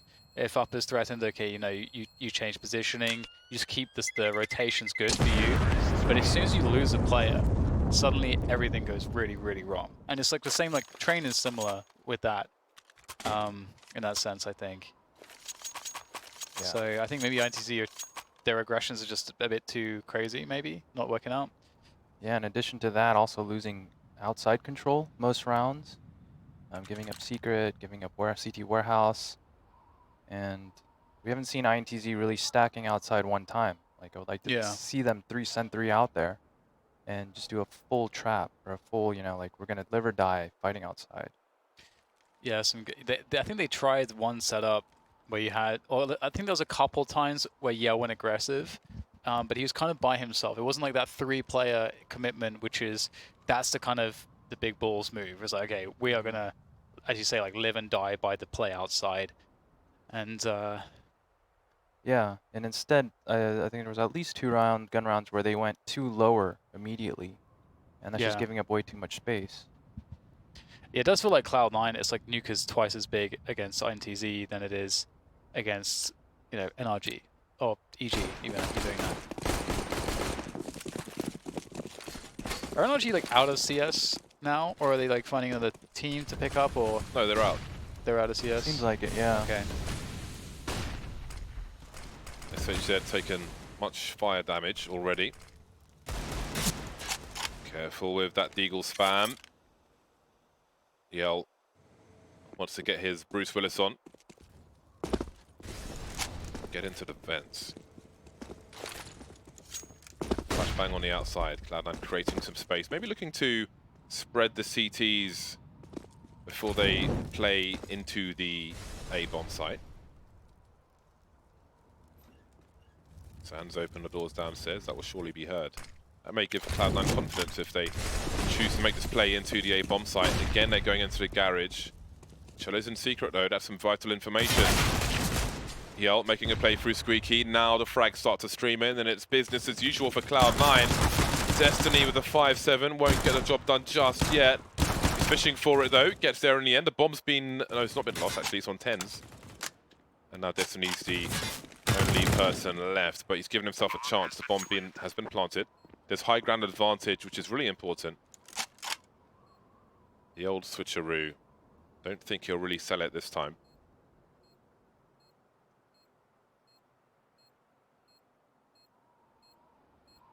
He is being waited for. The barrel of the gun has surely been seen. And 10s will finish off the job. 11-3 for Cloud9. On the T side of Nuke. Yeah. It doesn't feel recoverable, but with this series, with these teams, I don't know that we can really put anything out there as guaranteed. So, another round, another bye, but the last one on this side, in this half for INTZ. They've got the AWP onto Zand at the moment, so perhaps has he got a spawn or something, or is he going to toss it to Yell? Where's Zand at? Where he's standing? Where's Zand? Give me Zand. There he is. So Yell actually has a more forward spawn. The player is having an FPS issue, and the game, well, not the game won't be restarted, but his game will be restarted. Ah. Okay, so I think if you're INTZ here, you just push. You're either gonna push ramp with that op, slow push it, or peek hut, or peek outside. Just like go, you know, you have nothing to lose. Playing passive has not worked, so just do something completely drastic. Why not? What else do you have to lose? It's already like, you know, 3-11. Who was it? I think, was it Olofmeister from FaZe that was peeking from huts with the AWP? Yeah. Yeah. How about that one? That was fun. I want to see that again. That was cool. That's a very drastic play. You don't often see that one. 11-3, man. What has happened to INTZ? Such a long fight to get to this position. Where have they gone? Yeah, I mean, that's always going to be one of the issues, is like map pools as well in best of threes, which is why obviously a best of three is the best way to decide who's a better team in Counter-Strike as opposed to just one map. Even out the variance, and see if a team can play multiple halves. Right squad lost to Furia 2-1. The right squad. FNS's team. Oh, well, how about that? We've gone over 10 once again. INTZ not showing us much of anything here on Nuke. On the CT side, they have been missing. They have been cadavers. They've been pinatas. Does anything get smashed at a bar mitzvah? Don't know. I won't rest until we see 1337, James, in the odds. We've never breached. We've never gotten that far. You need to let go of this number. At least you stop telling me when it's elite o'clock, because that really just kills me inside. Why? Why is that? Really lame, that's why. It's really lame. You never use IRC, did you? I did. It's a common thing in IRC. I did. It's a tradition. But no one ever said that in any of my channels. Ever. Do you know why? Your channels probably suck then, I guess. No, it's the opposite, Dan. It's the opposite. Hey guys. It's elite o'clock. Come on, man. Come on, do me a favor. Yeah, you use scripts to do it, so you don't have to do the work. Oh, is it even better? Yeah, you like your server scripts. There you go. Did you do it every day? I didn't have to. Other people did it for me. Oh, that's sick. Were you of this ilk, this elite o'clock ilk? What does that mean? I know what IRC is. When it's 37 minutes past 1 on a 24-hour clock, the military time.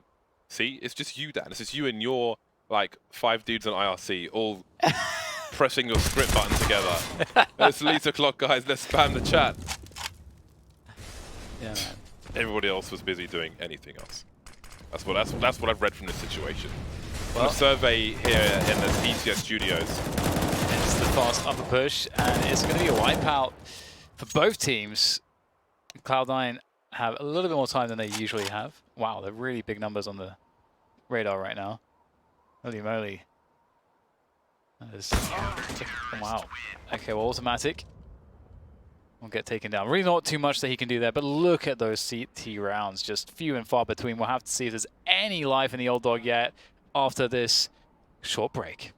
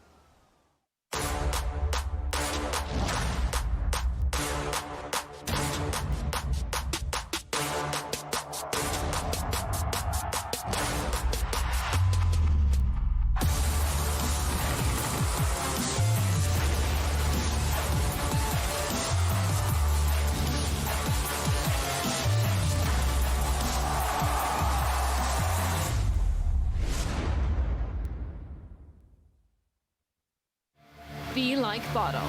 Build your own community with your very own hub.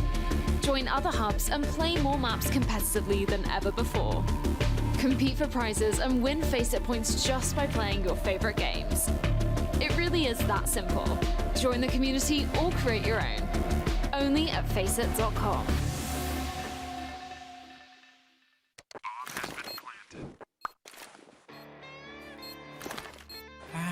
Cool, right? Want to know where I got it? Well, look, go to CS.money. It's a trade platform and a marketplace at the same time. Just choose, click, and get. Good luck, bro.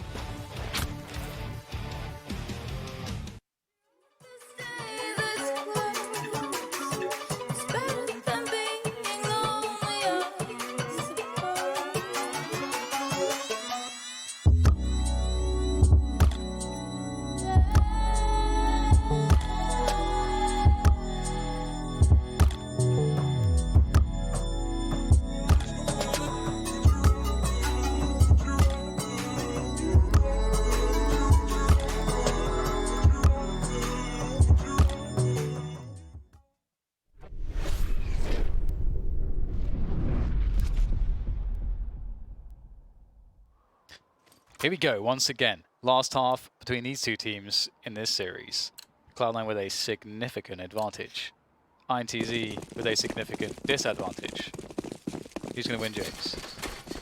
Well, let's just see how these first few rounds go, shall we? Because we've seen repeats. In weird situations like this, we have seen repeats.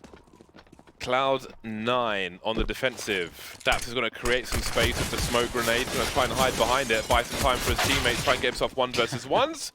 Which he will, but he won't really get a frag out of it.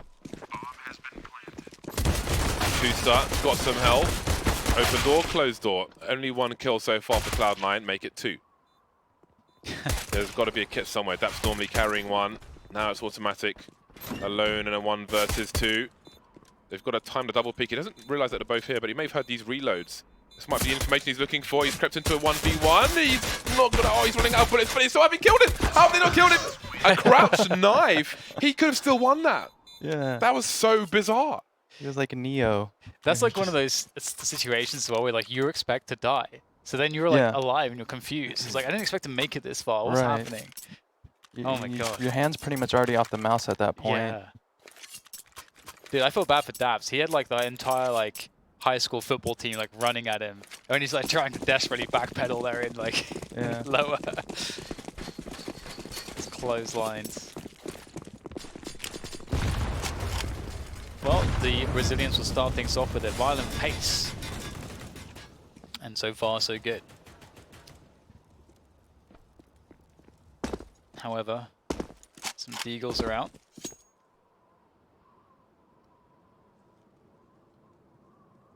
Automatic looking for that peek from Secret. When you play really slow and you're anti-eco, anti-force buys, you do give the CTs in this situation opportunity to get shots off. There's one opportunity, obviously a slim one, but an opportunity nonetheless. But a nade from automatic actually did the damage to take down Destiny. Cello can hit that rotation, but do you want to risk going for a smoke on anti-force buy? Probably not. Tense spots. Daps moves into position. 1 has crossed already. Automatic creeping, all trying to play off of each other. There's a distraction being run, and now they can move into Anarchy territory. Surely it falls to pieces. The CZ is out, and Yell will fall as well. A better prepared team turns things around. Well played from automatic. Great round from him. So much damage. But just a great team effort as well, the positioning. You know, Daps knew to like really be patient in his position around high. It's really easy to think that you have a moment you can run out and get a kill. Yeah. But he's playing to win the round instead. And automatic, getting away, coming up vent slowly. It's like 3 players. Beautiful stuff. And that was really good distraction. Whoever had the scout above heaven, he got the tag off and he's shooting just eagle shots, getting all this distraction. I guess that player next to door was just focused too much on heaven. Didn't see vent player come up.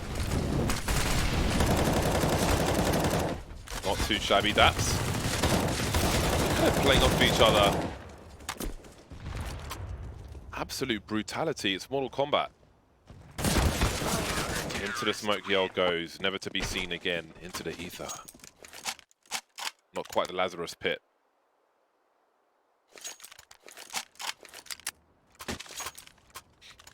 And out of 5 to 13, it's Eco Town for INTZ.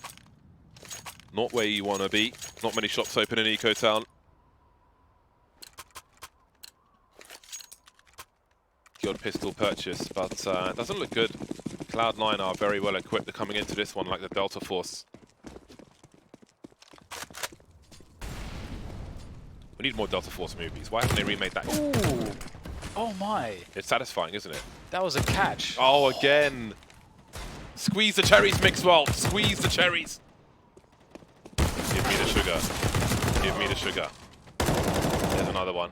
The crazy thing is that the first guy he got, he like hesitated at first and then caught him on the drop down whilst he was like falling. It was pretty cool. Do you remember that frag from Get Right? Yeah, it's with the Tech 9 falling from heaven. Off the catwalk. Yeah.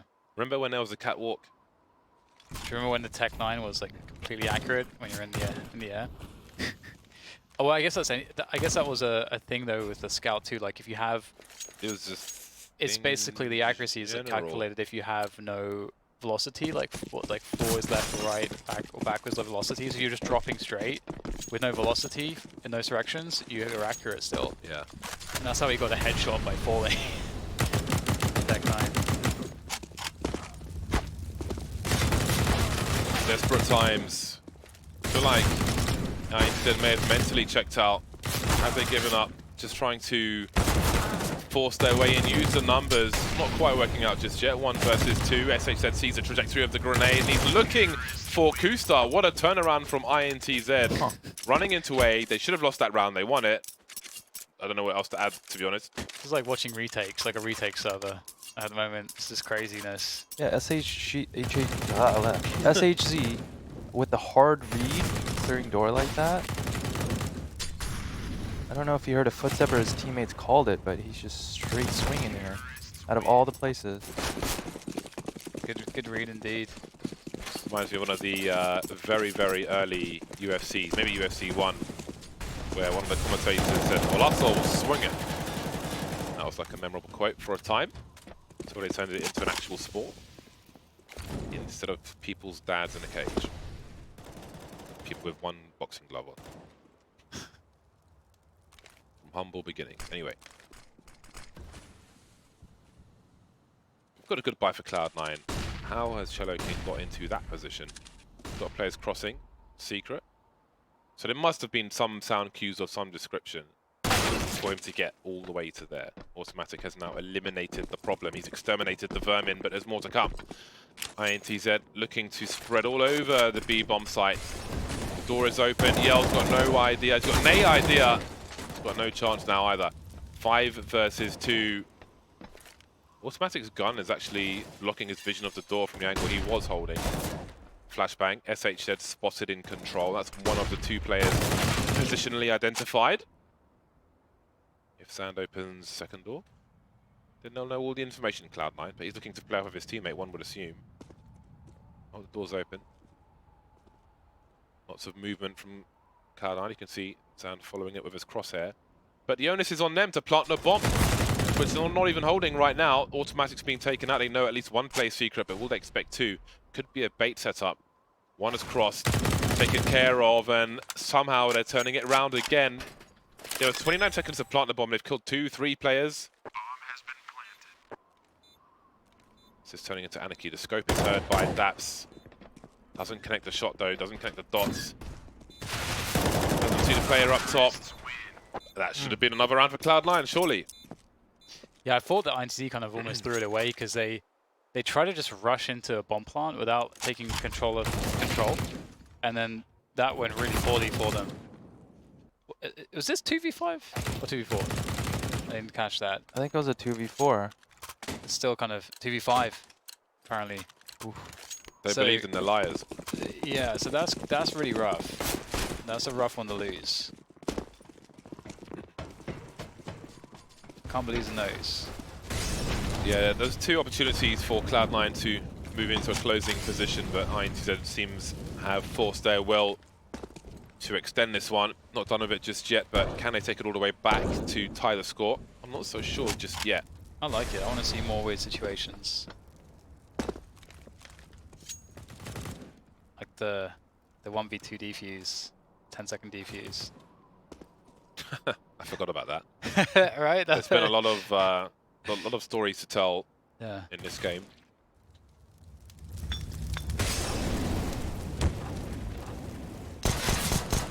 Okay, nice. Not too shabby. Mixwell playing anti-flash. That's like how you lose away from the angle, expecting the peak, trying to catch the T's looking elsewhere. Doesn't quite work out for him though, but it's a noble effort. And Mixwell now is the only man remaining. There we go. The eco is done, and we'll see what Cloud9 choose to do. TenZ has got 3850 in the bank. But on Nuke you can buy some lesser weapons, and it looks like, okay, it is going to be the half buy from them. Looking for the full buys. INTZ are not too far away, as weird as it looks. Considering this is an eco round for Cloud9. Almost at 12. But INTZ could quickly be at 10. And then you do wonder, these Brazilian squads have a knack for a comeback. So they just keep finding success with these very aggressive plays, and who the hell knows what happens. It would be the weirdest timeline if they were to win this, but we can't say for sure that Cloud9 are going to. And nothing is for sure.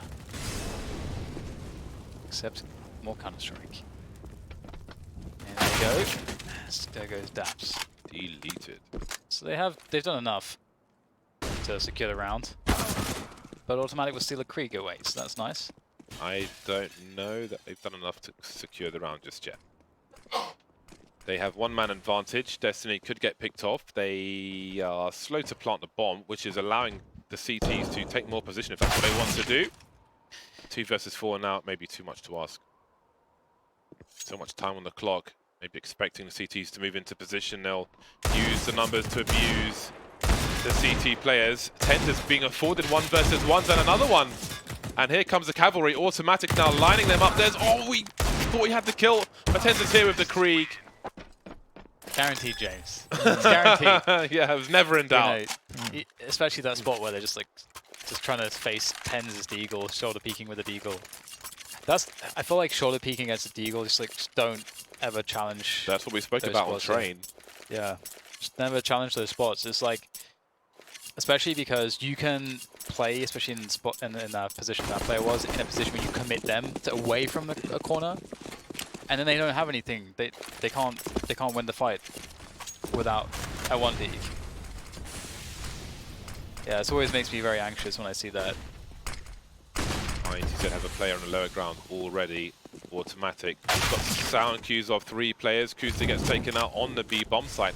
That's in the vents now. Automatic up top. Oh, there's mass confusion, but still, this is just the wildest game. Look, INTZ are probably going to get to 10 rounds now. That's only 4 away from Cloud9, despite how non-existent they were in the first half. Somehow the score is still close. 2 versus 3, though, this can still go either way. The bomb is isolated for the time being. Mixwell looking to deploy an incendiary, which tells INTZ where half the remaining players are for Cloud9. All timing. Crosshair was a bit low, getting ready to peek the stairs. That leaves Mixwell in a 1 versus 3. He hears some footsteps. Oh my god, SH, what happened there? Now he's got a 1v1 with the bomb carrier. Oh, what's going on? Why is he there? That's so mad. That round was so ridiculous. Automatic's play, I thought he was going to get 3 players. Firstly, like, how the hell did he get on top of the red container? I've never seen a player do that in that situation. INTZ getting players down the vent round after round is causing colossal problems to Cloud9. If they can stop that from happening, then maybe they can have a normal round.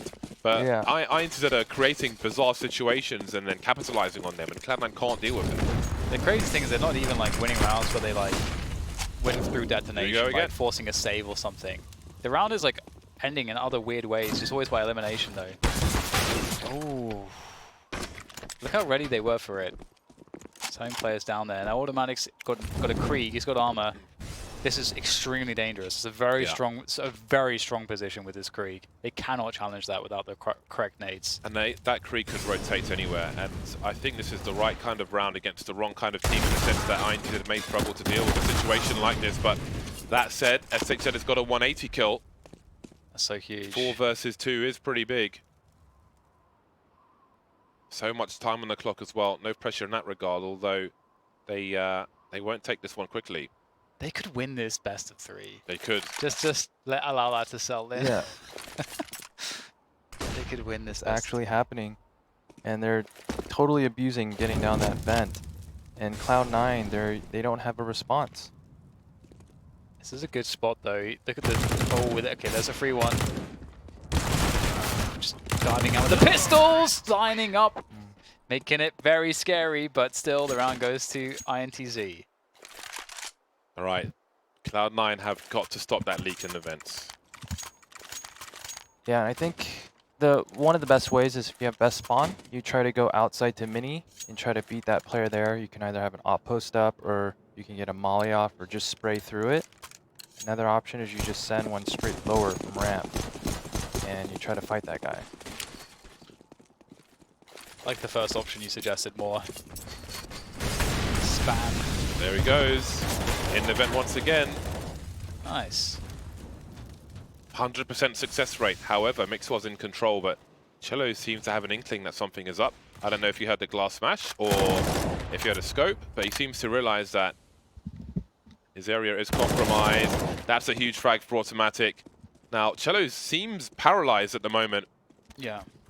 If Mixwell turns the corner, surely he's doomed if the angle's being held. Automatic's 20 HP in the meantime. Mixwell has to be patient. He knows there's a player lower somewhere. It's not safe for him to peek around the corner. There's the delivery they were looking for.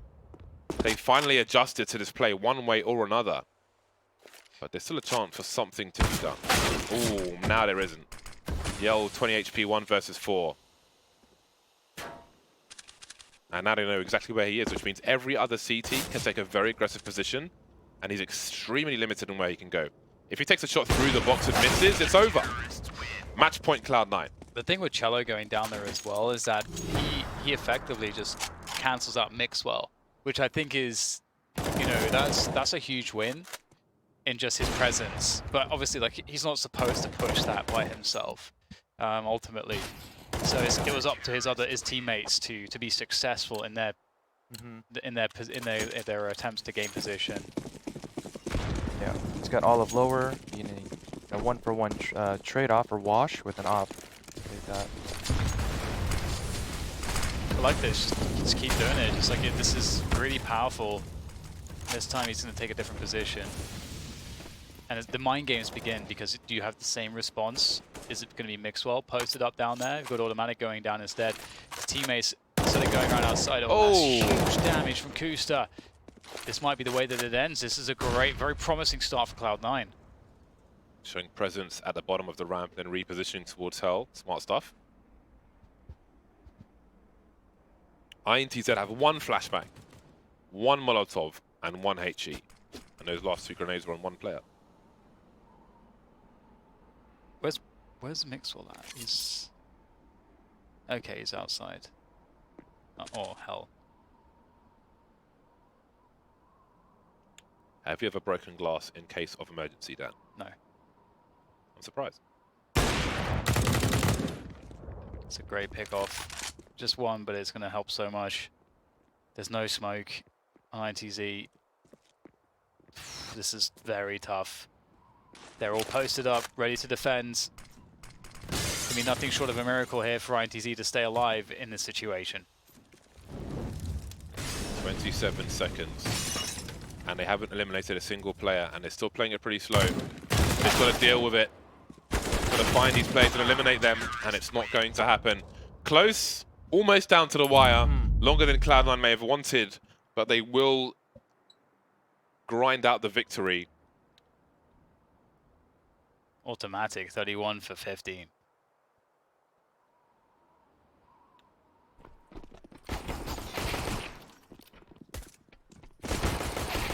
Yeah, that was a long battle. A very long battle. It was a 4-hour game of Counter-Strike. Oh, wow. And it is Cloud9 who ultimately take it versus the likes of INTZ. They ran out of steam on their CT side, but again, you make no assumptions because all too often we see the mirror when things turned around, and again, Cloud9 suffered, but in different ways. I would say Cello going down the vent every single round caused all kinds of problems for Cloud9, and the comeback continued and continued, but didn't quite get there. These replays brought to you by NVIDIA.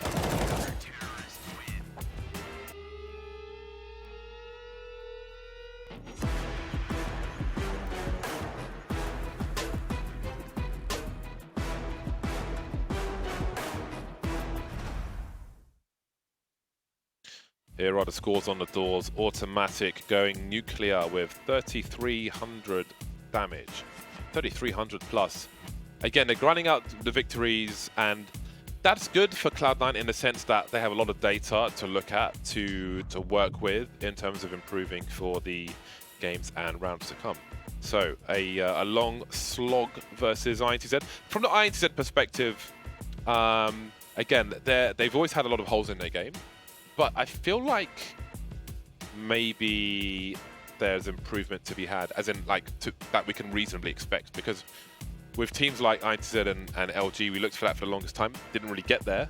Didn't really see the improvement we were looking for, but maybe with this roster, there's more to be had. And they had definitely some good chances to win that game of Nuke, which is kind of surprising. They earned that. And what I would really have loved to have seen is Cello not going down the vents every time, but just throwing the same utility and creating enough noise that they still pull a rotation down, because I think that Cloud9 would have had to do that. They would have had to rotate someone down, because you can't know 100%. And here is the bracket. So Furia beat Riot Squad 2-1, and they will be playing Cloud9 in the latter part of the bracket. I believe 80k in complexity. I'll get an updated score for you, but it will be X Singularity versus Evil Geniuses. That is coming up after the break, and we will be heading to a break. It's been a long day, but there's one more best of 3 to come. But before we go to that break, it is time for the X Factor play of the game. What do we have? God, I can't even imagine. With so many rounds. It's gonna be the defuse, man. It's got to be. Give me the defuse. That's gonna make 2019 top 5 plays. Yeah, there we go. This is okay. So there's one smoke deployed. I think he flashes automatic here. Or no? Oh, he went for full spray. Then he dodges 20 bullets at the edge of the smoke and gets the frag. Absolute madness. Absolute madness. That is a very bizarre defuse, and probably one you may never see again, to be honest. It's that wild. Anyway, a Cloud9 and dying in Molotovs, eh? We'll see you after the break for X Singularity versus Evil Geniuses.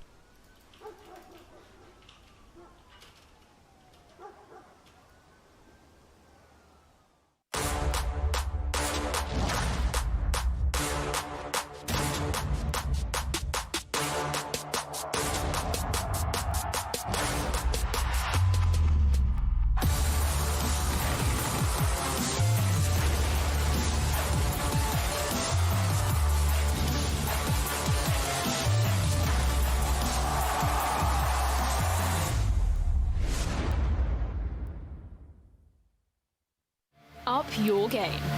128-tick service for the smoothest, most responsive gaming experience ever. Ensure you game seamlessly with our state-of-the-art FACEIT anti-cheat. Track your progress with advanced stats within your community, country, or region. This is the true ranked experience. Sign up now at FACEIT.com.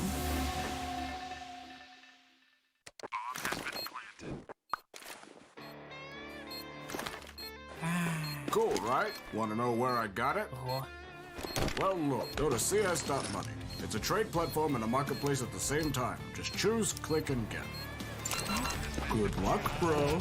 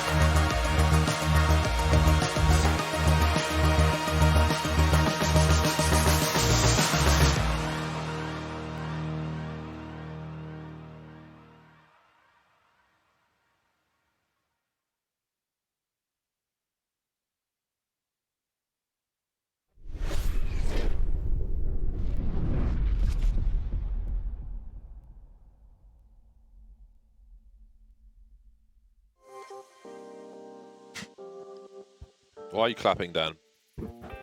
You're ruining the return from the break. The sun has gone down in Santa Monica. That's not you, is it? No, too skinny. The sun has gone down in Santa Monica, and this is about how dark it is outside at the moment. That is the Santa Monica Pier. It's like low FPS on the lights there. It's what? Just like low FPS on the lights there. It's like like 20 FPS. It's all jerky. It's not a frames per second, Dan. It's just I know, but it looks choppy, so it's like I thought the camera sucked or something. Have you ever been outside, Dan? A few times. A few times. Okay. I have this tan and everything. Probably count him on one hand. Yeah, you've got that. Oh, you actually do have a tan as well. Okay. That's good. So that Indian skin, right? Yeah, 22%. Well, where were we when you said, "Oh, that I've got, my Indian skin's going to tan great"? Yeah, well, 22% of it's working out great for me. But it's working out fantastic. That's I don't claim to be impervious to the sun like you, and then you get, then you go onto an island in the Bahamas in 40 degrees Celsius, like 110 Fahrenheit or whatever it is, or 100, 105. You get burned to a crisp. I got roasted. I was in immense pain. I was really happy because, not your immense pain. Well, yeah, you were. That's why you were happy. It's mostly that you claimed that you're impervious to the sun, and I'm like, a lesson must be learned here. African fibers, mate. And I feel like the lesson was learned. It was learned pretty badly. I was burned really badly, man. Like my whole back was like plastic bag, basically. Yeah. And that's pretty dangerous. I don't recommend doing that at all. It's not worth it. No, it's not worth it. Get a spray tan. A spray tan? Yeah. I don't need a tan. Do I need a tan? I'm not saying you need a tan. You just said get a spray tan. Yeah, but like as an alternative to tanning in the sun. Let's just cut his mic off for a second. Right, Singularity versus EG is what we are going to be going through shortly, but on Caffeine, a little later on, because the game was pushed back somewhat, there will be the ATK match, and there is the information for you. Man like Philip Garcia, Philip with 2 L's, Frost the Sheikah. Is that like the thing from Zelda, the Sheikah slates? I mean, the word existed before Zelda. I thought it was like a made-up thing in Zelda. What, just for Zelda? Yeah, what does it mean? It's actually not. I mean, you feel free to look it up. Why don't you tell us what it means? Okay. Alright then, do you want me to do it right now? Don't have my phone? Yeah. He's gonna sit here. We're gonna wait. Cool. Well, while we wait, why don't we mock Dan's lack of a custom knife in Counter-Strike? Do you have a knife, Rambo? I don't. You don't have a knife? But I'm not opposed to using one. Get absolutely. Okay, well, if you did want to use one, Rambo, you could get one from CS Money, where you can sell your Steam waste if that's what you want. It is a Zelda thing. I'm trying to talk to the people. I'm doing a promo. Do you have any awareness here? Well, Can I just finish my sentence? You asked me to look stuff up and just delivering information that you asked for. Okay, all right then. What does it mean? I want to go back in time to before this conversation. Yeah. What does it mean? It's the Sheikah, also known as Shadow Folk, are a recurring race in the Legend of Zelda series. Wait, did you look up a definition for Zelda? No, I just wrote the word Sheikah in there. But is there anything else? Like, That's the thing that comes up. Yeah, but that can't be the only thing that comes up. You're on Google, right? Let's go into the veto. I don't know what to do. Do you know what? I'm going to look up Does Urban Dictionary count, James? Okay, you got to run the show now. There you go. Urban Dictionary is fantastic. Right, let's do the vetoes. We haven't done it yet because James always messes it up talking about other stuff. So we got Dust 2 picked by EG, probably the best Dust 2 team out there right now. They're strong. Avangard have the best defaults, but the only team that can beat Avangard I feel like is EG consistently, and they don't even run defaults on their T side. Yeah. We got that Mirage pick coming through. What are your thoughts? Expected, yeah. Dust 2, Mirage. Ooh, nice juicy open maps. The worst thing about Dan is that he's actually right as far as the word Sheikah is concerned, but like Shake. I'm always right about vocabulary. Not always. I have like 9 out of 10 wins. Most of the time, yeah. Just whatever. That just took a year off my life. I'm surprised because I pointed out because you're such a Zelda fanatic that that's the only Zelda I've played. But you're using the Sheikah slate every 5 seconds. I'm a fanatic of that. Yeah, but like, because you got Shake and other words which are similar to it. I wasn't sure if it was a real word or not. Okay. You don't know the word Shake? Just take out the A in Sheikah and it's Shake. What you mean, like? That was pronounced chic. Chic. Well, we say shake in the UK. For example, wait, are you saying C-H-I-C? Chic? No. Okay. S-H-E-I-K-H. S-E. So in near our office in London, there is this big building on the river, which is owned by some dude called Sheikh Mohammed, for example. Or Sheikh Mohammed, maybe if you're You know, and then there's Sheek Lou, which is the rapper, which is SHEEK. So it's still not an actual like word except a noun. Well, shake is, yeah. Well, it's a word. Okay. But you're saying it's not a word, it's a word. It's just a, I mean, it's just a name. Why am I here? Why is this happening? Can we just go to the Counter-Strike, please? Can we go to predictions? I just need to move swiftly away from this. Rabbit hole. Stop looking at me, Dad. I can see you looking at me. Where's the overlays at? Love it. Dust 2, Mirage, and Nuke. I need help. People tweet me some kind of help. Pictures of cats, something to just make me forget everything that's over here. It's my job to get wins against James. I am going to pick Evil Geniuses. What is your pick, Dan? I will also pick Evil Geniuses. I think you'd be I crazy. shall too. Yeah, otherwise. Evil Geniuses, they're looking super strong. Stanislaw has stepped into an already super strong lineup and made it stronger. It's stronger. Absolutely. Connor, what are you doing? How sensible are you feeling today? I'll end the day on 100% and go Fiji. Oh wow, look at that, counting the percentages. He's got his little tick boxes. Respect to you, sir. All right, Evil Geniuses all the way. I don't know how much support there's going to be for Singularity. 2 NA teams, ex-Singularity, excuse me. We'll see if they're picked up by another organization. A W here would certainly help in that regard, but I don't know how likely it is. What do the people think? It's got to be 80+%. Okay, there we go, 83%. Everything is fine. Everything is normal.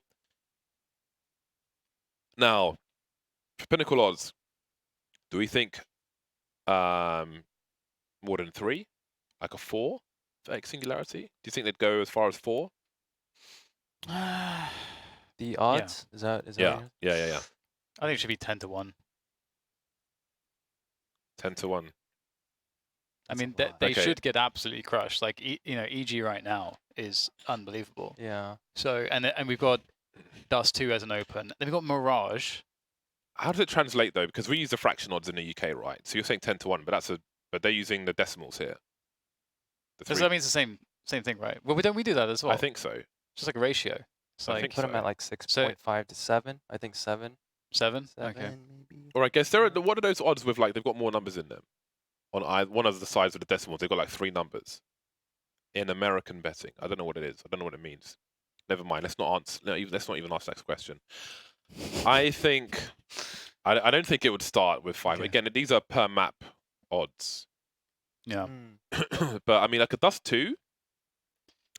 I don't think you'd get like those kind of odds on a Dust 2. Well, I mean, it's just that EG are just so sick on Dust 2.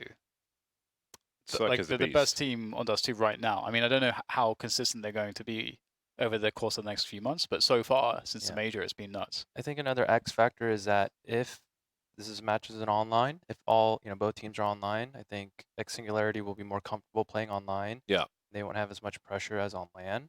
So I think that's a little bit of X factor there. Yeah, got to give a few percentages to the underdog on LAN. I do want to see the knife as well if we can. I just want to look at the knives. I want to look at those stiletto knives. I've left them on my pens by the desk, so I can't even. I'm just doing weird things with my hand now, which is probably not a good idea.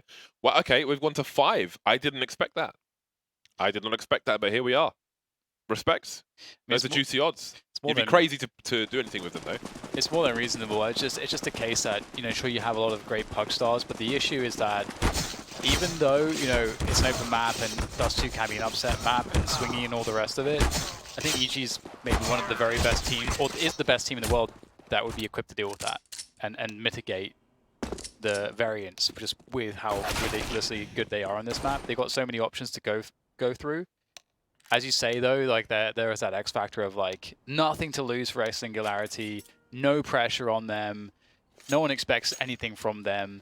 EG, they're not at like a LAN, they're not on a stage, they're not gonna have some of the pressure that's gonna make them perform better. They're more likely to perform below their average than they are above their average. But yeah, that's like the only silver lining I can see. But here we go, we've got the T side for X Singularity. It's a great place to start off. They can pick up this pistol. Look at the creep on middle there, this is really cool. Pwn alone. What a great name. Entertaining in mid. And EG was spotted going through mid doors, but X Singularity have hesitated. They've barely gone through the mid doors, now they've split up. They have the P250 going towards top mid. This is the range they need. This is not a good range for Stelly to peek. There's a P250 slowly going down into nothingness, and they haven't got much of anywhere. Singularity. I mean, in fairness, Evil Geniuses didn't commit to top mid necessarily, so if Singularity tried to run towards A, they still got bad range if they're facing players on CT spawn, don't have the utility, and they don't really get anywhere in this round. It's always really nice when Europa gets a few kills in the pistol as well. Cirque already up to $4,300. That's a great shot. Really strong start from Cirque. And he's one of the guys that's going to cause a lot of issues. I think in his Cirque and I think Ethan, is it Ethan that's often going to be playing support, rifle support around mid, I want to say. Those they can be very dangerous because I think we're more likely to see some aggression from them. I forget which player loves to run into lower dark for EG. I think Breezy plays B main, and I think Tarek supports B. And then Cirque plays A with Ethan and Stanislav. I think if anyone it's gonna go lower, it's probably Tarek or Stanislav. Okay. But yeah, if both teams on paper, every single person on Evil Geniuses is better than everyone on Singularity. It's just so much superstar power. And I think Breezy, he's playing out of his mind this year and the past year. I think he might be the most improved player in NA and maybe like top 3 in the world. And he's a huge factor on how EG and Energy was so successful. One of the players had the wrong config loaded and had to change the binds. So who knows, maybe it was a KZ map bind or zombie server. I've never played a zombie server though, so I don't know what binds you might have. Actually, no, I did play one recently, and it was just strange. Okay, well that's the fact that Cirque's just like really happy to peek this and just gonna stay out there, picks up the kill. That is a very bad sign for Singularity. Seek and ye shall find. Cirque. I'm still kind of buzzing about seeing the EG logo. It's just cool. Get some OGs in there. Minute 20.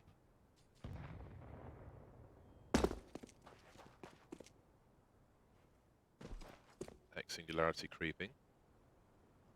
The other thing too about this EG team is that when Stan came onto the lineup, Cirque had a new lease of life as well. We started seeing like really strong performances deep into LAN with him. And that was another piece that was previously missing. And he is ready for the ting here with this scout. Oh, Infinite with that peek. And now Tarek on the low grounds. Can be surprisingly strong shooting into the headshot positions from the low ground. But you do need the right support, and it is not going well here. Oh, Infinite playing very close to the edge there. Will be punished. Ethan with a jumping accuracy on the MP9, trying to get it to work, but we stand to finish it off. That's fantastic damage. 3 kills, a bomb down. It's going to be a very scary round 3 for EG.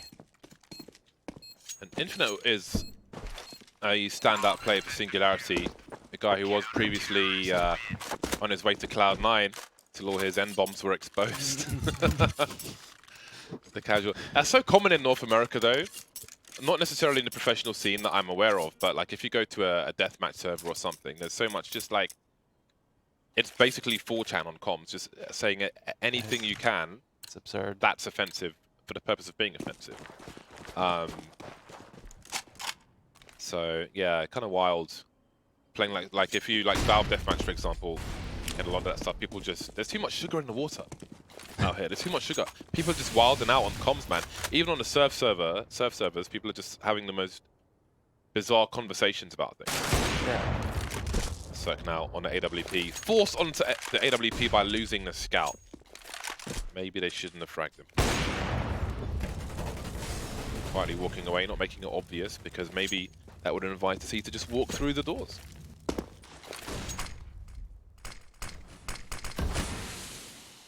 But it has made its way up to Catwalk meanwhile. There's the flashback. Good stuff. Some good basics. Here's the lurk smoke. Really easy to line it up. It's an important smoke to be consistently present, showing throughout your T-side rounds. You can run a set piece behind it. You can use it in all different kinds of ways. And you can bait CT utility out with it as well.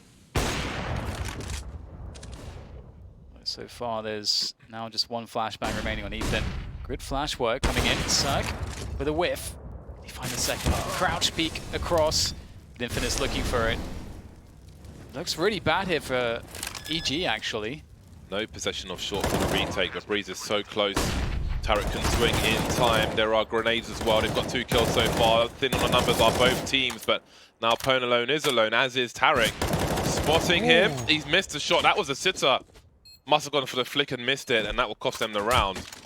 But they have done so much damage. They've got the bomb plant, so they'll be buying in the next round, most likely. How much money they've got. Sick round from Tarek. The sense of urgency from him, the way that he was charging upslope, like knowing that he had to make a play immediately. He was the only guy in a position to do it, and then the fact that it took all this as well, the fact that he was able to execute all that, fantastic. But the buy is still going to be worse for EG, so... A UMP on Dust 2 and an MP9. Rotation is going to be rough. Stelly makes his way through long. They're lining up for Pwn alone. And there's a trade from Stelly by Blue. And that's a catastrophe. Neither of those kills were the SMG players.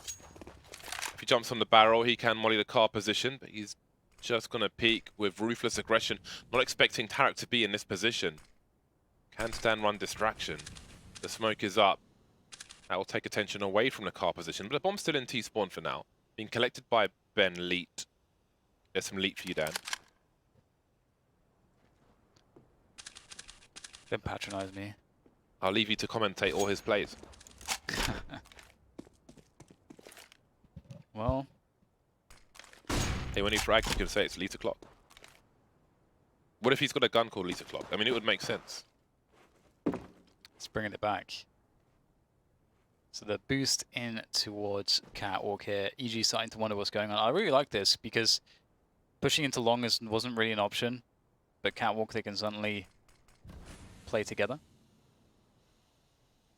Tarek trying to do what he can here. Now this is going to be scary, but he manages to make the first pick work. But it feels like there's not much left for EG here. Obviously the MP9 and the UMP not great on Dust 2. They've lost all position. And it's just this war of attrition has really paid off for Singularity because the fact that they had to buy an MP9 and a UMP, imagine if they had 2 rifles. Maybe they can do something here. And in fact, there is still something to be done. Stan can try to go for something here. Touching over the top. And it's going to save the AWP. This is a smart play. And early battle 1 at long A for Singularity. Kind of a bizarre late peek by EG. Typically you'll have a flash to peek that door again. There was none there. And they both just dry swung out against an SG zoomed in. You're going to lose that fight. So if I'm Singularity, I keep taking those fights long A if I have those spawns. Those are pretty even fights, even if you're fighting against the best team in the world. You have good pop flashes and good spawns.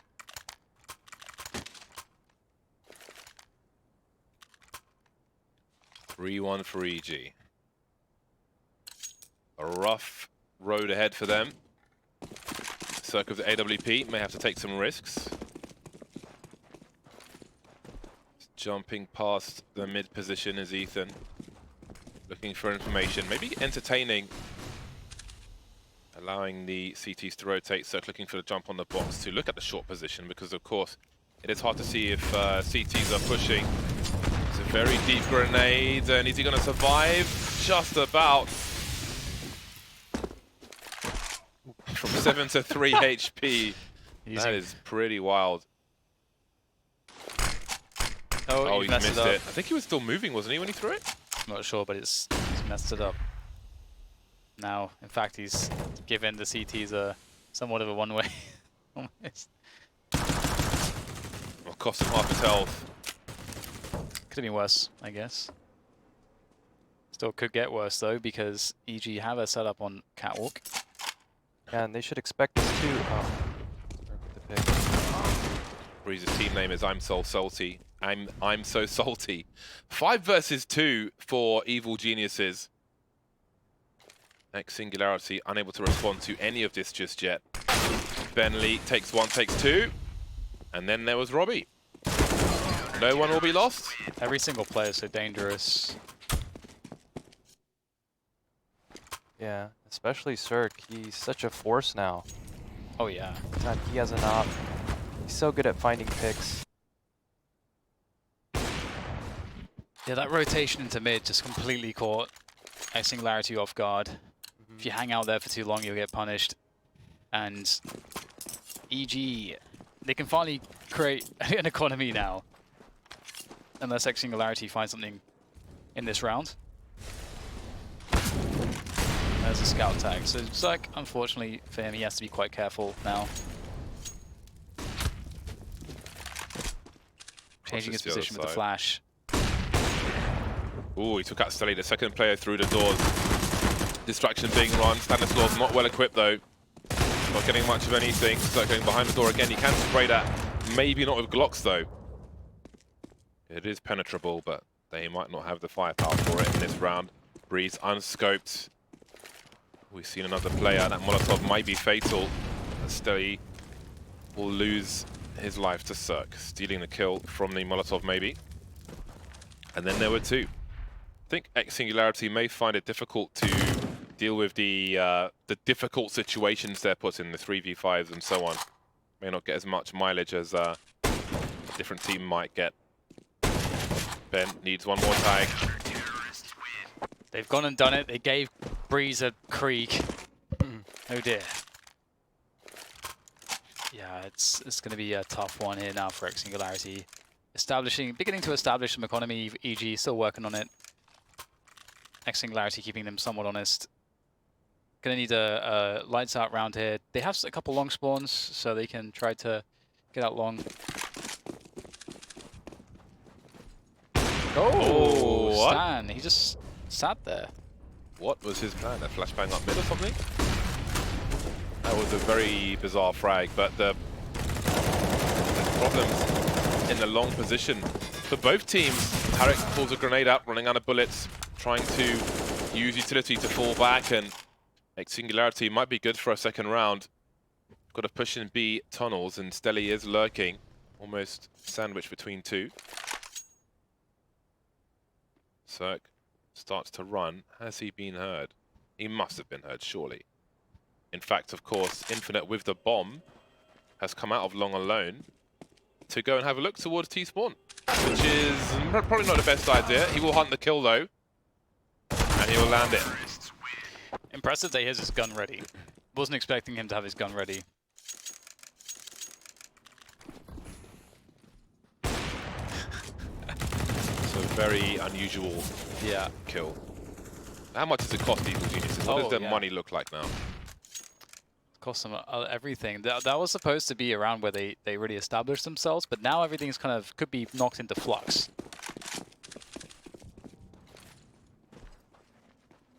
It's like looking for it again.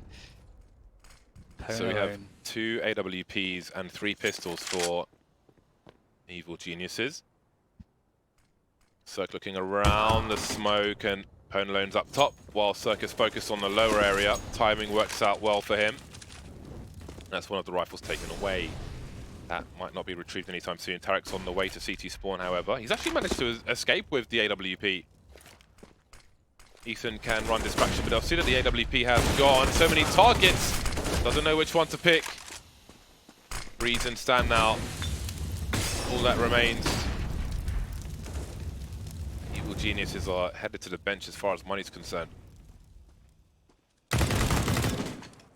Now it's just Breeze, 1 versus 5. They may spend some time looking for him with 1 minute on the clock. looking to take everything away from Evil Geniuses. The bomb's planted pretty quickly, in fact. And there he is, spotted now. A few seconds, and Singularity will be looking to use the numbers together.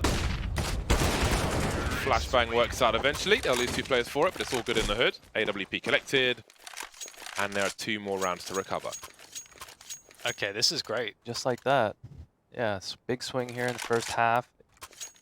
Forcing EG to save. Singularity building up their bankroll. And really nice pick there, taking Cirque out. He's lurking at the edge of the smoke, and you just caught watching the wrong angle. I feel like it, you know, some of it comes down to that, especially like 2 rounds in particular where they, where they, you know, had 2 very successful long takes. EG been struggling to defend long. Oh, have a look at this. They need to retrieve the bomb. It is outside the long doors. Ben Leeds missed his shot. Do they continue to pursue? There's a Molotov, but there are 2 in there.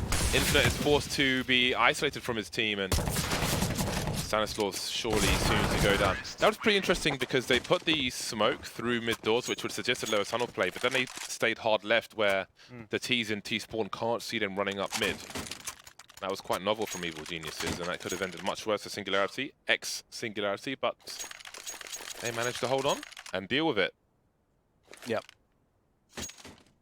Yeah, it's definitely no easy task. And when you've got Evil Geniuses, all 5 of them running at you with pistols, and you're unsuspecting, it can certainly go very wrong. Oh my god. He knows all the angles, Zerk. All the angles. He's so happy to take those peeks too. I mean, you had the scout, so you yeah, should. But there must have been some demo watching there. To go for a peek like that, that's very specific.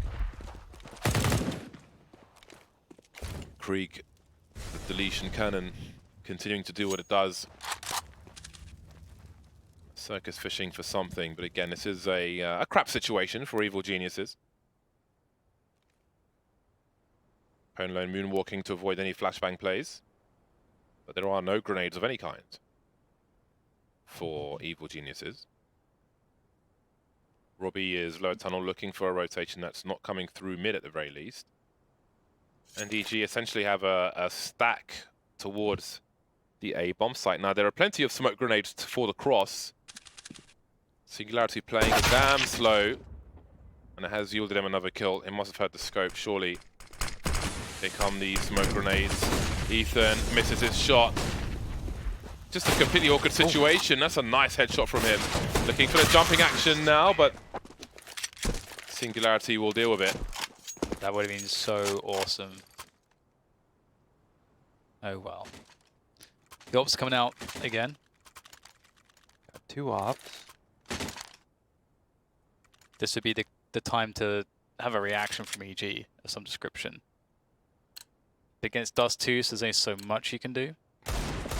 But you'd like to see them be able to hold long. All fast timing down suicide, always very strong. And it's like it's the case that when you throw that smoke to cross instead of anything else, you don't know that this is coming, and Singularity will take full advantage. Oh, is Circle looking? Oh my! Oh, Ethan's checking for this. Beautiful. Great awareness, but these 2 CTs have a lot of work to do.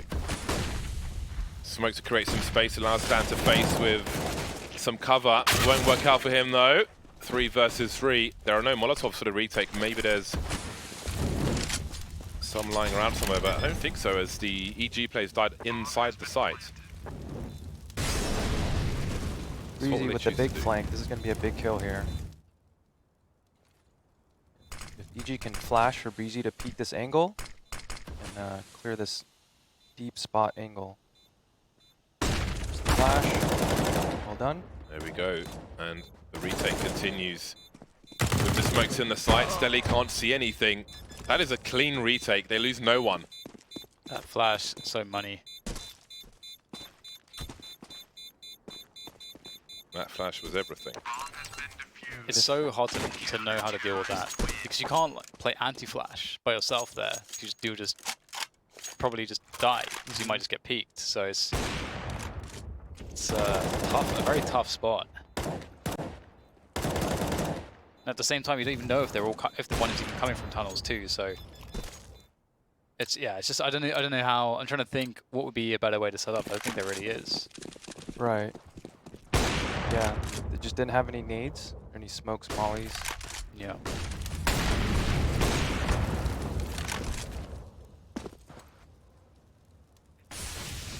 Evil Genius is finally back in a good situation. Ethan and Cirque now with the AWPs. Ethan towards the B-bomb sites on this occasion.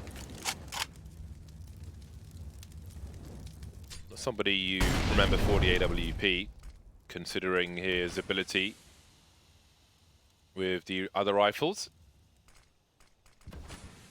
Looking for the gap in the corner of the smoke. Cirque will be aware of this, not showing too much. No shadow information. And they wait. So many flashes for EG, not much else though. Perhaps trying to pull CTs into mid to weaken the A bomb site. Pop flash play, in goes Tariq, sees nobody inside long doors. And surely there'll be a greater focus on the A bomb site. Will Breeze go to the goose position? If he does, we may see the palm tree flashbangs. There he goes. There's the palm tree flashbang. Hard to see. There's a flash up and they're completely blind. Another re-peek and it's nothing but deletions from Evil Geniuses. And Benley looking to cut off the rotation. Make it expensive for EG. 25 seconds. He won't be going to the A bomb site anytime soon.